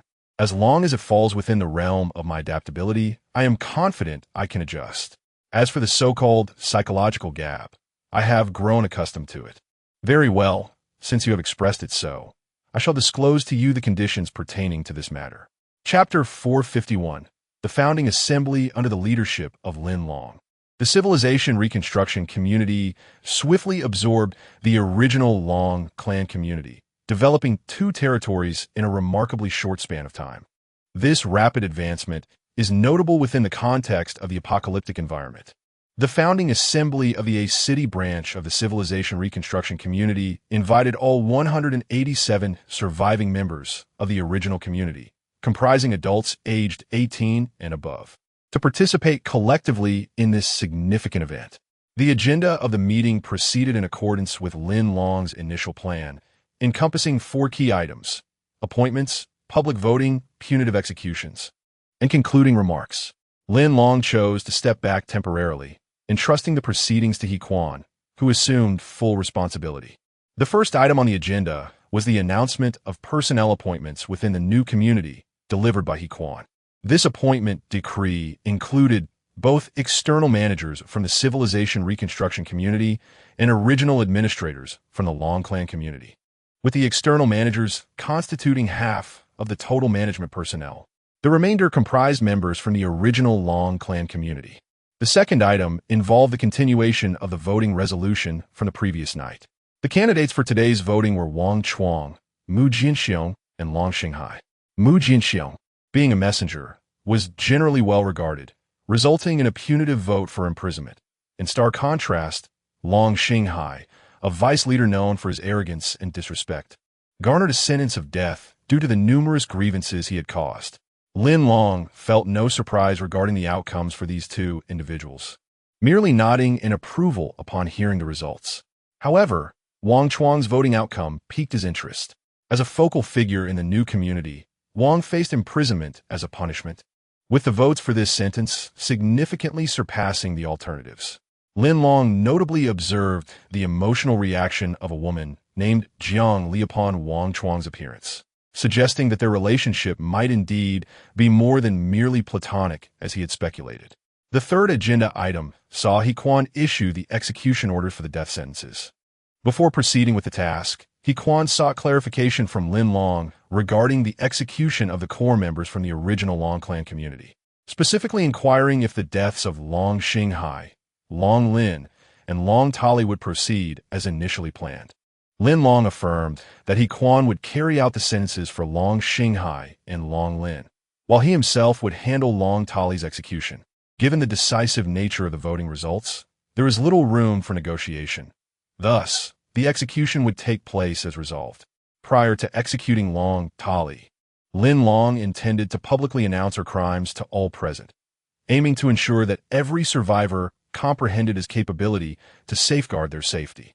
He firmly believed that any adversary who dared to harm the survivors must face the repercussions of their actions when he struck back. Upon hearing Lin Long's determination, He Quan nodded in understanding, responding, "Understood, Brother Long. I shall proceed with the execution." In regard to the execution of the death penalty for the mid-level managers of the former Long family community, He Quan entrusted the task to two subordinates while he himself stepped back, awaiting the impending execution of Long Xinghai and Long Lin. Time swiftly passed, and after the execution of the mid-level managers, it was time for the core members to face their fate. He Quan approached personally, gesturing for the emotionally charged survivors to quiet down. He announced, "Now it is my turn to impose the death penalty on the key figures of the former Long family community." Before the execution commenced, he emphatically declared, "They have brought this punishment upon themselves. It is utterly unforgivable." He then instructed the guards to bring Long Xinghai and Long Lin forward. Chapter 452. The tyrannical tendencies of He Quan. As Long Xinghai and Long Lin were brought forth to the stage, their bodies were nearly incapacitated. Once esteemed members of the Long clan community, they now found themselves as condemned prisoners, pushed onto the guillotine. How could the chasm between aspiration and reality be so vast? The two knelt before the audience, a position recently occupied by others who had not been granted a moment to exhale before their heads were severed, souls dispatched to the netherworld. Now, the turn for punishment had come for them. He Quan stepped forward, his right hand moving deliberately to grasp the hilt of the blade, swiftly drawing out the long knife. The midday sun shone particularly bright, casting radiant reflections upon the blade. The survivors, having endured the harshness of a post-apocalyptic existence for an extended period, had grown accustomed to the specter of death. Furthermore, Long Xinghai and Long Lin were figures despised by the survivors, and their appearance elicited a chorus of cheers from the crowd. He Quan raised the long knife above his head and proclaimed loudly, "The messengers of the former Long clan community, Long Lin and Deputy Leader Long Xinghai, have committed heinous acts and oppressed the populace. Today, on behalf of all survivors, I shall administer the punishment of public execution by beheading, as voted upon by the community. Let all bear witness. Indeed, they deserve death. To merely strike their heads would be too lenient." The crowd's emotions were stirred by He Quan's fervent declaration, erupting into a cacophony of approval. He Quan smiled slightly and turned to Lin Long, who nodded encouragingly in return. He Quan approached Long Lin, announcing, "Long Lin, do you have any final words before your demise?" Long Lin tightly shut his eyes, offering no further response. With a mocking chuckle, He Quan stepped aside, raising the long knife and bringing it down with precision. A sharp crack echoed as Long Lin's head fell, rolling to the center of the stage. A nearby guard quickly rushed forward to retrieve the severed head. Next, He Quan sauntered over to Long Xinghai. Suddenly, Long Xinghai's eyes widened as he shouted, "Wait. I have something to say." He Quan smiled faintly, gesturing for silence before inquiring, "Well, everyone is waiting. What do you wish to convey?" Long Xinghai declared loudly, "I know that no matter what I say now, you will not spare me. Before my death, I can only swear a curse upon the heavens." Lin Long and... Alas, before he could complete his oath, He Quan bellowed in fury, "Impudent fool! How dare you curse? I shall execute you this instant." With that, He Quan's long knife fell decisively, cleanly severing Long Xinghai's head. The crowd erupted in applause, reveling in the justice served. Indeed, such villains should never be allowed the luxury of defiance. He Quan wiped his mouth, a look of unfulfilled satisfaction lingering on his face. He stood up, facing the crowd, and proclaimed, "This is the retribution of the wicked. All evildoers deserve death." Lin Long fixed his gaze intently on He Quan, feeling an unsettling sensation that within He Quan's words lay a hint of cruelty. This was no longer the naive He Quan he had first encountered in this apocalyptic world. Having accompanied Lin Long, he had prematurely endured these bloody events, which had chiseled him into the person he was now. As for whether this transformation was for better or worse, Lin Long could not yet ascertain.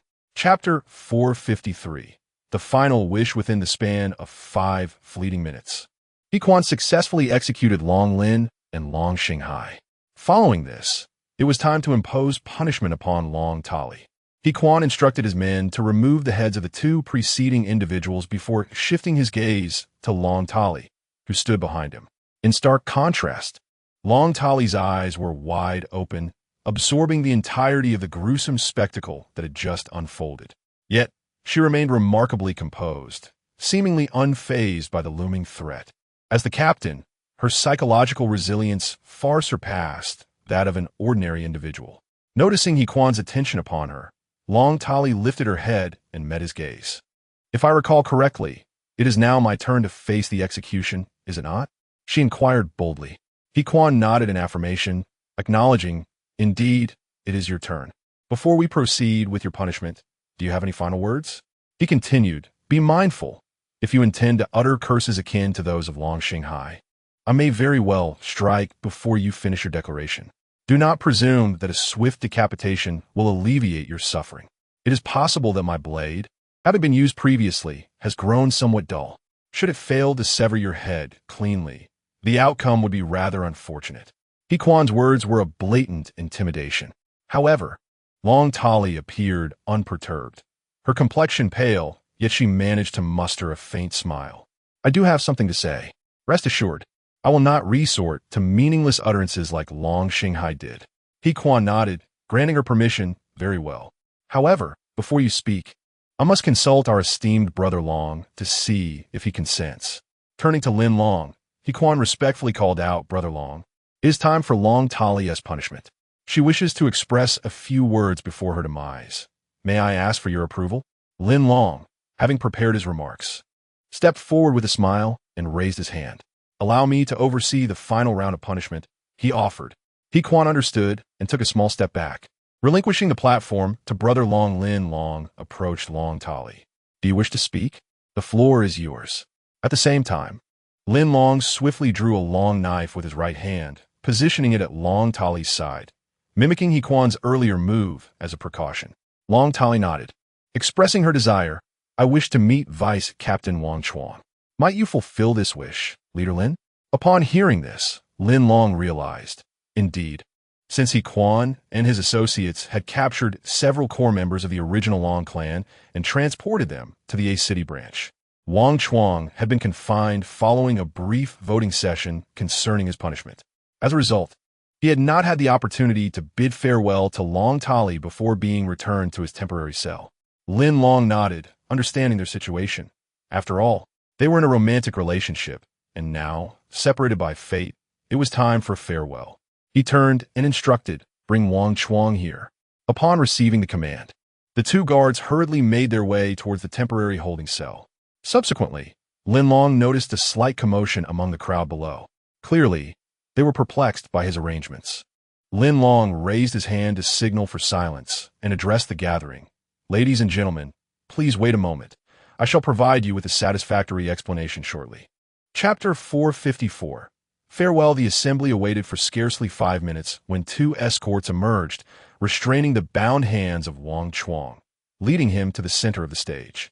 Upon witnessing the bloodstains scattered across the ground, alongside the sight of Long Tali, bound and compelled to kneel in acceptance of her punishment, Wang Chuang immediately comprehended the gravity of the situation. This, he surmised, must be the scene of his punishment following the recent voting. The commotion was sufficiently loud that even within his temporary confinement, Wang Chuang could faintly discern the uproar. Such tumultuous noise could only arise in the wake of a punishment being administered. Lin Long, with a slight smile, addressed Wang Chuang, apologizing for the interruption during what ought to have been a moment of respite. He continued, "I trust you have gleaned the essence of the circumstances at hand? Indeed, we are in the midst of executing the punitive decision, and the next act will culminate in the execution of a pivotal figure in this decree, Long Tali, the former leader of the Long family community. I inquired of her whether she harbored any unfulfilled wishes before her demise, and she candidly expressed a desire to see you one last time. Thus, we find ourselves in this current tableau. Are you prepared to face this moment?" Wang Chuang nodded in acknowledgement. He turned to meet Long Tali's gaze, who called out, "Brother Wang, could you come a little closer? Brother Wang?" The alteration in her address caught Wang Chuang off guard. It was well remembered that she typically referred to him as Deputy Leader Wang. This newfound term of endearment hinted at a more personal connection. Wang Chuang visibly faltered, unprepared for such an address. Observing this, Lin Long stepped back, granting ample space for the encounter between Wang Chuang and Long Tali. With hesitant steps, Wang Chuang approached Long Tali, crouching down with a resigned sigh. Lin Long commanded the guards, "Release his bindings. He is not an extraordinary individual, merely a martial artist. We can manage the situation." Obliged by Lin Long's authority, the guards complied, kneeling to unbind Wang Chuang. He raised his hands gently, brushing Long Tali's cheek, sighing, "You have endured much. Brother Wang, have you been well these past few days? It is my fault. I believed I could rescue you, but my inadequacies led to failure. Not only did I fail to save you, but I also jeopardized the entire community, costing my own life in the process. From now on, you must heed the guidance of Leader Lin Long and begin anew.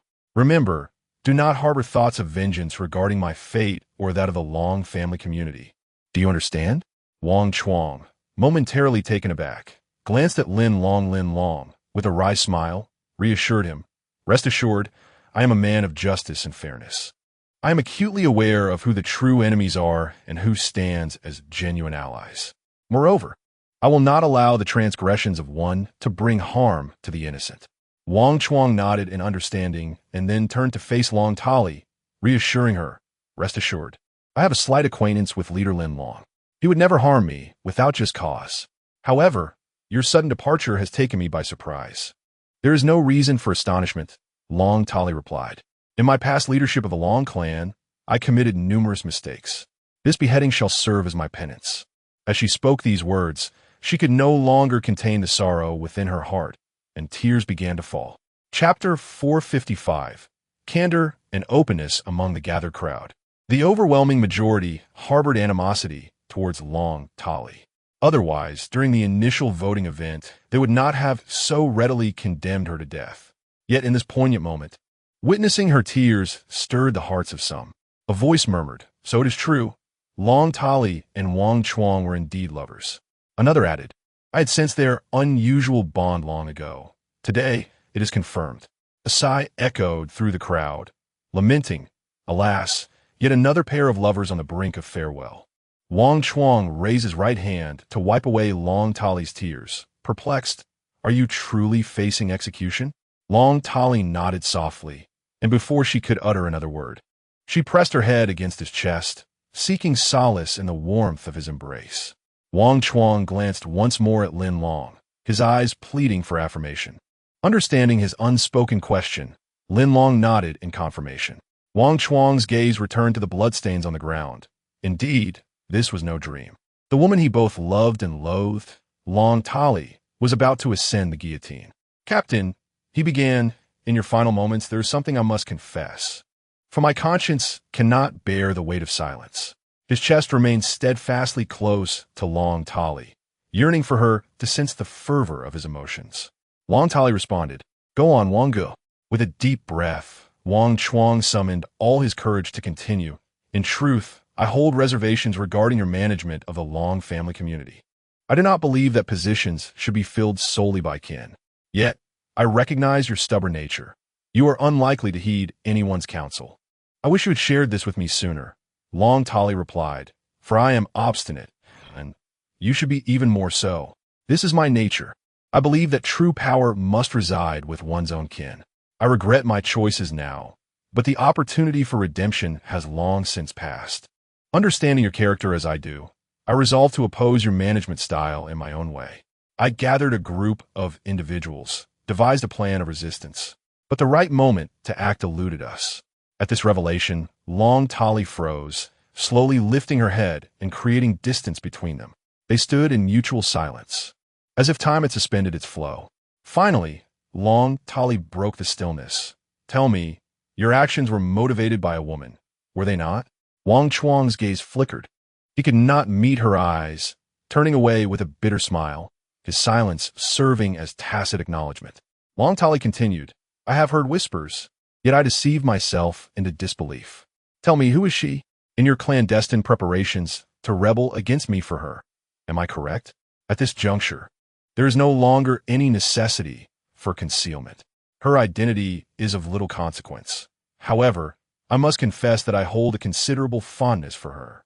She possesses a youthfulness that you lack, and in her presence, I discover the essence of my own existence. I feel a profound sense of guilt for betraying your trust." Long Tali suddenly lifted her head, a bitter smile gracing her lips as she shouted in anguish, "What has become of me? Love is lost, the community has vanished, and my very life has slipped away. Everything is gone." Chapter 456.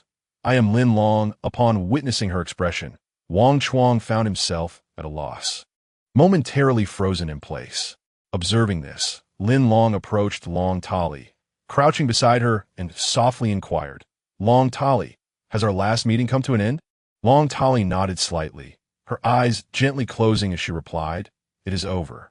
"Very well," Lin Long said, turning to face Wang Chuang with a wry smile. "The final farewell has concluded. You may return to your cell for the time being. The scene here will soon turn rather gruesome, and I would prefer you remain unaffected." Wang Chuang, however, insisted, "No, I wish to stay here temporarily and witness her departure with my own eyes." Lin Long stared at Wang Chuang in astonishment. He could not fathom such a request.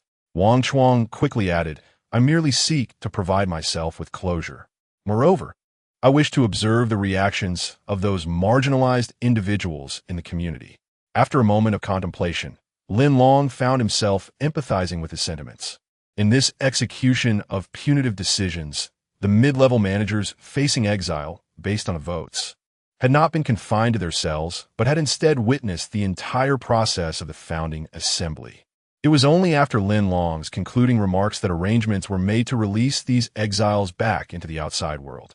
At this moment, it was crucial for them to experience the strength of the civil reconstruction community, instilling in them the power to extol its virtues should they encounter another community after their exile. The prisoners, however, did not require such an experience. Wang Chuang was different.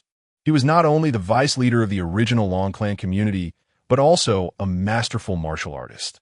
Now, having proclaimed his intent to overthrow Long Tali's tyrannical rule and stand with the marginalized, it indicated a strong possibility that he would eventually become a member of the civil reconstruction community. Lin Long, having discerned the underlying connections, nodded in agreement. "Very well. You may remain here to witness the unfolding events." He instructed the guards to arrange a seat for Wang Chuang at the front, allowing him a closer view of the proceedings. Once the arrangements were made, Lin Long strode confidently to the center of the stage. Prior to executing the punitive actions against Long Tali, he had meticulously prepared a speech to assert the community's authority, and now was the perfect moment to deliver it. As Lin Long came to a halt, the onlookers fell into a hushed silence, many lifting their gazes toward the young leader. His confident stride exuded a sense of undeniable assurance, as if he held the universe in his grasp, with a bright future ahead. With a slight smile, Lin Long declared in a clear voice, "Ladies and gentlemen, allow me to introduce myself. I am Lin Long, the leader of the civil reconstruction community. I have calculated the timeline. The fall of the Jin clan community marked the official establishment of the civil reconstruction community on the 4th day of the 8th month in the 2nd year of the apocalypse. Following the establishment, we undertook a thorough cleansing of the surrounding environment, during which we encountered the Gaoshan and Long clan communities. Through the collaborative efforts of all members of the civilization reconstruction community, we have successfully established a partnership agreement with the Gaoshan community on August 8th. Today, August 10th, marks the establishment of the A City branch of the civilization reconstruction community following the demise of the Long clan community. In a mere 6 days, our civilization reconstruction community has made remarkable strides, not only expanding our territory by 2 additional sites, but also securing a cooperative community. All of this achievement is attributed to the unwavering dedication of every member of the civilization reconstruction community.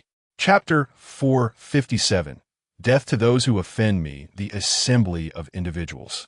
Including members of the civilization reconstruction community, such as Quan, listen with wide eyes, unable to believe the accounts of Lin Long's bountiful achievements over the past week. The pace at which Lin Long led the civilization reconstruction community was astonishingly rapid, perhaps even swifter than the legendary Wang clan community. Quan found himself on the verge of tears, acutely aware of the gravity of the situation.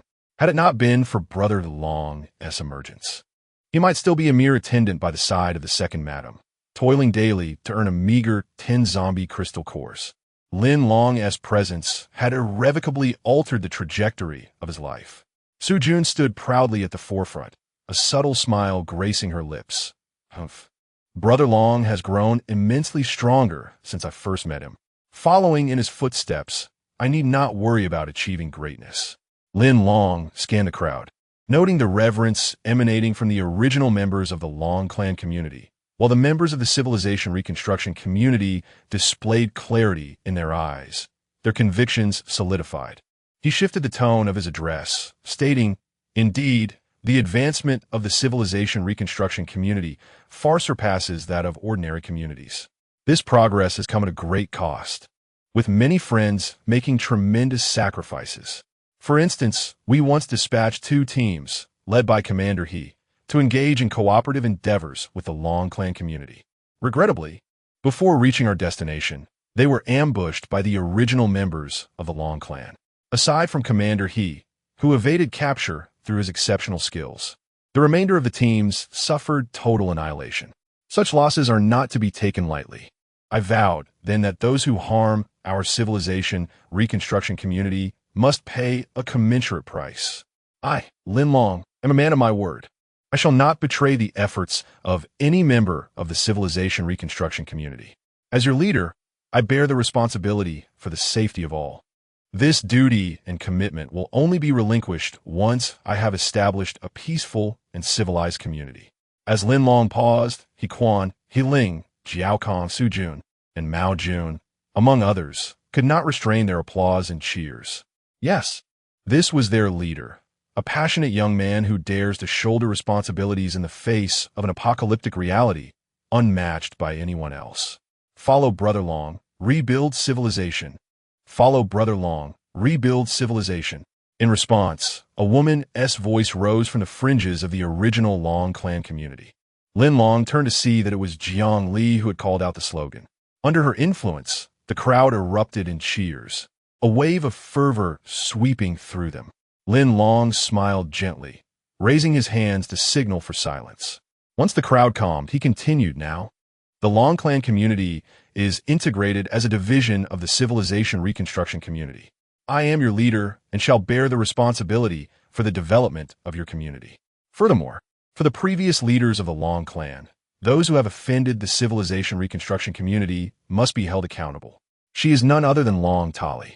I wish to convey to those punishers who are on the brink of exile that I harbor no concern for your survival in the outside world. Even if you manage to endure and seek refuge in another community, I implore you to abandon your former vices and strive to become better individuals. Furthermore, Please relay to the leaders of other communities that any who dare to offend my civilization's reconstruction community shall face retribution, no matter how distant they may be. I, Lin Long, once again pledge to uphold this vow, with collective vigilance from all. As he uttered these words, he deliberately turned to gaze at the exiles huddled in the corner. Chapter 458. The execution of Long Tali. According to the original plan, Lin Long addressed the gathered crowd, articulating his perspective before turning his gaze towards Long Tali. He further elaborated that Long Tali, the former leader of the Long clan community, might appear to many present as a tyrannical and ruthless figure. I had previously consented to her meeting with Wang Chuang for a final farewell, and as I stood by, witnessing their heartfelt exchange and emotional parting, I found it difficult to reconcile this moment with the image of her as a cruel woman. My intention in allowing the audience to witness this poignant scene was not to imply a reconsideration of the punishment I had decreed for Long Tali. Her crimes, as determined by public vote, warranted the death penalty as the most just and appropriate sentence, with no possibility for alteration. My true aim was to instill a measure of compassion among the crowd towards those tasked with administering punishment. You have also observed that within the first appointment list, several individuals are mid-level managers from the original Long clan community. They had not been without fault, yet their transgressions were relatively minor and, in the eyes of the majority, forgivable. Therefore, I hope you can extend this spirit of forgiveness more broadly, allowing the higher-ranking officials in confinement a chance for redemption. Lin Long paused, then shifted his focus back to Wang Chuang. It was evident that Lin Long's words carried a clear implication. Individuals like Wang Chuang, who dedicated themselves entirely to the stability of the community and had previously assisted numerous marginalized individuals, deserved recognition. Given that the public vote had resulted in his punishment being confinement, he indeed had the opportunity to return and contribute to the reconstruction of the A-City community. Applause erupted, with voices rising in agreement. Yes, Lin Long smiled, relieved to receive the crowd's approval, dispelling his earlier concerns. After clarifying the situation, he continued, "Now, we arrive at the final phase of administering punishment to Long Tali, the former leader of the Long clan community. This time, I shall personally carry out the execution." With that, Lin Long turned, drawing a long blade from his waist. He raised the sword above his head, catching the light upon its gleaming edge. He shouted, "Those who threaten the reconstruction of our civilization shall be hunted down, no matter how far they flee." The crowd echoed his fervent call, their voices rising to a crescendo, piercing the heavens. Lin Long's actions conveyed a resolute message. The civilization reconstruction community was not to be trifled with. Any who dared to offend would face the ultimate consequence, regardless of their strength or where they sought refuge. He approached Long Tali, softly inquiring, "Are you ready?" Long Tali met Lin Long's gaze and replied, "I am prepared. Strike when you are ready." "Very well." Lin Long tightened his grip on the blade and slowly walked to her side. Amidst the fervent cheers of the crowd, Lin Long decisively brought down his blade. With a resounding crack, Long Tali was cleaved in two. Lin Long raised his long knife once more, effortlessly wiping it clean on Long Tali's lifeless body before sheathing it again. He cast a sweeping glance over the assembly, ultimately fixing his gaze upon Wang Chuang. Unbeknownst to anyone, had shed a few tears.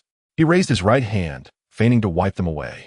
Lin Long understood that at this moment, his heart must be heavy with sorrow. Chapter 459. The body grows stronger. The branch of the civilization reconstruction community in City A, under the governance of He Quan and his subordinates, was progressing in an orderly manner. Meanwhile, Lin Long devoted his primary focus to overseeing the headquarters of the civilization reconstruction community. Naturally, the news of the establishment of the branch spread swiftly, and within a mere morning, it had become common knowledge among the staff at headquarters. Lin Long's personal influence had left an indelible mark on the hearts of every survivor. Wherever Lin Long was present, there existed the civilization reconstruction community, and wherever the civilization reconstruction community thrived, it symbolized peace, order, and civilization. One afternoon, Lin Long granted himself a brief respite, taking with him the head of Long Xinghai to the burial site of Wang Sujuan. fulfilling his long-ago promise to pay his respects at her grave. The scenes from that fateful night replayed in Lin Long's mind like a cinematic reel. He felt he had fulfilled one of Wang Sujuan's wishes, yet he pondered when he would be able to assist in reuniting her with her family. After paying his tribute, Lin Long settled atop the hill, gazing at the surrounding landscape, his thoughts drifting to the cheating system. He couldn't help but reflect. Without the assistance of the cheating system, he would have long since perished. As this realization washed over him, a surge of gratitude blossomed within his heart for the system's timely interventions during moments of peril. Reclining comfortably on the ground, he closed his eyes, embracing the tranquility around him, and decided to engage in conversation with the system. Ding! The cheating system activated, and the system announcer inquired with curiosity, "Host, do you have any commands? I sense no threats in the surrounding environment." No, you misunderstand. I do not require the system to resolve any crises at the moment. I simply wish to converse with you and express my gratitude for your past interventions. The system announcer, an entity devoid of human emotion, maintained a perpetually fixed expression. She replied, "Host, have you forgotten our purpose? We exist to assist you in overcoming crises. Therefore, it is my duty. Do you have any commands at present? Well, all right then. Please assess my current physical condition and conduct a simple test." Lin Long felt somewhat exasperated upon hearing her response. Since casual conversation was off the table, he decided to have the system evaluate his physical capabilities. He had been consuming honeyed crystal cores for some time, and the side effects of these cores had yet to be thoroughly studied by researchers. Seizing the opportunity, he aimed to check his health status, knowing that with the task at hand, the system's involvement would not merely be idle chatter. The system announcer nodded in response, stating, "Understood. I will proceed to assess your physical condition immediately." It was noteworthy that during Lin Long's previous comprehensive evaluation, his score had been 90, coinciding with the fall of the gene community and the establishment of the civilization reconstruction community. Days had passed since then. Lin Long had consistently maintained a dosage of 2 honeyed crystal cores daily. What would the results reveal this time? 1 minute later, the system announcer informed Lin Long, "Host, I have assessed your physical condition.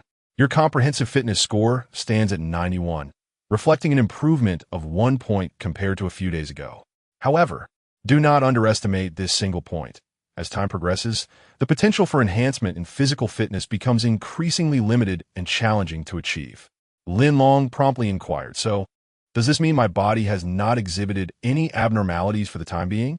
The announcer replied, "Indeed, there are no abnormalities whatsoever.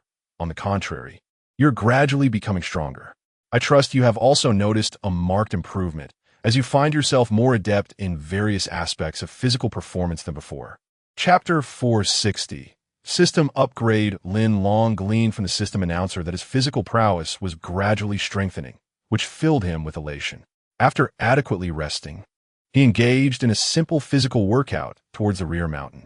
That evening, after attending the progress meeting of the civil reconstruction community, he returned to his quarters for a well-deserved rest as the hour grew late. Glancing at the communicator nestled in his pocket, Lin Long noted that it was nearing the witching hour. He could not help but exclaim, "The hustle and bustle following the merger of these two communities has far exceeded my expectations. It seems I am not yet mentally prepared to confront this whirlwind of activity.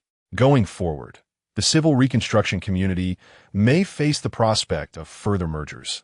Must I preside over every single matter? I am loath to shoulder such a burden. Charging into battle, vanquishing foes, and delivering decisive blows, I can lead the charge without hesitation. However, the management and planning post-conflict ought to be entrusted to capable hands. I merely need to step in at pivotal moments. When will I find such a suitable individual to oversee domestic affairs?" He Quan lacks the requisite temperament. He currently exhibits a penchant for brutality and violence, rendering him ill-suited for nuanced tasks. He Ling possesses potential, but she is too young.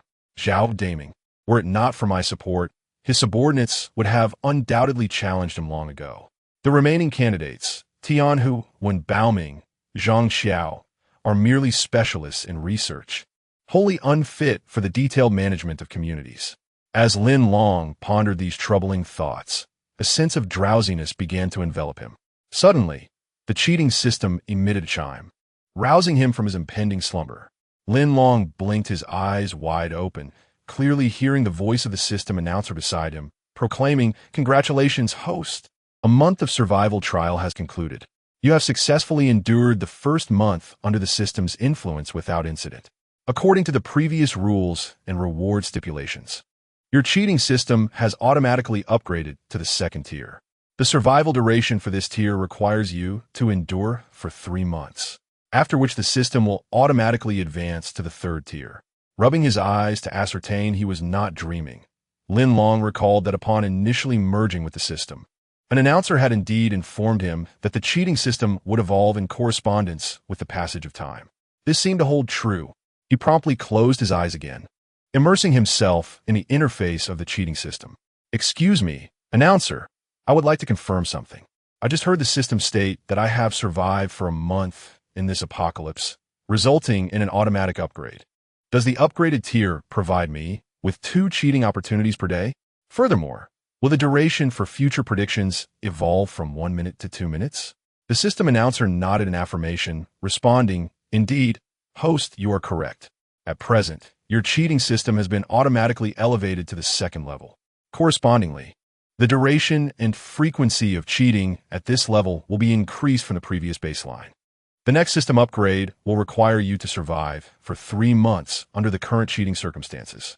It is hoped that the host will thrive in the apocalyptic environment and safeguard themselves. The future holds limitless possibilities." Chapter 461. An investigation that evening. Lin Long felt a surge of relief upon realizing he had 2 opportunities to utilize the cheating system. He expressed his gratitude to the system's announcer, vowing to cherish this chance and endure for 3 months to successfully upgrade the system once more. At the same time, Lin Long couldn't help but reflect on the swift passage of time. In just a month since his arrival in this apocalyptic world, he had navigated through challenges, aided by the system, and had the fortune of meeting 2 remarkable individuals, He Quan and Su Jun. After a month of arduous struggle, he finally secured a foothold in this harsh environment. Although the land was still fraught with unrest and the foundations of his rule required further consolidation, Lin Long remained steadfast in his belief that the future would only improve. Hadn't the announcer just informed him that the future held limitless possibilities? The following morning, Lin Long awoke and, adhering to his established routine, headed to the back mountain to exercise. Midway through his workout, he received a call from Yiling. She informed him that a mysterious group had recently appeared in a small town to the west of the headquarters. After conducting some distant observations of the headquarters, they hastily departed. According to reports from the watchtower, this group consisted of at least 5 individuals, though it remained uncertain whether additional scouts were present. Understanding the urgency of the situation from Yiling's tone, Lin Long nodded and indicated he would return immediately.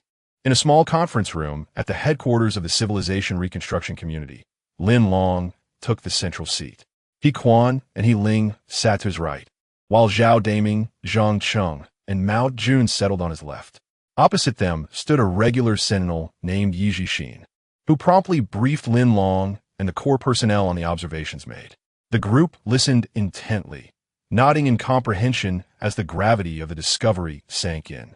Before any conclusions could be drawn, Lin Long emphasized the importance of maintaining confidentiality and urged those present to keep the matter strictly private. The meeting comprised the leadership of the core security team. Lin Long gestured for Yi Jixin to take a seat and turned to address the others. Currently, the territory of a city predominantly belongs to our Civilization Reconstruction Community. If I'm not mistaken, this group we just encountered likely hails from another district. As Lin Long paused, everyone nodded in silent agreement. Zhao Daming added, "Brother Long, while a city is officially under our control, we cannot dismiss the possibility of hostile forces lurking in the shadows." Lin Long acknowledged this with a nod. "Indeed, we must consider that possibility. Ever since the establishment of our community, a metaphorical sword has hung over us, poised to fall at any moment and sever our heads. I trust you all understand that this sword I speak of refers to the infamous Wong community." When Lin Long mentioned the words Wong clan community, a palpable tension enveloped the crowd, who collectively turned their gazes toward him. It was evident that everyone comprehended the looming threat posed by the Wong clan community, yet they were unwilling to acknowledge it openly. It is important to note that the Wong clan community is situated far away in City B, already distanced from their own community. Moreover, in this apocalyptic era, with transportation rendered difficult and information flow stifled, they likely lack the time to concern themselves with affairs here. Thus, within the minds of the majority of the administrators of the civilization reconstruction community, the threat of the Wong clan community was merely a matter they chose to overlook, pretending as if it did not exist. Chapter 462. Two key points. The first to respond was He Quan. Furrowing his brow, he raised his head and inquired, "Brother Long, do you suspect that the recent squad hails from the Wong community?" Mao Jun replied, "If they indeed originate from the Wong community, we are in serious trouble. I have heard from our brothers who ventured out in search of supplies that the Wong community recently seized a small border town adjacent to City A, as well as the peaceful County A. All surviving residents there have collectively surrendered to the Wong community. Could they be using this as a springboard to expand into City A?" Zhang Cheng nodded in agreement, stating, "Yes. This incident seems to have occurred prior to the establishment of our civil reconstruction community. However, the final confirmation of this news came just in the last couple of days. Brother Long, could it be that Jin Dachuan and his exiles have fled to the Wong community and informed them of our situation?" Zhang Cheng's words resonated with everyone present. Indeed, individuals like Jin Dachuan, once exiled, would have a considerable chance of survival even when faced with zombies. Having departed from the civil reconstruction community, his skills could very well lead him to another thriving community. When Jin Dachuan lost control of the Jin community overnight, could he truly have accepted his fate? His thoughts remain inscrutable to all. Lin Long nodded in acknowledgement, conceding there's a possibility. My initial decision to release him was made in respect of the wishes of the survivors. I acted in accordance with the collective vote. Through the downfall of the Long community, we have learned that Luo Chong and Li Guang, both exiles, were not deterred by our strength. Rather, they sought to retaliate. Although their assault plan failed and they suffered severe consequences, Jin Dachuan is markedly different. He is far stronger than Luo Chong and Li Guang. The hostile forces he brings may very well be the Wong community. Brother Long, do you have a plan of action? We shall dedicate ourselves fully to it.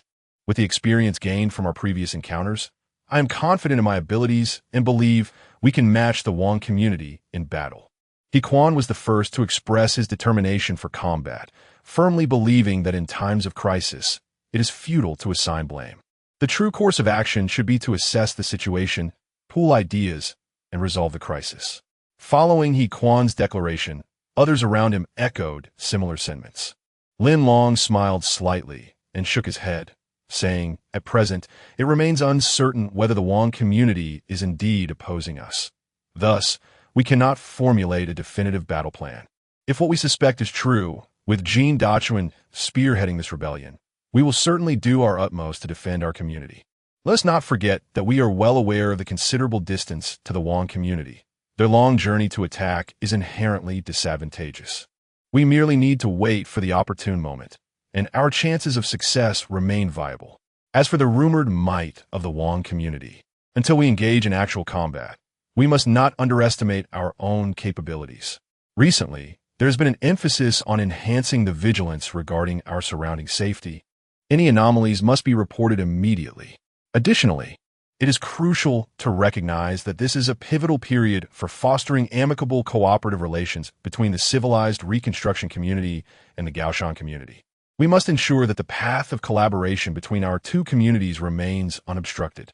Lin Long paused briefly before adding that, given the nascent stage of the community and the pressing security situation, it is essential to inform the research team to intensify their efforts in the study of firearms and equipment. The time has come to employ our armaments in the defense of our cause. Chapter 463.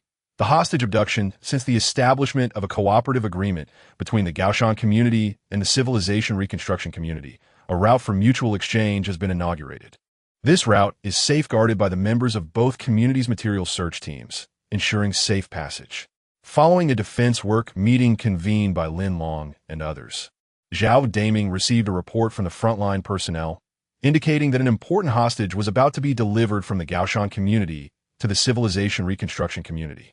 Earlier, Zhao Daming had also been informed that, as a gesture of gratitude for Lin Long and his team's assistance in rescuing Lu Tong's sister, Lu Li, the Gaoshan community was sending the hostage, Yin Li, to them. Upon confirming this information, Zhao Daming promptly reported it to Lin Long. At that moment, Lin Long was in a makeshift office reviewing recent operations at headquarters. Upon hearing the news, he immediately delegated his current tasks to He Ling. He felt compelled to meet Yin Li personally to ensure her safety. Observing Lin Long's anxious demeanor, He Ling curiously inquired, "Brother Long, is something amiss?" Lin Long replied, "Yin Li is being sent over. The Gaoshan community is bestowing upon us this significant token of gratitude. Controlling Zhongfang will soon become inevitable." Upon hearing this, a flicker of joy illuminated He Ling's face, followed by a reflective remark. Zhongfang was a government official in peacetime. If he were to pledge his allegiance, I believe it would greatly benefit the future development of the civilization reconstruction community. Lin Long nodded in agreement. Indeed, among the survivors in our two communities, although a few have previously held public service positions, their knowledge is limited to their own roles, leaving them utterly ignorant of urban planning and municipal governance. I require someone well-versed in urban development from peacetime to assist us in cultivating a civilized society. After their brief exchange, Lin Long bid farewell to He Ling and ventured outside. Upon reaching the main entrance, he found no sign of the approaching vehicles. Taking his post at the lookout tower, he gazed into the distant wooded hills, eagerly anticipating the arrival of the hostage. Regrettably, before the hostage could arrive, he received another communication from Zhao Daming, shattering his hopes entirely. During the transport of the hostage, an ambush had occurred. An exceptionally formidable masked assailant emerged unexpectedly, striking with ruthless speed. With a swift motion, he hurled a stone that struck the vehicle's front wheel. With a resounding crash, the vehicle was rendered inoperable, halting in its tracks. The escort team comprised elite members from the Gaoshan community's material search unit, accompanied by a guide from the civilization reconstruction community, armed with bows, crossbows, and blades to fend off potential zombie attacks. Unfortunately, they were met not by the undead, but by this formidable masked figure. This unforeseen turn of events exceeded their capacity to respond. Among the escort team of 6, 2 were killed on the spot. 2 sustained grave injuries and tumbled down a hillside, leaving the remaining 2 to flee in panic. The incident occurred within the jurisdiction of the civil reconstruction community, prompting the escapee to immediately contact the community for assistance. Lin Long furrowed his brow and set down the transmitter, his mind filled with apprehension. Who could have intercepted the small truck escorting the hostage? Could it be those who have been exiled? Yin Li is merely an ordinary girl. Her value lies in her connection to Zhongfang and the civil reconstruction community. If she were to fall into the hands of others, her fate would likely be dire. Chapter 464. The scene of the incident. Lin Long sprinted swiftly, being the first to arrive at the site of the incident. The surroundings were in disarray, dominated by the sight of a small truck that had been severely damaged, standing in the midst of the chaos. Approaching the vehicle, Lin Long examined the front half, which bore the marks of impact. His gaze then shifted to a large boulder nearby, weighing no less than 200 pounds. Notably, the stone had struck the truck not directly beneath the slope, but from a position above it, indicating that the masked assailant had hurled it with remarkable force, akin to a shot put from the incline. The evidence at the scene suggested that this individual possessed extraordinary strength, capable of casting such a heavy object over a significant distance. Moreover, the shattered windows of the truck and the visible marks on the grass in front further attested to the violence of the encounter. However, it was perplexing that the bodies of the 2 individuals reportedly killed on-site were nowhere to be found, possibly having undergone some transformation and departed from the scene. Lin Long pondered.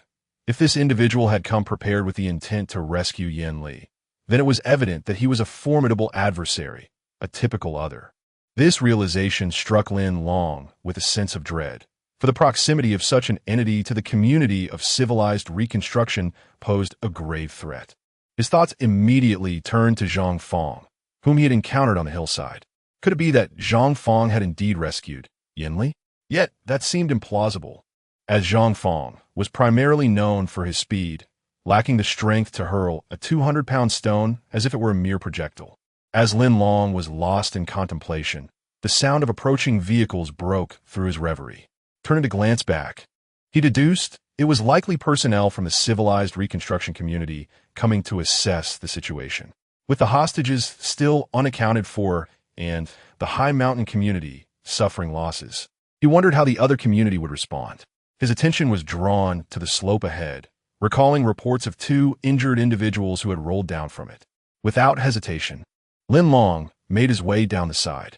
Upon reaching the base of the slope, he discovered 2 middle-aged women lying unconscious on the ground, unable to move. They were presumably the escorting members from the high mountain community, ambushed and injured during their journey. Lin Long personally examined their injuries, noting the absence of visible bleeding, which piqued his curiosity.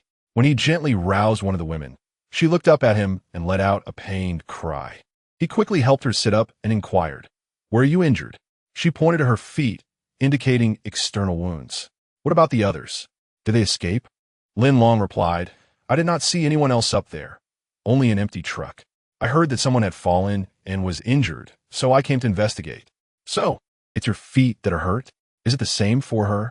The woman nodded in affirmation. "Yes." Lin Long, the masked assailant, was very peculiar. He killed 2 of our companions. It was a direct strike with the right hand, seizing the head and applying a lethal grip, reminiscent of the so-called bony claw scene in previous film and television dramas. Upon hearing this, Lin Long's pupils noticeably constricted. What was this bony claw? It was evident that the assailant was none other than Zhang Fong. Only Zhang Fong was known to employ such tactics against his foes. If it was indeed him who had taken Yen Li, then her safety should be assured. However, how had he acquired such formidable strength in such a brief span of time? This phenomenon was rather unusual. Chapter 465. Seeking Zhang Fong. Lin Long escorted the injured individuals back to the community for careful treatment, while he himself turned towards the rear mountain. He recalled that it was beside the large poplar tree on the left slope of the rear mountain where he last encountered Zhang Fong. Upon his return to this place today, he looked around but could not find any trace of Zhang Fong. Lin Long called out loudly, "Zhang Fong, it is I." "Lin Long, I have come to confirm something with you. Did you rescue Yen Li?" He had promised Zhang Fong that should Yen Li be taken to the civilized reconstruction community, he would inform him. However, during today, as escort, an unexpected incident had occurred. "Zhang Fong, if you're nearby and can hear me, please respond," he pleaded. Regrettably, after calling out twice, the silence remained deafening. There was no response. Disappointment washed over Lin Long as he continued searching the vicinity for some time, yet he received no reply. During his search, Lin Long also answered a call from a community member who informed him that the 2 injured individuals had received medical attention, and the 2 escapees had successfully reached the community. They had recounted the entire ordeal involving the masked assailant who had abducted Yen Li in detail to the community members. Acknowledging the information with a simple "I understand," Lin Long ceased his search and returned. Upon reaching the community, he encountered the notes compiled by the members regarding the incident. The masked individual was agile, incredibly strong, and had a very clear intent to abduct hostages. At the moment when the escort team of 6 was driving down the slope, a massive rock suddenly fell from above, crashing directly onto the car's hood with a thunderous thud. The 6 members were momentarily stunned, turning to gaze at the hillside. Before they could discern who was above, a swift shadow descended like lightning from a slope. Though the escort team was equipped with formidable weapons, they instinctively prepared to confront the adversary. However, before they could draw their swords, the masked figure reached the front of the car, thrusting a hand through the shattered glass. In an instant, the driver, Xiao Wang, found his head caught in a vice grip. Before he could utter a sound, the assailant tightened his hold. Xiao Wang's head tilted unnaturally, and without bloodshed or a cry, he fell lifelessly. The remaining 5 members were thrown into disarray. They recognized that this individual was no ordinary person. Only someone with extraordinary abilities could possess such prowess. Faced with an exceptional foe, they felt an inherent lack of confidence, and panic overtook them. After dispatching the driver, The assailant turned and shattered the rear window of the truck, forcefully yanking the back door open. One escort member positioned herself in front of the hostage, Yin Li, but was swiftly seized and dragged away. The two members at the back, sensing the dire situation, hastily fled. The remaining three, however, stood no chance against the masked assailant. One dead, two injured. It appears to be a fated conclusion. Lin Long set down the record, pondering. According to the documentation, this extraordinary individual possesses formidable power. The critical factor lies in his proximity to the community. Should he choose to ambush those seeking supplies, who could possibly stand against him? No, this perilous figure must be eradicated without delay. Lin Long retrieved his communicator, summoning He Ling and Su Jun to come forth, for he required their assistance. Chapter 466. The meeting planned in a small compartment. Lin Long, He Ling, and Su Jun were seated around a circular table. Lin Long succinctly conveyed to the two the recent incident of the hostage being intercepted en route. Upon hearing this, He Ling and Su Jun exchanged glances. Lin Long articulated his thoughts directly, expressing a strong intuition that the masked abductor of the hostage, Yin Li, was likely none other than Zhang Fong himself. However, he noted that this masked individual exhibited a level of skill far superior to the Zhang Fong he was familiar with, leaving him with numerous unanswered questions. As Lin Long had just described, both He Ling and Su Jun, after absorbing his account, were equally struck by the multitude of uncertainties. Setting aside the question of whether the masked figure was indeed Zhang Fong, the mere prospect of facing such a formidable adversary posed considerable challenges. Curiously, He Ling inquired, "Brother Long, what should our next steps be?" Lin Long replied, "Given the potential emergence of hostile forces surrounding our community, it is imperative that we safeguard the safety of our residents comprehensively, especially since our community has only recently been established. Moreover, with the hostage being intercepted during transportation to Gaoshan community, we should refrain from troubling Commander Zhao and Yiquan any further. My plan is straightforward. Regardless of whether a hostage interception occurs today, I intend to meet Zhang Fong in the mountains tonight. The meeting will unfold in one of two scenarios. First, if the masked individual is indeed Zhang Fong, he will not reveal himself to me. Second, if he is not Zhang Fong, he will emerge to confront me." At this juncture, Lin Long paused, clearly indicating that the next developments were understood by both He Ling and Su Jun without further elaboration. He Ling asked, "Brother Long, do you wish for us to assist you during this meeting?" Lin Long nodded affirmatively, precisely. "I would like both of you to accompany me, allowing you to utilize your respective strengths. Xiaoling, your agility is commendable. Should Su Jun find herself in peril, you will be able to swiftly extricate her from danger. Su Jun, with your exceptional archery skills, I trust you to accurately target Zhang Fong from a distance, thereby preempting any violent actions." A rare smile graced Su Jun's face. Truth be told, since the establishment of the civil reconstruction community, she had often taken the initiative to engage in battles alone. Yet, being the first person Lin Long thought of for her archery prowess and the opportunity to put her skills to use filled her with joy. She no longer considered herself merely a child. She felt like an adult, brimming with boundless energy. With resolve, Su Jun affirmed, "Brother Long, rest assured, I will not let you down. I am confident in my ability to successfully complete the long-range targeting task." Lin Long nodded, filled with faith in Su Jun's archery, while also encouraging her to recognize her importance within the team. "Brother Long, if Zhang Fong does not appear for the meeting, it implies that the masked individual is most likely him. What should we do next? If it truly is Zhang Fong, we must strive to locate him. If we cannot find him, we will have no recourse. Let us deliberate on this matter after our actions tonight." Since Lin Long has expressed this, He Ling and Su Jun have no objections. They exchanged a brief glance before nodding in agreement. However, Lin Long was plagued by a foreboding sensation. If this masked individual were indeed Zhang Fong, would he seize the opportunity to exact revenge on the civil reconstruction community, including himself? The future remains shrouded in uncertainty. Chapter 467. The unusual Zhang Fong. That evening, Lin Long instructed He Ling and Su Jun to stand vigil at the observation platform on the mountainside, keenly observing every movement below.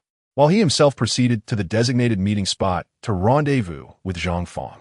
The moonlight bathed the earth in its silvery glow, providing a wide field of vision. Lin Long had unwavering confidence in Su Jun's archery skills. With the right adjustments, she should be able to accurately target Zhang Fang. Clearing his throat, Lin Long called out loudly, "Zhang Fang, this is Lin Long. I have come to find you. Can you come out and meet me?" His voice echoed, surely audible within 100 meters. However, after waiting in vain for a response, a wave of disappointment washed over him. It seemed his suspicions were indeed correct. The masked figure was none other than Zhang Fang. Now that Yan Li had been rescued, why would he come to confront him? After calling out 3 times with no reply, Lin Long was about to turn away when a voice emerged from the shadows of the woods. "Lin Long, I was somewhat unclear about my previous defeat. Tonight, I wish to challenge you once more." Taken aback, Lin Long recognized the voice as Zhang Fang's, though it sounded more hoarse than before. He quickly turned to face him, astonished that the man had chosen to reveal himself. Instead of inquiring about Yan Li, Zhang Fang sought to challenge him. What would this possibly mean? Before Lin Long stood a robust middle-aged man, his face obscured by a mask. His eyes radiated a resolute and tenacious glimmer.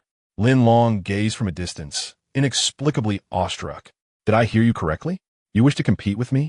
You have no questions regarding Yan Li?" he asked, curiosity edging into his tone. Zhang Fang stepped forward and nodded. "Indeed, I have come to challenge you. My girlfriend is nearby, peacefully asleep. Upon hearing your voice and recalling our previous duel, my discontent grew. Since you are here alone, it presents the perfect opportunity for us to settle this. What say you? Are you afraid to face me?" Relieved that Zhang Fang's words implied Yan Li was safe, Lin Long's worry subsided. "Very well," he conceded. "Your statement indirectly confirms that you are the one who took Yan Li. I only wish to ascertain her safety. Once I have your confirmation, I will be at ease. As long as she is unharmed, I will be relieved." As the conversation shifted, Lin Long's curiosity about Zhang Fang's appearance intensified. "I heard from those who escorted the hostage that you displayed remarkable agility and ferocity during the abduction of Yan Li. How is it that you have transformed so suddenly into this formidable opponent? And why do you still wear a mask? We are not strangers. Your voice is recognizable. Why not show your true face?" "It is you," Zhang Fang replied, "who has both aided and harmed me. That is precisely why I seek this duel." If you wish to inquire why I don this mask, defeat me and I shall reveal my reasons." Lin Long grew increasingly perplexed. Could it be? I aided him, yet simultaneously harmed him. What did this statement even imply? With a wry smile, Lin Long remarked, "It appears you are shrouded in enigmas. While I may not fully grasp the meaning of your words, I am nonetheless intrigued to engage in a contest with you." Chapter 468. A solid back. As Lin Long's words came to a halt, Zhang Fang could scarcely contain his eagerness. He spread his arms wide and lunged forward in a swift motion. His speed was astonishing, leaving no room for Lin Long to contemplate or evade. Feeling an inexplicable tension in his heart, Lin Long pondered when this individual had transformed into such a ferocious being. With a frown, Lin Long sidestepped into the adjacent woods just before Zhang Fang reached him. Whoosh! Zhang Fang's hands grasped at nothing but air, igniting his inner fury. In that moment, his hands morphed into claw-like formations, reflecting his unbridled rage. Witnessing this gesture, Lin Long was reminded of the 2 escorts whose lives had been taken by Zhang Fang. Indeed, he was a quintessential villain, unflinching in his murderous intent. Taking a small step back to steady himself, Lin Long inquired, "If I defeat you, will you then answer my questions?" How naive you are. Enough with the idle chatter. Defeat me first," Zhang Fang retorted, swinging his fists and charging toward Lin Long once more. Lin Long retreated, deftly evading the onslaught. The sound of Zhang Fang's arms slicing through the air hinted at a sudden surge in his strength. Should he be unfortunate enough to absorb a punch from him, it could result in grave injury. However, Lin Long understood that mere avoidance would not lead to victory. Resolute, he decided that his next move would be to strike back. In a swift pivot, he capitalized on Zhang Fang's momentum as the latter charged forward, turning to face him and dashing ahead. "Zhang Fang, taste my fist," Lin Long proclaimed. As he reached Zhang Fang's flank, A powerful blow landed squarely on Zhang Fang's waist. To Lin Long's astonishment, the blow elicited no reaction. Instead, Zhang Fang spun around and retaliated with a punch that struck Lin Long squarely in the chest. Lin Long staggered back, a searing pain radiating from his chest. How strange. I clearly landed a punch first, yet he responded with an even stronger blow. The most outrageous part is that my punch had considerable force. How could he remain unfazed? Truly, this is bizarre. Zhang Fang, having landed his blow, grinned confidently. How does it feel? My punches are no trifling matter, are they? Rubbing his chest, Lin Long mused. No way, I cannot confront him head-on. That would certainly put me at a disadvantage. Fortunately, I possess 2 opportunities to cheat. Last time, thanks to the cheating system, I discovered his firearm lacked ammunition. I shall employ the system once more, right in front of him, to astonish him with my true prowess. While he is momentarily stunned, I will strike at his eyes. The eyes are a person's Achilles heel. Once injured, the subsequent contest should pose no problem. With this plan firmly set, Lin Long's confidence surged. Zhang Fang, if you wish for a fair and open duel, I can oblige. But only after I employ the cheating system will you truly comprehend that you are no match for me. Regarding the 3 methods of cheating within the system, the one that could truly intimidate Zhang Fang during their confrontation was the 3rd, spatial displacement. According to the capabilities of the 2nd tier of the cheating system, Lin Long could evade a distance of 2 meters, sufficient to dodge any of Zhang Fang's assaults. However, 2 meters felt excessive. 1 meter would suffice. Zhang Fang resolved to press his advantage, swinging his fists as he advanced rapidly towards Lin Long, declaring, I am coming again. Are you prepared? Chapter 469. The challenge fails upon witnessing this scene. Lin Long swiftly closed his eyes and silently chanted, System activation. In an instant, the interface of the cheating system materialized in his mind, akin to a computer screen. He promptly uttered the number 3 and simultaneously envisioned in his mind moving 1 meter to the left. The next moment, the system acknowledged the command, and without any forewarning, Lin Long's body swiftly shifted aside.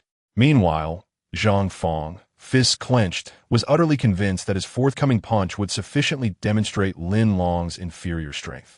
Little did he know, he felt a sudden blur before him as a figure inexplicably vanished from his sight. Consequently, his punch met only air. Zhang Fang was momentarily stunned. This unexpected turn of events exceeded the limits of his comprehension. He pondered if perhaps he had misjudged, wondering if Lin Long was indeed a martial arts master, capable of executing swift movements akin to those depicted in television dramas. Before he could fully grasp the situation, Lin Long opened his eyes, clenched his right fist, and swiftly swung it toward his own cheek from his side. Lin Long's action was executed with equal swiftness to Zhang Fang's. In the next second, Zhang Fang perceived a dark circle before his right eye as Lin Long's powerful punch struck him directly. Bang!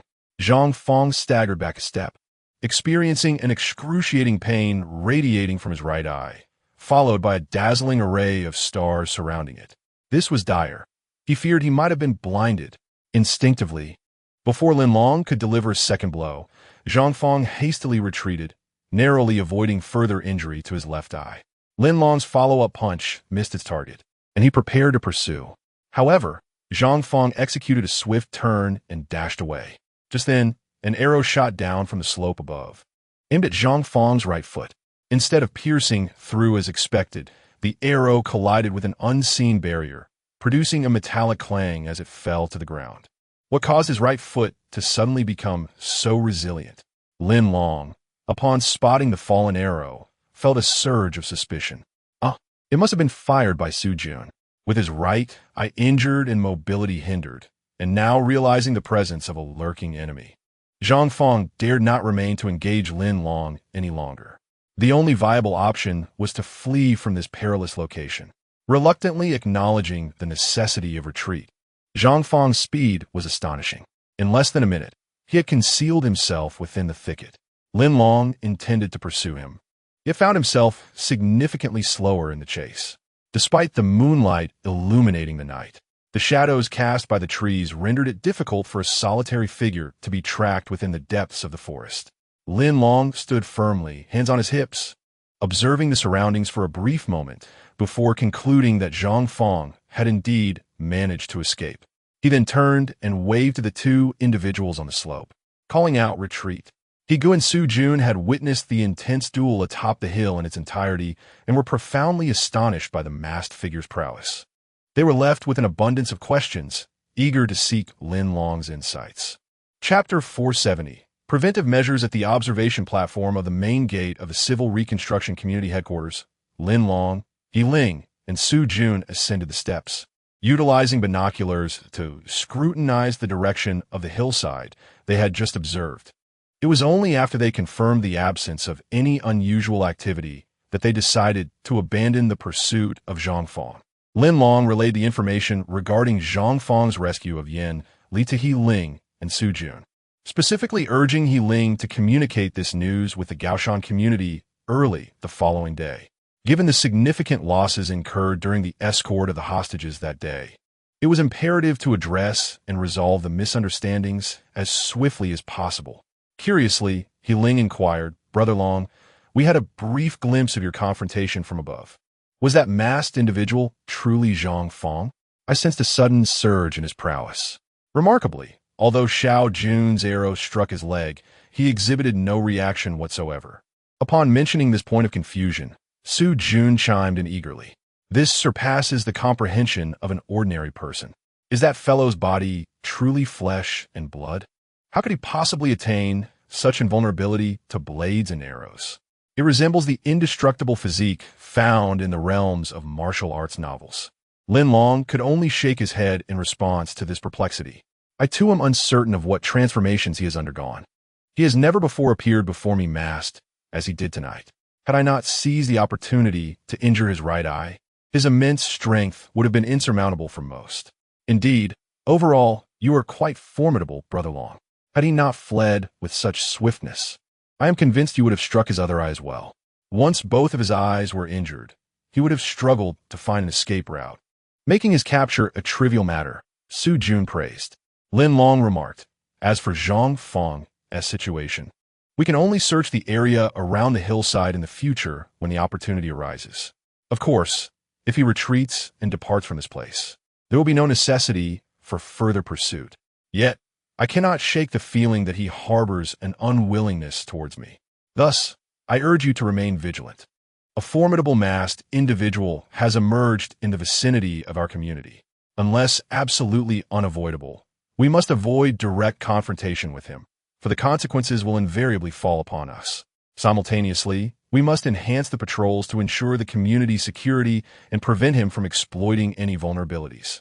Su Jun and Yi Ling nodded in unison, expressing their agreement with Lin Long's warnings and directives. Now that the civil reconstruction community had neutralized the threat from the Long family community, they found themselves confronted with a host of new challenges. Each of these perplexing issues tested the resilience of the newly established community. The following day, after Lin Long inspected the security measures of the new community and listened to the report from engineer Tian Hu, he learned of significant advancements in the research of firearms and ammunition. Tian Hu informed Lin Long that the mechanical researchers had made considerable progress through a meticulous analysis of the crude firearms from the former Long family community. They had successfully grasped the principles of firearms and identified suitable materials for their corresponding ammunition. They transformed discarded scraps of copper and iron within the processing plant through chemical reactions to extract heavy metals, ultimately manufacturing bullets that possess corresponding penetrative power and deterrent capability. Upon hearing this news, Lin Long nodded in satisfaction, offering his approval. He had previously cautioned the research team to intensify their focus on the study of thermal weapons, asserting that the practical application of such armaments was essential for the safeguarding of the new community.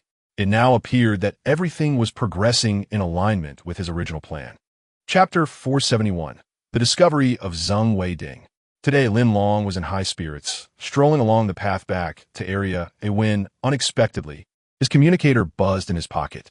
Upon answering, he was surprised to find it was Dr. Zheng Wei from the medical team on the other end of the line. Lin Long learned that a couple of days prior, After returning from the Gaoshan community, he had extracted a bag of peculiar black substances for Dr. Zeng to examine. Now, Zeng Wei was calling to inform him that the research on those substances had yielded results. Complex results that could not be conveyed over the communicator and required a face-to-face discussion. Intrigued by the bag's contents, Lin Long had almost forgotten about it amidst his recent busyness. With Zeng Wei's mention of it, he was eager to hear what information could provoke such excitement from the doctor. As Lin Long approached the medical office in Area B, Dr. Zeng opened the door with a slight smile, welcoming him in. "Brother Long, please come in. I have made a new discovery regarding those substances. Since this task was assigned to me by you alone, I felt it necessary to inform you personally of any advancements." Nodding in acknowledgement, Lin Long noted the expression on Zeng Wei's face, a welcoming smile accompanied by a hint of nervousness as he gestured for Lin Long to enter. Inside, Lin Long surveyed the small personal laboratory of Dr. Zeng. The experimental conditions here were several notches below those of Wen Baoming and Tian Hu's zombie research lab. Yet in the context of the apocalypse, it was still a commendable setup, certainly better than the church he had previously encountered in the town. Once Zeng Wei had secured the door, he led Lin Long to the computer screen situated at the back of the lab. He clicked on the desktop, displaying a set of research data before Lin Long. "Brother Long, these are the physicochemical parameters from my study of those substances. As you can see, it is a typical acid-like substance with a potent cellular aggression that promotes keratinization of cells.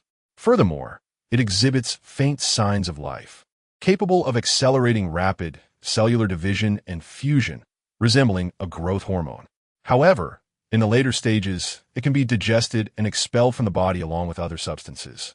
Lin Long glanced at the intricate graphs and data tables, feeling as if he had returned to his university days. However, the sight of such figures and charts made him feel dizzy.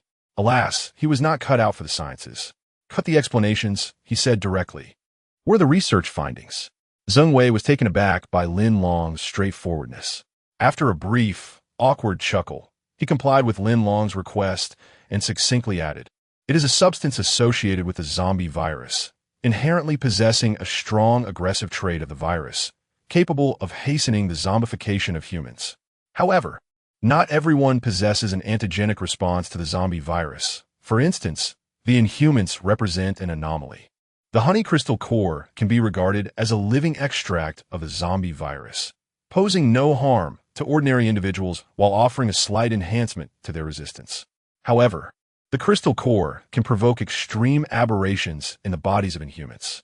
This constitutes a unique exception." Lin Long furrowed his brow, growing increasingly astonished. How is it that these miscellaneous substances I extracted from Lu Li are, in fact, remnants of the zombie virus? Chapter 472. So, it is Lin Long turned to gaze at Zeng Wei, realizing that the bag of miscellaneous items he had retrieved was indeed of considerable significance. He inquired, what would happen if an ordinary person ingested these items? Upon hearing this question, Zeng Wei's demeanor shifted to one of tension. He replied, "It is, in fact, another manifestation of the honey-coated crystal nucleus. You should be aware of the effects after ingestion of the honey-coated crystal nucleus, which should be quite similar. However, there is one crucial difference. The potency of this item may surpass that of the honey-coated crystal nucleus. By the way, if you possess more of such items, I recommend presenting them to the researchers of the honey-coated crystal nucleus. They can be crushed into pills and tested on animals first. Direct application on humans might provoke an overwhelming reaction, potentially leading to adverse effects." Lin Long nodded, indicating his understanding. What perplexed him now was how such items could reside within Lu Li's body. Furthermore, He Ling had once revealed that she and her brother, He Quan, had suffered from a condition akin to Lu Li's. Could it be that such items had also existed within their bodies? "Brother Long, this is the conclusion I have drawn from my research on the miscellaneous items, and I have reported everything to you candidly," Zeng Wei stated. Lin Long praised him. "Very well, I comprehend." As Lin Long prepared to bid farewell to Zeng Wei, a sudden thought about Zhang Feng crossed his mind, an audacious and thrilling idea that materialized in his consciousness. He halted abruptly and turned to face Zeng Wei. Zeng Wei, anticipating Lin Long's departure, was caught off guard by this unexpected pause. Curiously, He asked, "Brother Long, do you have further instructions?" Lin Long responded, "I wish to explore another possibility. You mentioned earlier that the honey-coated crystal nucleus has an alternative effect for extraordinary individuals. If I were to give you the miscellaneous items, what would be the outcome if an extraordinary individual were to ingest them?" "Extraordinary individual? That is difficult to ascertain," Zheng Wei replied. "Through my research, I discovered that these items promote cellular division and keratinization. Therefore, an extraordinary individual would be able to fully assimilate its effects, including any side effects. In various physical assessments, extraordinary individuals tend to exhibit significant superiority over ordinary people. Thus, ingestion may accelerate their power breakthroughs. However, the keratinization process could lead to dry skin, forming a hard outer shell, which is quite undesirable." Lin Long quickly inquired, "If its potency exceeds that of the honey-coated crystal nucleus, could it potentially awaken latent abilities in extraordinary individuals who possess only singular powers?" "There is a possibility," Zheng Wei affirmed. "Extraordinary individuals exhibiting singular powers merely lack manifestation in other areas. If the effect of the miscellaneous items is robust enough, it could indeed awaken their other latent abilities." Upon hearing this, Lin Long clapped his hands together in realization, exclaiming with a sigh, "Exactly. It must be so. This explains why he spoke to me in such peculiar terms. Now I understand the reason behind it." After Lin Long came to a realization, he strode out, feeling an odd sensation within. When did I inadvertently discard that bag of miscellaneous items outside? It just so happened that Zhang Fong saw it and picked it up. This fellow actually swallowed the items, which is why he's turned into his current state. Alas, it appears that all of this is merely a play of fate. Chapter 473. Encountering the robbery. For 2 consecutive nights, Lin Long ventured to the slope of the back mountain around 10 o'clock, calling out Zhang Fong's name in the hope that he would emerge for a meeting. Concerned for Zhang's health, Lin Long wished to urge him to seek medical attention promptly, lest his condition deteriorate to an irreparable state. Regrettably, despite Lin Long's earnest attempts to reach out, Zhang Fong remained elusive, leaving Lin Long with no choice but to abandon his efforts for the time being. It was not until one day in the office, when a liaison from the Gaoshan community, named Zheng Yuan, paid a personal visit, that Lin Long learned of a troubling series of events. Recently, the friendship and cooperation between the Gaoshan community and the civilization reconstruction community had been marred by 3 incidents of theft. The first and second occurrences prompted Zheng Yuan to seek the assistance of Zhao Daming, hoping he could coordinate a resolution to such matters. However, despite Zhao Daming's reinforcement of the escort teams, a third incident transpired that very morning. In each instance, while the escort personnel remained unharmed, they were left thoroughly shaken. The assailant, a masked figure of remarkable agility, would suddenly appear, shattering the vehicle's window with a single punch to snatch away a bag of fresh food from the trunk before vanishing from the scene. The escort members, witnessing this audacious act, were filled with dread and drawn their long knives, ready to confront the robber. They hoped that, with a stroke of luck, they could capture the thief and provide an account to the leaders of both communities. Yet, to their astonishment, the robber fled the moment he seized the goods, evading any confrontation. It became evident to the escorts that this elusive figure had no intention of engaging them. Out of a desire to preserve their own lives, none dared to take the initiative to challenge the thief. Consequently, after the robber's hasty retreat, the escorts resumed their journey. Notably, while the locations of the 3 incidents varied, the assailant was unmistakably the same individual. Zheng Yuan listened intently as the escorts described the robber, noting a distinct injury to his right eye, which was wrapped in a cloth. Zheng Yuan surmised that if this issue were not resolved swiftly, it could jeopardize the future friendship and collaboration between the 2 communities. Upon hearing about the injured right eye, the agile demeanor, and the masked operations, Lin Long's mind immediately conjured the image of Zhang Fong as the perpetrator. It was hard to fathom that his earlier strike had resulted in such a lasting injury. Could it be that Zhang had sustained a severe wound? Lin Long nodded, acknowledging the situation.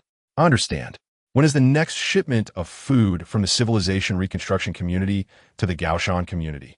I shall personally oversee the matter. Zheng Yuan's ultimate intention was for Lin Long to take charge of resolving this issue. Hearing Lin Long's commitment brought a smile to her face, filled with relief and joy. Surely, with the leader Lin Long's involvement, the one-eyed masked robber would soon be caught. Tomorrow, there will be a delivery, at which time I will personally inform leader Lin Long. However, Lin Long appeared rather indifferent to this, smiling as he remarked that it was somewhat premature to speak of such matters. He suggested that we should wait until he has truly apprehended the perpetrator tomorrow before discussing it further. By the way, leader Lin Long, there is another matter I wish to bring to your attention. Our esteemed leader, Lu Tong, expresses her desire to visit the civil reconstruction community tomorrow, accompanied by Captain Lu Li, to convey her gratitude to you. Zheng Yuan promptly mentioned this second matter. Upon hearing this, Lin Long nodded in welcome, saying very well. You are most welcome. Chapter 473. Wang Chuang's request for an audience in the Gaoshan community. The faith is centered around the female priest. Therefore, prior to her arrival, Lin Long gleaned several tenets and taboos from Zheng Yuan. For instance, the female priest forbids men from leading the welcome and prohibits encounters with polygamous men. This is their prerogative in adhering to their doctrine, and as Lin Long and the members of the civilizational reconstruction community have fostered a cordial and cooperative relationship with them, it is imperative to respect their beliefs. Lin Long recorded these taboos, intending to convey them shortly, and planned for He Ling to preside over the welcoming proceedings the following day. Naturally, individuals of Lin Long's standing would also accompany the event for any contingencies that might arise. Fortunately, Lin Long was grateful that, in his early 20s, he remained unmarried. After bidding farewell to Zheng Yuan, Lin Long promptly informed Commander Zhao Daming of the arrival of Lu Tong and others, relaying the necessary precautions to ensure all actions would honor their doctrine, with He Ling at the helm for the reception. Once arrangements were settled, Lin Long found himself intrigued by the series of 3 abductions involving Zhang Fang. He retrieved a scrap of paper and, guided by his memory, sketched a rough outline of the locations of these incidents. Upon reviewing the distances, he realized they were quite dispersed, leading him to wonder if Zhang Fang's temporary residence was nearby. This area, however, lay beyond the jurisdiction of the civilizational reconstruction community, making a solo encounter impractical. It seemed that his only recourse would be to integrate himself into the escorting party for tomorrow's mission or remain seated within the vehicle. Should he encounter Zhang Fang again during an attempted robbery, an opportunity to confront him might present itself. After dinner, Lin Long met with Captain Jiao Kong. Typically stationed at the A City branch, Captain Jiao rushed over upon seeing Lin Long. Brother Long, I have something to report to you, he exclaimed. Upon hearing this, Lin Long halted and turned to face him. Once Jiao reached Lin Long, he smiled and said, Brother Long, Wang Chuang in the makeshift prison wishes to speak with you privately. Lin Long was taken aback. He had not anticipated that Wang Chuang, after several days of confinement, had come to a realization. What could he possibly wish to discuss? Have you spoken with him? Lin Long inquired. I visit him every other day, but he initially ignored me. It was only this morning that he suddenly expressed a desire to meet with you, Brother Long. I happened to return today to gather some supplies, and, after reporting to Commander I came to inform you of this. How is his diet? And what are the other 2? Lin Long asked, referring to Long Quan and Mu Jinxiong, who were also undergoing punishment. Jiao shook his head. The other 2 remain unchanged, but all 3 are eating normally and laboring as required. There are no signs of abnormality. Lin Long nodded. Please return and inform me. I have matters to attend to tomorrow and will not be able to return for the time being. As for the day we shall meet, let us discuss that later. Upon hearing Lin Long's words, Jiao Kong was momentarily taken aback. Could it be that Long Ge had not previously stated that if Wang Chuang came to a realization and wished to speak with him, he would be informed without delay? Now, he had indeed been informed at the earliest opportunity, yet his reaction appeared rather indifferent. What did Long Ji's response truly signify? Lin Long, noticing Jiao Kang's momentary daze, smiled gently and said, Do not jump to conclusions. I genuinely have matters to attend to and cannot make it to the A City branch tomorrow. The uncertainty regarding the time to meet Wang Chuang is intended to refine his state of mind and observe whether he would become anxious. Rest assured, this matter is etched in my mind. Perhaps the day after tomorrow, I shall pay a visit. Jiao Kong, witnessing this, could only smile and nod in acknowledgement.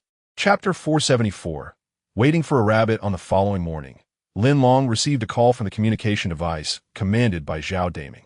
Zhao informed Lin Long that they had prepared a truckload of supplies to be delivered to the Gaoshan community. Prior to this, Zhao Daming had been alerted that this escort mission was at risk of being intercepted by the masked assailant. Consequently, Long Gu had discreetly concealed himself within the escort team to guard against any unforeseen circumstances. Upon receiving the call, Lin Long acknowledged the information.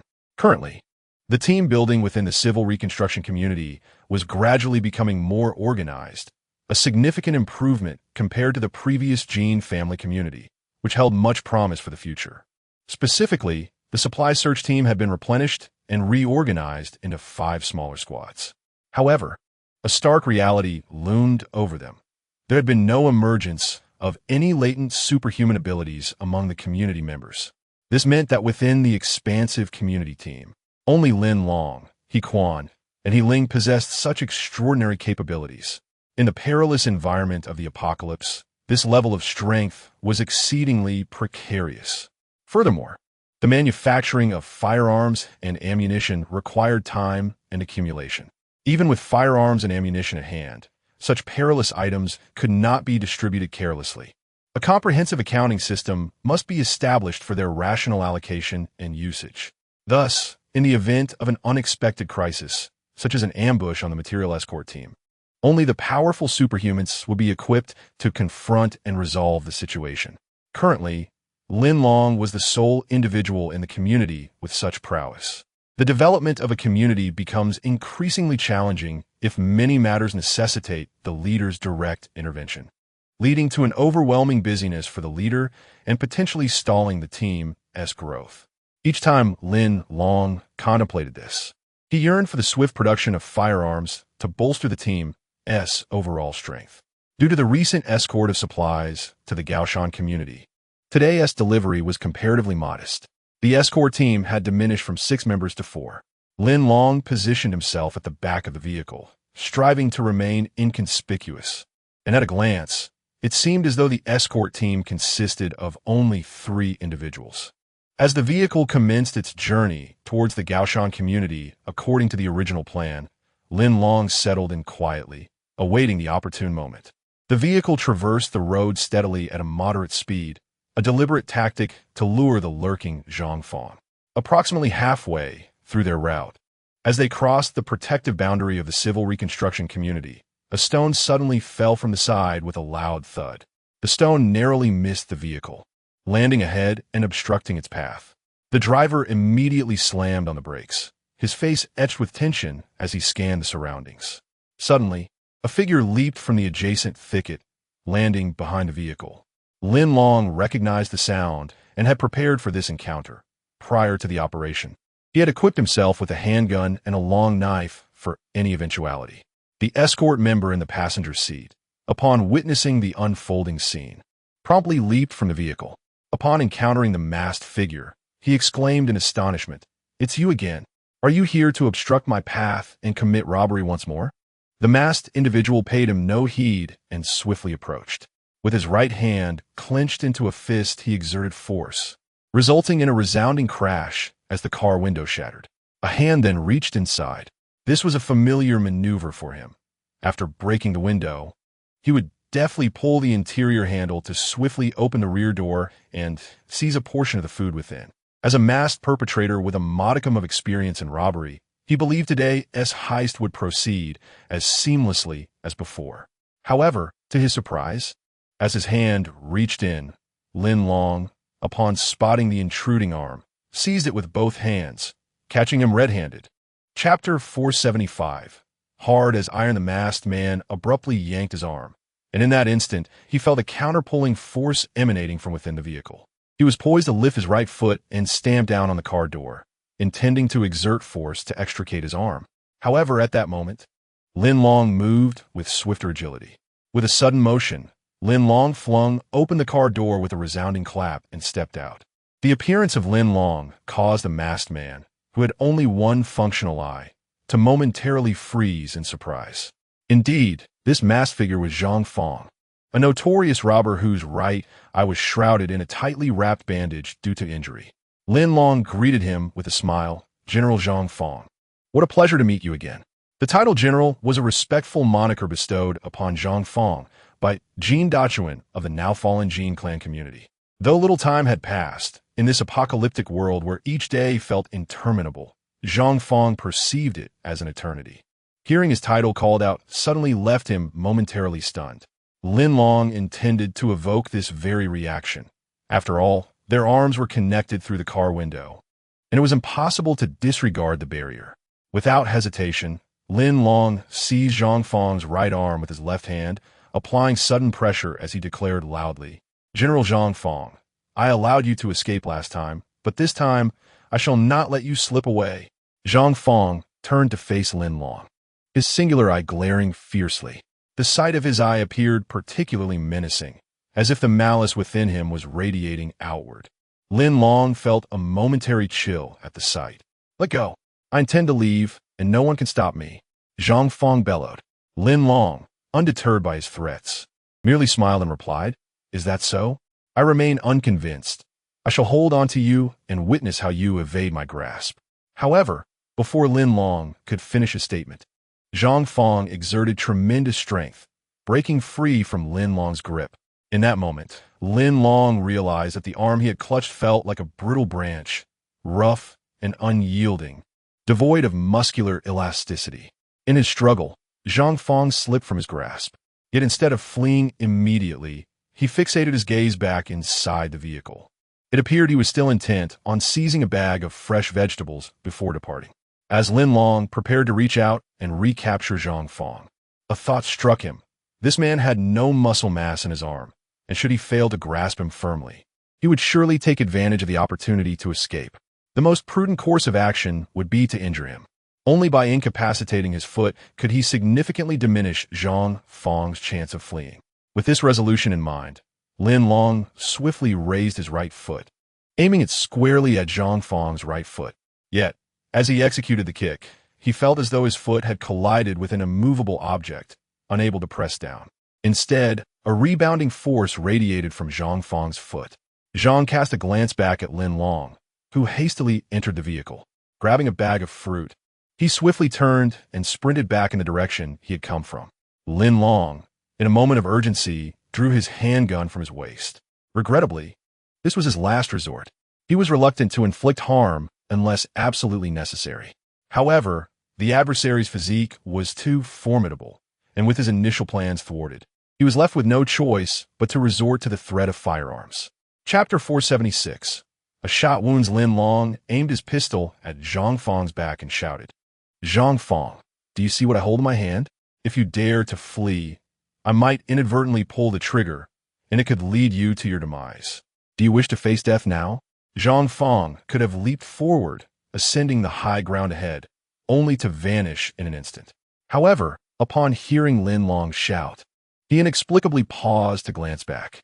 The ominous muzzle of Lin Long's dark weapon was directed at his back. Lin Long had anticipated that under the threat of the firearm, Zhang Fong would hesitate and comply with his demands. To his astonishment, Zhang Fong merely glanced back and continued his sprint forward. Seeing this, Lin Long grew increasingly anxious. What is this guy thinking? Does he have a death wish? In an impulsive reaction, he aimed at Zhang Fong's right foot and fired. There was no other choice. Zhang Fong's blatant disregard was intolerable. Despite Lin Long brandishing a gun, he still attempted to escape. If he let him go now, how would the surrounding subordinates perceive him? Bang! The shot rang out, reverberating through the mountainous terrain, echoing far and wide. The bullet struck Zhang Fong's right foot with precision, causing him to stumble, nearly collapsing to the ground. In an instant, a stream of crimson blood flowed from his injured foot, staining the hem of his trousers. Lin Long sighed wryly. "Zhang Fong, I warned you that I possessed a firearm. I suggested you think carefully before attempting to flee. Look, as soon as I finished my warning, you frantically began to escape. Do you believe your speed surpasses that of a bullet? Or do you think I wouldn't dare to shoot?" As he spoke, Lin Long approached Zhang Fong, gesturing with his right hand for those nearby to follow suit, ready to assist in restraining Zhang Fong. Zhang Fong remained silent, crouching down to swiftly tear a piece from his clothing, deftly binding his wound with practiced ease. Just as Lin Long drew near, Zhang Fong suddenly sprang to his feet and continued his flight. However, this time, with his right foot injured, his speed was noticeably diminished. Lin Long watched in astonishment, curiosity flooding his mind. Is this for real?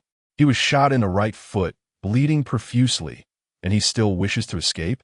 He turned to the followers who had been trailing closely behind, signaling them to halt, indicating that he alone could handle Zhang Fong. Upon seeing this, the others stopped, observing the unfolding scene from a distance. Lin Long quickly closed the gap to Zhang Fong and inquired, "Zhang Fong, are you taking me to see Yin Li? At this pace, you cannot hope to evade me. I suggest you disclose Yin Li's whereabouts directly, and we shall fetch her. Your erratic movements will only exacerbate your injury, which is detrimental to your health." Upon hearing this, Zhang Fong suddenly came to a halt. He turned his head to Lin Long and sighed, "I am not your match. No matter how I change, I cannot triumph over you. However, there is one matter on which I seek your assistance, and I hope you will not refuse me." Lin Long found himself in agreement with Zhang Fong's words. Even if Zhang Fong's right foot were uninjured, the mere presence of his cheating system would render him incapable of being Lin Long's adversary. Yet, Zhang Fong's acknowledgement of the truth must surely stem from another reason. Indeed, within the next minute, he would present his request. Chapter 477. The exchange for medicine. Lin Long was momentarily taken aback upon hearing that Zhang Fong had a request for him. Could it be that he seeks my assistance? After pondering for a brief moment, curiosity got the better of him, and he inquired, "What is it that you wish for my help with?" Zhang Fong choked back a sob. "Yin Li is ill, and I hope you can procure some medicine for me. Each time I come to this escort team to see supplies, one of my aims has been to encounter you, to convey this request." Lin Long was stunned. The rationale behind Zhang Fong's actions exceeded his expectations. The reason for his raids was to draw Lin Long out to meet him, with the ultimate goal of acquiring medicine to save his girlfriend. After swiftly processing this information in his mind, Lin Long accepted the reality with composure and asked, "What afflicts Yin Li? You need not resort to such measures. If you require medicine, you can come directly to me.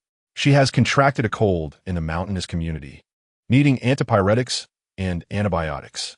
I am utterly ignorant of herbal medicine and initially believed that, given time, her own immune system would suffice for her recovery. However, it seems that is not the case.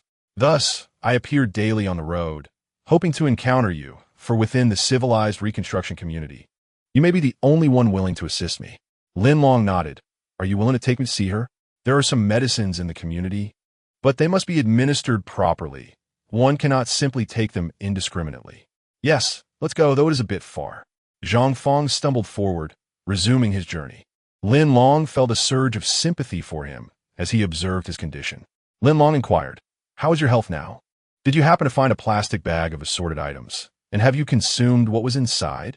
As they walked side by side, Lin Long continued to question him.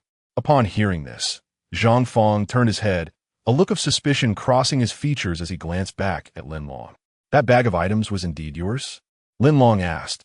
"Indeed, I found a black bag, and upon opening it, I detected a scent reminiscent of the crystal cores. Additionally, I had exhausted the honeyed crystal cores I had procured from the gene community, and the crude version was far too unpalatable. In desperation, I dissolved the contents of that bag in water and ingested it. Do you realize that your current state is a consequence of that substance? You should not have consumed it. Of course, I am aware. Otherwise, when I met you, I would not have said that you both aided and harmed me. But what can be done? The substance is already ingested. It cannot be retrieved, can it? My skin has hardened completely, yet I am acutely aware that my strength has increased. For instance, my vision now extends further than before. I am uncertain what ultimate effect this substance will have on my body. I can only accept reality."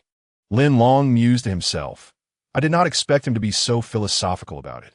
The future is unpredictable, and acceptance of reality is the final compromise. Moreover, despite his injured foot, Zhang Fong's agility had noticeably outpaced that of an ordinary person.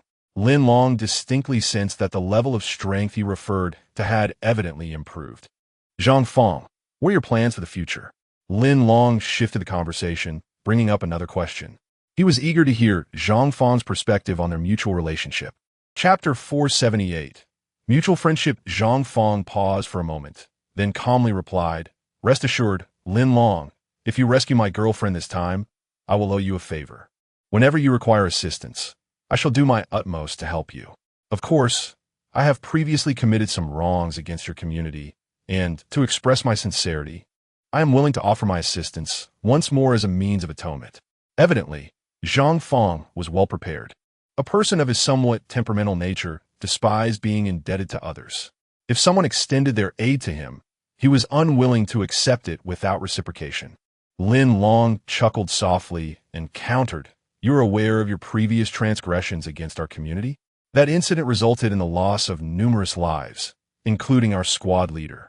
Merely offering us one act of assistance cannot possibly compensate for their lives." Zhang Fang retained his haughty demeanor, stating, "They are gone, and I possess no miraculous means to resurrect them. Unless you require my help with additional matters, is there an alternative solution? If you expect me to take my own life as a form of atonement, I must decline." This fellow was rather forthright. Upon reflection, Lin Long realized there was some validity to his argument. Once life has departed, it cannot be restored. Thus, there is no merit in becoming entangled in the irrevocable past. The paramount concern is to learn to look towards the future. With a wry smile, Lin Long conceded, "All right. What you just mentioned cannot be considered a remedy for your previous misdeeds. I have an idea I hope you might entertain. Admit defeat, take your girlfriend, and join my civilization reconstruction community, becoming a part of it." Zhang Fang halted abruptly, turning with a curious gaze fixed on Lin Long, as if to ascertain the authenticity of this statement. Lin Long offered a slight smile and inquired, "What? Do you have reservations?" No, I will not join your community. I can occasionally seek you out and accept a task or two, but I am unwilling to become a member." Why? The reason is quite simple. My experiences with the Jin community and later the Gaoshan community have made me acutely aware of Yan Li's significance to me. I cannot place her in a position where she might be endangered or controlled by others. Very well, I agree to be your private friend. I will assist you with your difficulties, but only those of a peripheral nature. This represents my utmost concession and my acknowledgement of previous wrongs. Lin Long grasped the situation. Zhang Fang was apprehensive that joining the civilization reconstruction community would place his girlfriend, Yan Li, under surveillance again, rendering him a mere pawn in someone else's game. This was an exceedingly perilous predicament, one he was unwilling to endure. His experiences with both the Jin and Gaoshan communities had reinforced this sentiment, filling him with weariness and dread. Lin Long nodded, choosing not to delve deeper into this matter. "Very well, I understand your perspective. I will provide you with a communication device, facilitating swift contact between us." As Lin Long recalled Zhang Fang's willingness to assist him in the community, it dawned on him that this indeed addressed the potential threats emanating from the Wang clan community. With Zhang Fang's cooperation, the internal security of the community would undoubtedly be fortified. The two of them continued their journey, engaging in light conversation, and before they realized it, they arrived at the entrance of a cave. Zhang Fang remarked, "Yan Li is inside. Of course, this is merely one of our temporary residences. After you take a look, I hope you can help me procure some medicine." Chapter 479. Invitation declined. Lin Long paused, casting a cursory glance at the cave before him. This cavern was barely wide enough for a single person to enter sideways. Anyone of a more robust stature would find it impossible to pass. Clearly, Zhang Fang had discovered an excellent refuge. "Are you certain you wish to venture inside?"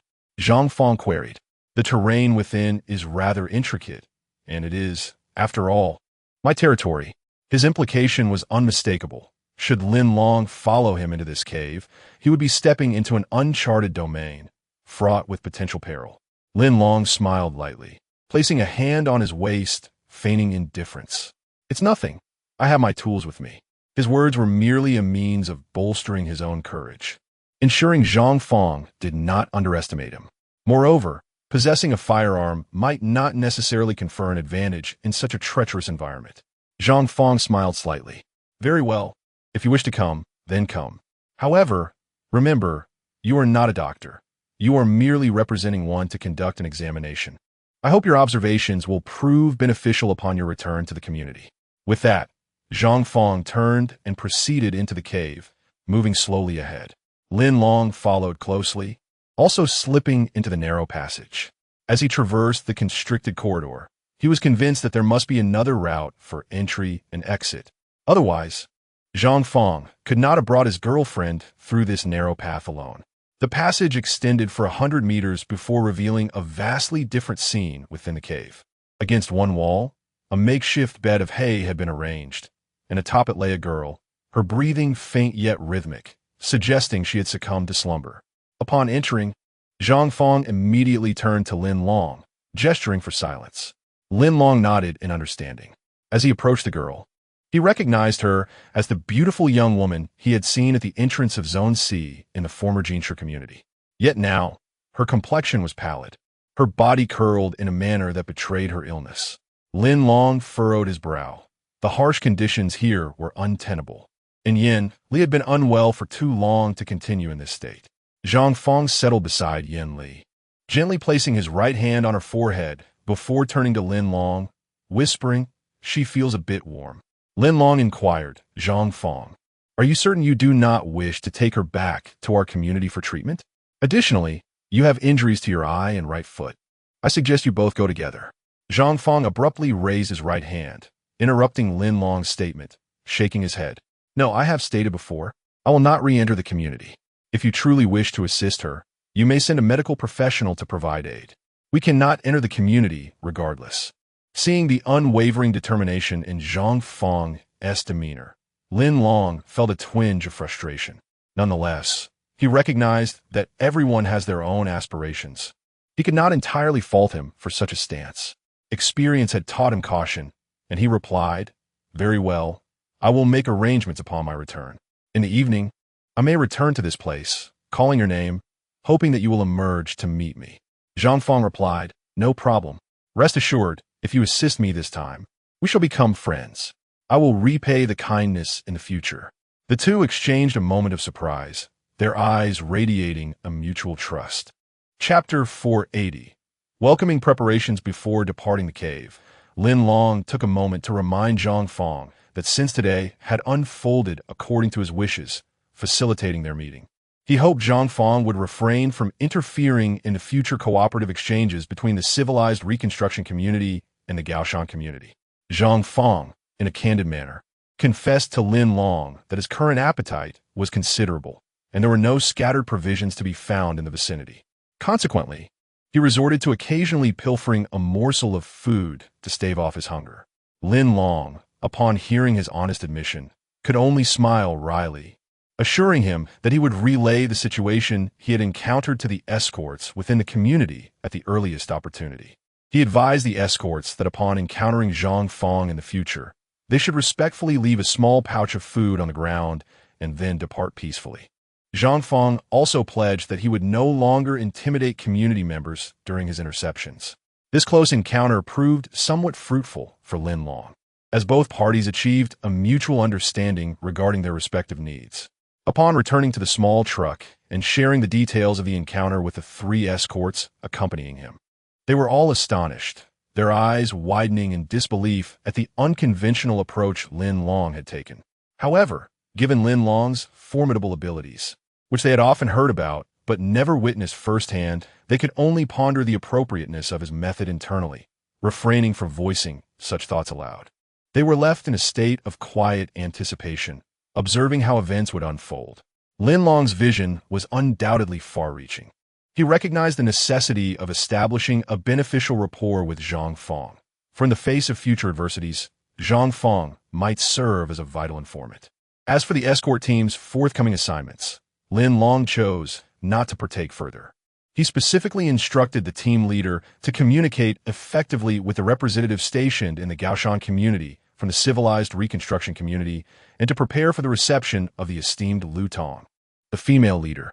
Meanwhile, Lin Long himself was to return to the civilized reconstruction community to undertake the necessary preparations for the welcome. Upon his return, Zheng Yuan promptly sought out Lin Long for an update. She inquired whether Lin Long had encountered the one-eyed masked figure during his journey. The first order of business for Lin Long was to relay the earlier incident to Dr. Zheng Wei, requesting that he assign a medical staff member to accompany him that evening to visit Zhang Fong and Yanli. Without probing for reasons, Dr. Zheng Wei nodded in agreement with efficiency. After clarifying this matter and concluding the communication, Lin Long heard a knock at the door, revealing Zheng Yuan. They engaged in a brief conversation, during which Lin Long recounted his recent experiences. Zheng Yuan listened, her skepticism evident, yet she refrained from questioning Lin Long's methods, merely nodding in gratitude. In truth, she was poised to continue observing the unfolding developments of the situation. Lin Long, perceptive to her thoughts, chose to remain silent, understanding the delicate nature of the amicable relationship between the two communities. In the afternoon, Lin Long once again surveyed the preparations and arrangements at the various positions within the community. Under the leadership of Zhao Daming and He Quan, the headquarters community was organized meticulously, ready to warmly welcome the visiting delegation from Gaoshan community. Lin Long felt a sense of satisfaction regarding this. He placed great importance on the friendship and cooperation between the two communities, aiming to ensure that the visitors from Gaoshan personally witnessed the achievements of moral and civilizational reconstruction within the community, instilling in them a profound confidence in their future lives. Likewise, he hoped that the fruits of his labor could be utilized to benefit more communities, fostering collective growth and pioneering a future of civilization together. Chapter 481. Is this the end times? Prior to the arrival of Liu Tong's delegation at the headquarters of the civilizational reconstruction community, the Liu Tong team had already dispatched an advance escort unit, which returned earlier to report on the situation. Outside the main entrance of Area B of the headquarters, a simple platform had been erected. He Ling sat regally upon a central throne, flanked by He Quan and Zhao Daming, who stood at her sides. This platform extended towards the 3 watchtowers facing the main gate, with a sentinel stationed every 200 meters, vigilantly observing the surroundings. Soon, a report came from the watchtower about a vehicle entering their field of vision. This news spread rapidly, and within a minute, it reached the ears of those gathered at the welcoming platform. He Ling, Zhao Daming, and He Quan exchanged a glance of surprise, followed by knowing smiles. As their preparations had concluded, they were ready to receive the delegation of the esteemed Liu Tong. On either side of the main entrance, 2 personnel responsible for fireworks and celebratory cannon blasts stood at the ready, eager to commence. As the vehicle entered the headquarters of the civilizational reconstruction community, a guard promptly approached to open the door, welcoming them inside. Meanwhile, Lin Long, the leader of the community, sat on the opposite side of the crowd, adhering to the principles of the female leader's doctrine, allowing He Ling to personally welcome their guests while he assumed the role of a mere attendant. As the door swung open, a familiar figure emerged from the front passenger seat. Upon recognizing her, He Ling immediately stood, her voice brimming with joy as she exclaimed, "Captain Luo, welcome, welcome." Indeed, the individual who alighted was Captain Luolaya, whom He Ling had first met during her previous visit to the Gaoshan community. Luolaya smiled faintly at He Ling, waving in greeting, "Hello, Captain He. Thank you for your warm welcome." She then glanced around, noticing the simple banners adorning the walls that read, "Welcome to the Gaoshan community." In the harsh reality of the apocalypse, achieving a welcoming ceremony akin to those of peaceful times was simply unattainable. Thus, the current level of hospitality was commendable in its own right. Luolaya stood momentarily in awe of the scene before her, her heart swelling with delight as she remarked, I did not expect to see banners and a welcoming line here. Am I in the right place? Is this not the end times?" He Ling approached her, smiling as she clarified, "Captain Luo, you are indeed in the right place. This is the headquarters of our civilizational reconstruction community. We have undergone a simple transformation based on the original gene community, evolving into what you see now. After your long journey, please take a moment to rest." At that moment, the driver and 2 other young women also exited the vehicle. They looked around in astonishment, captivated by the sight before them. It was undeniable that upon their arrival at the civilizational reconstruction community, they had grown fond of the place from the depths of their hearts. Here, there was no trace of the apocalypse. Instead, it was brimming with vibrant life, allowing one to momentarily forget the disasters of the end times. Loria chuckled softly, turning to face He Ling, and sincerely praised, Captain He, seeing is indeed believing. I feel that your community is far superior to our Highland community. It is as if we inhabit two entirely different worlds. I can assure you that when the esteemed master arrives here, he too will be awestruck and captivated by the scene before us. Your leader, Lin Long, is truly remarkable. Chapter 482. Ready for action in this welcoming ceremony. It was essential that Zheng Yuan, the representative from the Gaoshan community stationed in the civil reconstruction community, was present. Upon spotting Rolia, she promptly approached, exchanging warm embraces with Rolia's two accompanying sisters. Rolia turned to Zheng Yuan with a gentle smile and remarked, Representative Zheng, you are indeed fortunate. How has your experience in the civil reconstruction community been? Zheng Yuan replied with a smile, Captain Rolia, you are quite right. Before my arrival, I approached this opportunity with a casual attitude, merely hoping to see what it was like. However, upon my arrival, I discovered that this place is truly remarkable. Rolia chuckled lightly. Well, I shall find a moment to discuss your recent experiences later. For now, I must convey the instruction from our leader. She then turned to He Ling and said, Captain He, where is Leader Lin Long? I have come on behalf of Master Lu to communicate two important matters, and I hope you can prepare accordingly. He Ling responded, Our leader Lin Long has entrusted me with the responsibilities of receiving the Gaoshan community today. If you have any matters to discuss, feel free to share. I am authorized to make decisions. Rolia was momentarily taken aback by this revelation. She exchanged a slight smile with her companions and then gave He Ling a thumbs up, praising, Your leader Lin Long possesses remarkable insight. Very well, I shall proceed. The master hopes your community can prepare a team of material escort members to receive some gifts he will bring later. And he also wishes for you to facilitate communication between personnel from various departments. Upon hearing this, He Ling nodded in agreement. No problem at all. Regarding the second matter, Brother Long had anticipated this. During the welcome banquet, representatives from our various departmental teams will dine together, allowing for mutual exchange. As for the first matter, I will arrange for preparations immediately. It seemed that not only had the civil reconstruction community made thorough preparations for this meeting, but the Gaoshan community had also made appropriate arrangements. Lin Long, for his part, chose to observe the welcoming ceremony from a distance, waiting for the right moment to make his entrance. Half an hour later, a resounding trumpet sounded from the lookout tower, signaling that preparations were complete. From the B platform at position 3, a convoy of 3 small trucks was seen approaching. A small red flag, emblazoned with the prominent 4 characters of the Gaoshan community, fluttered from the window of the first vehicle. As the lookout's communicator conveyed this information, excitement rippled through the crowd. According to Rolia's earlier introduction, the visiting delegation led by Master Lu Tong had indeed arrived. Lin Long quickly retrieved his communicator, contacting Commander Zhao Daming to confirm whether the welcome banquet was adequately prepared. Satisfied with Zhao Daming's affirmative response, he promptly ended the call. I wonder if, upon observing the arrangement within the community, Master Lu Tong will express heartfelt admiration akin to Captain Roria. Lin Long strolled to a watchtower nestled within the community. By merely closing his eyes, he could discern the direction of the approaching vehicles. However, as he ascended the platform and had yet to gaze towards the road, a nimble zombie unexpectedly leaped out from the thicket on his left. Indeed, it appeared to be the 3rd-tier zombie he had encountered previously. Chapter 483. The zombie tide approaches. Lin Long squinted his eyes, clearly observing the approaching zombie.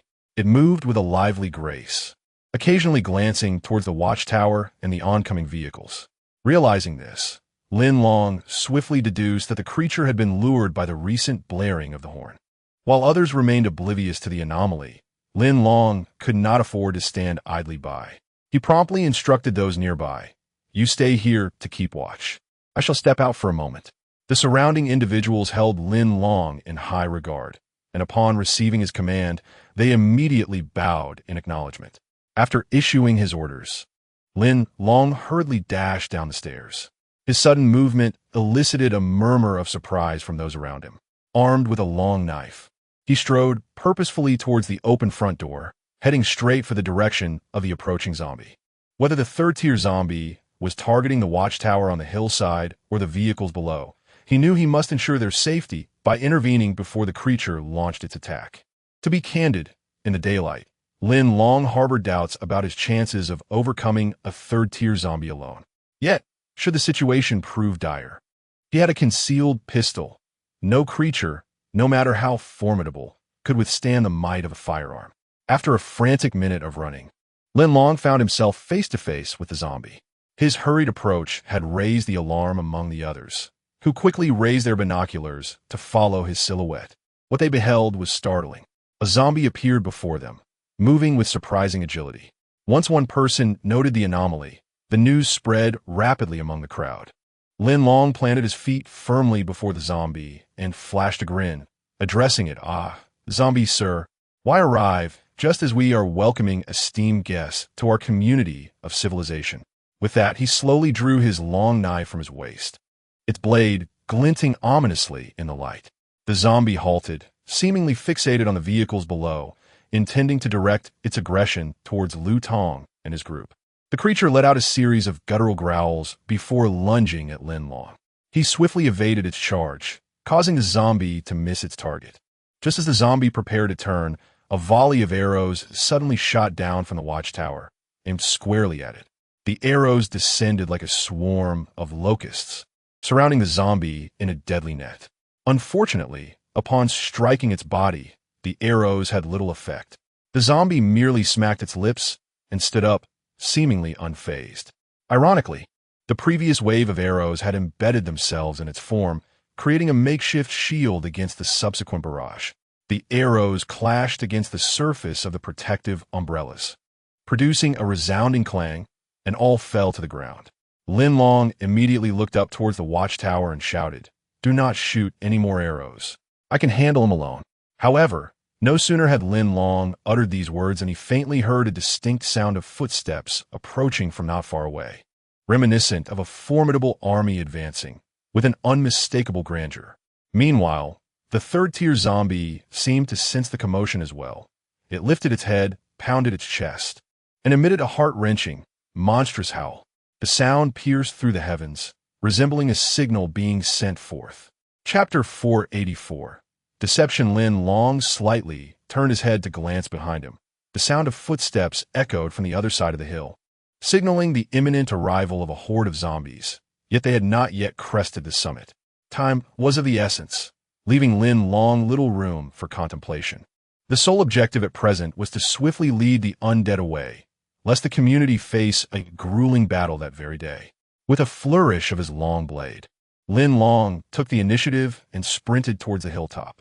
Observing this, the third-tier zombie tilted its head momentarily in consideration before it too began to pursue Lin Long in the direction he had just come from. Meanwhile, those stationed at the lookout, upon hearing Lin Long's command, collectively ceased their archery and turned their curious gazes towards the unfolding scene. In an instant, some among them comprehended the intent behind Lin Long's actions. The most effective way to divert the zombie's attention was to lead them away from the perilous location. It became evident to all that the zombie before them moved with a grace that was uncommon among its kind. Many of the survivors concluded that this was perhaps the most formidable breed of zombie they had encountered in this apocalyptic world. The consequences of allowing such a creature to infiltrate the community were unfathomable. Lin Long began his retreat at a measured pace, intermittently pausing to ascertain whether the third-tier zombie was indeed following. Once he confirmed the creature's pursuit with a glance over his shoulder, a smile of satisfaction graced his lips. This outcome aligned perfectly with his predetermined plan. However, the zombie was not one to easily permit a living being to escape. It suddenly quickened its pace, evidently preparing to charge forward. Lin Long, caught off guard, heard the distinct sound of the zombie's footsteps closing in behind him. In a split second, the zombie raised its right hand, lunging towards Lin Long with an outstretched grasp, mere centimeters from seizing him. Reacting instinctively, Lin Long stepped back slightly, raising his right hand to swiftly grip the hilt of his blade. With a resounding clang, he hoisted the long knife above his head and shouted defiantly, "You wish to grasp me? Perhaps you should first test the might of my blade." Seizing the opportunity presented by their close proximity, Lin Long swung his weapon towards the zombie's head. In a startling turn, the zombie's outstretched hand intercepted the blade, gripping it firmly. Lin Long's downward strike was abruptly halted mid-motion. Increasing his effort, he discovered that the creature possessed considerable strength, and the blade could not descend an inch further. The zombie yanked downward with ferocity, nearly sending Lin Long crashing into it. Regaining his footing, Lin Long was suddenly alerted by the sound of a collective shamble of zombies approaching from behind. The situation was growing increasingly dire. Lingering in a standoff with the third-tier zombie would only serve to encircle him with more of the undead. With a sly grin, Lin Long relinquished his grip on the long knife, allowing it to fall into the zombie's eager grasp. The third-tier zombie, firmly positioned below, strained with all its might to seize the blade, utterly unprepared for this maneuver. Suddenly, a sound echoed as the third-tier zombie's body was propelled downward, its back adorned with an abundance of arrow shafts. With a series of hissing noises, the arrows pierced through its back, their tips emerging, leaving it momentarily ensnared. Lin Long clapped his hands together, a smile gracing his lips. "My apologies, Mr. Zombie. It seems you have taken a liking to my blade. I shall bestow it upon you. Yet must you resort to self-harm?" The third-tier zombie, unable to rise for the moment, allowed a series of howls as it gazed skyward. Chapter 485. A helping hand as the horde of zombies approached. Lu Tong and his team at the foot of the hill noticed an unusual situation. Lu Tong turned to gaze up the slope and was greeted by the sight of Lin Long in the forefront, with a third-tier zombie trailing behind. Furrowing his brow, Lu Tong quickly addressed his assistant, Zhuo Qing, saying, "Am I seeing things?" "That must be Captain Lin Long." Zhuo Qing, recognizing the familiar figure, nodded in agreement. "Indeed, Commander. That is Captain Lin Long," Lu Tong asserted. "This won't do. He must have realized the impending zombie attack and is deliberately luring them away for our safety. Stop the vehicle. You all continue onward while I investigate the situation." His words startled Zhuo Qing and the others. Concerned, Zhuo Qing inquired, "Commander, are you going down to assist Captain Lin Long?" In the next moment, the female driver, startled, promptly followed the commander's orders and brought the vehicle to a halt. Lu Tong nodded. "Yes, I'll be back shortly. You must keep moving without delay." After uttering these words, he opened the car door, armed himself with a sharp long knife, and stepped out. Zhuo Qing and the others felt powerless. Once the commander had made a decision, it was not something they could easily dissuade her from. Once Lu Tong exited the vehicle, the female driver, adhering to instructions, restarted the engine and drove forward. There was no alternative. Their combat capabilities paled in comparison to the commander's. The only course of action was to swiftly enter the community, rally the warriors within, and assist Captain Lin Long in the battle led by Commander Lu Tong. After Lu Tong set out, a vehicle not far behind also came to a stop. Two female warriors emerged, armed with their respective weapons, and hurriedly ran toward Lu Tong, calling out, "Commander, we're here to help you." Upon hearing their voices, Lu Tong turned to see the two familiar figures, Wei Li, the leader of the material search team, and Ma Huan, a member of the preparedness team. They were both pivotal forces within the Gaoshan community, and with their assistance, Lu Tong felt a renewed sense of combat confidence. Lu Tong ascended the hill and, after passing a large tree, spotted Lin Long engaged with the fallen third-tier zombie. Lu Tong shouted, "Captain Lin Long, we're coming to assist you." Meanwhile, Lin Long maneuvered to the rear of the third-tier zombie, picked up a sturdy rock, and aimed it at the creature's head, bringing it down with force. As he executed this action, he called out, "Cry out if you can. Before the horde arrives, I will take the crystal core from your skull." The rock struck the zombie's head with a resounding thud, causing a sharp sound as it impacted the neck, leading the creature to succumb under the weight of the blow. The cost of its descent was the deeper penetration of the arrow that had already pierced its body. Lin Long turned his head and noticed Lu Tong leading two subordinates towards him. He was momentarily taken aback and quickly urged, "Master, you should turn back. I can handle this alone." Lu Tong smiled and replied, "I witnessed your every move just now.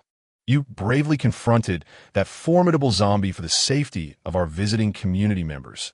How could I act so selfishly? Moreover, The followers of our Gaoshan community would not wish to see their partner harmed. Just as she spoke, her expression suddenly shifted to one of tension as she looked up, her demeanor changing in an instant. Chapter 486. Collaborative Slaughter. Lin Long discerned that, like Lu Tong, the two accompanying generals were equally quick to change their expressions. They raised their heads, directing their gazes upward. Lin Long furrowed his brow, calming himself to attentively eavesdrop. Indeed, from behind, a series of urgent and powerful footsteps approached, interspersed with the low moans of zombies. Instantly, Lin Long turned to investigate, only to discover a vast horde of zombies rushing towards him. Damn! What was destined to come has finally arrived. A cursory glance revealed a dense swarm of zombies, numbering at least in the hundreds. However, upon closer inspection, these zombies swayed their heads and formed neat ranks, merely a bunch of ordinary zombies. The key to dealing with them lay in his sustained combat strength. Whether he could obliterate this legion of the undead remained uncertain. After all, Lin Long was unaware of the true number of zombies that awaited him. As Lin Long pondered his strategy, Lu Tong suddenly dashed forward, wielding her long knife with precision. With a decisive crack, she struck the head of a third-tier zombie. A resounding clatter echoed as a distinct zombie crystal core plummeted from the gaping wound in the creature's skull. Lin Long snapped back to focus, glancing down at the third-tier zombie, whose head now lolled at an unnatural angle, lifeless. The long knife, once firmly gripped in Lu Tong's hand, fell to the ground as her fingers relaxed. Bending to retrieve the knife, Lin Long heard a gasp from the female general to Lu Tong's left. "Commander, look! Is this a crystal core? Why does it seem so large?" she exclaimed. Almost immediately, the general on the right echoed her in astonishment. "Indeed, I've never seen a crystal core this size before." Lu Tong withdrew the knife and addressed the gathered zombies, speaking softly. "This is the quarry of leader Lin Long. I merely dispatched it with a stroke of my blade. This crystal core should be returned to him." The general on the right promptly complied, bending to pick up the core. After giving it a cursory wipe on her clothing, she presented it to Lin Long. "Leader Lin Long, this is your crystal core." Lin Long regarded her with a shake of his head. "This belongs to you. I cannot accept it. You should leave this place at once. The zombie tide is approaching, and there may be many more to come. I must prepare adequately for battle." Lu Tong replied, "Leader Lin Long, can you really contend with so many zombies alone? Since we are allies, why not let us assist you in vanquishing these creatures? Moreover, the presence of these zombies is fundamentally due to our arrival. The commotion we caused has drawn their attention. Thus, we must confront them together." With her declaration, she was the first to swing her long knife and charge into the ranks of zombies. Lin Long narrowed his eyes, noting that Lu Tong's long knife measured at least 1.2 to 1.3 meters in length. Observing her fierce and resolute demeanor, he recognized her as a formidable warrior. Such an image seems somewhat incongruous with the identity of the female protagonist introduced by Zheng Yuan. Lin Long smiled and turned to the female general, stating, "This crystal core is yours. There's no need to offer it to me. Moreover, your unwavering loyalty in assisting me cannot go unrewarded. Please accept it. Now, let us four unite and vanquish the zombies together." The female general, Ma Huan, nodded in response and said, "Very well, I shall accept it for the time being." Chapter 487. Someone is injured. Lin Long tightened his grip on the long knife, dashing forth from a lateral position. His strategy was straightforward. Within their quartet, Lu Tong occupied the central position, while her two subordinates launched an offensive towards the east. The four of them were effectively divided into three positions, each confronting an individual threat before regrouping midway. Naturally, the success of this plan hinged on the number of zombies being kept to a modest count of just over 100. Should the horde exceed this threshold, the exhaustion endured could jeopardize their chances of survival. As Lin Long engaged in the slaughter of the undead, he meticulously observed the combat prowess of his companions. Lu Tong, the commanding officer stationed at the center, wielded her rare long knife with commendable skill. With each swing, she dispatched zombies with ruthless efficiency, akin to slicing through turnips. None could withstand her ferocity.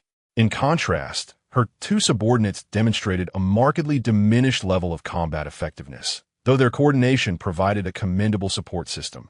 yielding a respectable tally of slain zombies. Among the trio, Lin Long discerned no signs of extraordinary capabilities. Any ordinary individual subjected to such heightened tension for an extended duration would inevitably falter. Conversely, Lin Long's own combat prowess had reached unprecedented heights. He plunged into the fray, leaving behind a gruesome trail of dismembered limbs and shattered bodies. As an all-rounder, his stamina was boundless, rendering him unfazed even after an hour of relentless exertion. After a few minutes of continuous slaughter, a piercing scream suddenly pierced the air. The sound reverberated among them, prompting all to turn their gaze. Lu Tong, visibly alarmed, called out, "Captain Wei, are you all right?" Beside Wei Li, Ma Huan raised her long knife and swiftly dispatched a nearby zombie before hastily supporting Wei Li with one hand. Retreating several steps, she examined the wound on Wei Li's arm with concern, asking, "Wei Jia, hold on. Zidi giritit hertit," steadying her stance by planting her long knife firmly at her feet. "I can still fight," she asserted with conviction. Ma Huan, expressing her concern, replied, "Wei Jia, you've been scratched." In the next moment, a gust of wind surged from the side of the zombie horde, heralding Lin Long's swift approach. Upon lowering his gaze to inspect the scratch on Wei Li's arm, he immediately declared, "You are injured. You cannot continue fighting. You all need to retreat immediately and return to the base. I believe reinforcements from the community will arrive shortly."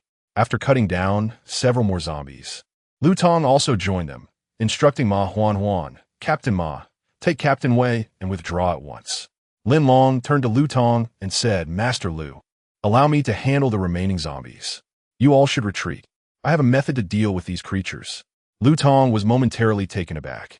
She intended to inquire about Lin Long's strategy for confronting the zombies, but before she could, Lin Long sprang into action. He brandished his long knife and dashed through the encirclement of several zombies, swiftly making his way down. As he ran, he shouted loudly, "Come and catch me if you can." Simultaneously, he drew his pistol from his waist, aimed it at the sky, and pulled the trigger, firing a shot into the air. The deafening gunshot immediately captured the attention of numerous zombies. Chapter 488. Another wave upon witnessing the scene, Lu Tong and the others were momentarily taken aback. It is worth noting that since the establishment of the Gaoshan community, they had only possessed a handful of rudimentary firearms. In stark contrast, their leader, Lin Long, was equipped with a handgun, an advanced lethal weapon that significantly enhanced his self-defense capabilities. Moreover, the agility and swiftness with which Lin Long moved had been evident to all just moments before. Remarkably, after several minutes of exertion, he showed no signs of fatigue, a testament to the extraordinary physical prowess of the extraordinary beings. Lu Tong recognized the urgency of the situation. Wei Li was injured and needed to be taken to a safe place for treatment without delay. Gritting his teeth, Lu Tong instructed Ma Huan to swiftly escort Wei Li to the community while he assisted Lin Long understanding the gravity of the command. Ma Huan nodded emphatically and hurriedly led Wei Li down the slope. Fortunately, they had not traveled far when they encountered two teams from the civilization reconstruction community. Upon learning of Lin Long's solitary venture, Zhao Daming, concerned for his safety, promptly dispatched two supply search teams for support. Upon seeing the injured, one of the team members quickly shouldered Wei Li and rushed toward the community. Lin Long trotted forward until he reached the summit. However, as he gazed down the slope, an inexplicable tension gripped his heart. Below, a horde of zombies was advancing toward the community. Though most of them were ordinary zombies, moving sluggishly, their sheer numbers were daunting. He estimated at least over 100. Among them, dozens were also heading directly toward Lin Long.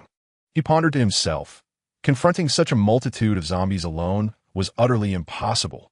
Furthermore, who could say whether any of these zombies were of the second tier? While second-tier zombies moved somewhat slower than their third-tier counterparts, they posed a significant threat due to their ability to rally other zombies for a collective assault. The two large waves of zombies already visible raised the concern that more could be summoned during the ensuing battle. The civilization reconstruction community was once a small town during peaceful times. Following the outbreak of the apocalypse, 90% of its population became infected and turned into zombies, now wandering the vicinity. Given such a colossal base number, after a year of evolution, who could ascertain how many second-tier or even third-tier zombies lurked among them? The mere thought of it made Lin Long's head ache. In the next moment, a zombie approached Lin Long, emitting a ghastly wail that jolted him back to reality. Turning to face the creature, an uncontainable anger surged within him as he muttered, "I was deep in thought, and you come to disrupt me?" With that, he swung his long knife, cleaving the zombie's skull with a decisive blow. The creature collapsed, lifeless, yet in its wake, countless more zombies surged forth. As Lin Long continued his fight, he suddenly noticed the zombies ahead inexplicably falling to the ground. As he focused his gaze, he discovered the figure of Master Lu Tong, brandishing a long knife, swiftly appearing before him. Lu Tong smiled at Lin Long, saying, "Leader Lin Long, the number of zombies is rather overwhelming. We should promptly divert their attention. This slaughter is not a viable solution." Lin Long nodded in agreement. "Indeed, this massacre is not a remedy. What of your subordinate? Has she returned to the community?" "Both of them have gone back. Do not worry. I have brought along 2 waves of supporters from your community. You are not fighting alone."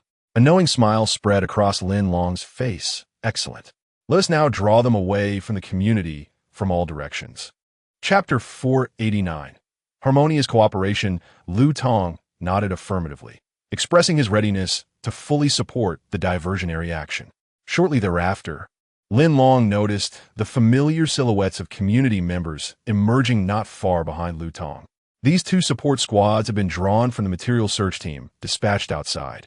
Their routine endeavors in scavenging demanded robust physical fitness and swift reflexes, which rendered them remarkably adept at confronting zombie assaults, exhibiting no fear whatsoever. A few members, after dispatching a zombie, glanced up to see their leader Lin Long and greeted him cheerfully. "Dragon Brother, we're here to assist you." Lin Long promptly proclaimed, "Brothers, a massive horde of wandering zombies is approaching from the left side of the slope below the mountain. If we rely solely on our own slaughter to resolve this, the crisis will be far from alleviated. Furthermore, our combat capacity is limited. Prolonged extermination could lead to fatigue among our warriors, posing a grave danger.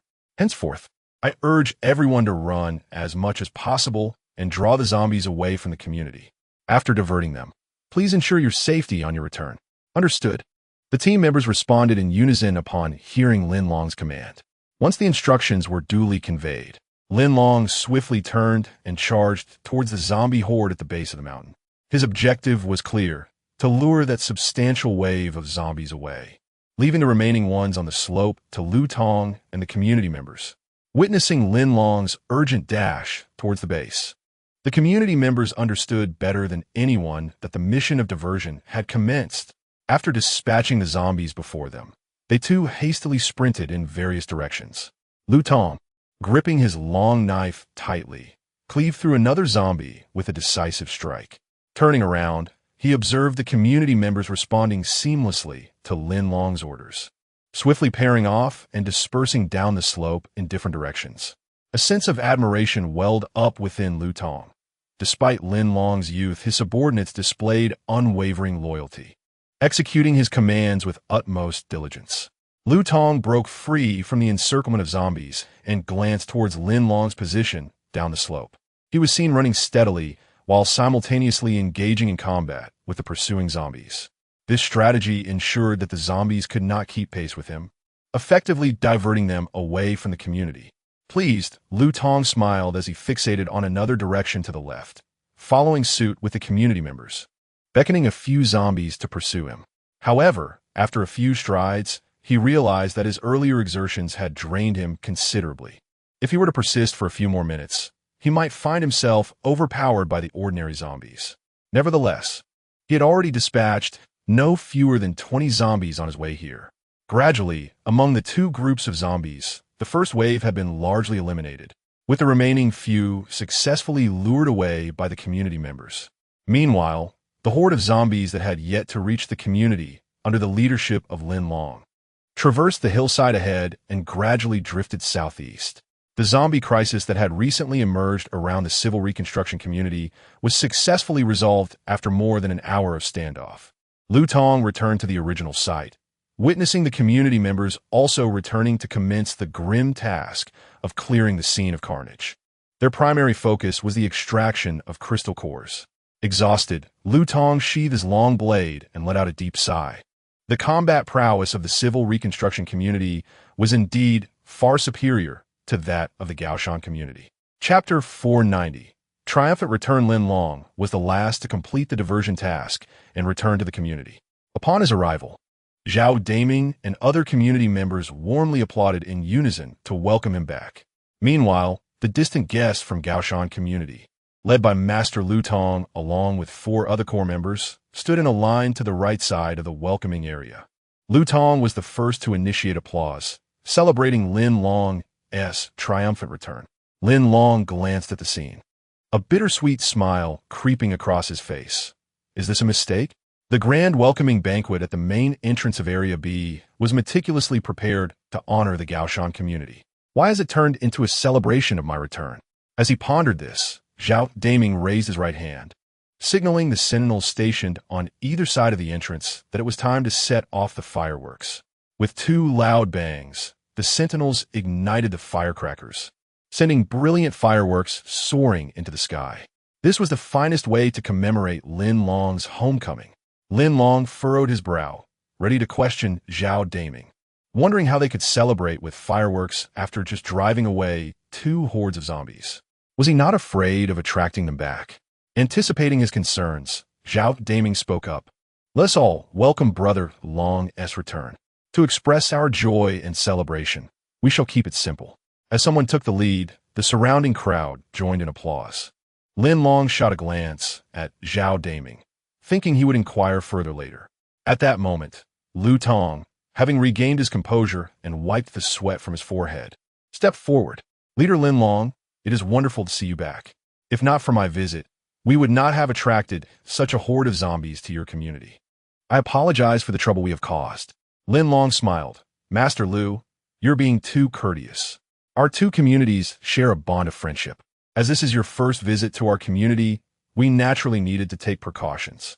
I too did not anticipate the presence of such a multitude of zombies in the vicinity. I must admit, I had been somewhat negligent. By the way, how is your subordinate faring? Lu Tong replied. She has been taken to the medical room. The doctors are working to save her. In this apocalyptic world, danger lurks everywhere, and it is nearly impossible to avoid even minor injuries from zombies. Lin Long turned his gaze to He Ling, who understood the cue and promptly approached. According to Lin Long's earlier hospitality plan, He Ling was originally supposed to lead the welcoming ceremony, thereby showing greater respect for the female leadership of Gaoshan community. However, due to the recent zombie attack, Lu Tong had slightly revised his perspective. In a reconstruction of civilization, Lin Long, as a male leader, was undoubtedly a crucial pillar of strength. If He Ling were to take charge, the expected outcomes might not have been achieved. Lu Tong proposed, Leader Lin Long, how about this? I hope you and Captain He Ling can accompany me on a tour of your esteemed community. Seeing Lu Tong's suggestion aligned with his thoughts, Lin Long nodded in agreement. No problem. Why not allow Captain Loria and her team to join the visit as well? Certainly. Lu Tong turned her gaze toward the pale-faced young woman and smiled, saying, Sister, this is Lin Long, the leader who rescued you that day. Come and express your gratitude to your benefactor. Among the core 5 of the Gaoshan community, Lu Li was also present. After receiving initial treatment and several days of care, she was now able to rise from her bed and walk, her condition having stabilized. Chapter 491. Amputation for survival. The primary purpose of this visit was for Lu Tong to accompany Lu Li in expressing their gratitude to Lin Long for his past assistance. Lu Li, eager to convey her thanks, stepped forward and bowed respectfully, saying, Chief Lin Long, I express my heartfelt gratitude for your life-saving intervention on that day. Thank you on behalf of Lu Li. Lin Long, observing her earnestness, quickly responded with humility. There's no need for such formality, Captain Lu. As you can see, our 2 community teams have become good cooperative friends, and in the future, we may require your assistance once more. Lu Tong interjected, nevertheless. The kindness you have shown us will forever be etched in our hearts. By the way, as a token of our appreciation, we have brought along some handcrafted items. We hope they may be of use to you. Lin Long was taken aback for a moment before glancing sideways at He Ling, who raised her right hand to point toward a nearby wooden box filled with woolen goods, thick sweaters, knitted pants, and summer shawls. With a pleased smile, Lin Long remarked, "Excellent. This will greatly aid us in preparing for our future endeavors." After exchanging pleasantries, they followed Lu Tong's suggestion, and He Ling, as the host, led the delegation from Gaoshan community on a tour of the 3 subdivisions of the civil reconstruction community. During their stroll, Lin Long called upon Chung Jun, the leader of the community security team, to assist with introductions. Due to their busy schedules since the establishment of the civil reconstruction community, Lin Long and He Ling were not as familiar with the area as the original members of the Jin family community. Thus, it was prudent to have a backup in case they encountered any awkward moments while introducing departments and their internal environments. Among the fortunate core group accompanying the tour were the leader Lu Tong, Representative Zheng Yuan, squad leader Luo Lia, Lu Li, and assistants Wuqing.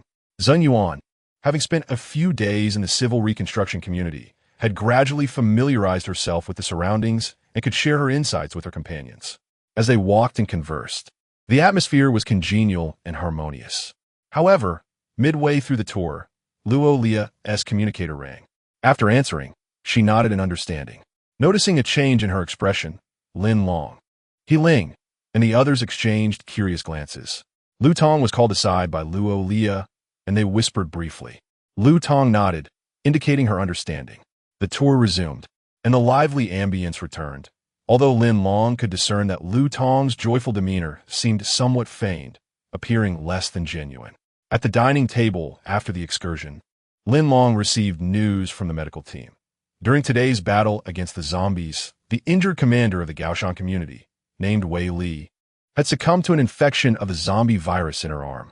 For her safety, Dr. Zheng Wei performed a rudimentary amputation. It is easy to imagine that a formidable female warrior, after such a procedure, would transform into a person with disabilities. The emotional toll of such a devastating blow was understandably overwhelming for her, and it was only natural for her to exhibit some signs of distress. Lin Long discreetly observed Lu Tong.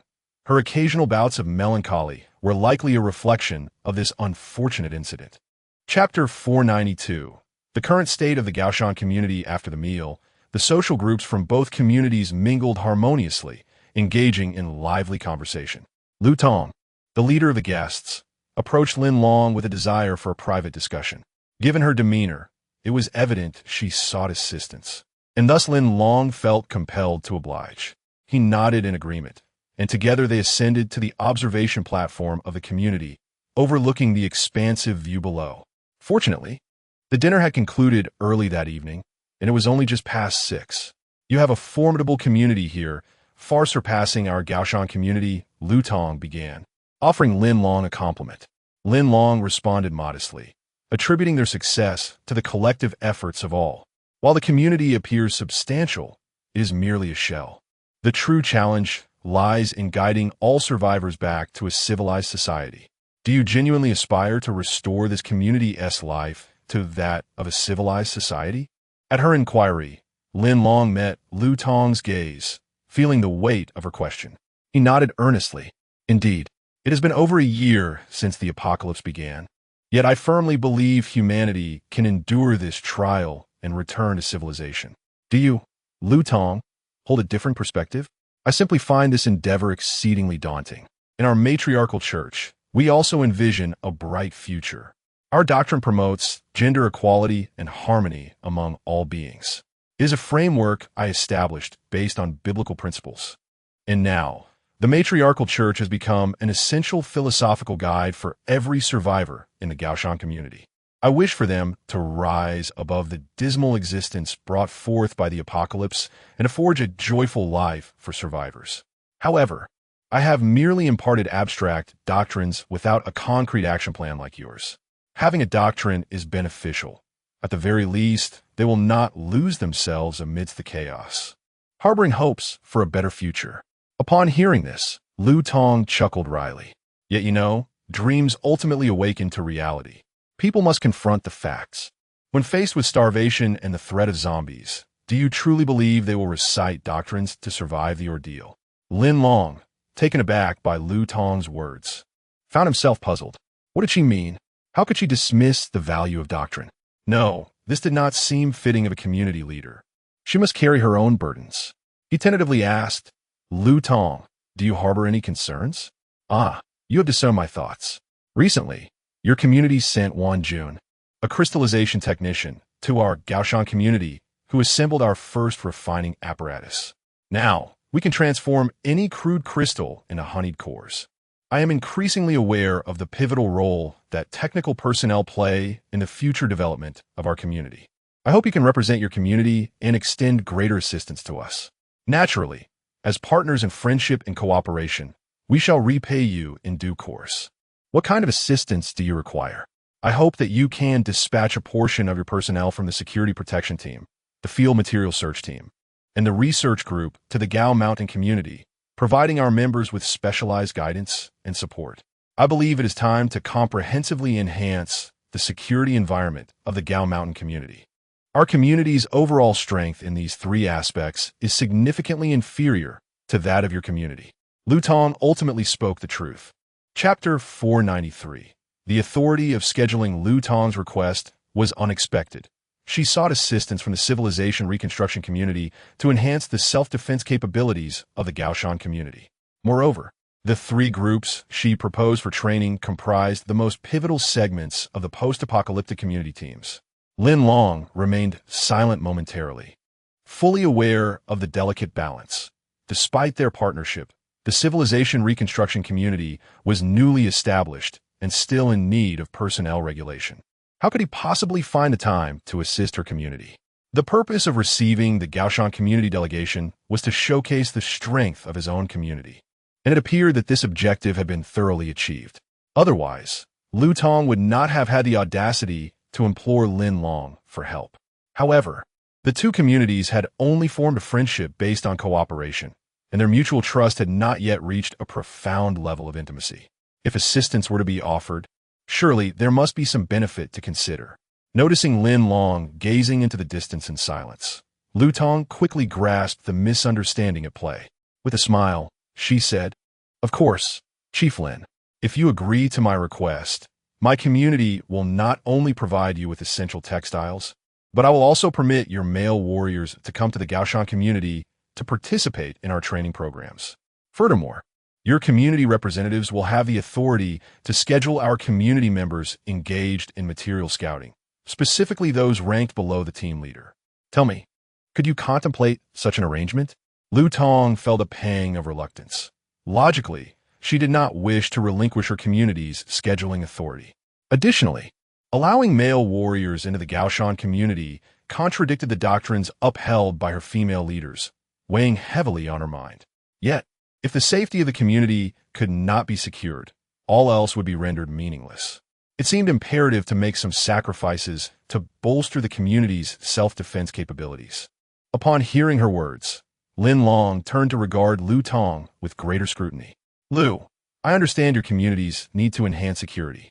However, given that your community is situated in a steep and defensible location, it should be relatively secure. Moreover, I observed that Captain Luo and her two aides today exhibited satisfactory skills. Your community should be capable of self-defense, no? Lu Tong shook her head with a rueful smile. No, not at all. Prior to the arrival of the civilization reconstruction community, I held a degree of confidence in the Gaoshan community's self-defense capabilities. However, my perspective has shifted since your arrival. You may recall that when we arrived this afternoon, two of my subordinate officers disembarked to assist me. One is named Wei Li, and the other is Ma Huan. Both serve as captains of the material scouting teams. As you witnessed, the combat effectiveness of the captains left much to be desired. Wei Li was injured by a zombie, resulting in a severe arm wound that necessitated amputation after your medical team's diligent efforts. Although she survived, she is now disabled, leaving her combat capabilities in tatters. With her captaincy now vacant, I find it challenging to identify a suitable replacement. This reality weighs heavily on my mind as I reflect on our community's self-defense capabilities. Lin Long appeared momentarily taken aback. Ah, Captain Wei has undergone amputation? That indeed comes as a surprise. It appears that the overall strength of your community is indeed somewhat lacking. Therefore, I hope you can assign someone to assist me." Lin Long nodded, indicating his intention to plan carefully. "Even in providing assistance, I shall fulfill the obligations of a cooperative partnership. There is no need for any authority over dispatch.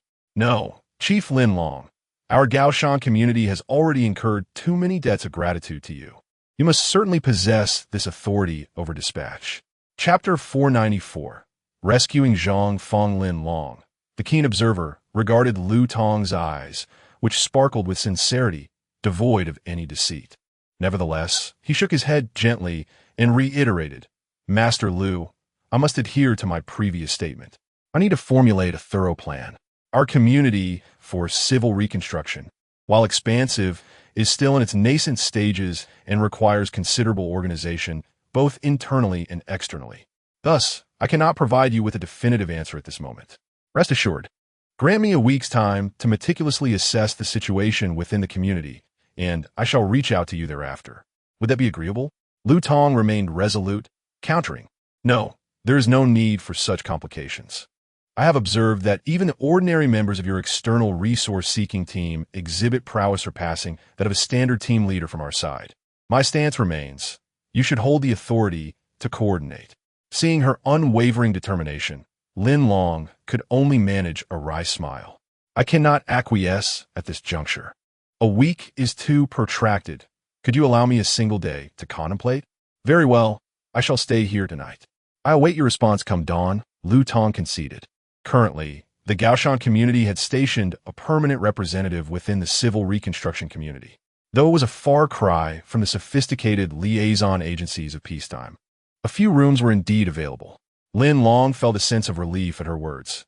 It would not be impossible to allocate a few individuals to Gaoshan community. However, the authority to coordinate was not something to be casually dispensed. Lin Long smiled at her, nodding in acceptance. Once Lu Tong departed, he made his way to Zhang Wei's medical team. There, he learned of Wei Li's condition, a revelation that elicited a deep sigh from him. He urged Zhang Wei and the rest of the team to intensify their vigilance over Wei Li. Subsequently, Lin Long broached the subject of the rescue mission for Zhang Feng and Yin Li with Zhang Wei. Upon hearing Lin Long's intent, a flicker of skepticism crossed Zhang Wei's face, but it was fleeting. He regarded himself as a medical professional, regardless of the moral standing of those in need. He felt compelled to provide care without hesitation. Seated across from Zhang Wei, Lin Long recounted the details, maintaining eye contact as he awaited a response. Zhang Wei nodded in cooperation, inquiring, "Brother Long, do you wish for me to personally undertake the rescue?" Lin Long affirmed, "Indeed. I believe the time has come to align with Zhang Feng. Of course, should he resist, I possess ample confidence to handle the situation." Zhang Wei met Lin Long's gaze, discerning the resolve and assurance within. "Yes, Brother Long can save him, and if necessary, extinguish him. That is the essence of your confidence." Without any ambiguity, Zhang Wei nodded in agreement. "Very well, I shall accompany you at once. We should depart before nightfall, as I fear the poor visibility could hinder our journey." Lin Long had anticipated that Zhang Wei from the medical team would be the most agreeable companion for this endeavor. Whenever there was a matter requiring his assistance, he never inquired about the reasons, but simply executed the task at hand. After their conversation, Zhang Wei promptly prepared some basic medical tools as per Lin Long's introduction, slinging them over his shoulder and following closely behind Lin Long as they exited through the back door of Area B. During their journey, Lin Long sought to provide Zhang Wei with a clearer understanding of Zhang Feng and Yin Li's circumstances. He briefly recounted the incident of Zhang Feng having ingested the foreign substance. Upon learning that Zhang Feng's condition was a result of the reaction to this foreign matter within him, Zhang Wei was taken aback, exclaiming in disbelief, "It seems that in this apocalyptic world, there are indeed those unafraid of death, willing to consume anything." Chapter 495. Zhang Feng awaits doctor. Zhang Wei is indeed quite adept at treating patients. However, due to a prolonged lack of physical activity, he now experiences uneven breathing after even a short walk. He's been so absorbed in his work that he has neglected his own health. Lin Long mounted his motorcycle, allowing Zheng Wei to ride behind him. Upon reaching the vicinity of their destination, they parked the motorcycle by the roadside and proceeded on foot toward the cave. During their walk, Lin Long reminded Dr. Zheng to speak as little as possible when they encountered Zhang Fong, emphasizing the importance of complying with the examination process. Zheng Wei nodded repeatedly, committing the advice to memory. As they approached the downhill path leading to the cave, a stone suddenly fell from above, landing right in front of Lin Long. He halted immediately and looked up, spotting a familiar one-eyed figure in a mask standing beside a large rock, gazing in their direction. Lin Long realized that Zhang Fong had been waiting for them for quite some time. He had been so engaged in conversation with Zheng Wei that he had failed to notice the surroundings. Lin Long called out, "Zhang Fong, I trust you recognize the doctor accompanying me?" He added that Zheng Wei had once lived in the Jin's community. Zheng Wei paused, initially surprised, but his anxiety eased somewhat upon hearing Lin Long mention Zhang Fong's name. How had Zhang Fong changed so much in such a short time? Zheng Wei stepped forward, a smile gracing his face as he greeted Zhang Fong. "Hello, I am Dr. Zheng Wei from the former Jin's community. I wonder if you remember me?" The one-eyed figure scrutinized Zheng Wei for a moment before mechanically nodding. However, he quickly corrected himself, stating, "Let me clarify, I am not Ergo, second brother. My name is Zhang Fong. I am aware of your medical skills, Dr. Zheng. You are indeed one of the most esteemed doctors from the former Jin's community." He then glanced at Lin Long, expressing gratitude. "Thank you, Lin Long, for bringing Dr. Zheng here. To be honest, I had little hope that you would return today. Had you not arrived soon, I would have retreated into the cave once darkness fell." Lin Long shrugged, responding politely, "Zhang Fong, there's no need for such formalities. Since I promised to bring the doctor to treat Yin Li, I shall certainly keep my word. Time is of the essence. So let us proceed into the cave for Dr. Zheng to examine Yin Li's condition thoroughly." Zheng Wei quickly concurred. Indeed, time is of utmost importance. Zhang Fong nodded in agreement and said, "Very well. Please come up." Lin Long and Zheng Wei exchanged a brief glance, and upon receiving Zhang Fong's consent, they hastened up the slope. As they reached the rock where Zhang Fong stood, they casually glanced back, noting that from this vantage point, they could see the location where their motorcycle was parked below. It appears that Zhang Fong has arrived. Having taken a position here earlier, he observed the surroundings for the absence of outsiders before stepping forth to meet them. Lin Long pondered, will my sincerity towards Zhang Fong touch his heart? Will he genuinely feel indebted to me and assist in the flourishing development of our community? Alas, all I can do is hope. One cannot impose such expectations. It is essential to recognize that Zhang Fong possesses a keen sense of vigilance. Chapter 496. Food poisoning. Lin Long and Zheng Wei followed closely behind Zhang Fong as they traversed a narrow passageway, entering the cavern.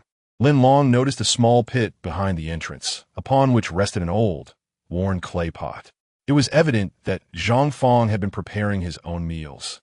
Zheng Wei, placing the medical kit down from his shoulder, inquired with concern, Zhang Fong, may I ask, should I attend to your ailments first, or?" Clearly, during their journey, Zheng Wei had observed the situation. Zhang Fong walked with a noticeable limp, indicating an injury to his right foot that hindered his mobility. Moreover, Lin Long had informed him along the way that Zhang Fong had experienced adverse effects after ingesting certain substances, resulting in severe skin thickening that compelled him to wrap his face entirely in cloth, fearing the sight of others. To Zheng Wei, this condition appeared rather grave.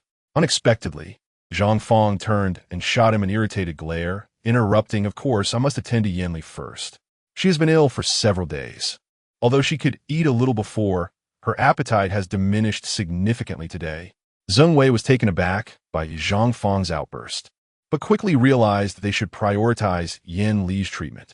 Lin Long, unable to overlook the situation, cleared his throat and reminded Zhang Fong, "Dr. Zheng is a medical professional. You're seeking his assistance. It would be wise to adjust your attitude." Zhang Fong sat down on a stone stump, pondered for a moment, and reluctantly replied, "All right, I was paying attention.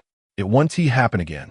After conducting a preliminary examination of Yin Li, Zheng Wei turned and retrieved a bottle of ordinary nutritional supplement from the medical kit. Seeing this, Zhang Fong promptly asked, "Dr. Zeng, how is Yin Li's condition?" Zeng Wei replied, "I need an empty bowl and some hot water. Let us give her a bit of this supplement first. She is beginning to show signs of exhaustion. We must replenish her energy." Upon hearing this, Zhang Fong, despite his injury, hurriedly went to fetch a bowl and pour water. It was clear he cared deeply for Yin Li's well-being, responding immediately to any directive from the doctor. Witnessing this, Lin Long smiled knowingly and glanced at Yin Li. Contemplating, Yin Li is fortunate. Even in illness, she receives such attentive care. With Zhang Fong's assistance, Yin Li consumed the supplement and then lay back down. Zeng Wei turned to Zhang Fong and asked, before she fell ill, did she consume anything unusual? Zhang Fong shook his head in distress. "I'm not sure. I rescued her while transporting hostages from the Highland community. She seemed unwell that day. Perhaps she caught a cold."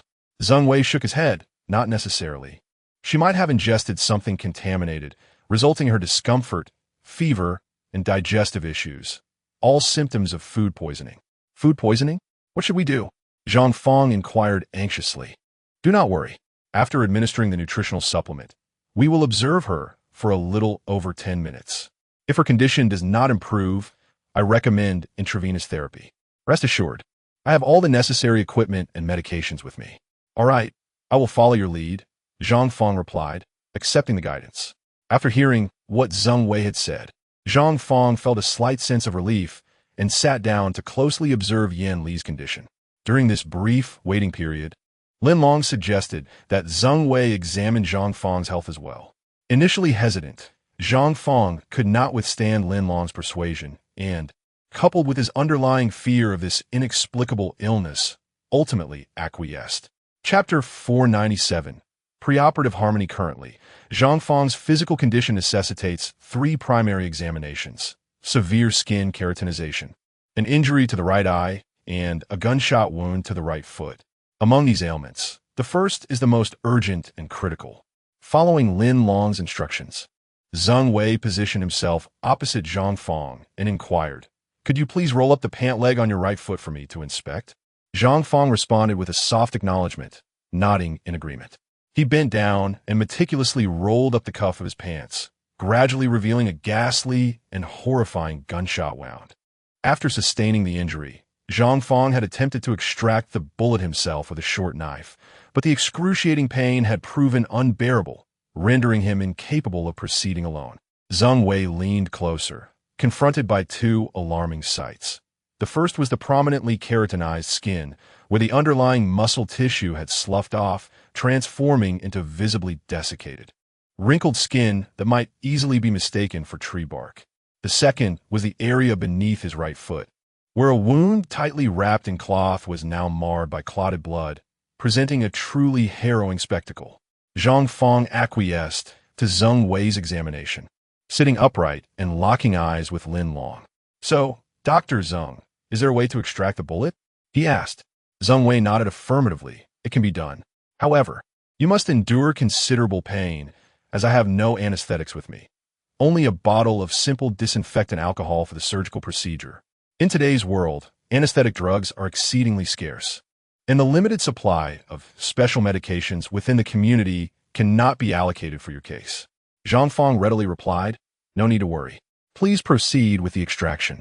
I can withstand it." He then addressed Lin Long. "Leader Lin, could you do me a favor? Please pass me that piece of wood from the stone pedestal. I will bite down on it, which may help mitigate some of the pain." Lin Long nodded in understanding and handed him the wooden stick, which Zhang Fong immediately placed in his mouth, preparing himself for the procedure. Lin Long crouched down and asked Zeng Wei, "Dr. Zeng, is there anything you need me to do?" Zeng Wei looked up at Zhang Fong with a cautious expression, seemingly hesitant to speak. Noticing Zeng Wei's unease, Zhang Fong pressed, "Dr. Zeng, if you have any instructions, please voice them. I will not hold it against you." Having mustered his courage, Zhang Fong's encouragement prompted Zeng Wei to finally speak. "Brother Long, I would like to ask you for a favor. If Zhang Fong cries out in agony during the procedure, I hope you can knock him unconscious. We cannot risk disturbing Yin Li, who is resting nearby." Zhang Fong paused, then chuckled softly. "I thought you were going to ask Leader Lin for something more significant." It turns out you wish for him to restrain me. Rest assured, Leader Lin, I concur with Dr. Zheng's request. If I happen to scream at any point, please do not hesitate to incapacitate me. I will not hold it against you. Lin Long smiled faintly, then flexed his hands, his expression brimming with eagerness. Rest assured, I am fully prepared. Dr. Zheng, please proceed. Very well. I shall commence the surgery with the scalpel, Dr. Zheng replied. After ensuring all instructions were clear, he stood up, turned around, and retrieved the necessary instruments from the box, including the scalpel, tweezers, alcohol, and gauze. Meanwhile, Zhang Fong raised his head, unable to bear the sight of the operation unfolding beneath him. Chapter 498. Great gratitude unspoken as Zheng Wei met with Lin Long and Zhang Fong, both prepared for the task at hand. He deftly retrieved his tools from a wooden box. The moment Zheng Wei began to spray disinfectant alcohol on Zhang Fong's gunshot wound, Zhang Fong clenched a wooden stick tightly, his expression turning tense. Lin Long, serving as an assistant, occasionally glanced back at Yen Li, raising his hands to gesture in front of Zhang Fong, urging him to endure. The procedure lasted for about 5 to 6 minutes. With precision, Zheng Wei used tweezers to extract a bullet from the wound. Zhang Fong had already shut his left eye, beads of sweat forming on his forehead from the pain. Swiftly, Zheng Wei bandaged Zhang Fong's wound, then clapped his hands and nodded, saying, Zhang Fong, the bullet has been removed. Only after hearing this did Zhang Fong cautiously open his eyes, look down at him, and nod in gratitude, saying, thank you. Zheng Wei replied with a smile, you're welcome. Furthermore, I took a moment to examine your skin tissue.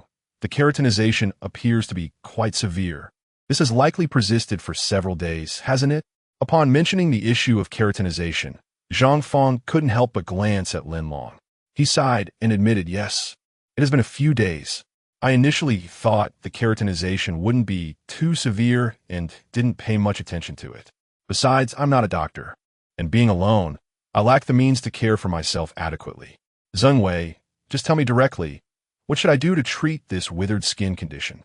Lin Long interjected, Zhang Fong, the bag of miscellaneous substances you found, I had previously given to Dr. Zheng Wei for testing. He understands this matter more thoroughly than either of us. Zheng Wei nodded in agreement, indeed.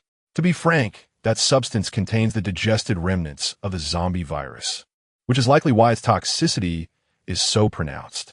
I have brought a formulaic medication. You will need to take it at regular intervals for a couple of days and observe the effects. Zhang Fong had not harbored high hopes regarding the keratinization condition. However, he would certainly be pleased if it could be treated. After all, if Yen Li awakened and found him in this state, he could only imagine the distress it would cause her. He promptly nodded. All right, tell me how to take it, and I will adhere to the schedule. Zheng Wei then retrieved 2 bottles of pills from the medicine cabinet and handed them to Zhang Fong, explaining the method of consumption. Zhang Fong accepted them with both hands, affirming that he would take them as instructed. With the gunshot wound and skin ailment addressed, the next step was to conduct a thorough examination of his injured right eye. Lin Long couldn't help but smile wryly, reflecting, all of Zhang Fong's ailments are due to my actions. Turning away, he refrained from watching as Zheng Wei tended to Zhang Fong's right eye. After removing the bandage, Zheng Wei carefully examined the area and gently cleaned the surrounding bruising. How is it, Dr. Zheng Wei? Can my eye still be treated despite the risk of blindness? Zhang Fong inquired curiously after the examination was complete. Zheng Wei remarked to Zhang Fong, I have examined your eyes. Fortunately, the injury is confined to the external skin tissue and has not affected the internal meridians or blood vessels. It is treatable, though the recovery may take some time. I have brought you some Western medicine. Please take it at a different interval from the previous pills. Upon hearing that his eyesight could be healed, Zhang Fong felt a surge of excitement, nodding eagerly in agreement. As long as there is hope for treatment, I will fully cooperate.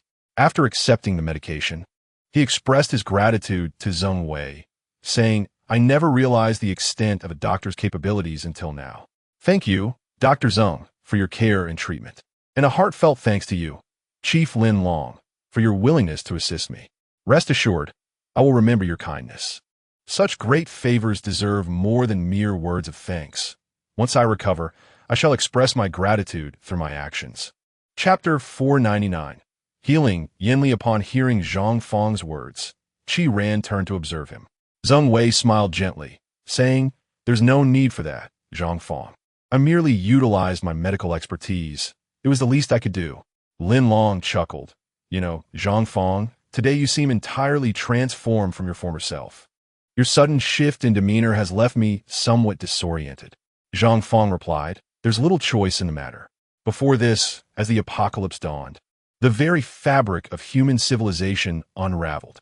To survive, I had to follow Jin Dachuan, even engaging in actions that betray my conscience. For over a year, I became almost numb. It was only upon meeting you, Leader Lin Long, that I began to awaken. What I just expressed came straight from my heart, and I assure you, I will fulfill my promises." Lin Long sensed the sincerity in his words and stepped closer to pat him on the shoulder, nodding in understanding. Witnessing their amicable exchange, Zheng Wei felt the previous awkwardness dissipate. He finished packing his bag and remarked, "Now, I shall assess Yin Li's condition." Following Zheng Wei's earlier observations and treatments of Zhang Fang's 3 significant ailments, it was time to evaluate Yin Li's progress after she had taken the nutritional supplements. Both Zhang Fang and Lin Long turned their attention to the task at hand. "Indeed, it's time to examine Yin Li's health," Zheng Wei stated as he approached her, crouching down to take her pulse and measure her temperature. After a few minutes, he turned to the group and announced, "She still has a slight fever and requires further monitoring and treatment." He then bent down, retrieving a cloth from his bag, which he skillfully spread out on a nearby stone. To everyone's surprise, the cloth contained silver needles.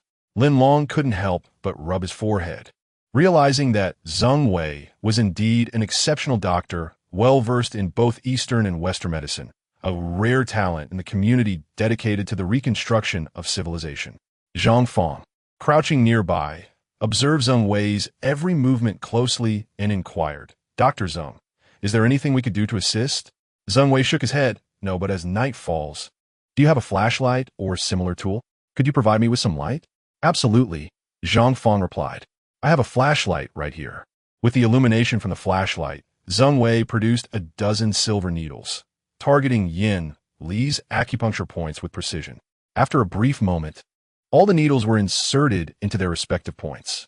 Zheng Wei diligently manipulated each needle, adjusting their depth to ensure optimal treatment. Zhang Fang watched intently, his emotions mirroring the fluctuations of the procedure. He noticed that Zheng Wei, while administering the acupuncture, was exerting considerable effort, beads of sweat forming on his forehead. After half an hour of acupuncture, a sudden cough from Yin Li broke the stillness, rousing her from slumber. Upon witnessing the situation, Zhang Fang felt an immediate surge of excitement. He quickly approached and inquired softly with genuine concern, "Yin Li, how are you feeling?" Yin Li widened her eyes, glancing around to take in her surroundings. Before she could respond, Zheng Wei suggested, "Captain Yin Li, please be cautious. There are still silver needles embedded in your body." Yin Li nodded, her eyes still wide as she looked at Zheng Wei, and in confusion asked, "Second brother, is he Dr. Zheng Wei? What brings him to our place?" Chapter 500. Lin Long is a good man. Upon hearing Yin Li's voice, Zhang Fang felt as though he had just been graced with the most exquisite melody in existence. Momentarily rendered speechless and lost in thought, tears of joy welled in his eyes as he exclaimed, "Xiao Li, you have finally awakened. How wonderful, how wonderful. Oh, this is Dr. Zheng Wei. I invited him to examine you since you were unwell." However, he hesitated, recalling that Lin had surrendered to the individual named Lin. Lin Long approached with a gentle smile, clearing his throat to introduce himself. "Yin Li, I am indeed that person surnamed Lin, and I'm also here." Zhang Fang quickly clarified to Yin Li, "The leader Lin Long is present as well. It was I who requested his assistance in bringing Dr. Zheng Wei here. Both of us are afflicted with ailments that require the expertise of a doctor far beyond the ordinary. Furthermore, during the period of your unconsciousness, I had Dr. Zheng administer a preliminary treatment for my condition. I am confident that soon, both of us shall recover. This is all due to the immense kindness of Leader Lin Long, which we must forever remember. May I see you? How are your eyes?" Yanli Nkita Turjanli. Zhang Fang, apprehensive that she might catch a glimpse of his weathered visage, kept his head lowered, deliberately maintaining a distance to shield her from sight. I am on the mend. Dr. Zeng has prescribed a remedy for me. Chioli, you should rest. Dr. Zeng advised that you must not become overly agitated. Cooperating with his treatment is essential for a swift recovery. As he spoke, Zhang Fong glanced toward Dr. Zeng, subtly urging him to persuade Yin further. Dr. Zeng nodded in understanding, softly affirming, Yin, I apologize, but you cannot speak too much at the moment. Rest assured, I will remove the silver needles shortly. In this moment, the words of the doctor held the utmost authority. Yin acquiesced. All right. Lin Long approached, placing a reassuring hand on Zhang Fong's shoulder, whispering, do not be too anxious.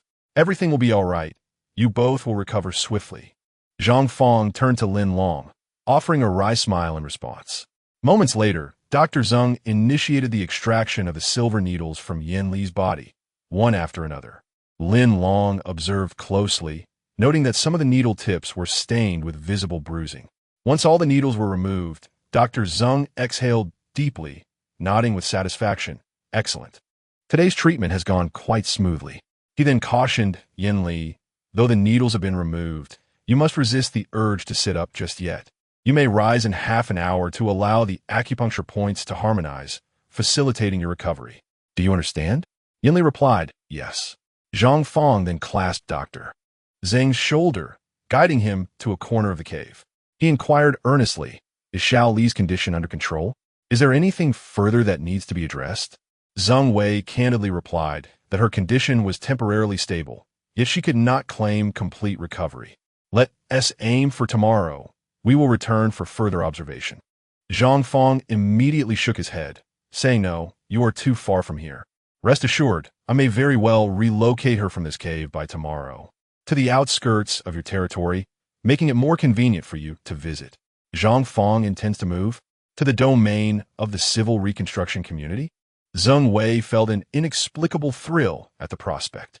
Zhang Fong smiled and remarked, I have observed that your leader, Lin Long, is a good person. Once I move to your community's jurisdiction, I might even be able to assist you in various matters. From now on, we shall no longer be adversaries, but rather, we should strive to be friends. Zheng Wei nodded in agreement. Absolutely, we extend a warm welcome. Chapter 501.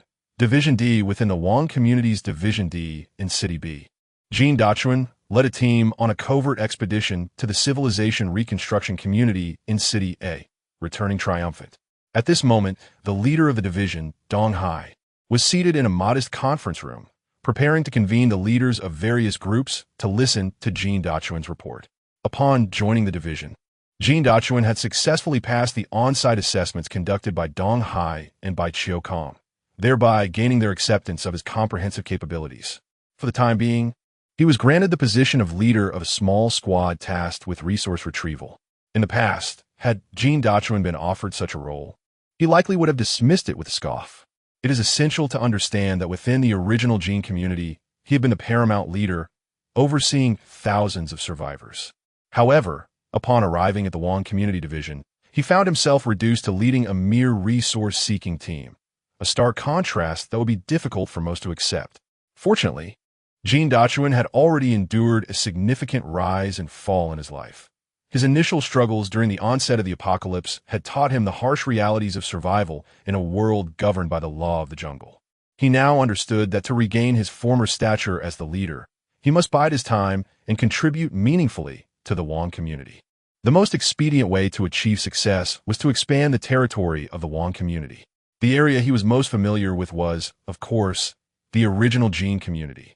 Without hesitation, he approached Dong Hai with a proposal for a reconnaissance mission to scout the vicinity of the Civilization Reconstruction community. Dong Hai nodded in agreement, permitting him to lead a team for this purpose. Truth be told, Jean Dachuan's perception of Lin Long's capabilities had shifted from initial disdain to a current state of uncertainty. He had yet to fully submit in his heart. If he desired to make a name for himself, it was imperative to secure a significant achievement. Capturing the Civilization Reconstruction community and extending the Wang community's territory from City B to City A would result in a dramatic increase in the survivor population, garnering the attention and astonishment of the Wang community's leader. Only by capturing his attention could Jean Dachuan's status rise swiftly. With the lessons of experience behind him, Jean Dachuan had become considerably more composed. Even though he was leading the reconnaissance, it remained merely exploratory. He understood that without Dong Hai's unequivocal support, he must tread carefully to avoid alarming the enemy. Key personnel from Division D, including the head of the research team, Dong Chun, the leaders of the resource retrieval teams, Ping Shilong, Ding Jie, and Bao Chao, the head of logistics by Chiu Kong, and the head of supply, Dai Xuanli, entered the conference room and took their respective seats. Among them, Dong Chun had been dispatched from headquarters to oversee the research efforts in the new community. He was also Dong Hai's cousin, establishing a close familial connection. Within Division D, he was colloquially referred to as Heir Dong, signifying his status.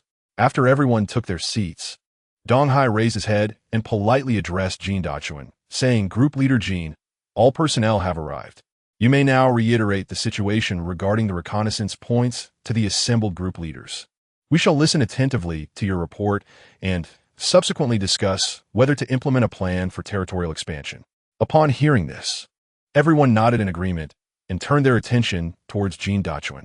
Jean Dachuan nodded at Dong Hai and then scanned the room. He opened his notebook and extracted a folded piece of paper. Since returning from the reconnaissance mission, his mind had been occupied with how to execute his action plan. Thus, he had meticulously adopted the meeting methods he observed among the commanders in the Jean community. On this paper, he had sketched a rudimentary map, which illustrated the layout of Division D in relation to the civil reconstruction community and its surrounding environment. Understanding the local geography was crucial for orchestrating a lightning strike. However, Jean Dachuan was not entirely certain of the existence of the underground passages from the original Jean community. He passed the draft map to Dong Hai, who unfolded it and took a brief glance before folding it back and returning it, stating, "I have reviewed it. Everyone else should take a look as well." In this divisional community, leaders like Dong Hai were also comprehensive superhumans, possessing greater strength than Jean Dachuan. With his extensive knowledge, he swiftly absorbed most of the contents from the paper. Dong Chen's abilities were comparable to those of Jean Dachuan, but he required a bit more time to memorize the details. The group leaders, however, were not endowed with such extraordinary powers. The map was laid before them, ready for them to follow along with Jean Dachuan's explanation. Once the group was prepared, Jean Dachuan spoke clearly, "I have marked some key points. The distance from our Division D to the civil reconstruction community is 3 to 4 kilometers farther than to the Wong community headquarters. Additionally, there are 3 major mountains and countless smaller hills in between. To execute a surprise attack, we can only rely on the movement of zombies." Dong Hai nodded, recalling the earlier map in his mind, affirming the situation. He inquired, "Relying on the zombies' movement for a surprise attack? Please elaborate." "During this reconnaissance mission, my brothers and I could not launch a reckless assault, so we devised a plan to release a portion of the zombies encircled in the back mountain slope. This is a secret location known only to me, Jean Dachuan. Outsiders are unaware." "Ah, it seems you have prepared an escape route for yourself," Jean Dachuan remarked with a chuckle. Upon hearing this, Dong Hai smiled faintly, ostensibly praising Jean Dachuan's achievements, yet it was clear that he was insinuating the latter's treachery. Jean Dachuan, scratching his head, recalled that this incident had occurred a long time ago, during the establishment of the Jean community, when an overwhelming number of zombies roamed the vicinity, a sight both terrifying and disconcerting.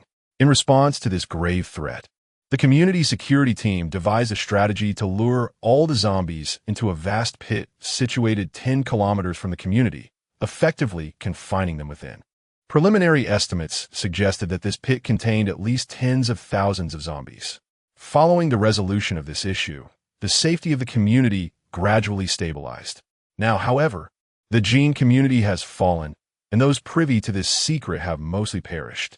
Thus, it is now the opportune moment to unleash the zombies to aid in our assault. Chapter 503. Strike first. At this juncture, Jean Dachuan let out a sudden sigh, for there was another matter that compelled us to expedite our assault on the community.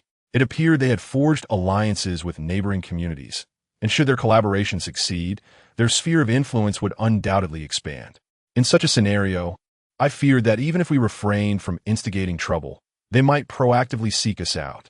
Since an inevitable confrontation loomed on the horizon. Why not take the initiative and catch them off guard? Collaboration? How could two disparate communities genuinely cooperate in a post-apocalyptic environment? Such a notion seemed implausible to Dong Hai, who furrowed his brow in skepticism.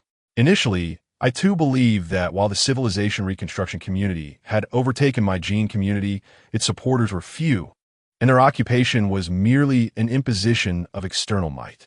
I assumed it would not endure for long, as dissent would surely arise within the community. However, I later realized I was mistaken. Lin Long not only possessed formidable personal strength, but also had a remarkable management acumen. For him to instigate internal strife leading to his downfall seemed nearly impossible. The mere recollection of Lin Long's prowess sent an inexplicable wave of anxiety through Jin Dachuan. He recognized that his fear stemmed from acknowledging Lin Long's formidable capabilities. Those harrowing days spent in the prison, enduring an agonizing vigil, were not easily revisited. Furthermore, during this reconnaissance mission, I had released those zombies, which I observed converging towards the civilization reconstruction community. What compelled these zombies to be so obedient? Beyond the presence of a leading zombie, a significant factor was that the civilization reconstruction community had fired weapons and cannons to welcome collaborators from other communities for visits. Through my binoculars, I had witnessed the scene with clarity. I also saw Lin Long himself emerge from the community to confront the encroaching zombies.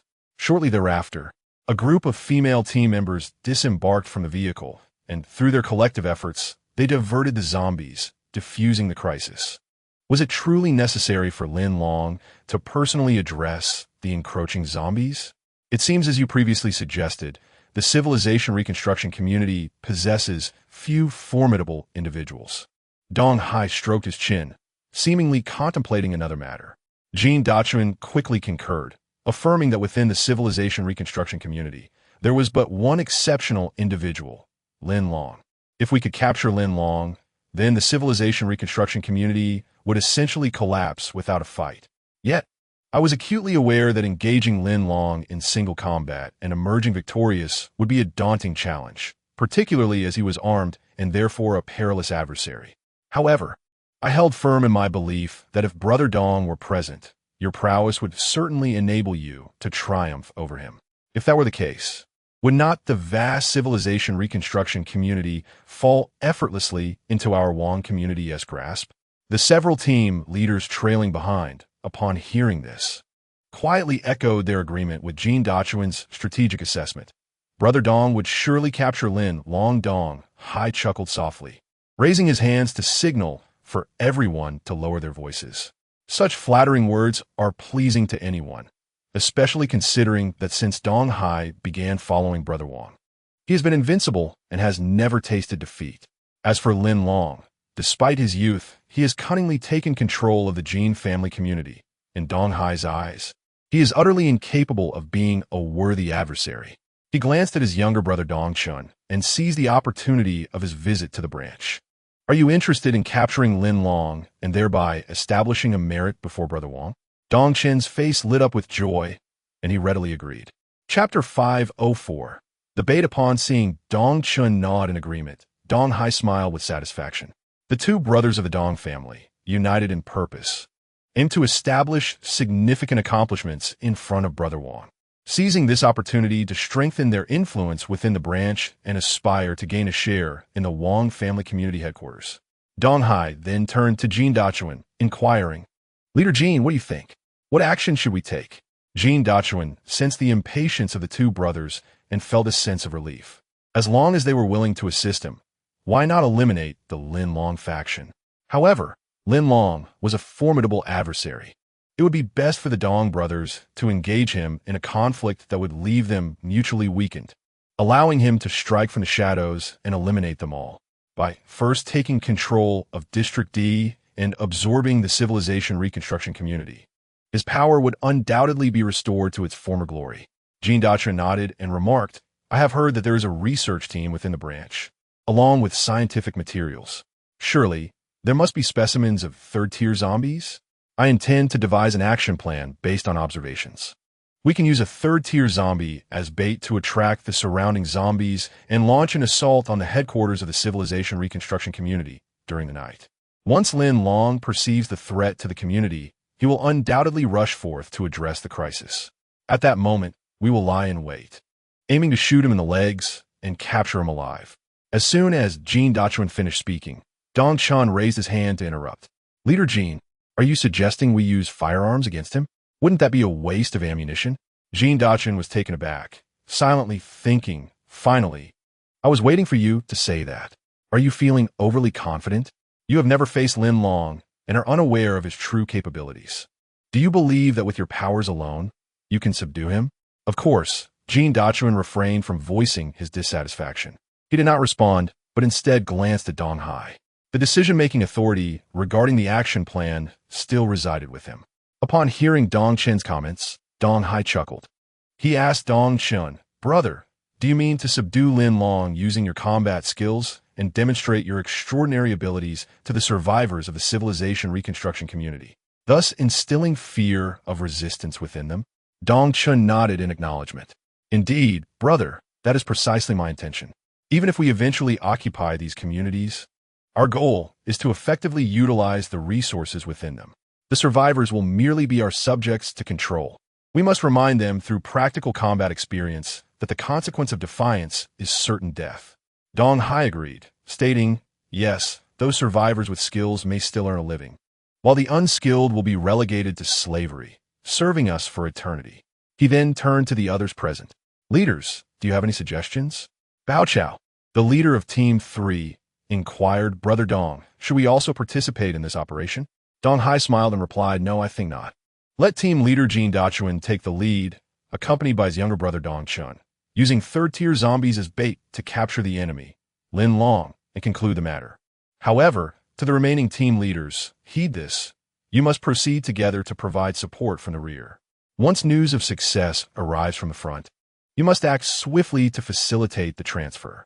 Upon hearing this, Bao Chao and the others erupted in cheers, exclaiming how delightful it was, as they relished the prospect of the transfer.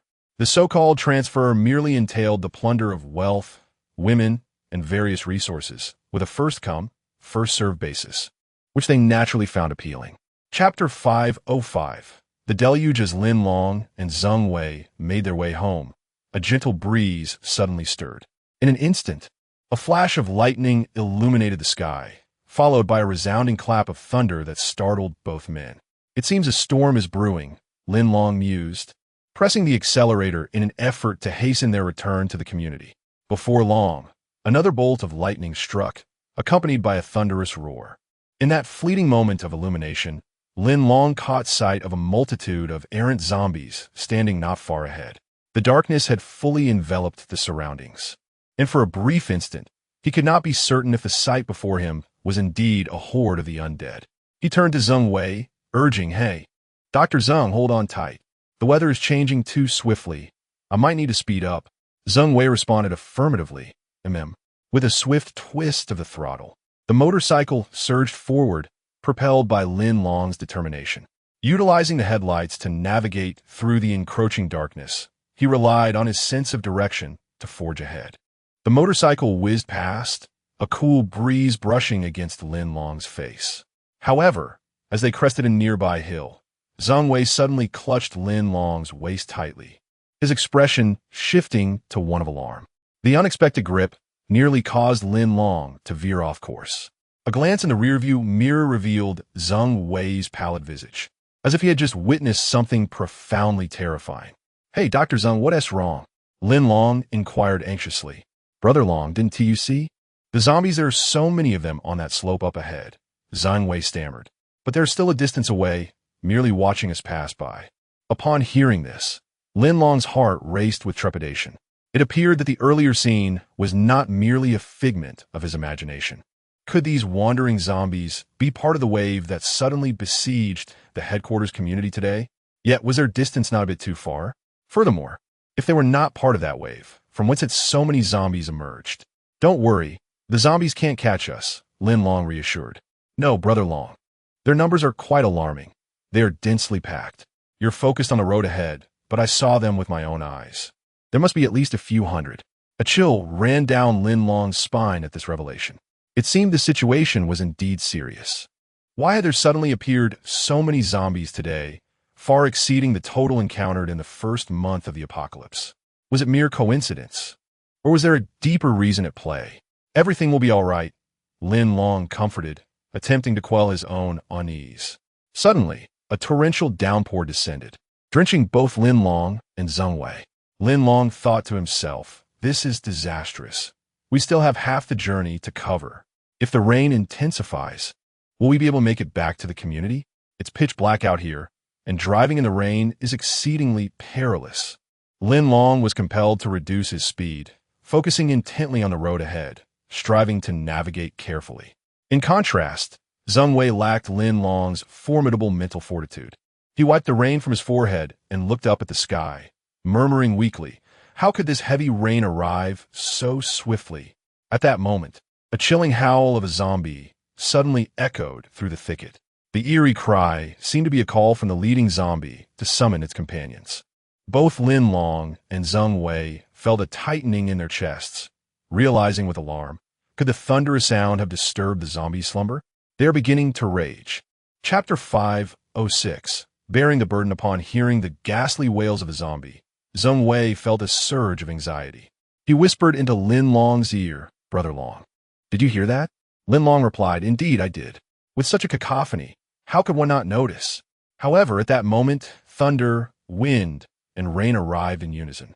In this tumultuous weather, discerning the zombies' cries became increasingly challenging. Suddenly, with a sharp sound, Lin Long abruptly halted beside a towering tree. Noticing this, Zheng Wei, with a face full of bewilderment, quickly inquired, Brother Long, why have we stopped? Lin Long glanced back at his medical kit, stating, driving in this downpour is perilous. It would be wiser for me to carry you and employ my swift running instead. You should leave the medical kit here for now and retrieve it when daylight breaks. Zheng Wei, upon hearing this, promptly complied, placing the kit beside the tree, and asked, Brother Long, will it be convenient for you to run with me on your back? Lin Long shook his head. I cannot say for certain. We shall try it. To be frank, having an additional person suddenly increase his load was an entirely novel experience for Lin Long. Zheng Wei clung tightly to Lin Long's neck, fearing he might be thrown off. After gauging the added weight, Lin Long steeled himself, wiped the rain from his eyes with his right hand, and swiftly darted into the woods. Running directly through the forest was markedly shorter than traversing the road by vehicle. Lin Long could feel the noticeable decrease in speed with Zheng Wei on his back. Moreover, the torrential rain had rendered the path slippery, compelling Lin Long to tread carefully on the grass, avoiding the bare, muddy trail. Bam! As Lin Long descended halfway down the hill with Zheng Wei on his back, a shadow suddenly surged towards them at great speed. Zheng Wei, situated behind, turned his head just in time to witness the scene. He gasped, Brother Long, something's chasing us. Earlier, Lin Long had also noticed a peculiar object flickering at the edge of his right eye in the nearby woods, initially attributing it to the rain obscuring his vision. He had thought little of it. Now, upon Zheng Wei's alarming words, he realized they were indeed being pursued. What's following us? Did you see it clearly? Lin Long urgently asked. Zheng Wei replied, it appears to be a wolf dog. However, it's too dark for me to be certain. Lin Long abruptly halted before the towering tree, swiftly turning his gaze to fixate on the approaching entity. How? Upon seeing Lin Long and Zheng Wei come to a stop, the creature also came to a halt, emitting a ferocious growl. Lin Long wiped his eyes, and with his naked eye, discerned that it was a zombie leopard. Undoubtedly, it was a wild animal that had escaped from the zoo after the apocalypse, now transformed by the zombie virus into its current state. What is that? Brother Long, we should retreat at once, Zheng Wei urged, his heart racing with trepidation. Lin Long shook his head and said, No, I am feeling somewhat fatigued. Let us resolve this matter while I still possess a modicum of strength. Otherwise, if we run a while longer and it catches up to us, we shall truly be in dire straits. Lin Long spoke the truth. After this frantic dash, he could distinctly feel his stamina waning. There was no choice but to take a brief respite, catch his breath, and then continue onward. Then, Zheng Wei inquired, How shall we deal with this zombie leopard? Chapter 507. A new method of cheating. Lin Long did not respond to Zheng Wei's inquiry, for as he faced the zombie leopard, his mind wandered to another matter. There seemed to be no other imminent threats in the vicinity, only this solitary zombie leopard. Engaging it alone should yield a favorable outcome. Moreover, since the upgrade of the cheating system, he had yet to make a significant attempt at utilizing the dual cheating feature. Although today had brought misfortune in the form of torrential rain, forcing him to abandon his vehicle midway and traverse the woods to return, he resolved not to succumb to despair. The challenges before him were ones he must confront. This zombie leopard presented an opportune moment to experiment with his two attempts at cheating, did it not? With this thought, Lin Long brandished the long blade he carried, drawing it forth with a flourish. Simultaneously, he retrieved his handgun with his left hand, passing it to Zheng Wei while advising, "Dr. Zheng, please safeguard this firearm. I am uncertain if it will function properly after being drenched in the rain. Should this zombie leopard dare to threaten you, do not hesitate to shoot it. As for me, I shall engage it for now. Regrettably, I have not brought the honey crystal core today, nor do I possess any means to replenish my energy. However, perhaps improvisation will serve us well." At these words, Zheng Wei's heart skipped a beat. He hastily accepted the handgun, his hands trembling slightly. While he had decades of experience in treating patients, handling a gun against a zombie was decidedly outside his expertise. Clearing his throat, he nodded, "Rest assured, Brother Long. I will take care of myself." Lin Long chuckled, gripping the long knife firmly as he advanced toward the zombie leopard. Its eyes locked onto him, teeth bared in a menacing glare. With a swift motion, Lin Long slashed the air with his blade, creating a resounding whoosh amidst the downpour. The zombie leopard, too, was not in a superior position.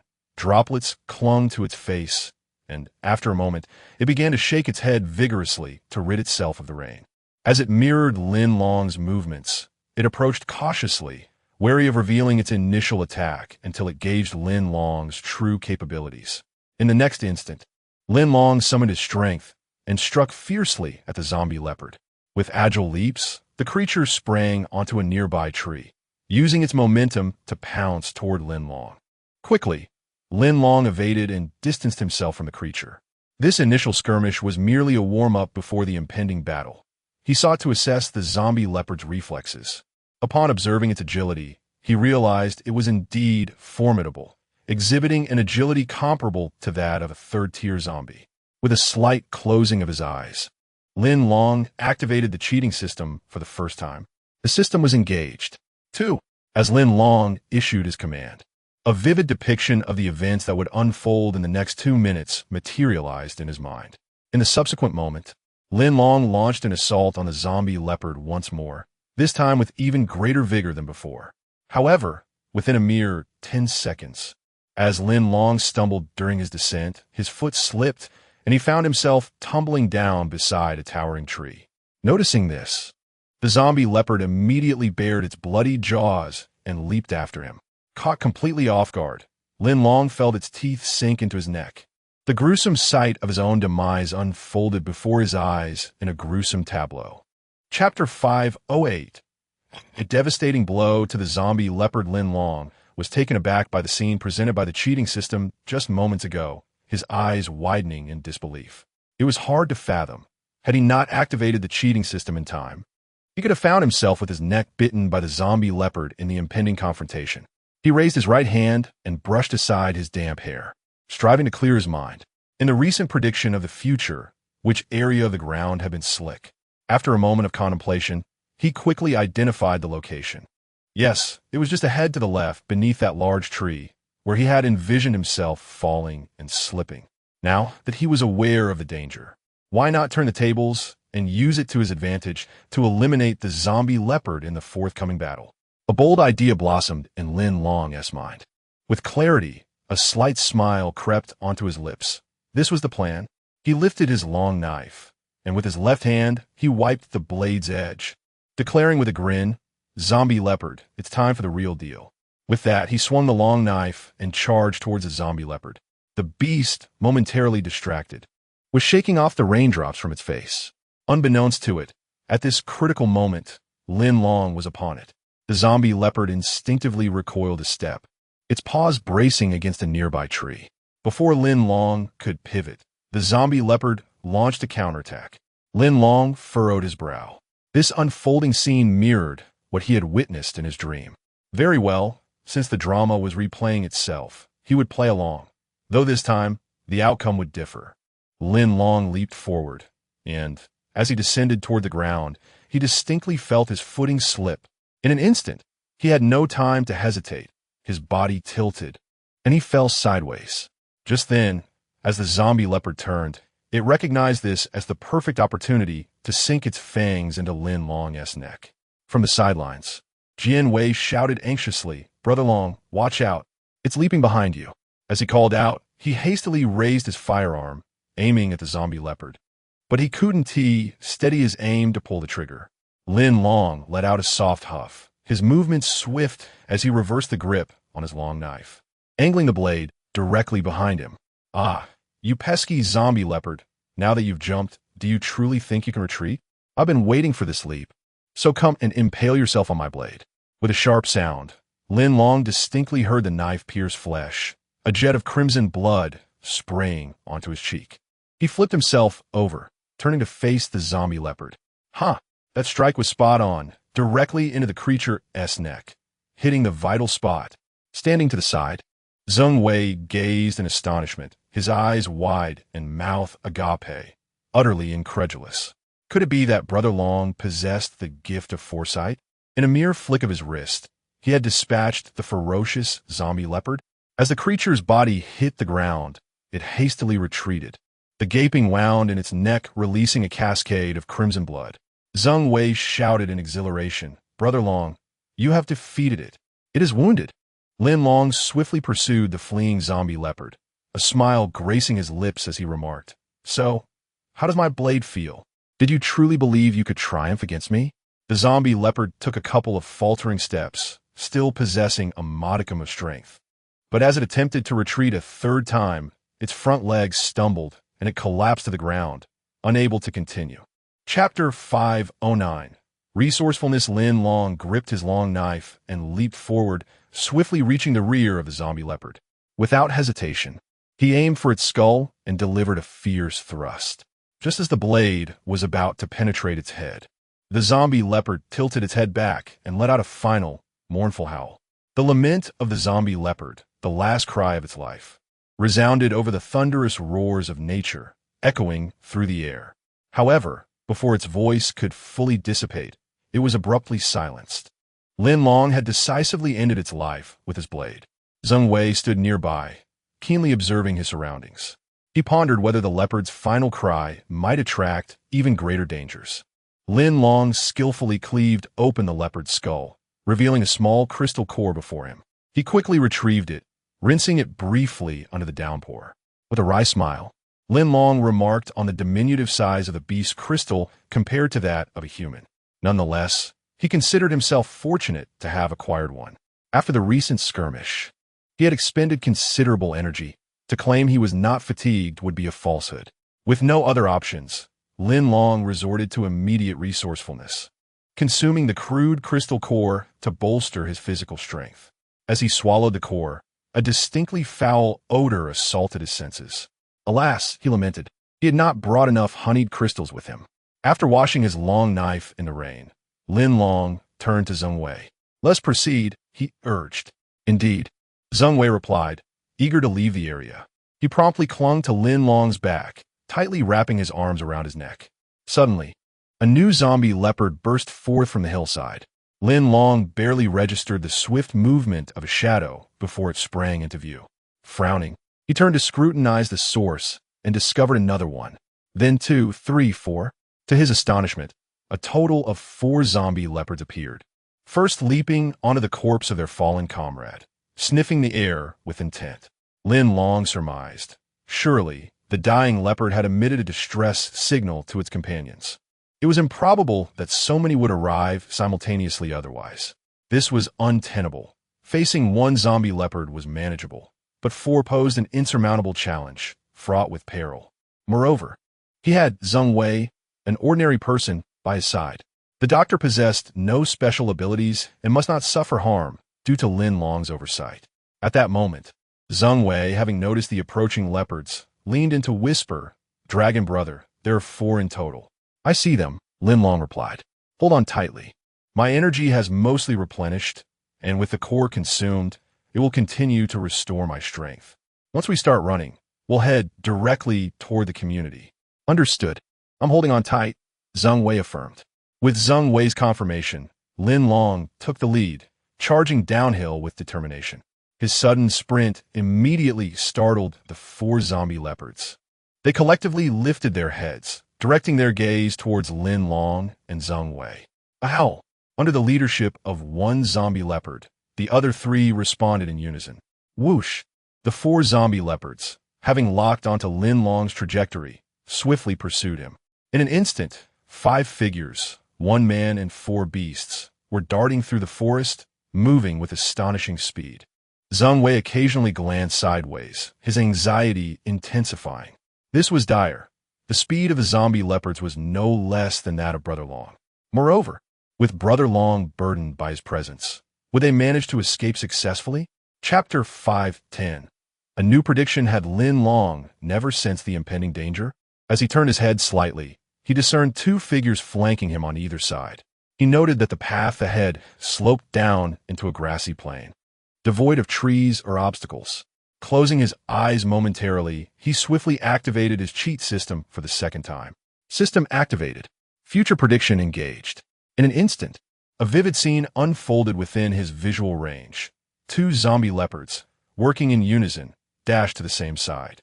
One of the leopards crouched down deliberately, allowing the other to sprint forward and leap onto its back, propelling itself forward with a powerful push. This maneuver was significantly faster than a direct sprint.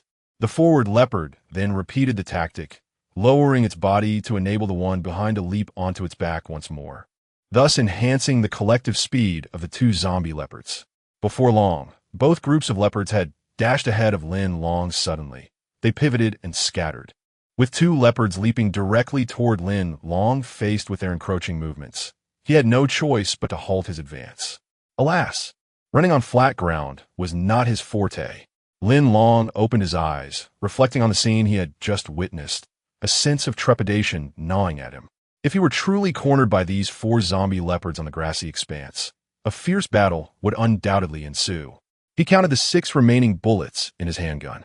However, given their swift agility, the leopards would not simply remain stationary, allowing him to take aim. Though armed, his marksmanship left much to be desired. Lin Long was far from confident that he could eliminate the 4 leopards with the limited ammunition at his disposal. Resolutely, he turned his gaze toward a cluster of trees not far ahead. Yes, venturing into the forest might offer him a slight advantage. As the 4 zombie leopards prepared to leap in unison, he abruptly pivoted and sprinted towards the woods. Zheng Wei, feeling apprehensive, closed his eyes, unwilling to witness the ensuing chaos. The 4 zombie leopards paused momentarily before following suit. Upon reaching the forest, Lin Long lifted his gaze and beheld a horde of wandering zombies not far ahead. Zheng Wei cautiously opened his eyes, and upon spotting the zombies, he exclaimed nervously, Brother Long, there are zombies here." Lin Long smiled reassuringly. "Do not panic. The zombies can be of assistance to us. Come, they will surely intercept the zombie leopards." He regarded these ordinary zombies with disdain. In contrast, the zombie leopards exhibited a palpable wariness upon encountering them. Despite their speed, the leopards were outnumbered by the zombies, and a moment's inattention could lead to disastrous consequences. As he sprinted forward, Lin Long reminded Zheng Wei, "Hey, Dr. Zheng, as we run, please free one hand to brush the rainwater off my head. It is best not to obstruct my line of sight." Zheng Wei was momentarily taken aback, but quickly nodded. "All right, I will wipe the rainwater off for you right now." He certainly hopes that Lin Long encounters no unforeseen incidents on his journey ahead. It is crucial to remember that they are about to traverse a horde of zombies. A moment's carelessness could result in being seized by one of the undead. The fate that awaits those who are caught is far from pleasant. Therefore, whatever it takes, he will not hesitate to lend a helping hand. Chapter 5:11. Successfully crossed, Zheng Wei moved swiftly extending his right hand to gently pat Lin Long's forehead. As the rain cascaded down, Lin Long peered ahead, gaining a clearer line of sight. He noted the spacing between the shambling zombies and, with a swift tilt, dashed forward. Their commotion immediately attracted the attention of the surrounding undead. On several occasions, Zheng Wei observed the outstretched hands of the zombies reaching for him. Yet in the blink of an eye, Lin Long evaded their grasp with astonishing speed. After missing its target, the zombie turned its head to pursue the approaching zombie leopard. The horde of zombies spanned nearly 100 meters from the rear to the front. Although this distance seemed short, Lin Long, with his remarkable speed, could traverse it in mere seconds if not for the obstacles posed by the zombies. However, in a bid to lure the zombie leopards into the fray, Lin Long deliberately slowed his pace. The two leading zombie leopards, eager to seize their prey, believed they could match Lin Long's agility and evade the zombies' attacks as he did. Yet, halfway through their pursuit, one of the leopards found itself ensnared by a zombie's grasp. As it lunged to bite the zombie's arm, a swarm of zombies converged upon it. Approximately 10 arms reached out, clutching the leopard's fur and pulling with ferocity. With a heart-wrenching scream, the zombie leopard was torn asunder. The demise of the second leopard mirrored the first. The two remaining zombie leopards, witnessing this grim spectacle, hesitated, uncertain of their next move. Meanwhile, Lin Long and Zheng Wei successfully navigated through the throng of zombies and arrived at the base of the rear mountain. Zheng Wei, brimming with excitement, exclaimed, "Ah, Long Ge, that was truly terrifying. I have never encountered such a harrowing experience, escaping unscathed from that massive horde of zombies." Lin Long abruptly halted, gazing towards the opposite hillside. Beyond it lay the community of rebuilt civilization. Despite the challenges faced during their rainy night journey, they had ultimately fulfilled their mission and reached their destination safely. Yet, even amidst this success, Lin Long felt no joy. Instead, his expression was taut, burdened with unspoken concerns. Zheng Wei, noticing the landscape ahead, could not contain his exhilaration. "Long Ge, we're almost there." Lin Long merely acknowledged with a grunt, allowing the rain to wash over his face, seemingly indifferent. His mind was preoccupied with a grave concern: the proximity of the zombies to the community. Perhaps within, the survivors remained blissfully unaware, peacefully asleep, oblivious to the impending danger that loomed ever closer. "Long Ge, what's wrong? You seem unhappy," Zheng Wei inquired. Zheng Wei perceived that something was amiss and curiously inquired further. Lin Long shook his head and replied, "No, I am merely savoring the experience we just endured." "Steady yourself. I must continue my advance." Lin Long was eager to return and inform the middle management within the community to prepare for the impending onslaught of the zombie horde. "Very well, I am ready," came Zheng Wei's response. With that, Lin Long lifted his head, set his right foot forward, and swiftly darted down with remarkable speed. Chapter 512. The impromptu meeting as Lin Long and Zheng Wei sprinted to the entrance of Area B in the civil reconstruction community. The vigilant sentinels stationed at the observation deck had already spotted them. The sentinels promptly turned to alert all personnel on duty, opening the door to welcome Lin Long. Upon entering, Lin Long had no time for idle chatter and headed straight to change his clothes. Meanwhile, in the hall, Su Jun and He Ling were practicing their archery skills. Upon hearing the commotion behind them, they turned in unison. Both girls set down their bows and hurried over. Su Jun exclaimed joyfully, "Brother Long, in such heavy rain, where have you been?" He Ling, standing slightly behind her, also smiled gently at Lin Long. Lin Long wiped the dampness from his hair and managed a weak smile, saying, "I just went outside for a walk. I didn't expect to encounter a storm. I'll change my clothes and then come out to chat with you." As Lin Long was about to pass by He Ling, she expressed her concern, "Brother Long, please hurry inside and change. You mustn't catch a cold." Lin Long nodded, feeling a warmth in his heart. Little Ling is quite caring. After Lin Long changed into a fresh set of clothes, He Quan arrived at his door. Opening it to find He Quan, Lin Long curiously asked, "Little He, are you looking for me?" He Quan nodded affirmatively, saying yes. "Not only me, but my sister and Su Jun were also looking for you. Upon hearing you had returned, I rushed over to see you first." Lin Long smiled subtly, realizing that Su Jun and He Ling had not merely been passing time in the hall, but had been waiting for his return. Earlier, he had checked his communication device, which had been damaged by the rain. Being lost without prior notice had undoubtedly caused them concern.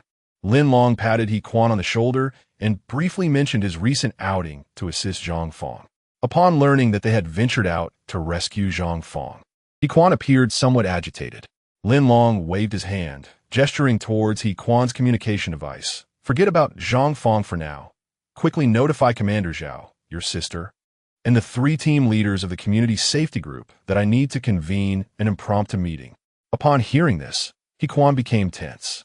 However, noting Lin Long's serious demeanor, he understood that the situation was urgent and that Lin Long would not disclose details until everyone was present. After He Quan fulfilled Lin Long's request and ensured all personnel were notified, he set down his communication device, asking with curiosity, "Brother Long, has something happened?" Lin Long nodded gravely, "Indeed.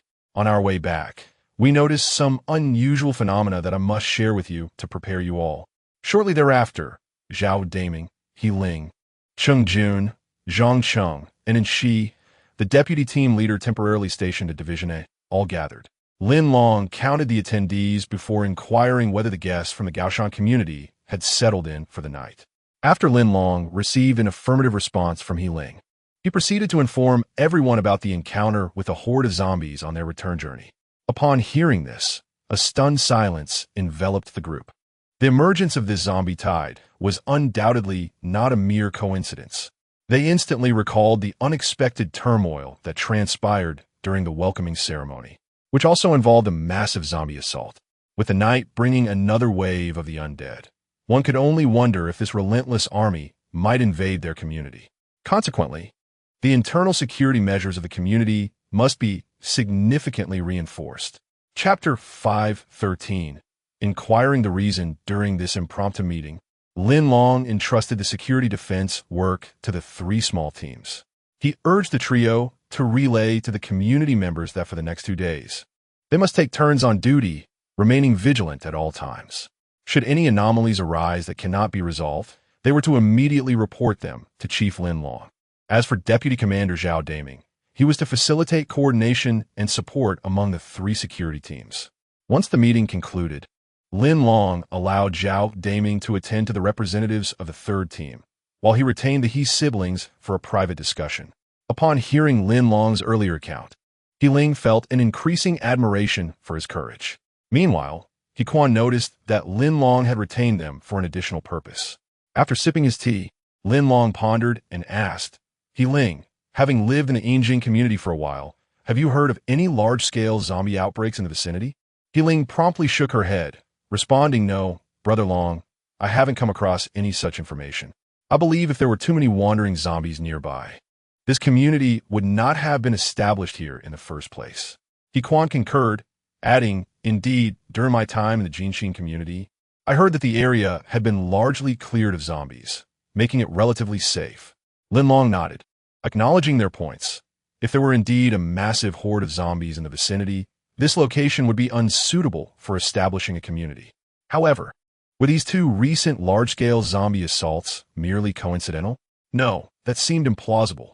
A single or a couple of zombies could be deemed a coincidence, but the emergence of such a multitude defied the notion of mere chance. As Lin Long fell into silence, He Ling sensed his unusual demeanor and promptly inquired, "Brother Long, are you suspecting that there is another reason behind the appearance of this zombie horde?" Upon hearing her query, He Quan's expression turned tense as he looked at Lin Long. He realized, prompted by his sister's words, that Lin Long's earlier question indicated a suspicion that the emergence of this zombie tide was indeed problematic. Lin Long lifted his gaze and scanned the He siblings, affirming, "Yes, you are correct. I now suspect that the sudden appearance of this zombie horde is certainly not without reason. Moreover, according to your accounts, there has never been such a large-scale zombie presence around this community before, has there?" The He siblings nodded in agreement. He Ling then added, "If there is indeed a reason, what could it be? Could it be that someone is controlling the zombies, directing them to converge upon us? That would be exceedingly dangerous." He Quan turned to his sister, startled by her words. "Sister, is there really someone so terrifyingly powerful in this world? What should we do?" Lin Long suddenly recalled when Baoming's zombie testing experiment. Controlling a zombie was not entirely out of the realm of possibility. The Bible discovered within the church contained remarkably similar content. However, this is merely conjecture, lacking any substantiation. Could it be that someone has indeed outpaced us? Having previously conducted research on this matter, after deep contemplation, Lin Long shook his head in denial, concluding that this could not possibly be the case. Upon hearing his words, the He siblings reacted as if they had encountered a beacon of hope, eagerly inquiring in unison, "Then how should it be?" Chapter 5:14. Bold conjecture. Lin Long turned to meet the gazes of the two, muttering to himself that during his return journey with Dr. Zheng Wei, he had not encountered any of the so-called formidable zombies. Based on his understanding of the zombie laboratory, the only way to truly control a collective of zombies was to cultivate a powerful one.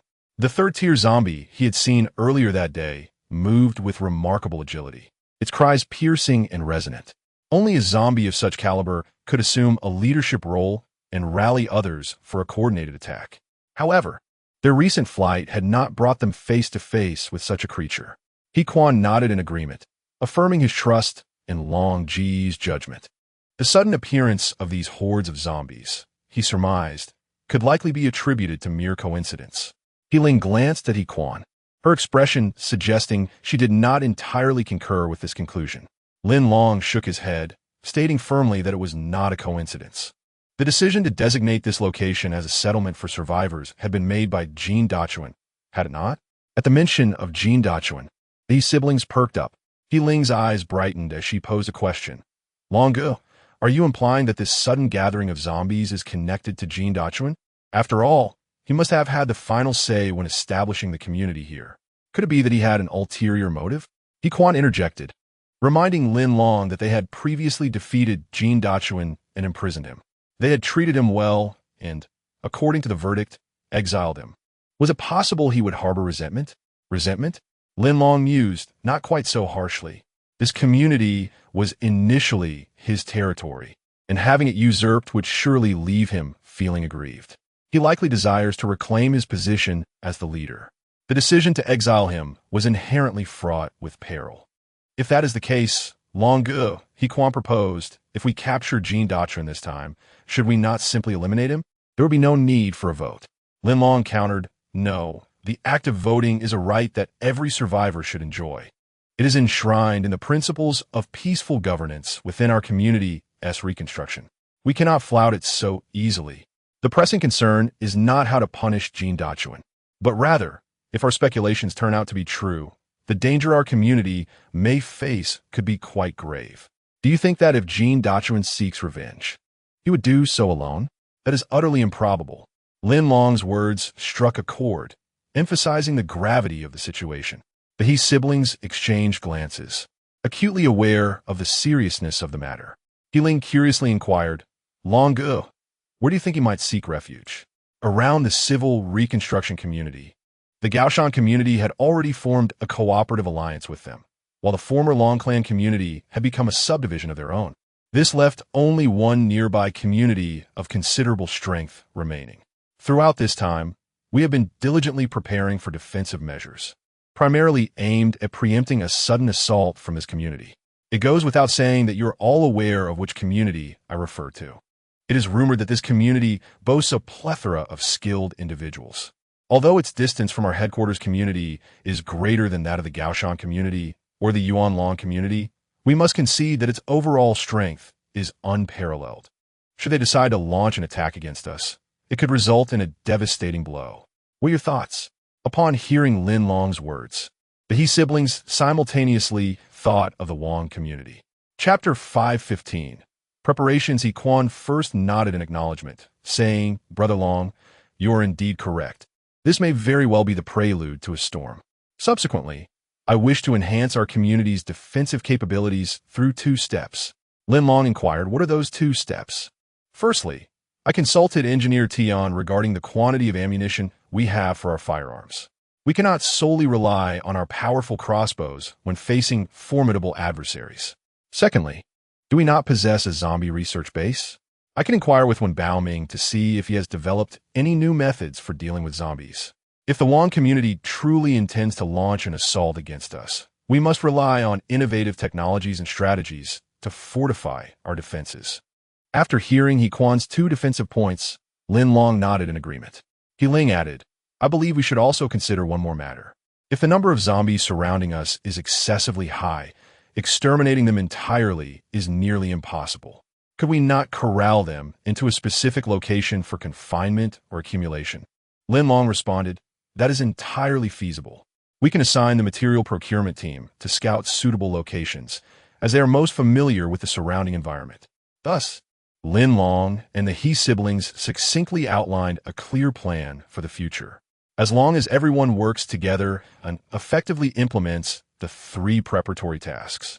Regardless of the strength of the attackers dispatched by the Wong community, the defense of the civilization reconstruction community will not appear chaotic or passive. It would be nearly impossible for them to breach this fortified barrier. Lin Long instructed the siblings to proceed with their tasks, while he resolved to visit Engineer Tian and Wen Baoming personally. It had been several days since he last received updates from them, and he was eager to learn the progress of the firearms and zombie experiments. That evening, after bidding farewell to the He siblings, Lin Long personally visited the zombie facility. Wen Baoming, who was preparing to rest, unexpectedly received a call from the leader, prompting him to quickly rise and tidy himself up in anticipation of Brother Long's inspection. Upon Lin Long's arrival at the facility, he rang the doorbell. Wen Baoming promptly dashed over to open the door. Old one, how have you been lately? Wen Baoming smiled and nodded at Lin Long, saying, Brother Long, welcome. It's the same as always. No significant changes. At this, Lin Long paused at the threshold, fixing his gaze on Wen Baoming as he inquired, what is the progress of the zombie experiments? Old One appeared unchanged, maintaining a relaxed and cheerful demeanor that was both normal and somewhat reassuring to those who saw him. However, Lin Long was equally concerned about the developments within the zombie facility. He recalled the hope he harbored when he initially entrusted the Bible booklet to Wen Baoming, yearning to hear that there had been recent advances in the zombie experiments. Only with advancements in zombie research can they effectively divert the undead and fully concentrate on potential enemies lurking in the shadows. Wen Baoming chuckled softly and continued, in the past couple of days, I have conducted a preliminary investigation into the musical frequencies behind that electronic device. At the earliest, we shall await the results of the latest experiments by tomorrow morning. Previous small-scale tests on ordinary zombies and second-tier zombies have yielded verification, and the current subjects of experimentation are third-tier zombies. Chapter 516.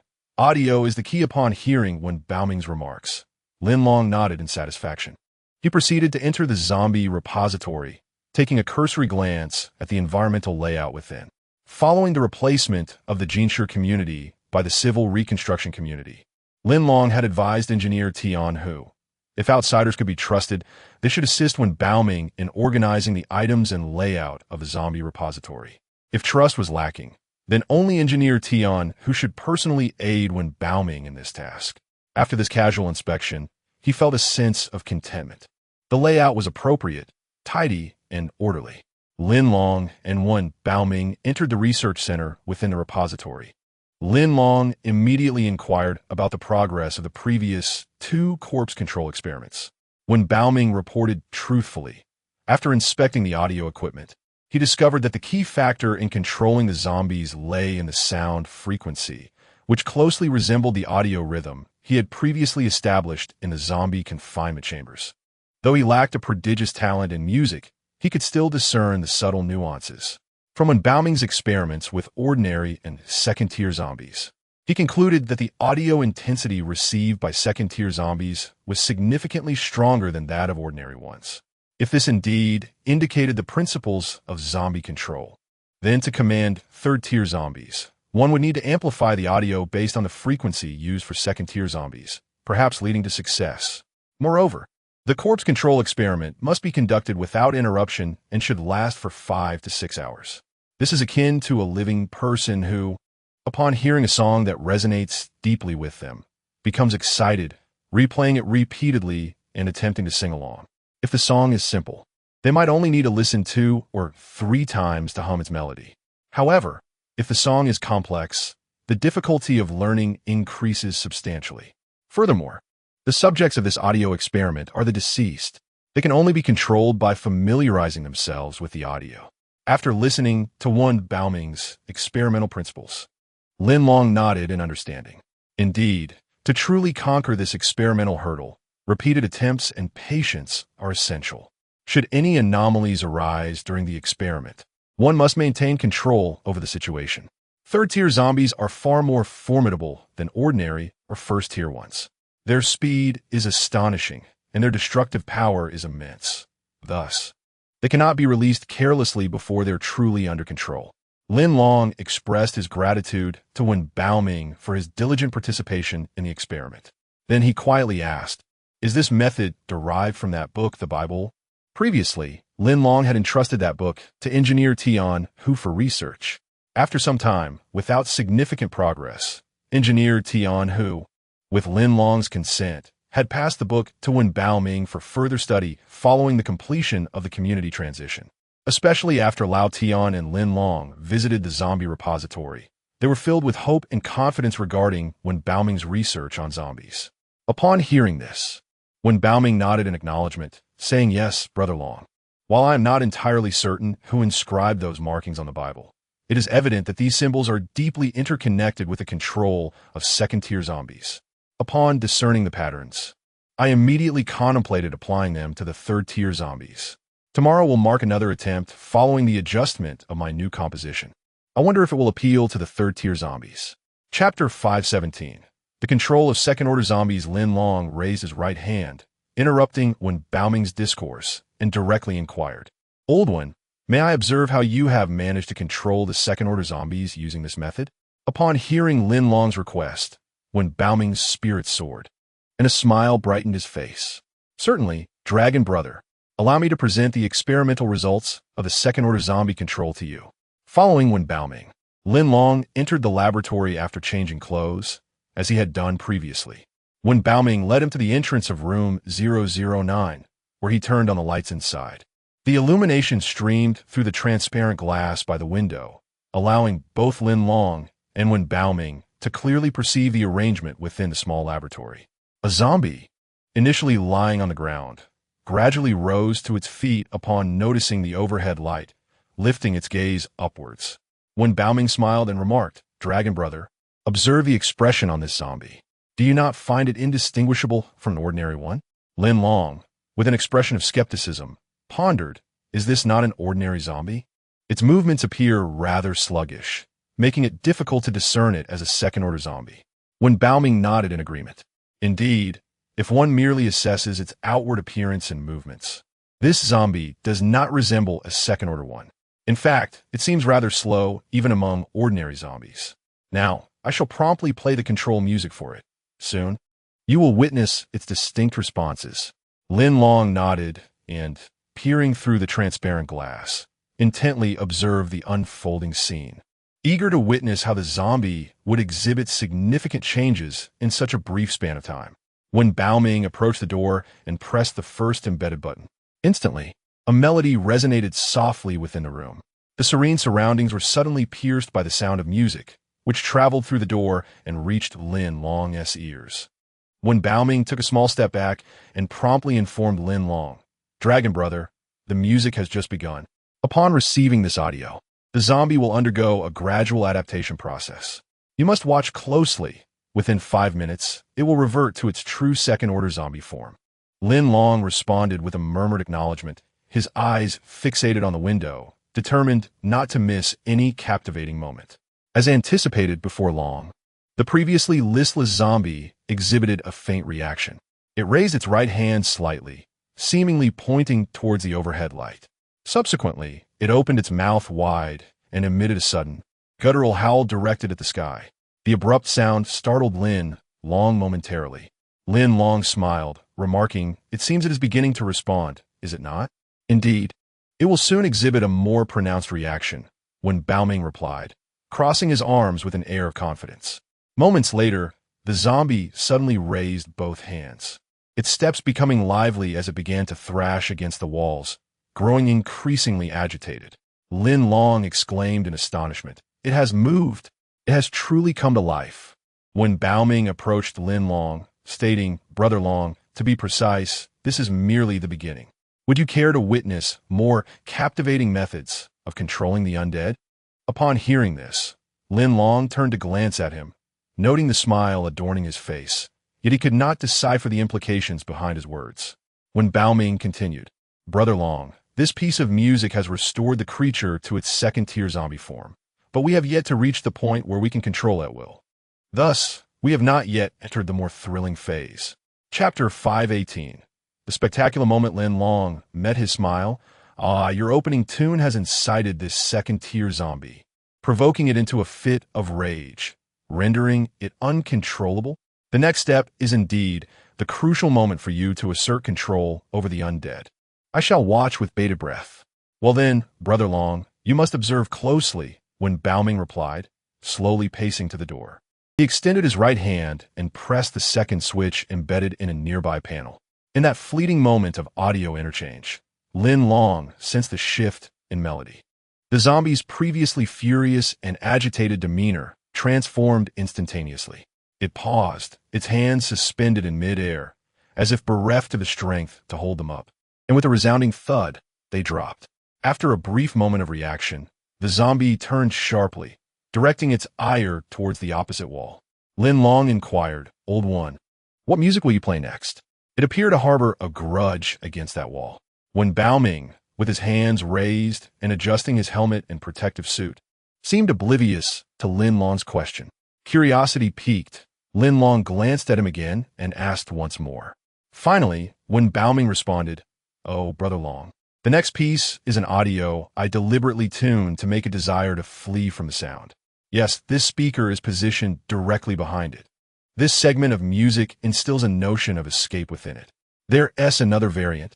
I will demonstrate." He pressed the third button, causing the zombie to pivot and face Lin Long's window. Suddenly, its fury extinguished, its gaze fixated on the wall as it swiftly approached. Yet, it came to a standstill in the corner, head drooping, as if savoring the music's influence. Seizing the opportunity, when Bao Ming retrieved a remote control from a nearby preparation box, he turned to Lin Long, saying, "Brother Long, now you must pay close attention." "Indeed, I have been watching intently," Lin Long replied without turning back. Little did he know that in the next instant, when Bao Ming, holding the remote, entered the room, the act of opening and closing the door occurred in the blink of an eye, and Lin Long had not noticed at all. Upon witnessing when Bao Ming's entrance into the experimental chamber, Lin Long's heart raced, his anxiety escalating. Surely not. Old One has lost his mind. How could he enter the laboratory? There is a second-tier zombie inside. What if it harms him by accident? Once inside, when Bao Ming turned to Lin Long with a gentle smile, signaling him not to worry excessively, Lin Long dashed to the door, attempting to push it open, only to discover it had been locked from within, rendering his efforts futile. As he pushed against the door, he muttered under his breath, "Old One, you madman, I tasked you with conducting an experiment, not with risking your life. Get out here, now." However, within the confines of the house, when Bao Ming exhibited no reaction to Lin Long's loud calls. Slowly, when Bao Ming approached the zombie, firmly grasping the remote control with his left hand while extending his right hand to gently rest upon the creature's shoulder, the zombie remained utterly still, completely oblivious to his presence. What does this signify? With the aid of the music, the zombie was entirely unaware that a living person had come so close to it. Lin Long ceased his knocking, utterly astonished by the scene before him. When Bao Ming had successfully controlled a second-tier zombie through the auditory influence of music. Chapter 519. Unaware of danger in the laboratory, when Bao Ming glanced sideways at Lin Long, offering him a subtle yet knowing smile. It seemed that Lin Long's expression of shock fulfilled when Bao Ming's desire for success. His smile conveyed his safety and served as a gentle reminder for Lin Long to remain untroubled. Subsequently, he lowered his right hand and clasped both hands around a remote control, delicately pressing another button. Instantly, the audio within the laboratory shifted dramatically, and the expression of the zombie altered in tandem. Slowly, it raised its head, directing its gaze towards Bao Ming. Lin Long could hardly endure the perilous thrill of this experimental game.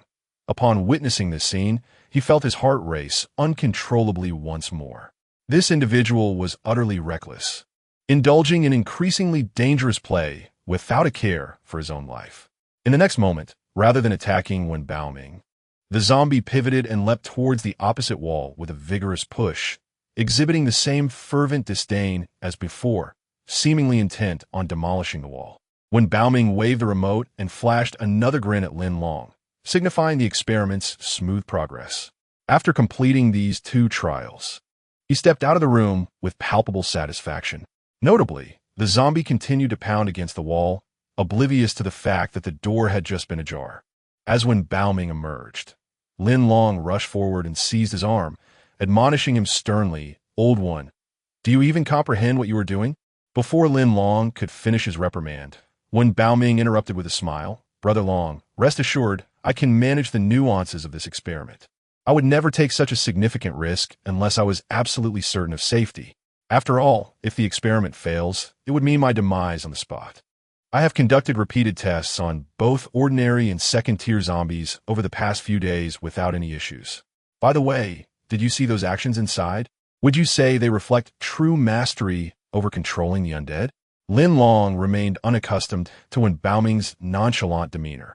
However, he also recognized that Old One was impervious to his counsel.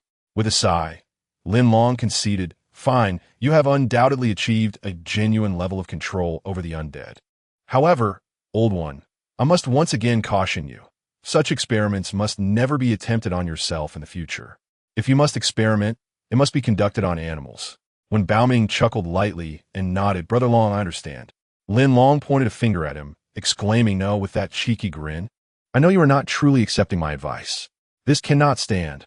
Once I leave, I will ensure that Old Tian arranges for you to have a 24-hour assistant to prevent you from undertaking such perilous trials. Brother Long, feel free to arrange as you wish. However, I worry that the person you assign may end up being assimilated by me, and that would be unfortunate." When Baoming quipped, deliberately shifting the topic.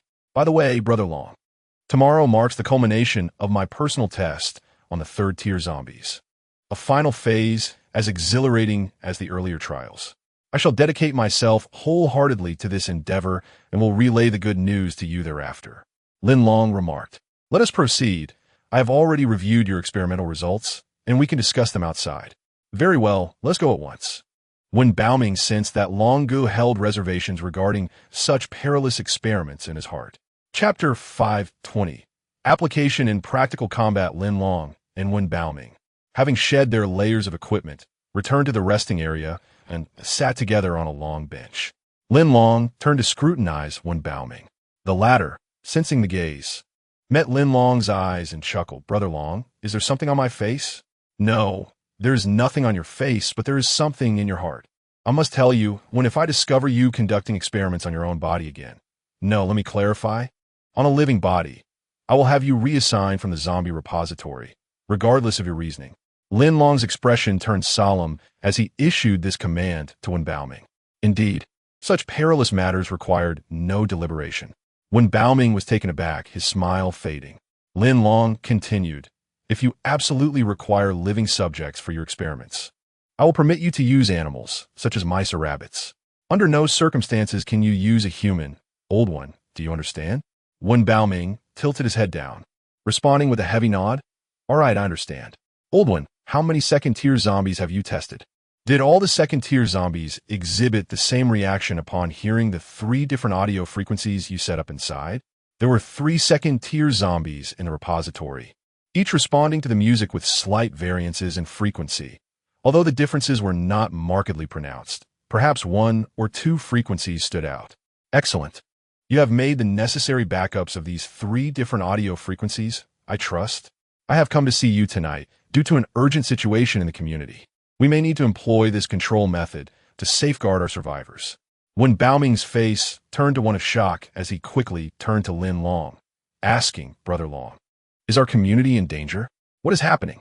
"You have been so engrossed in your studies here that you have little knowledge of the outside situation," Lin Long replied, promptly summarizing the potential dangers facing the community. Upon hearing of the inexplicable surge of wandering zombies, Wen Baoming's eyes brightened with curiosity. "How can there be such a sudden influx of wandering zombies?" he inquired eagerly. Lin Long nodded in agreement, admitting he too was uncertain about the cause. When Baoming then asked, "Brother Long, since most of these zombies are merely ordinary ones, can we utilize our research on second-tier zombies to drive these ordinary zombies away from the vicinity of the community?" The method is quite simple. We can attach one of the audio segments to a zombie, and under the influence of the music, it will run ahead. Furthermore, by integrating into the horde, it will signal the danger in this area to its fellow zombies. Their communication occurs through this intricate language, imperceptible to human ears. I believe it is worth a try. Upon mentioning the hypothetical experiment, when Baoming's spirits soared, dispelling the gloom of the previous disheartening topic, Lin Long nodded in agreement, expressing his shared sentiment. "I concur. Let us proceed with your proposed method." He added, "Tonight may require a bit more effort on our part, as we need to prepare adequately. I shall go down and have Zhao Daming coordinate with you. Does that sound agreeable?" When Baoming replied with a smile, "Absolutely." He felt a sense of joy within, as the long-standing zombie experiment was finally being put into practice, marking a significant contribution to the community. Chapter 521. Advancing in the rain on this particular night. Jin Dachuan led a team consisting of Dong Chun and the three team leaders of the material search groups, Ping Shilong, Ding Jie, and Bao Chao. Together, they formed a 15-member strike team, braving the downpour to head towards the community of civilization reconstruction. Observing the relentless rain, Dong Chun and the others initially considered canceling the operation. After all, traversing muddy paths in such weather posed challenges, especially since Jin Dachuan had mentioned that all the zombies from the nearby pits had been released. Who could guarantee that these wandering undead would not suddenly appear before them? However, Jin Dachuan, who was intimately familiar with the original Jin community, firmly insisted on executing the mission that very night. His reasoning was straightforward. The sound of rain would mask their movements, and typically, on a stormy night, who would anticipate an enemy ambush? Most survivors would likely be peacefully asleep. The rain-soaked night was indeed the most comfortable time for slumber. What Jin Dachuan sought was precisely this element of surprise. Unable to make a decision, Dong Chun ultimately deferred to Dong Hai for the final call. Dong Hai could discern Jin Dachuan's eagerness to achieve results, and the proposed method of attack seemed to echo his own underlying fear of Lin Long's capabilities. After careful consideration, he accepted Jin Dachuan's proposal to launch a surprise attack under the cover of rain, believing that an early resolution would be advantageous. Dong Chun, pleased with the directive, led the team onward towards the original Jin community. Although Dong Hai had emphasized that Jin Dachuan was the overall commander of this operation, in reality, Jin Dachuan could not afford to disregard Dong Chun's authority. Dong Chun effectively assumed the role of the operations commander. On this rainy night, the 15 members traveled in 2 vehicles, making their way along the provincial highway towards the base of civilization reconstruction. During the journey, Jin Dachuan reiterated to Dong Chun the peculiar skills of the leader Lin Long, urging that when they unleashed the third-tier zombies and initiated their assault, their target must be Lin Long. He recalled how, in the past, Lin Long had employed a strategy of capturing the leader first when he had decimated the Jin community. Now, Jin Dachuan sought to return the favor, employing the same tactic against Lin Long settled in the trunk of the vehicle. He envisioned the day they would reclaim the community, imagining the grotesque visage of Lin Long pleading for his life before him. The mere thought filled him with delight, prompting a soft chuckle to escape his lips. In contrast, the 3 group leaders around him were likewise immersed in the victorious euphoria of their task. Jin Dachuan calculated that the wandering zombies must be drawing closer to the community of civilization reconstruction. By the time they arrived, would everything be in place, merely awaiting the final push? Once the third-tier zombies were unleashed, chaos would undoubtedly ensue. He deemed that a surprise attack amidst the turmoil would be the most prudent and effective approach, as it would enable them to confront Lin Long more easily. As the vehicles progressed slowly through the rain-soaked night, Dong Chun, at the forefront, appeared somewhat idle. After a brief moment, he turned and retrieved a revolver from his pocket, casually toying with the bullets contained within. Upon witnessing the scene, those around began to smile in unison. It was Ding Jie who first inquired, "Brother Dong, regarding tonight's operation. Firearms should not be necessary, correct?" Did you not mention this during the task briefing? As soon as Ding Jie finished speaking, the others joined in with laughter. Indeed, tonight's operation should not require the use of firearms. Chapter 522. The Aftermath. Dong Chun smiled gently and turned his gaze towards Jean Dachuan, inquiring, Leader Jean, do you believe tonight's operation necessitates the use of firearms? Jean Dachuan met Dong Chen's gaze and surveyed the others present. He let out a soft hum, responding, Brother Dong. I must admit, I find it quite challenging to answer that question at this moment. Although Jean Dachuan was a few years older than Dong Chun, he was compelled to address him as Brother Dong due to the hierarchical relations within the Wong community. From what Jean Dachuan had previously learned from the group leader, he understood that Dong Chun was a versatile individual, though his overall prowess fell significantly short compared to Dong Hai's leadership. Even so, possessing the abilities of a polymath rendered him far superior to ordinary individuals, earning him considerable acclaim among the masses. Now, Jean Dachuan's response was somewhat unexpected. Dong Chun, who had been meticulously cleaning his firearm, involuntarily paused, his expression subtly shifting. Just prior to their departure, at Dong Hai's behest, he had engaged in the operation, assuming full responsibility for overseeing the entire process. Eager to prove himself, he had readily agreed without much contemplation. However, it now appeared that in Jean Dachuan's eyes, his capabilities were not worthy of commendation. The situation became even more awkward as the leaders of the three resource-gathering groups furrowed their brows, exchanging glances, uncertain of how to diffuse the tension. Leader Jean, I perceive your underlying sentiment. It seems you harbor a considerable fear of this Lin Long. Is that why you lack complete confidence in our undertaking? Dong Chun continued, attempting to alleviate the atmosphere. At the onset of our mission, did we not possess a layout of the community? Did we not deliberate over our strategy? We shall act collectively according to the map, aiming to apprehend Lin Long first. Moreover, we have an ample number of zombies to assist us. How could such a flawless plan leave you feeling uncertain?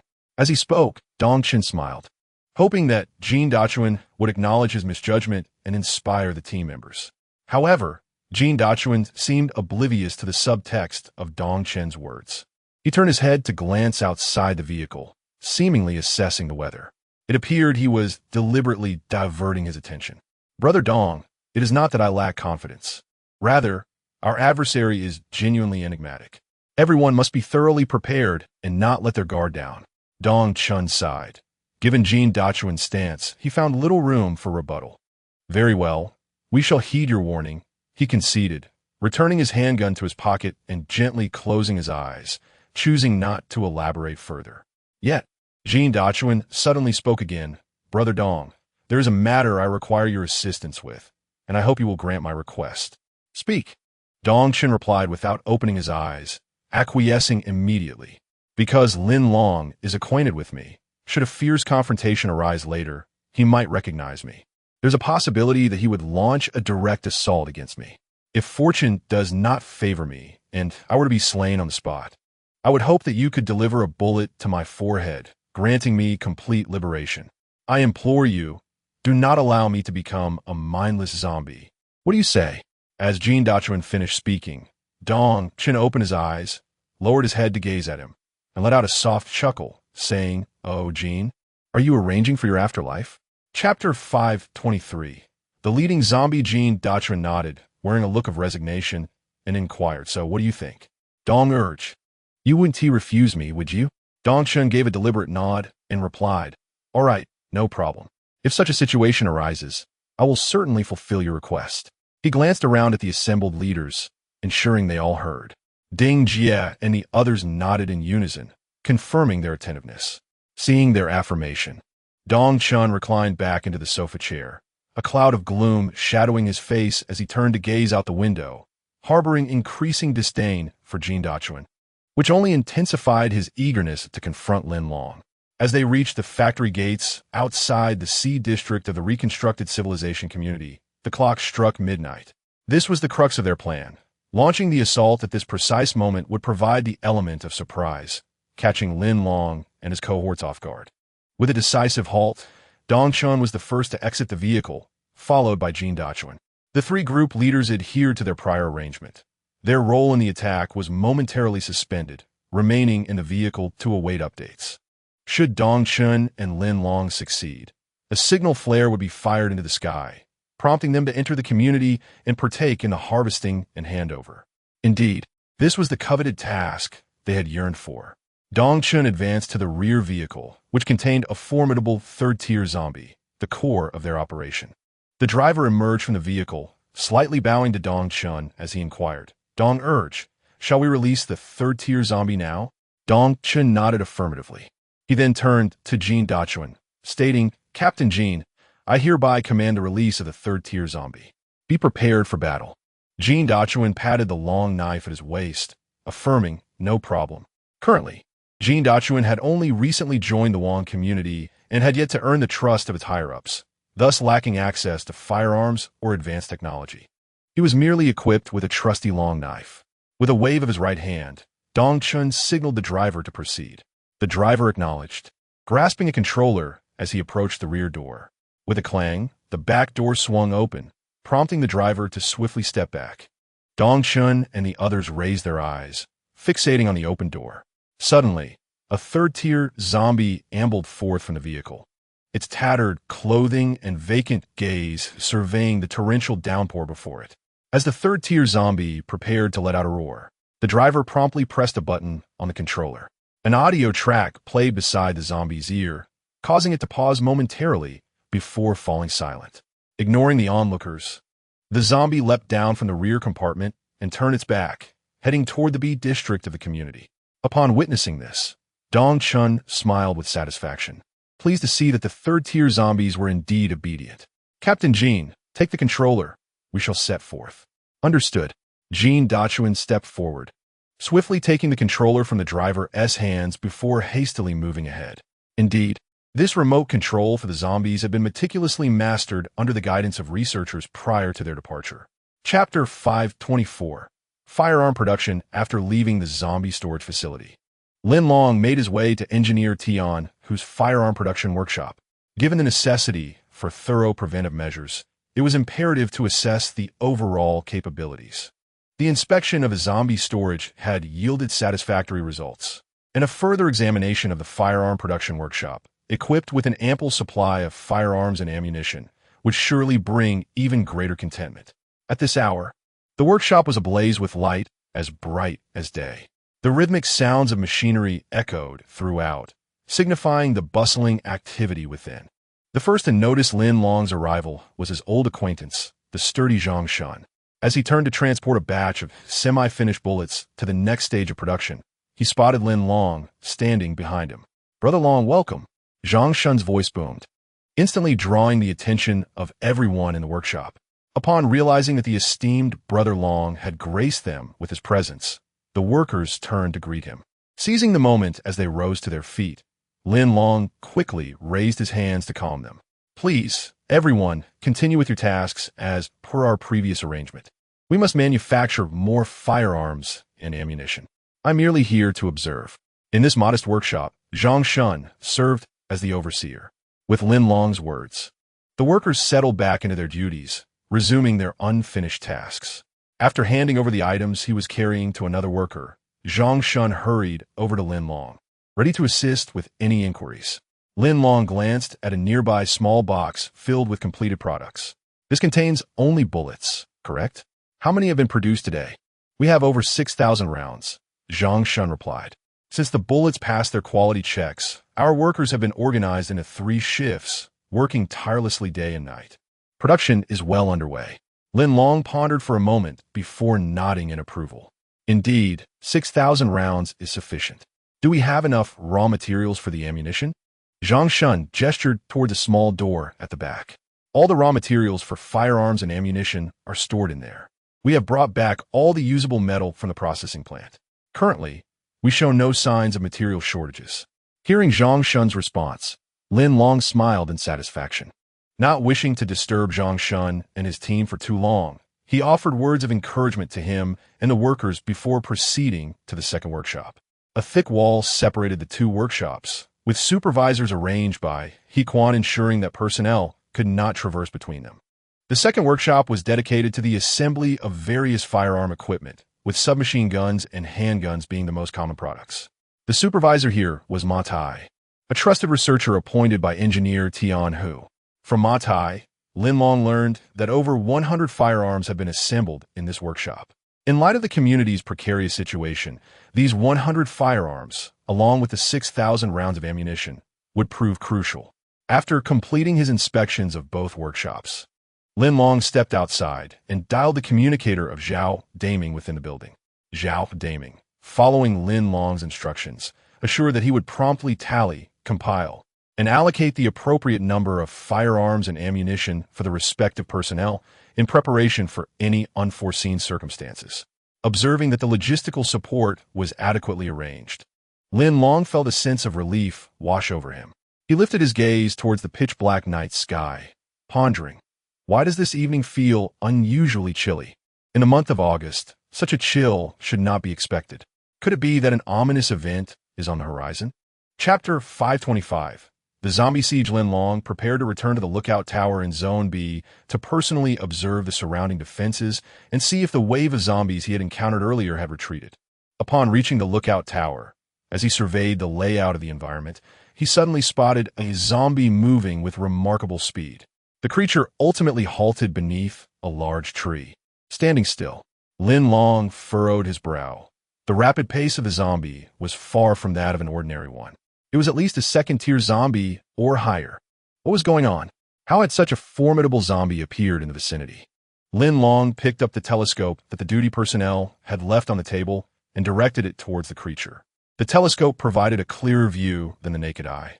Through the hazy night brought on by the rain, Lin Long witnessed the zombie glancing around, seemingly sniffing for something. He lowered the telescope, contemplating whether to confront the zombie personally. If he could subdue or eliminate it before the horde arrived, it would effectively quash any impending danger in its infancy. What a more favorable outcome that would be. However, just as he was preparing to act, a piercing howl shattered the silence, reverberating through the air. This sound completely drowned out the thunder and rain, causing Lin Long's heart to skip a beat. He quickly halted and looked back at the direction of the zombie. This time, he discerned a figure leaping out from the nearby thicket. The individual moved swiftly towards the adjacent wall. Lin Long raised the telescope once more. It was indeed a living person, moving with great speed. However, the distance and the rainy night rendered it impossible to discern the person's features. Yet, the mere presence of a living individual alongside a zombie suggested a strong possibility. The zombie might be under human control. This phenomenon immediately reminded Lin Long of the zombie repository within the community. A moment later, Lin Long distinctly heard a series of answering howls emanating from the surrounding area, clearly triggered by the earlier commotion of the zombie. Realizing the grim situation, Lin Long concluded that the surrounding zombies were converging, posing a significant threat to the community. He swiftly retrieved his communicator and promptly notified He Quan and Zhao Daming to initiate the plan, putting everyone on alert and distributing firearms according to their ranks. Upon receiving Lin Long's command, He Quan and Zhao Daming sprang into action. Instantly, the community was illuminated with lights, bustling with activity, and filled with a sense of urgency. Lin Long then instructed the nearby duty officer, informing him that he was heading into the woods, and to let commanders He and Zhao know if they inquired about his whereabouts. With that, Lin Long leaped down from the lookout tower and hastened towards the main entrance. This zombie siege was evidently a deliberate act, orchestrated by the very individual who had just emerged from the thicket. Lin Long felt compelled to quicken his pace. He was determined to apprehend the individual before it was too late. Moreover, to eradicate this crisis, one must exert control over the actions of the leading zombie through that individual. Rain poured down once more upon Lin Long, yet he remained impervious to its touch, wholly focused on apprehending the enemy at the earliest opportunity. After receiving a call from Brother Long, He Quan and Zhao Daming promptly disseminated the information. Among those informed was Wen Baoming from the zombie repository, who also needed to prepare for the controllable second-tier zombies. He Ling was the first to arrive at the watchtower, and she was the first to learn that Lin Long had charged outside. Outside the community, shrouded in a rainy night, how would one go about locating Lin Long? Chapter 526. A single-shot resolution Lin Long arrived before the lead zombie, casting another glance at his surroundings. Unfortunately, the adversary had vanished without a trace, leaving him utterly unaware of their position. It was evident that the individual controlling the lead zombie was also a highly skilled opponent. Lin Long dashed out in haste. Taking barely a minute, he drew his pistol, aiming at the formidable lead zombie. Bang! The sound of the gunshot pierced the rainy night, soaring into the heavens, resonating in the ears of all present. With keen eyesight, Lin Long aimed directly at the zombie's forehead when confronted at close range. A single shot dispatched the lead zombie, and subsequently, under the guidance of the controllable second-tier zombies researched by Old One, the ordinary zombies could be led away in another direction, successfully averting the peril of the zombie tide. This series of actions unfolded before the eyes of Jin Dachuan and Dong Chun, who were concealed behind a wall outside the community.